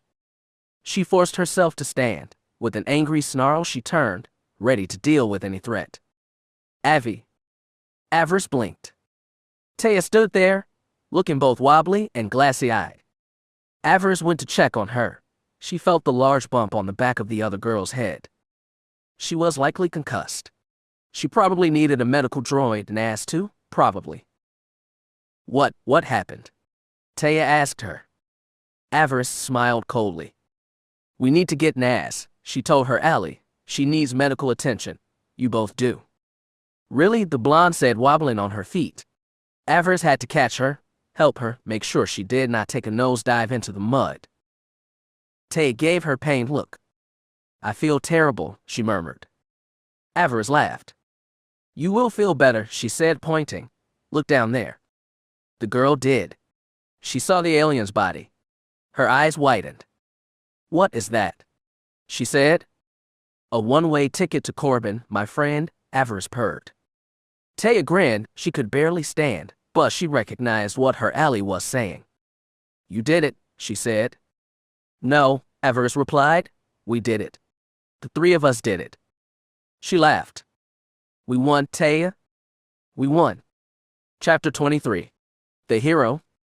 All will bow to Darth Daverus. The words had slipped out in a moment of high emotion. Avaryss was not entirely sure what had prompted her to say them, but nevertheless they had been said. Darth Daverus, she thought, shaking her head. She was afraid that she had gotten a little ahead of herself. The trio had returned to a hero's welcome, from the overseer and the staff at least, if not their fellow students. After their wounds had been tended to, the ladies were shown to provide rooms so that they could rest and recover from the previous night's revels. Tonight they would dine with the overseer and receive both her thanks and whatever other prizes she could offer them. Such things intrigued Avaryss, as they no doubt did Nas and Taya. The rewards of success are ours, Avaryss knew, and they could be quite pleasant. Still, considering herself a Darth already, that was not a reward she could claim, not yet. Becoming a Darth was no simple reward. It was a commitment. It was something gained after years of loyal service to the Empire. It was no simple prize. A Darth was death itself, or so an old Sith saying went. A Darth stood above all other Sith lords, and were the only ones eligible to take a seat on the Dark Council. Most of the Darths that currently served the Empire were former apprentices of Dark Council members, their most trusted agents. The thought was enough to give her pause. The Sith way stated that it was the duty of every apprentice to overthrow their master when they were both strong enough, and the time was right. So, to her, it seemed odd that members of the council elevated their agents so high. By naming an apprentice Darth, they were asking to be challenged, to be overthrown. It was just another example of the often confusing path of Sith training. Was it confusing, though? The dark voice said, "A Darth is death itself, though it is true that elevating a servant so invites challenge. But at the same time, if the master is as strong as he believes, the apprentice would be wise not to challenge him, because if he or she does, they die, and all their work has been for naught. They will have wasted all their time and effort on fool's gamble." She smiled to herself. Was that the answer then? To wield such power was to invite challenge, but holding off such a challenge was part of wielding it. Only the strong survive, and that was why the Empire had endured for so long, that in the wisdom and knowledge of the Emperor. That is the level I must reach, she realized. I must become so powerful that even my most trusted underling must be intimidated. If I wish to be made a Darth, then I must prove to them that I can be that true symbol of darkness. They must see me as an equal. That would not be an easy challenge. Any lord could make a lord, she had heard, but only a Darth could name you a Darth, and so far, she had yet to meet any, much less do anything to impress one. "Then you will have to get started then, won't you?" the dark voice within said. Killing that alien was a start, but that is all it was, a start. "You will need more, something bigger." She nodded thoughtfully that she did. I have time, she realized. For now, she intended to live in the moment. For now, she intended to enjoy her victory. She was currently in a private suite within the central tower of the academy. It was a place typically reserved for Sith lords and visiting moths.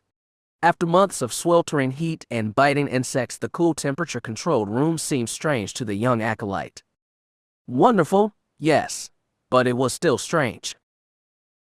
She had gotten used to hardship, had learned to endure, but now, enduring was no longer necessary. She was a hero. Most people would advise her to simply lay back and enjoy it. She was currently soaking herself in a tub of hot steaming water. It was a tub so large that it could have fit 3 Gamorrean comfortably. She sank up to her nose and let the warmth soak into her skin, into her bones. She had never felt anything so relaxing. For destroying that Nautolan Padawan, Overseer Elaria had offered Avaryss and her 2 allies any pleasure that the tower offered, and considering the Zabrik's appetites, those pleasures were many. Lucky us, Avaryss thought, and lucky for the Overseer, we cleaned up her mess. She doubted that the Zabrik would have wanted to explain to whoever had captured the alien that he had escaped on her watch. Such a failure would not have been overlooked. Offering a few days of pleasure to the ones that had stopped him was the least the woman could do. She rose from beneath the water, sighing contentedly. She had almost forgotten how it felt to be clean. She had missed it. Hot water had never been a problem at Fury 9. With so much geothermal heat available, it was easy to always have a hot bath. However, those baths almost always stank of sulfur or other volcanic gases that in the water was always very hard. You could scour your skin clean from just the water alone. In the butcher's block, only sonic showers were available.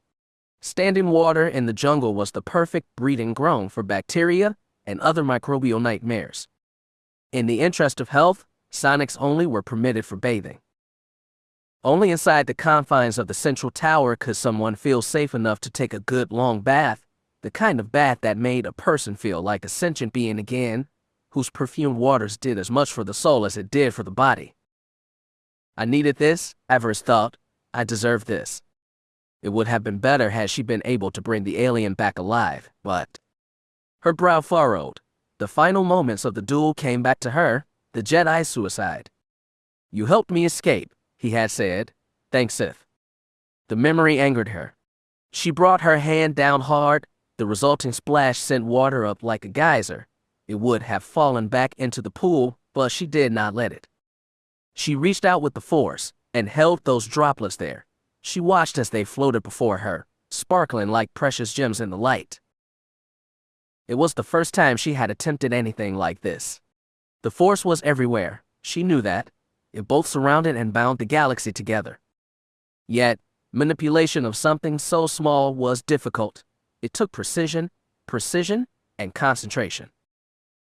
She smiled, and let the drops fall back into the bath, vanishing into the steaming surface. I'm growing stronger, she realized. Each lesson she learned, each trial she survived brought her closer to her final goal. Becoming Sith had all but consumed her. The path had almost eclipsed her original final goal. The death of Darth Fear, justice for her family, those goals were still important, but she was quickly coming to realize that power was its own reward. Once she had achieved satisfaction, once her family was avenged, she would need a new outlet, a new mission. Why should it not be the gathering of greater power? Through strength, we gain power. Through power, we gain victory. Through victory, our chains are broken. The Force shall set us free. She knew the truth in those words now, accepted them. Of course, she had not truly attained victory with the Padawan, had she? He turned off his blade, accepted death before recapture. It may have worked out in her favor, but nothing, the dark voice said. The creature will not threaten the Empire again. It would have been more prestigious to bring him back alive, but in death he is still your trophy. No one held that against her, the fact that she had killed him. It was better that he was dead, than being allowed to escape off-world. Now at least, his talents were denied everyone, Jedi and Sith both.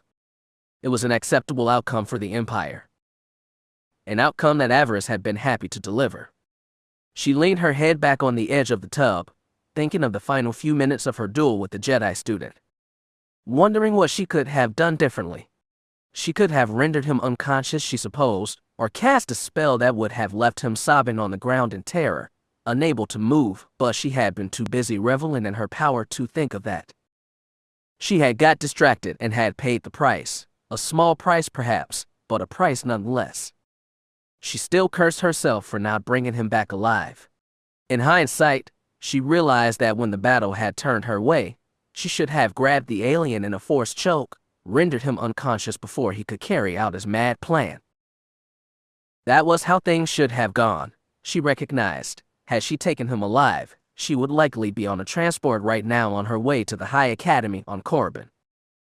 Instead, she was still here, at least for the moment. Hopefully, Elaria finally recognized her skill and ability. She was so close to Corbin now, she could feel it. All that remained was the Overseer's permission. Surely, her success in the jungle was enough to warrant that. It would be good to get away, she thought, safer too. She frowned. Given the nature of her fellow acolytes, she did not think it healthy to remain here much longer. She had a feeling that at least some of them would hold a grudge. Alaria's open challenge had inspired so many. It was unlikely that all would be very accepting of the final result. Last night, the open challenge, it had seen Butcher's Clearing live up its name. 38 acolytes had perished during last night's hunt, some killed by the wildlife, others by random accidents. No doubt many of the survivors would be envious of Avaryss and her allies. They had seized the prize that so many had wanted. Now, here they were. A hero's status would protect them for a while, but it would be better that the trio made it off this world soon enough. As time passed, the gratitude of the Overseer would fade, plus there was the small matter of the ambush, the one using the Shadow Wasp nest. They still had no idea who had been behind that little plot. If someone with power did wish any of them harm, it may be smart to simply block the girl's journey to Corbin. This victory would make them stand out, isolate them from the other students. No doubt even now plots of revenge were being planned in the Butcher's block. Who knew how many jealous acolytes now wanted Avaryss and her allies dead? We need to be more careful than ever, she realized. We must assume that we are being plotted against, especially when the stakes are so high. Despite the heat, the thought made her shiver. So much for basking in the simple pleasures of life, she thought. No longer enjoying the heat of the water, Avaryss stood and stepped out of the tub, seeking a towel and then a robe. As she ran her fingers through her wet hair, she realized that she would need to speak with Nas and Taya. They had plans of their own to make. Given what had happened, Nas had been surprised that Avaryss had shared her prize with them. Both she and Taya had been defeated. After all, the kill had been Avaryss and Avaryss alone.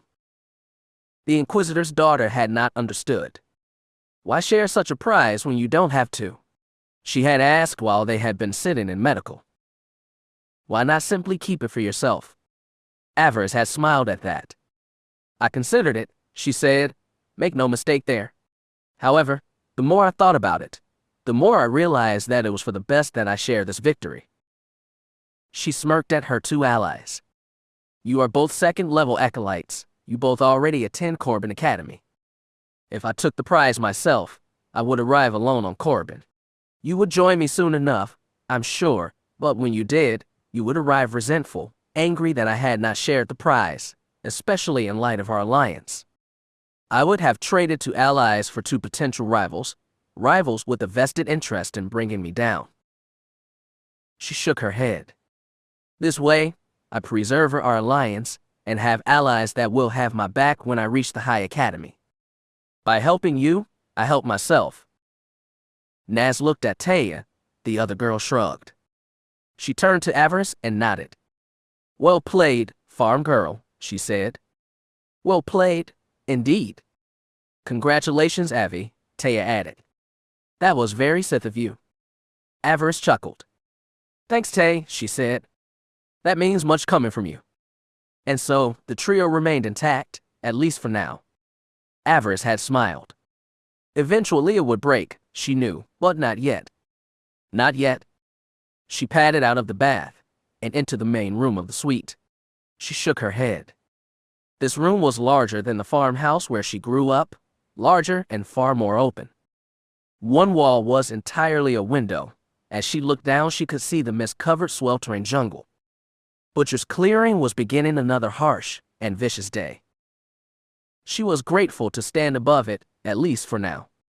She glanced around looking for her clothes. One of the servants must have come and taken them while had been bathing, not that she blamed them. They were so dirty and muck-encrusted, the only use for them now would be to fuel an incinerator. Her war blade lay on a table beside the bed. She picked it up and drew it from its sheath. She felt a surge of gratitude for Master Adas. His gift had served her well here. It was truly a dominating weapon, a weapon worthy of a Sith, at least until she gained her first lightsaber anyway. She held it up to light. Some of the alien's blood still colored it. That would not do. She returned to the bathroom, seeking a cloth to wipe the filth away. The Jedi had died a coward. She would not have a coward's blood stain her weapon. As she sat cleaning and polishing her blade, she heard the door chime. Avaryss' brow furrowed. The staff had been informed that they were not to be disturbed. The day was theirs to rest or do whatever they wished. She triggered the door comm with the Force. Yes. Avi, it is Taya. The young acolyte sighed. Of course, she thought. She triggered the lock with the Force. Enter. The door slid open, admitting her blonde-haired ally, also clad in a simple bathrobe and slippers. The blonde was grinning from ear to ear as she glanced around the suite. This is more like it, isn't it? She said. This is what a true Sith deserves. Avaryss shrugged. We are not Sith yet, she reminded her, but then she smiled. Still, I cannot deny that I needed this. Taya giggled. You should get used to this, she said. If some Darth does not take notice of you soon, he is blind. She motioned around the room. As an apprentice to a Darth, this may be your life one day. Avaryss nodded. It was possible, she supposed. Apprentice to a Darth, it would make her journey that much easier. The blonde girl sat down beside her. Normally, Avaryss would not let another acolyte get so close. Still, there was little danger. She was armed. Taya was not, and besides, unlike Nas, Taya did not radiate that sense of darkness that Avaryss had considered the norm among Sith. She was too friendly by far. If it was an act, it was a damn good one. That did not mean that she would drop her guard. She had learned that lesson the hard way. Never be taken by surprise, but where your master, your apprentice, and your fellows, those were the keys to a long life within the Sith Order. Avaryss intended for her life to be quite long indeed. She gave her ally a curious look. Will Nas be joining us? We have things to discuss. Taya giggled. I'm afraid our friend is a little occupied. Avaryss' brow furrowed. Occupied? How? Taya giggled again. I just came from visiting her. She had 2 guests arriving, and did not wish to chat. Guests? 2 of the Overseer's male pleasure slaves, 2 very well endowed pleasure slaves. The blonde blushed. I'm afraid our friend will be busy for quite some time. Oh, Avaryss said, her blue eyes widening. Oh. Taya smirked. If nothing else, Nas will be more relaxed when we have dinner with the Overseer. She will probably be walking a little funny too. Avaryss could not help it, she giggled as well. So much for making plans for tonight. Nas was definitely preoccupied. They should all be so lucky. I'm surprised you are not enjoying similar revels, Taya, she said. The blonde girl's blush darkened. I had one of the slaves give me a full massage, which was nice. I used to get them on Dromund Kaas. Wealth does have its advantages. Still. Taya's eyes turned thoughtful. It would be nice to have handsome man come to me, say I was the most beautiful girl in the galaxy, and show me just how much he enjoyed my company. The blonde shook her head. It would not have been real though, fun, but not real. Avaryss gave her friend a curious look. Do you have someone waiting back on Dromund Kaas? A few that have piqued my interest. I'm prepared to wait. She gave her ally a sly grin. What about you, Avi? She asked. You going to partake of the Overseer's generosity? Avaryss blushed. How do you know I haven't? The bed is still made. You might be hiding someone in the bathroom, though. Avaryss chuckled. No, she finally admitted. I have no interest in pleasure slaves, no matter how talented they are. She did not mention to Taya that she had never been with anyone before. She was not quite ready to share that secret just yet. It was none of her concern, really. She had yet to share that part of herself with anyone. Ro Wilkes had come the closest she supposed, but she had never submitted. Now, She was glad she hadn't the traitor, or at least the son of a traitor. Some might have called her foolish, or a prude, but she had no desire for her first time to be with a slave who was doing what he was doing out of a sense of duty, or out of fear of his master's whip. No. She wanted her first time to be special. She could wait. The two girls spent the afternoon talking, going over what they would say at dinner that evening. Taya also continued Avaryss' voice lessons. She wanted to put her best foot forward when they met with Alaria later tonight. Taya ordered lunch, and spent most of educating her friend in dinner etiquette. What to eat with what, how to behave when sitting down, that and other such nonsense. As they worked, Avaryss was shocked to discover that things had changed between her and her ally. Once she had considered Taya a commodity to be cashed in when needed, now, she found that that idea no longer had any appeal.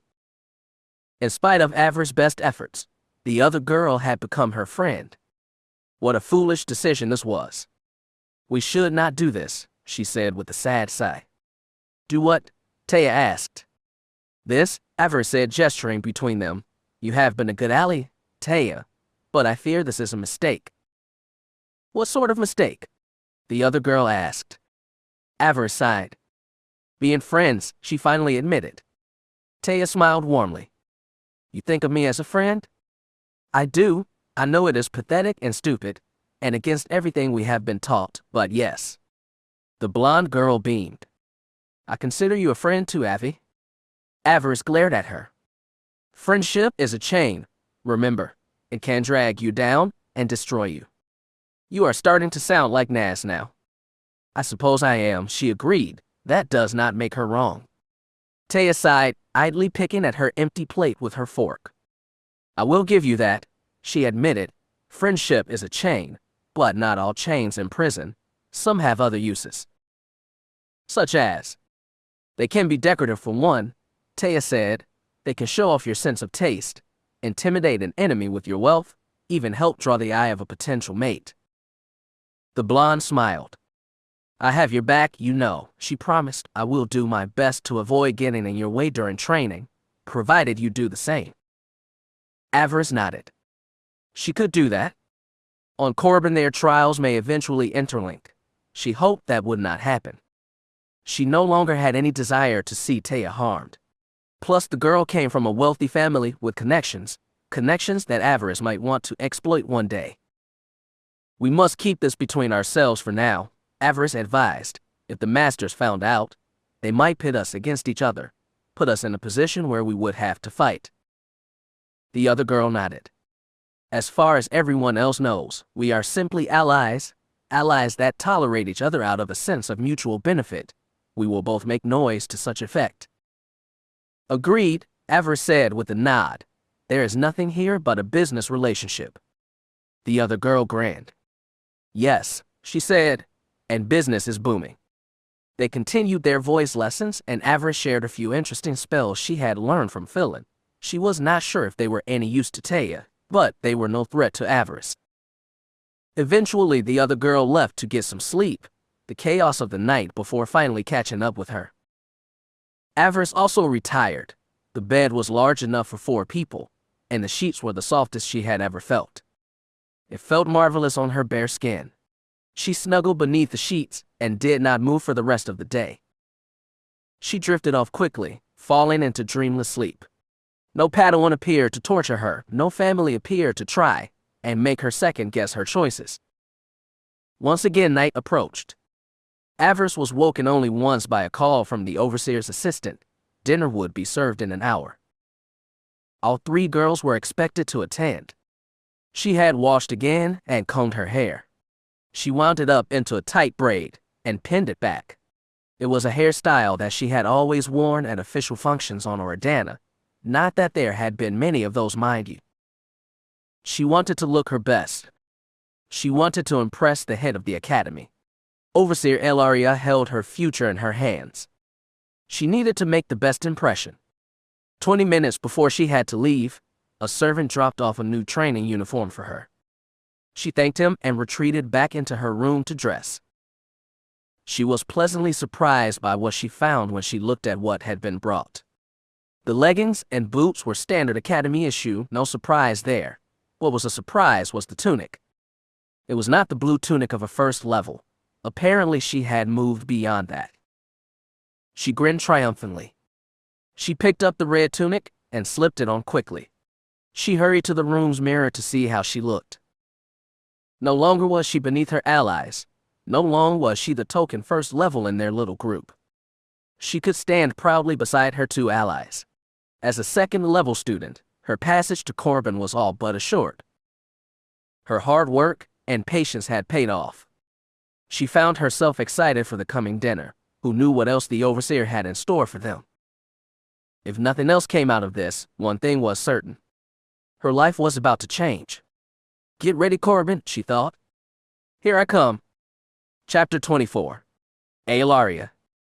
The boy was useful. I cannot deny that, but still, better that he die here than escape to bedevil the Sith Order. Avaryss paused, her wineglass a mere breath from her mouth. She needed to say something she knew, something to justify what had happened. Despite the Overseer's words to the contrary, it was clear that Aelaria was not pleased with the alien Jedi's death. She needed to say something, to smooth over any ruffled feathers. He gave me little choice, I'm afraid, Overseer, she admitted.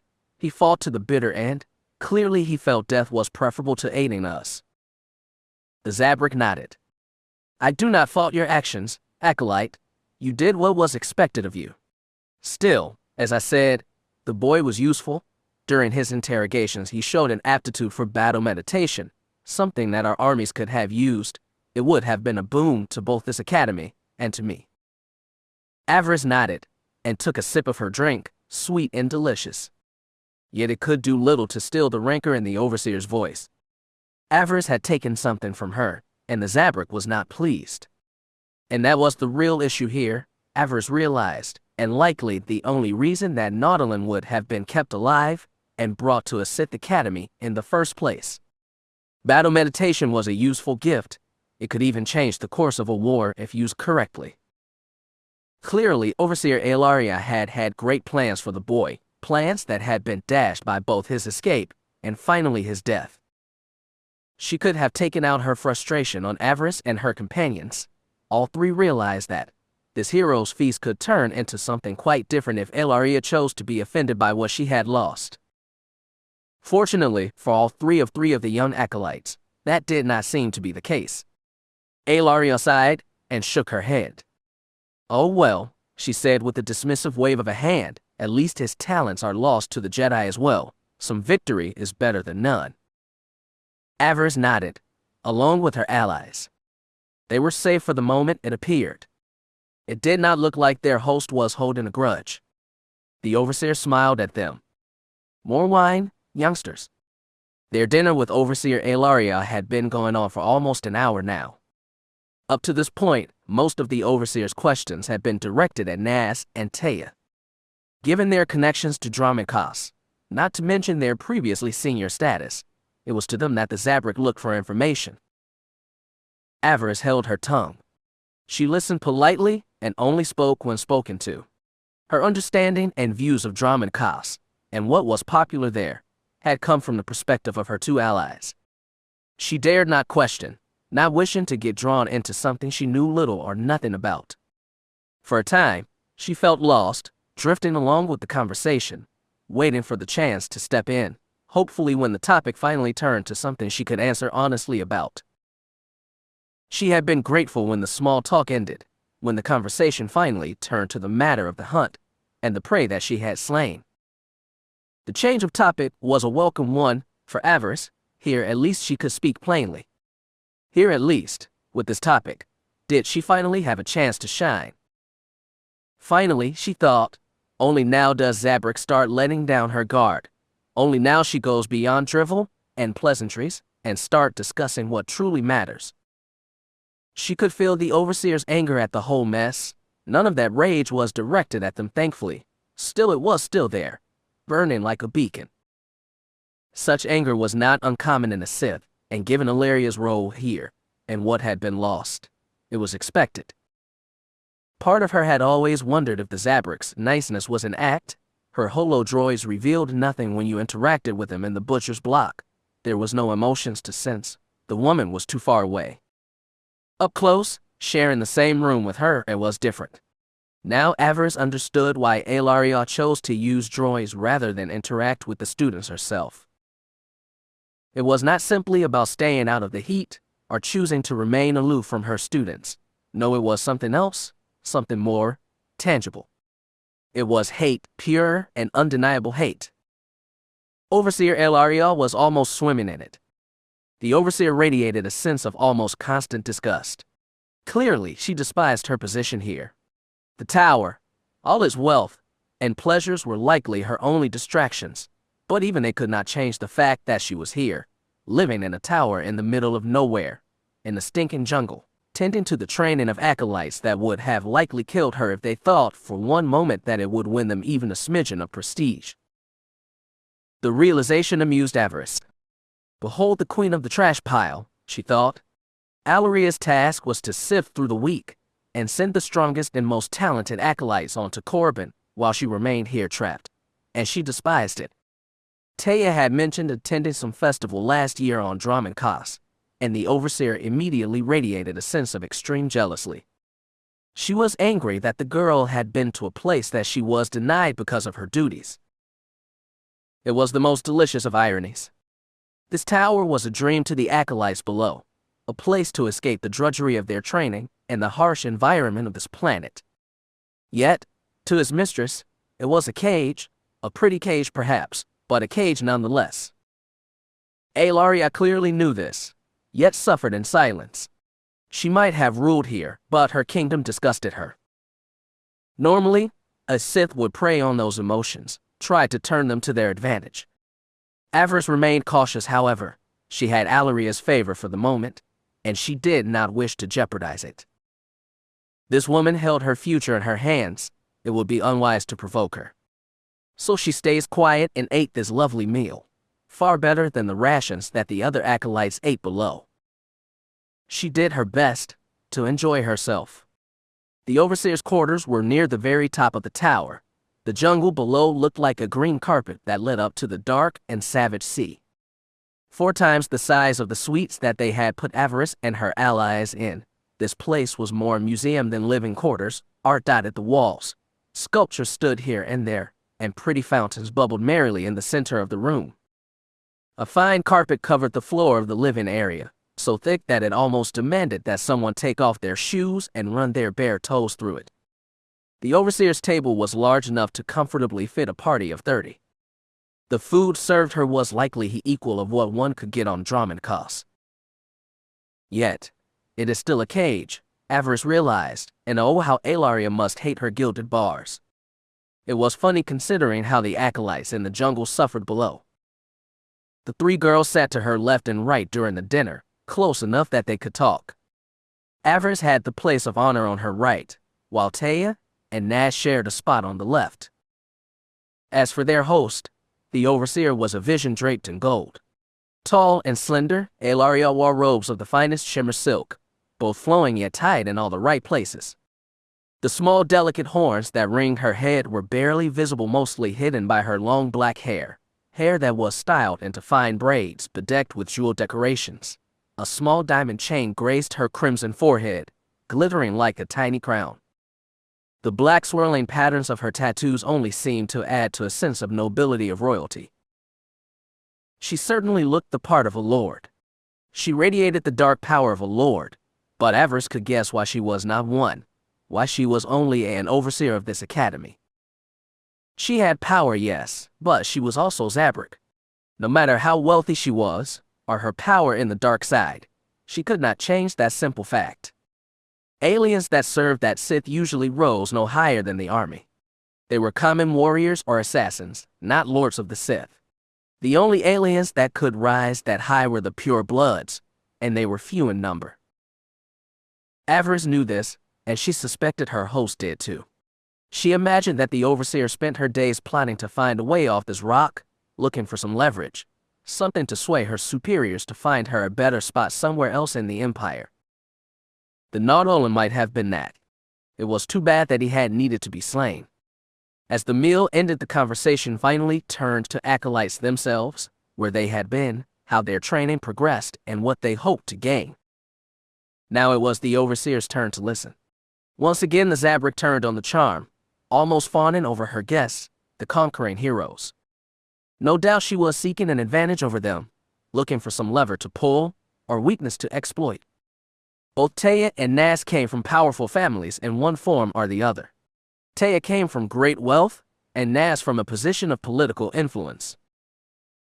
What the overseer would do with such contacts, Avaryss could not guess. What she did know, however, was that she would find nothing she could use in Avaryss history. I have nothing to offer the Empire, but my power, she realized, my skills and the knowledge that I've gathered. If she was to have a power base of her own one day, it would have to be one that she built herself, from the bottom up. It would be a challenge, but it was one she welcomed. The road to vengeance was long, but the goal that awaited her at the end was sweeter than the rarest of wines.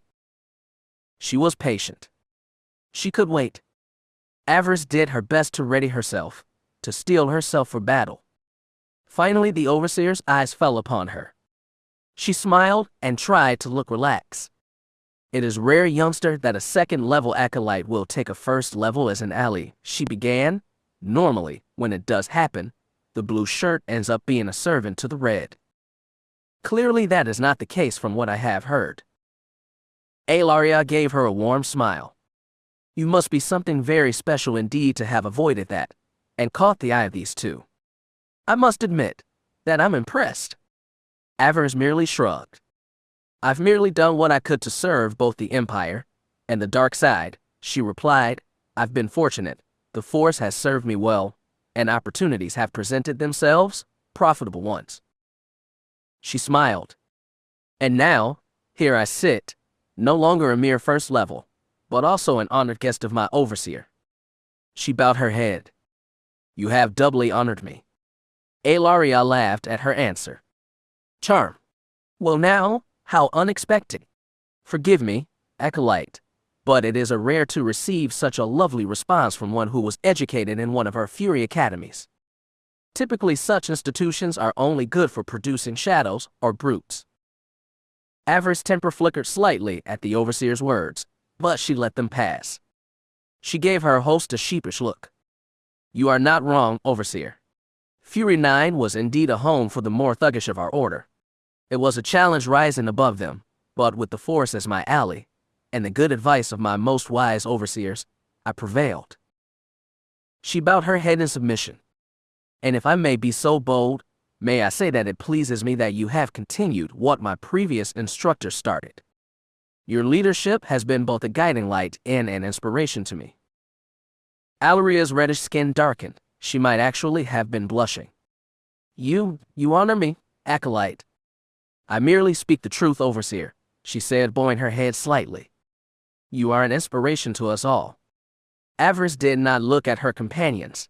Their faces were hidden behind their wineglasses. Had they not been, she could imagine that one or both were rolling their eyes right now.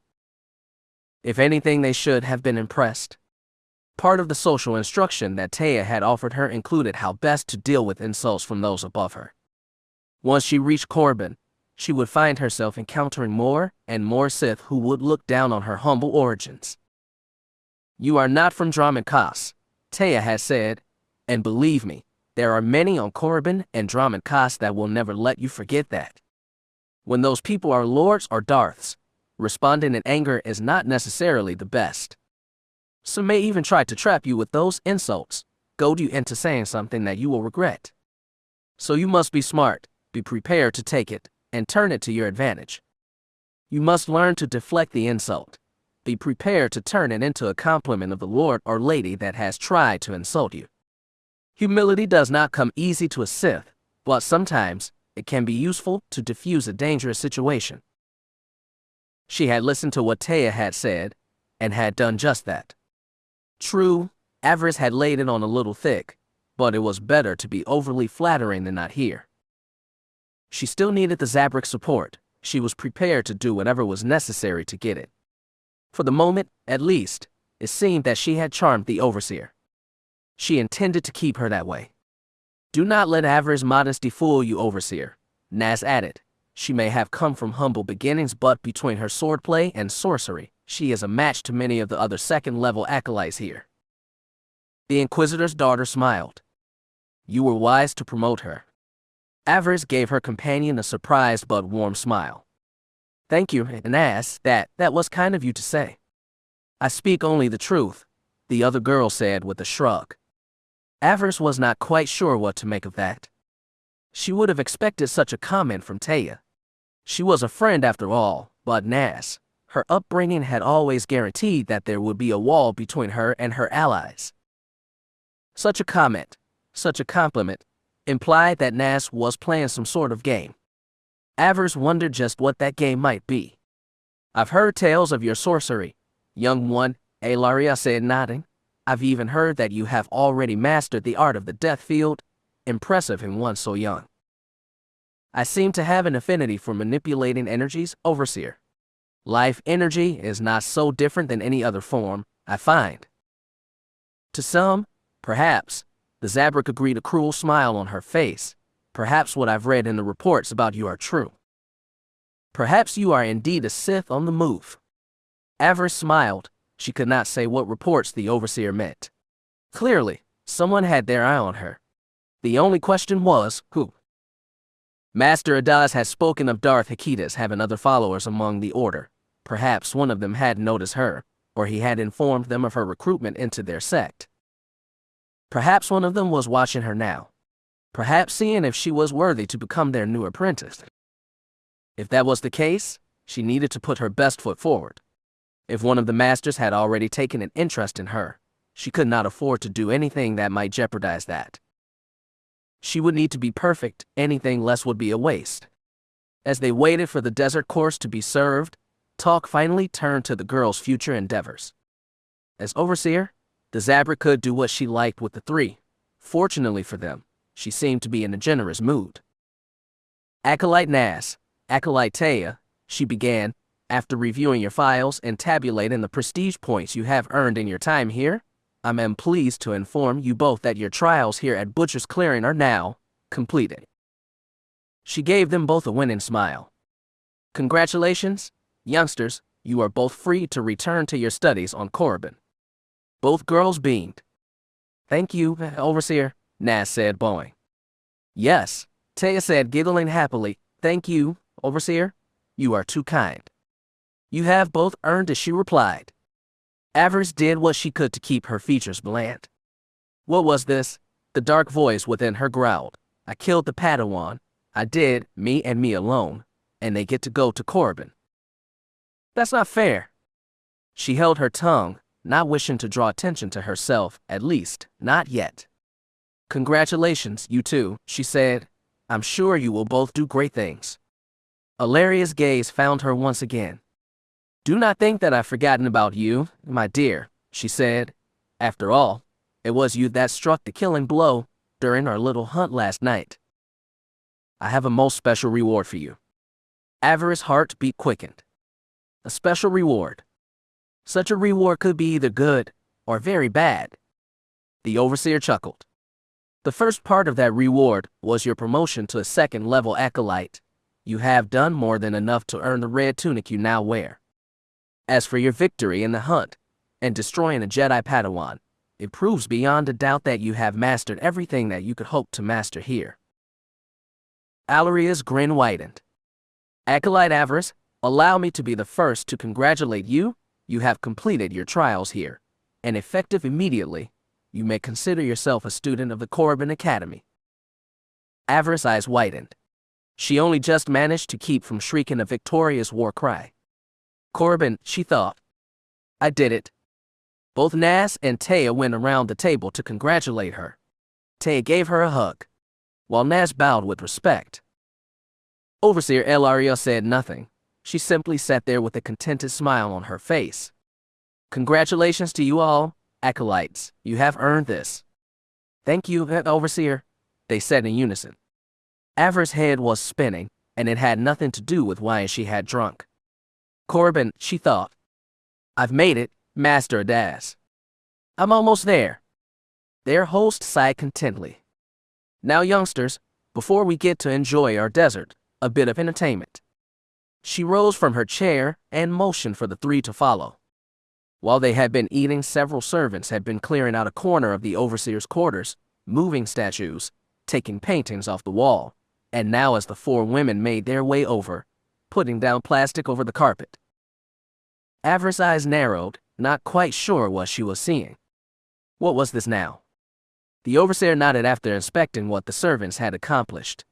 She raised her eyes to the door, and the two Sith troopers standing there. "Bring him in," she ordered. The men bowed and turned. The double doors to the overseer's suite flew open. Two more soldiers dragged in a wounded man.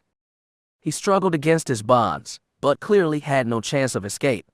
He was both bruised and bleeding. Blood ran from his nose. One of his eyes were black. Alaria regarded him coldly as the soldiers forced him onto the plastic. She did not speak again until they were done. "Girls," she said coldly, "allow me to introduce you to Char, an old ally of mine. We have served together for many years, both during the war and peacetime. Until recently, he was head of my security, trusted to keep both me and all that you see around you safe." The Zabrik's golden eyes turned colder than midnight on an ice moon. Her mouth twisted into a cruel sneer. "He is also the one responsible for letting my Padawan get away. Not only did he let the creature get out of his cell, but let him steal his lightsaber as well." She looked over at Avaryss. "I see you have brought it with you today, young Avaryss. Good." She turned back to her old ally. "It is good that it is here. A man's last request should be honored." The trio looked at each other, unsure what was happening. Surprisingly enough, Avaryss realized what it was first. She gave the overseer a wicked smile. "Would you like us to tear him to pieces for you, my lord?" she asked. "We are more than willing." Nas and Taya looked at her, but then returned their attention to the overseer, nodding as well. The Zabrik gave them a cruel grin. "Thank you, but no girls. That will not be necessary." She gestured to her former ally. His bonds released. Then with barely a thought she gestured to the lightsaber on Avaryss' belt. It flew off and into the hands of the wounded Char. He looked down at the weapon and then up at the overseer. His eyes narrowed. "Ally," he said, "I, Irk." The overseer raised her hand. The man's body rose into the air. He had not even had time to activate his lightsaber. It fell from his hand with a clatter. "Pathetic," the Zabrik growled, twisting her fingers this way and that. The man gasped, trying very hard not to scream. Alaria smiled. "This man was my ally for many years. Once we were even more than that, closer," she said. "What I do today I take no pleasure in." Her former ally struggled weakly, caught in a powerful force grip. From beneath his armor, all could hear snapping sounds, popping sounds, one after the other. Pop. Pop. Pop. "Forgive me for denying you this pleasure, girls." Pop. Pop. "But the carpet is brand new, and I would rather not make a mess." Pop. Pop. Pop. Pop. Pop. Pop. Consider this a final lesson from this academy. Alliances should not last forever. Pop. Pop. Pop. Pop. When they cease to be useful, they should be ended. A used-up ally discarded. Pop. Pop. Pop. Never let affection hold you back. Pop. Pop. Pop. We are Sith. Pop. Pop. Pop. Pop. In the end, we always stand alone. Avaryss could not take her eyes off what was happening in front of her. The Zabrik was not simply breaking the man's neck. She was breaking every single bone in his body. A whimpering, hissing sound escaped his broken jaw. A strange whistling sound came from his broken nose. Taya turned green. She looked like she was going to be sick. Nas watched hungrily, feeling the man's agony feeding on it. Avaryss felt it too. It was a heady sensation, to be sure. Such terrible pain, she thought. It was a shame she could not absorb the dying fool's life energy. Such agony, it would have made it a very heady treat. Remember, girls, the Overseer said, turning her hand into a fist. No alliance lasts forever. Pop. Pop. Pop. When it is time to end it. Pop. Pop. Pop. Pop. Let it end. Pop. A final gasp escaped the man's throat. Then, nothing. Alarielle finally released her grip on what was left. The dead man fell to the plastic with a wet thud. The only thing that kept the body together was the armor he had worn. Servants moved in quickly, wrapping the body in the plastic, making sure nothing leaked out to stain the Zabrik's brand new carpet. Overseer Alarielle grinned at her young students. It has been a pleasure dining with you girls. Hopefully we can do it again sometime. A soft musical chime sounded overhead. The Overseer glanced up, her face flushed with excitement, a rosy red glow to her cheeks. Ah, Desert, she said happily, sounding more like a happy child than a Sith Overseer. She grinned at her 3 students. Come along, dears, she said. I'm sure my chef has outdone himself again. She giggled like a schoolgirl. I hope you are all still hungry.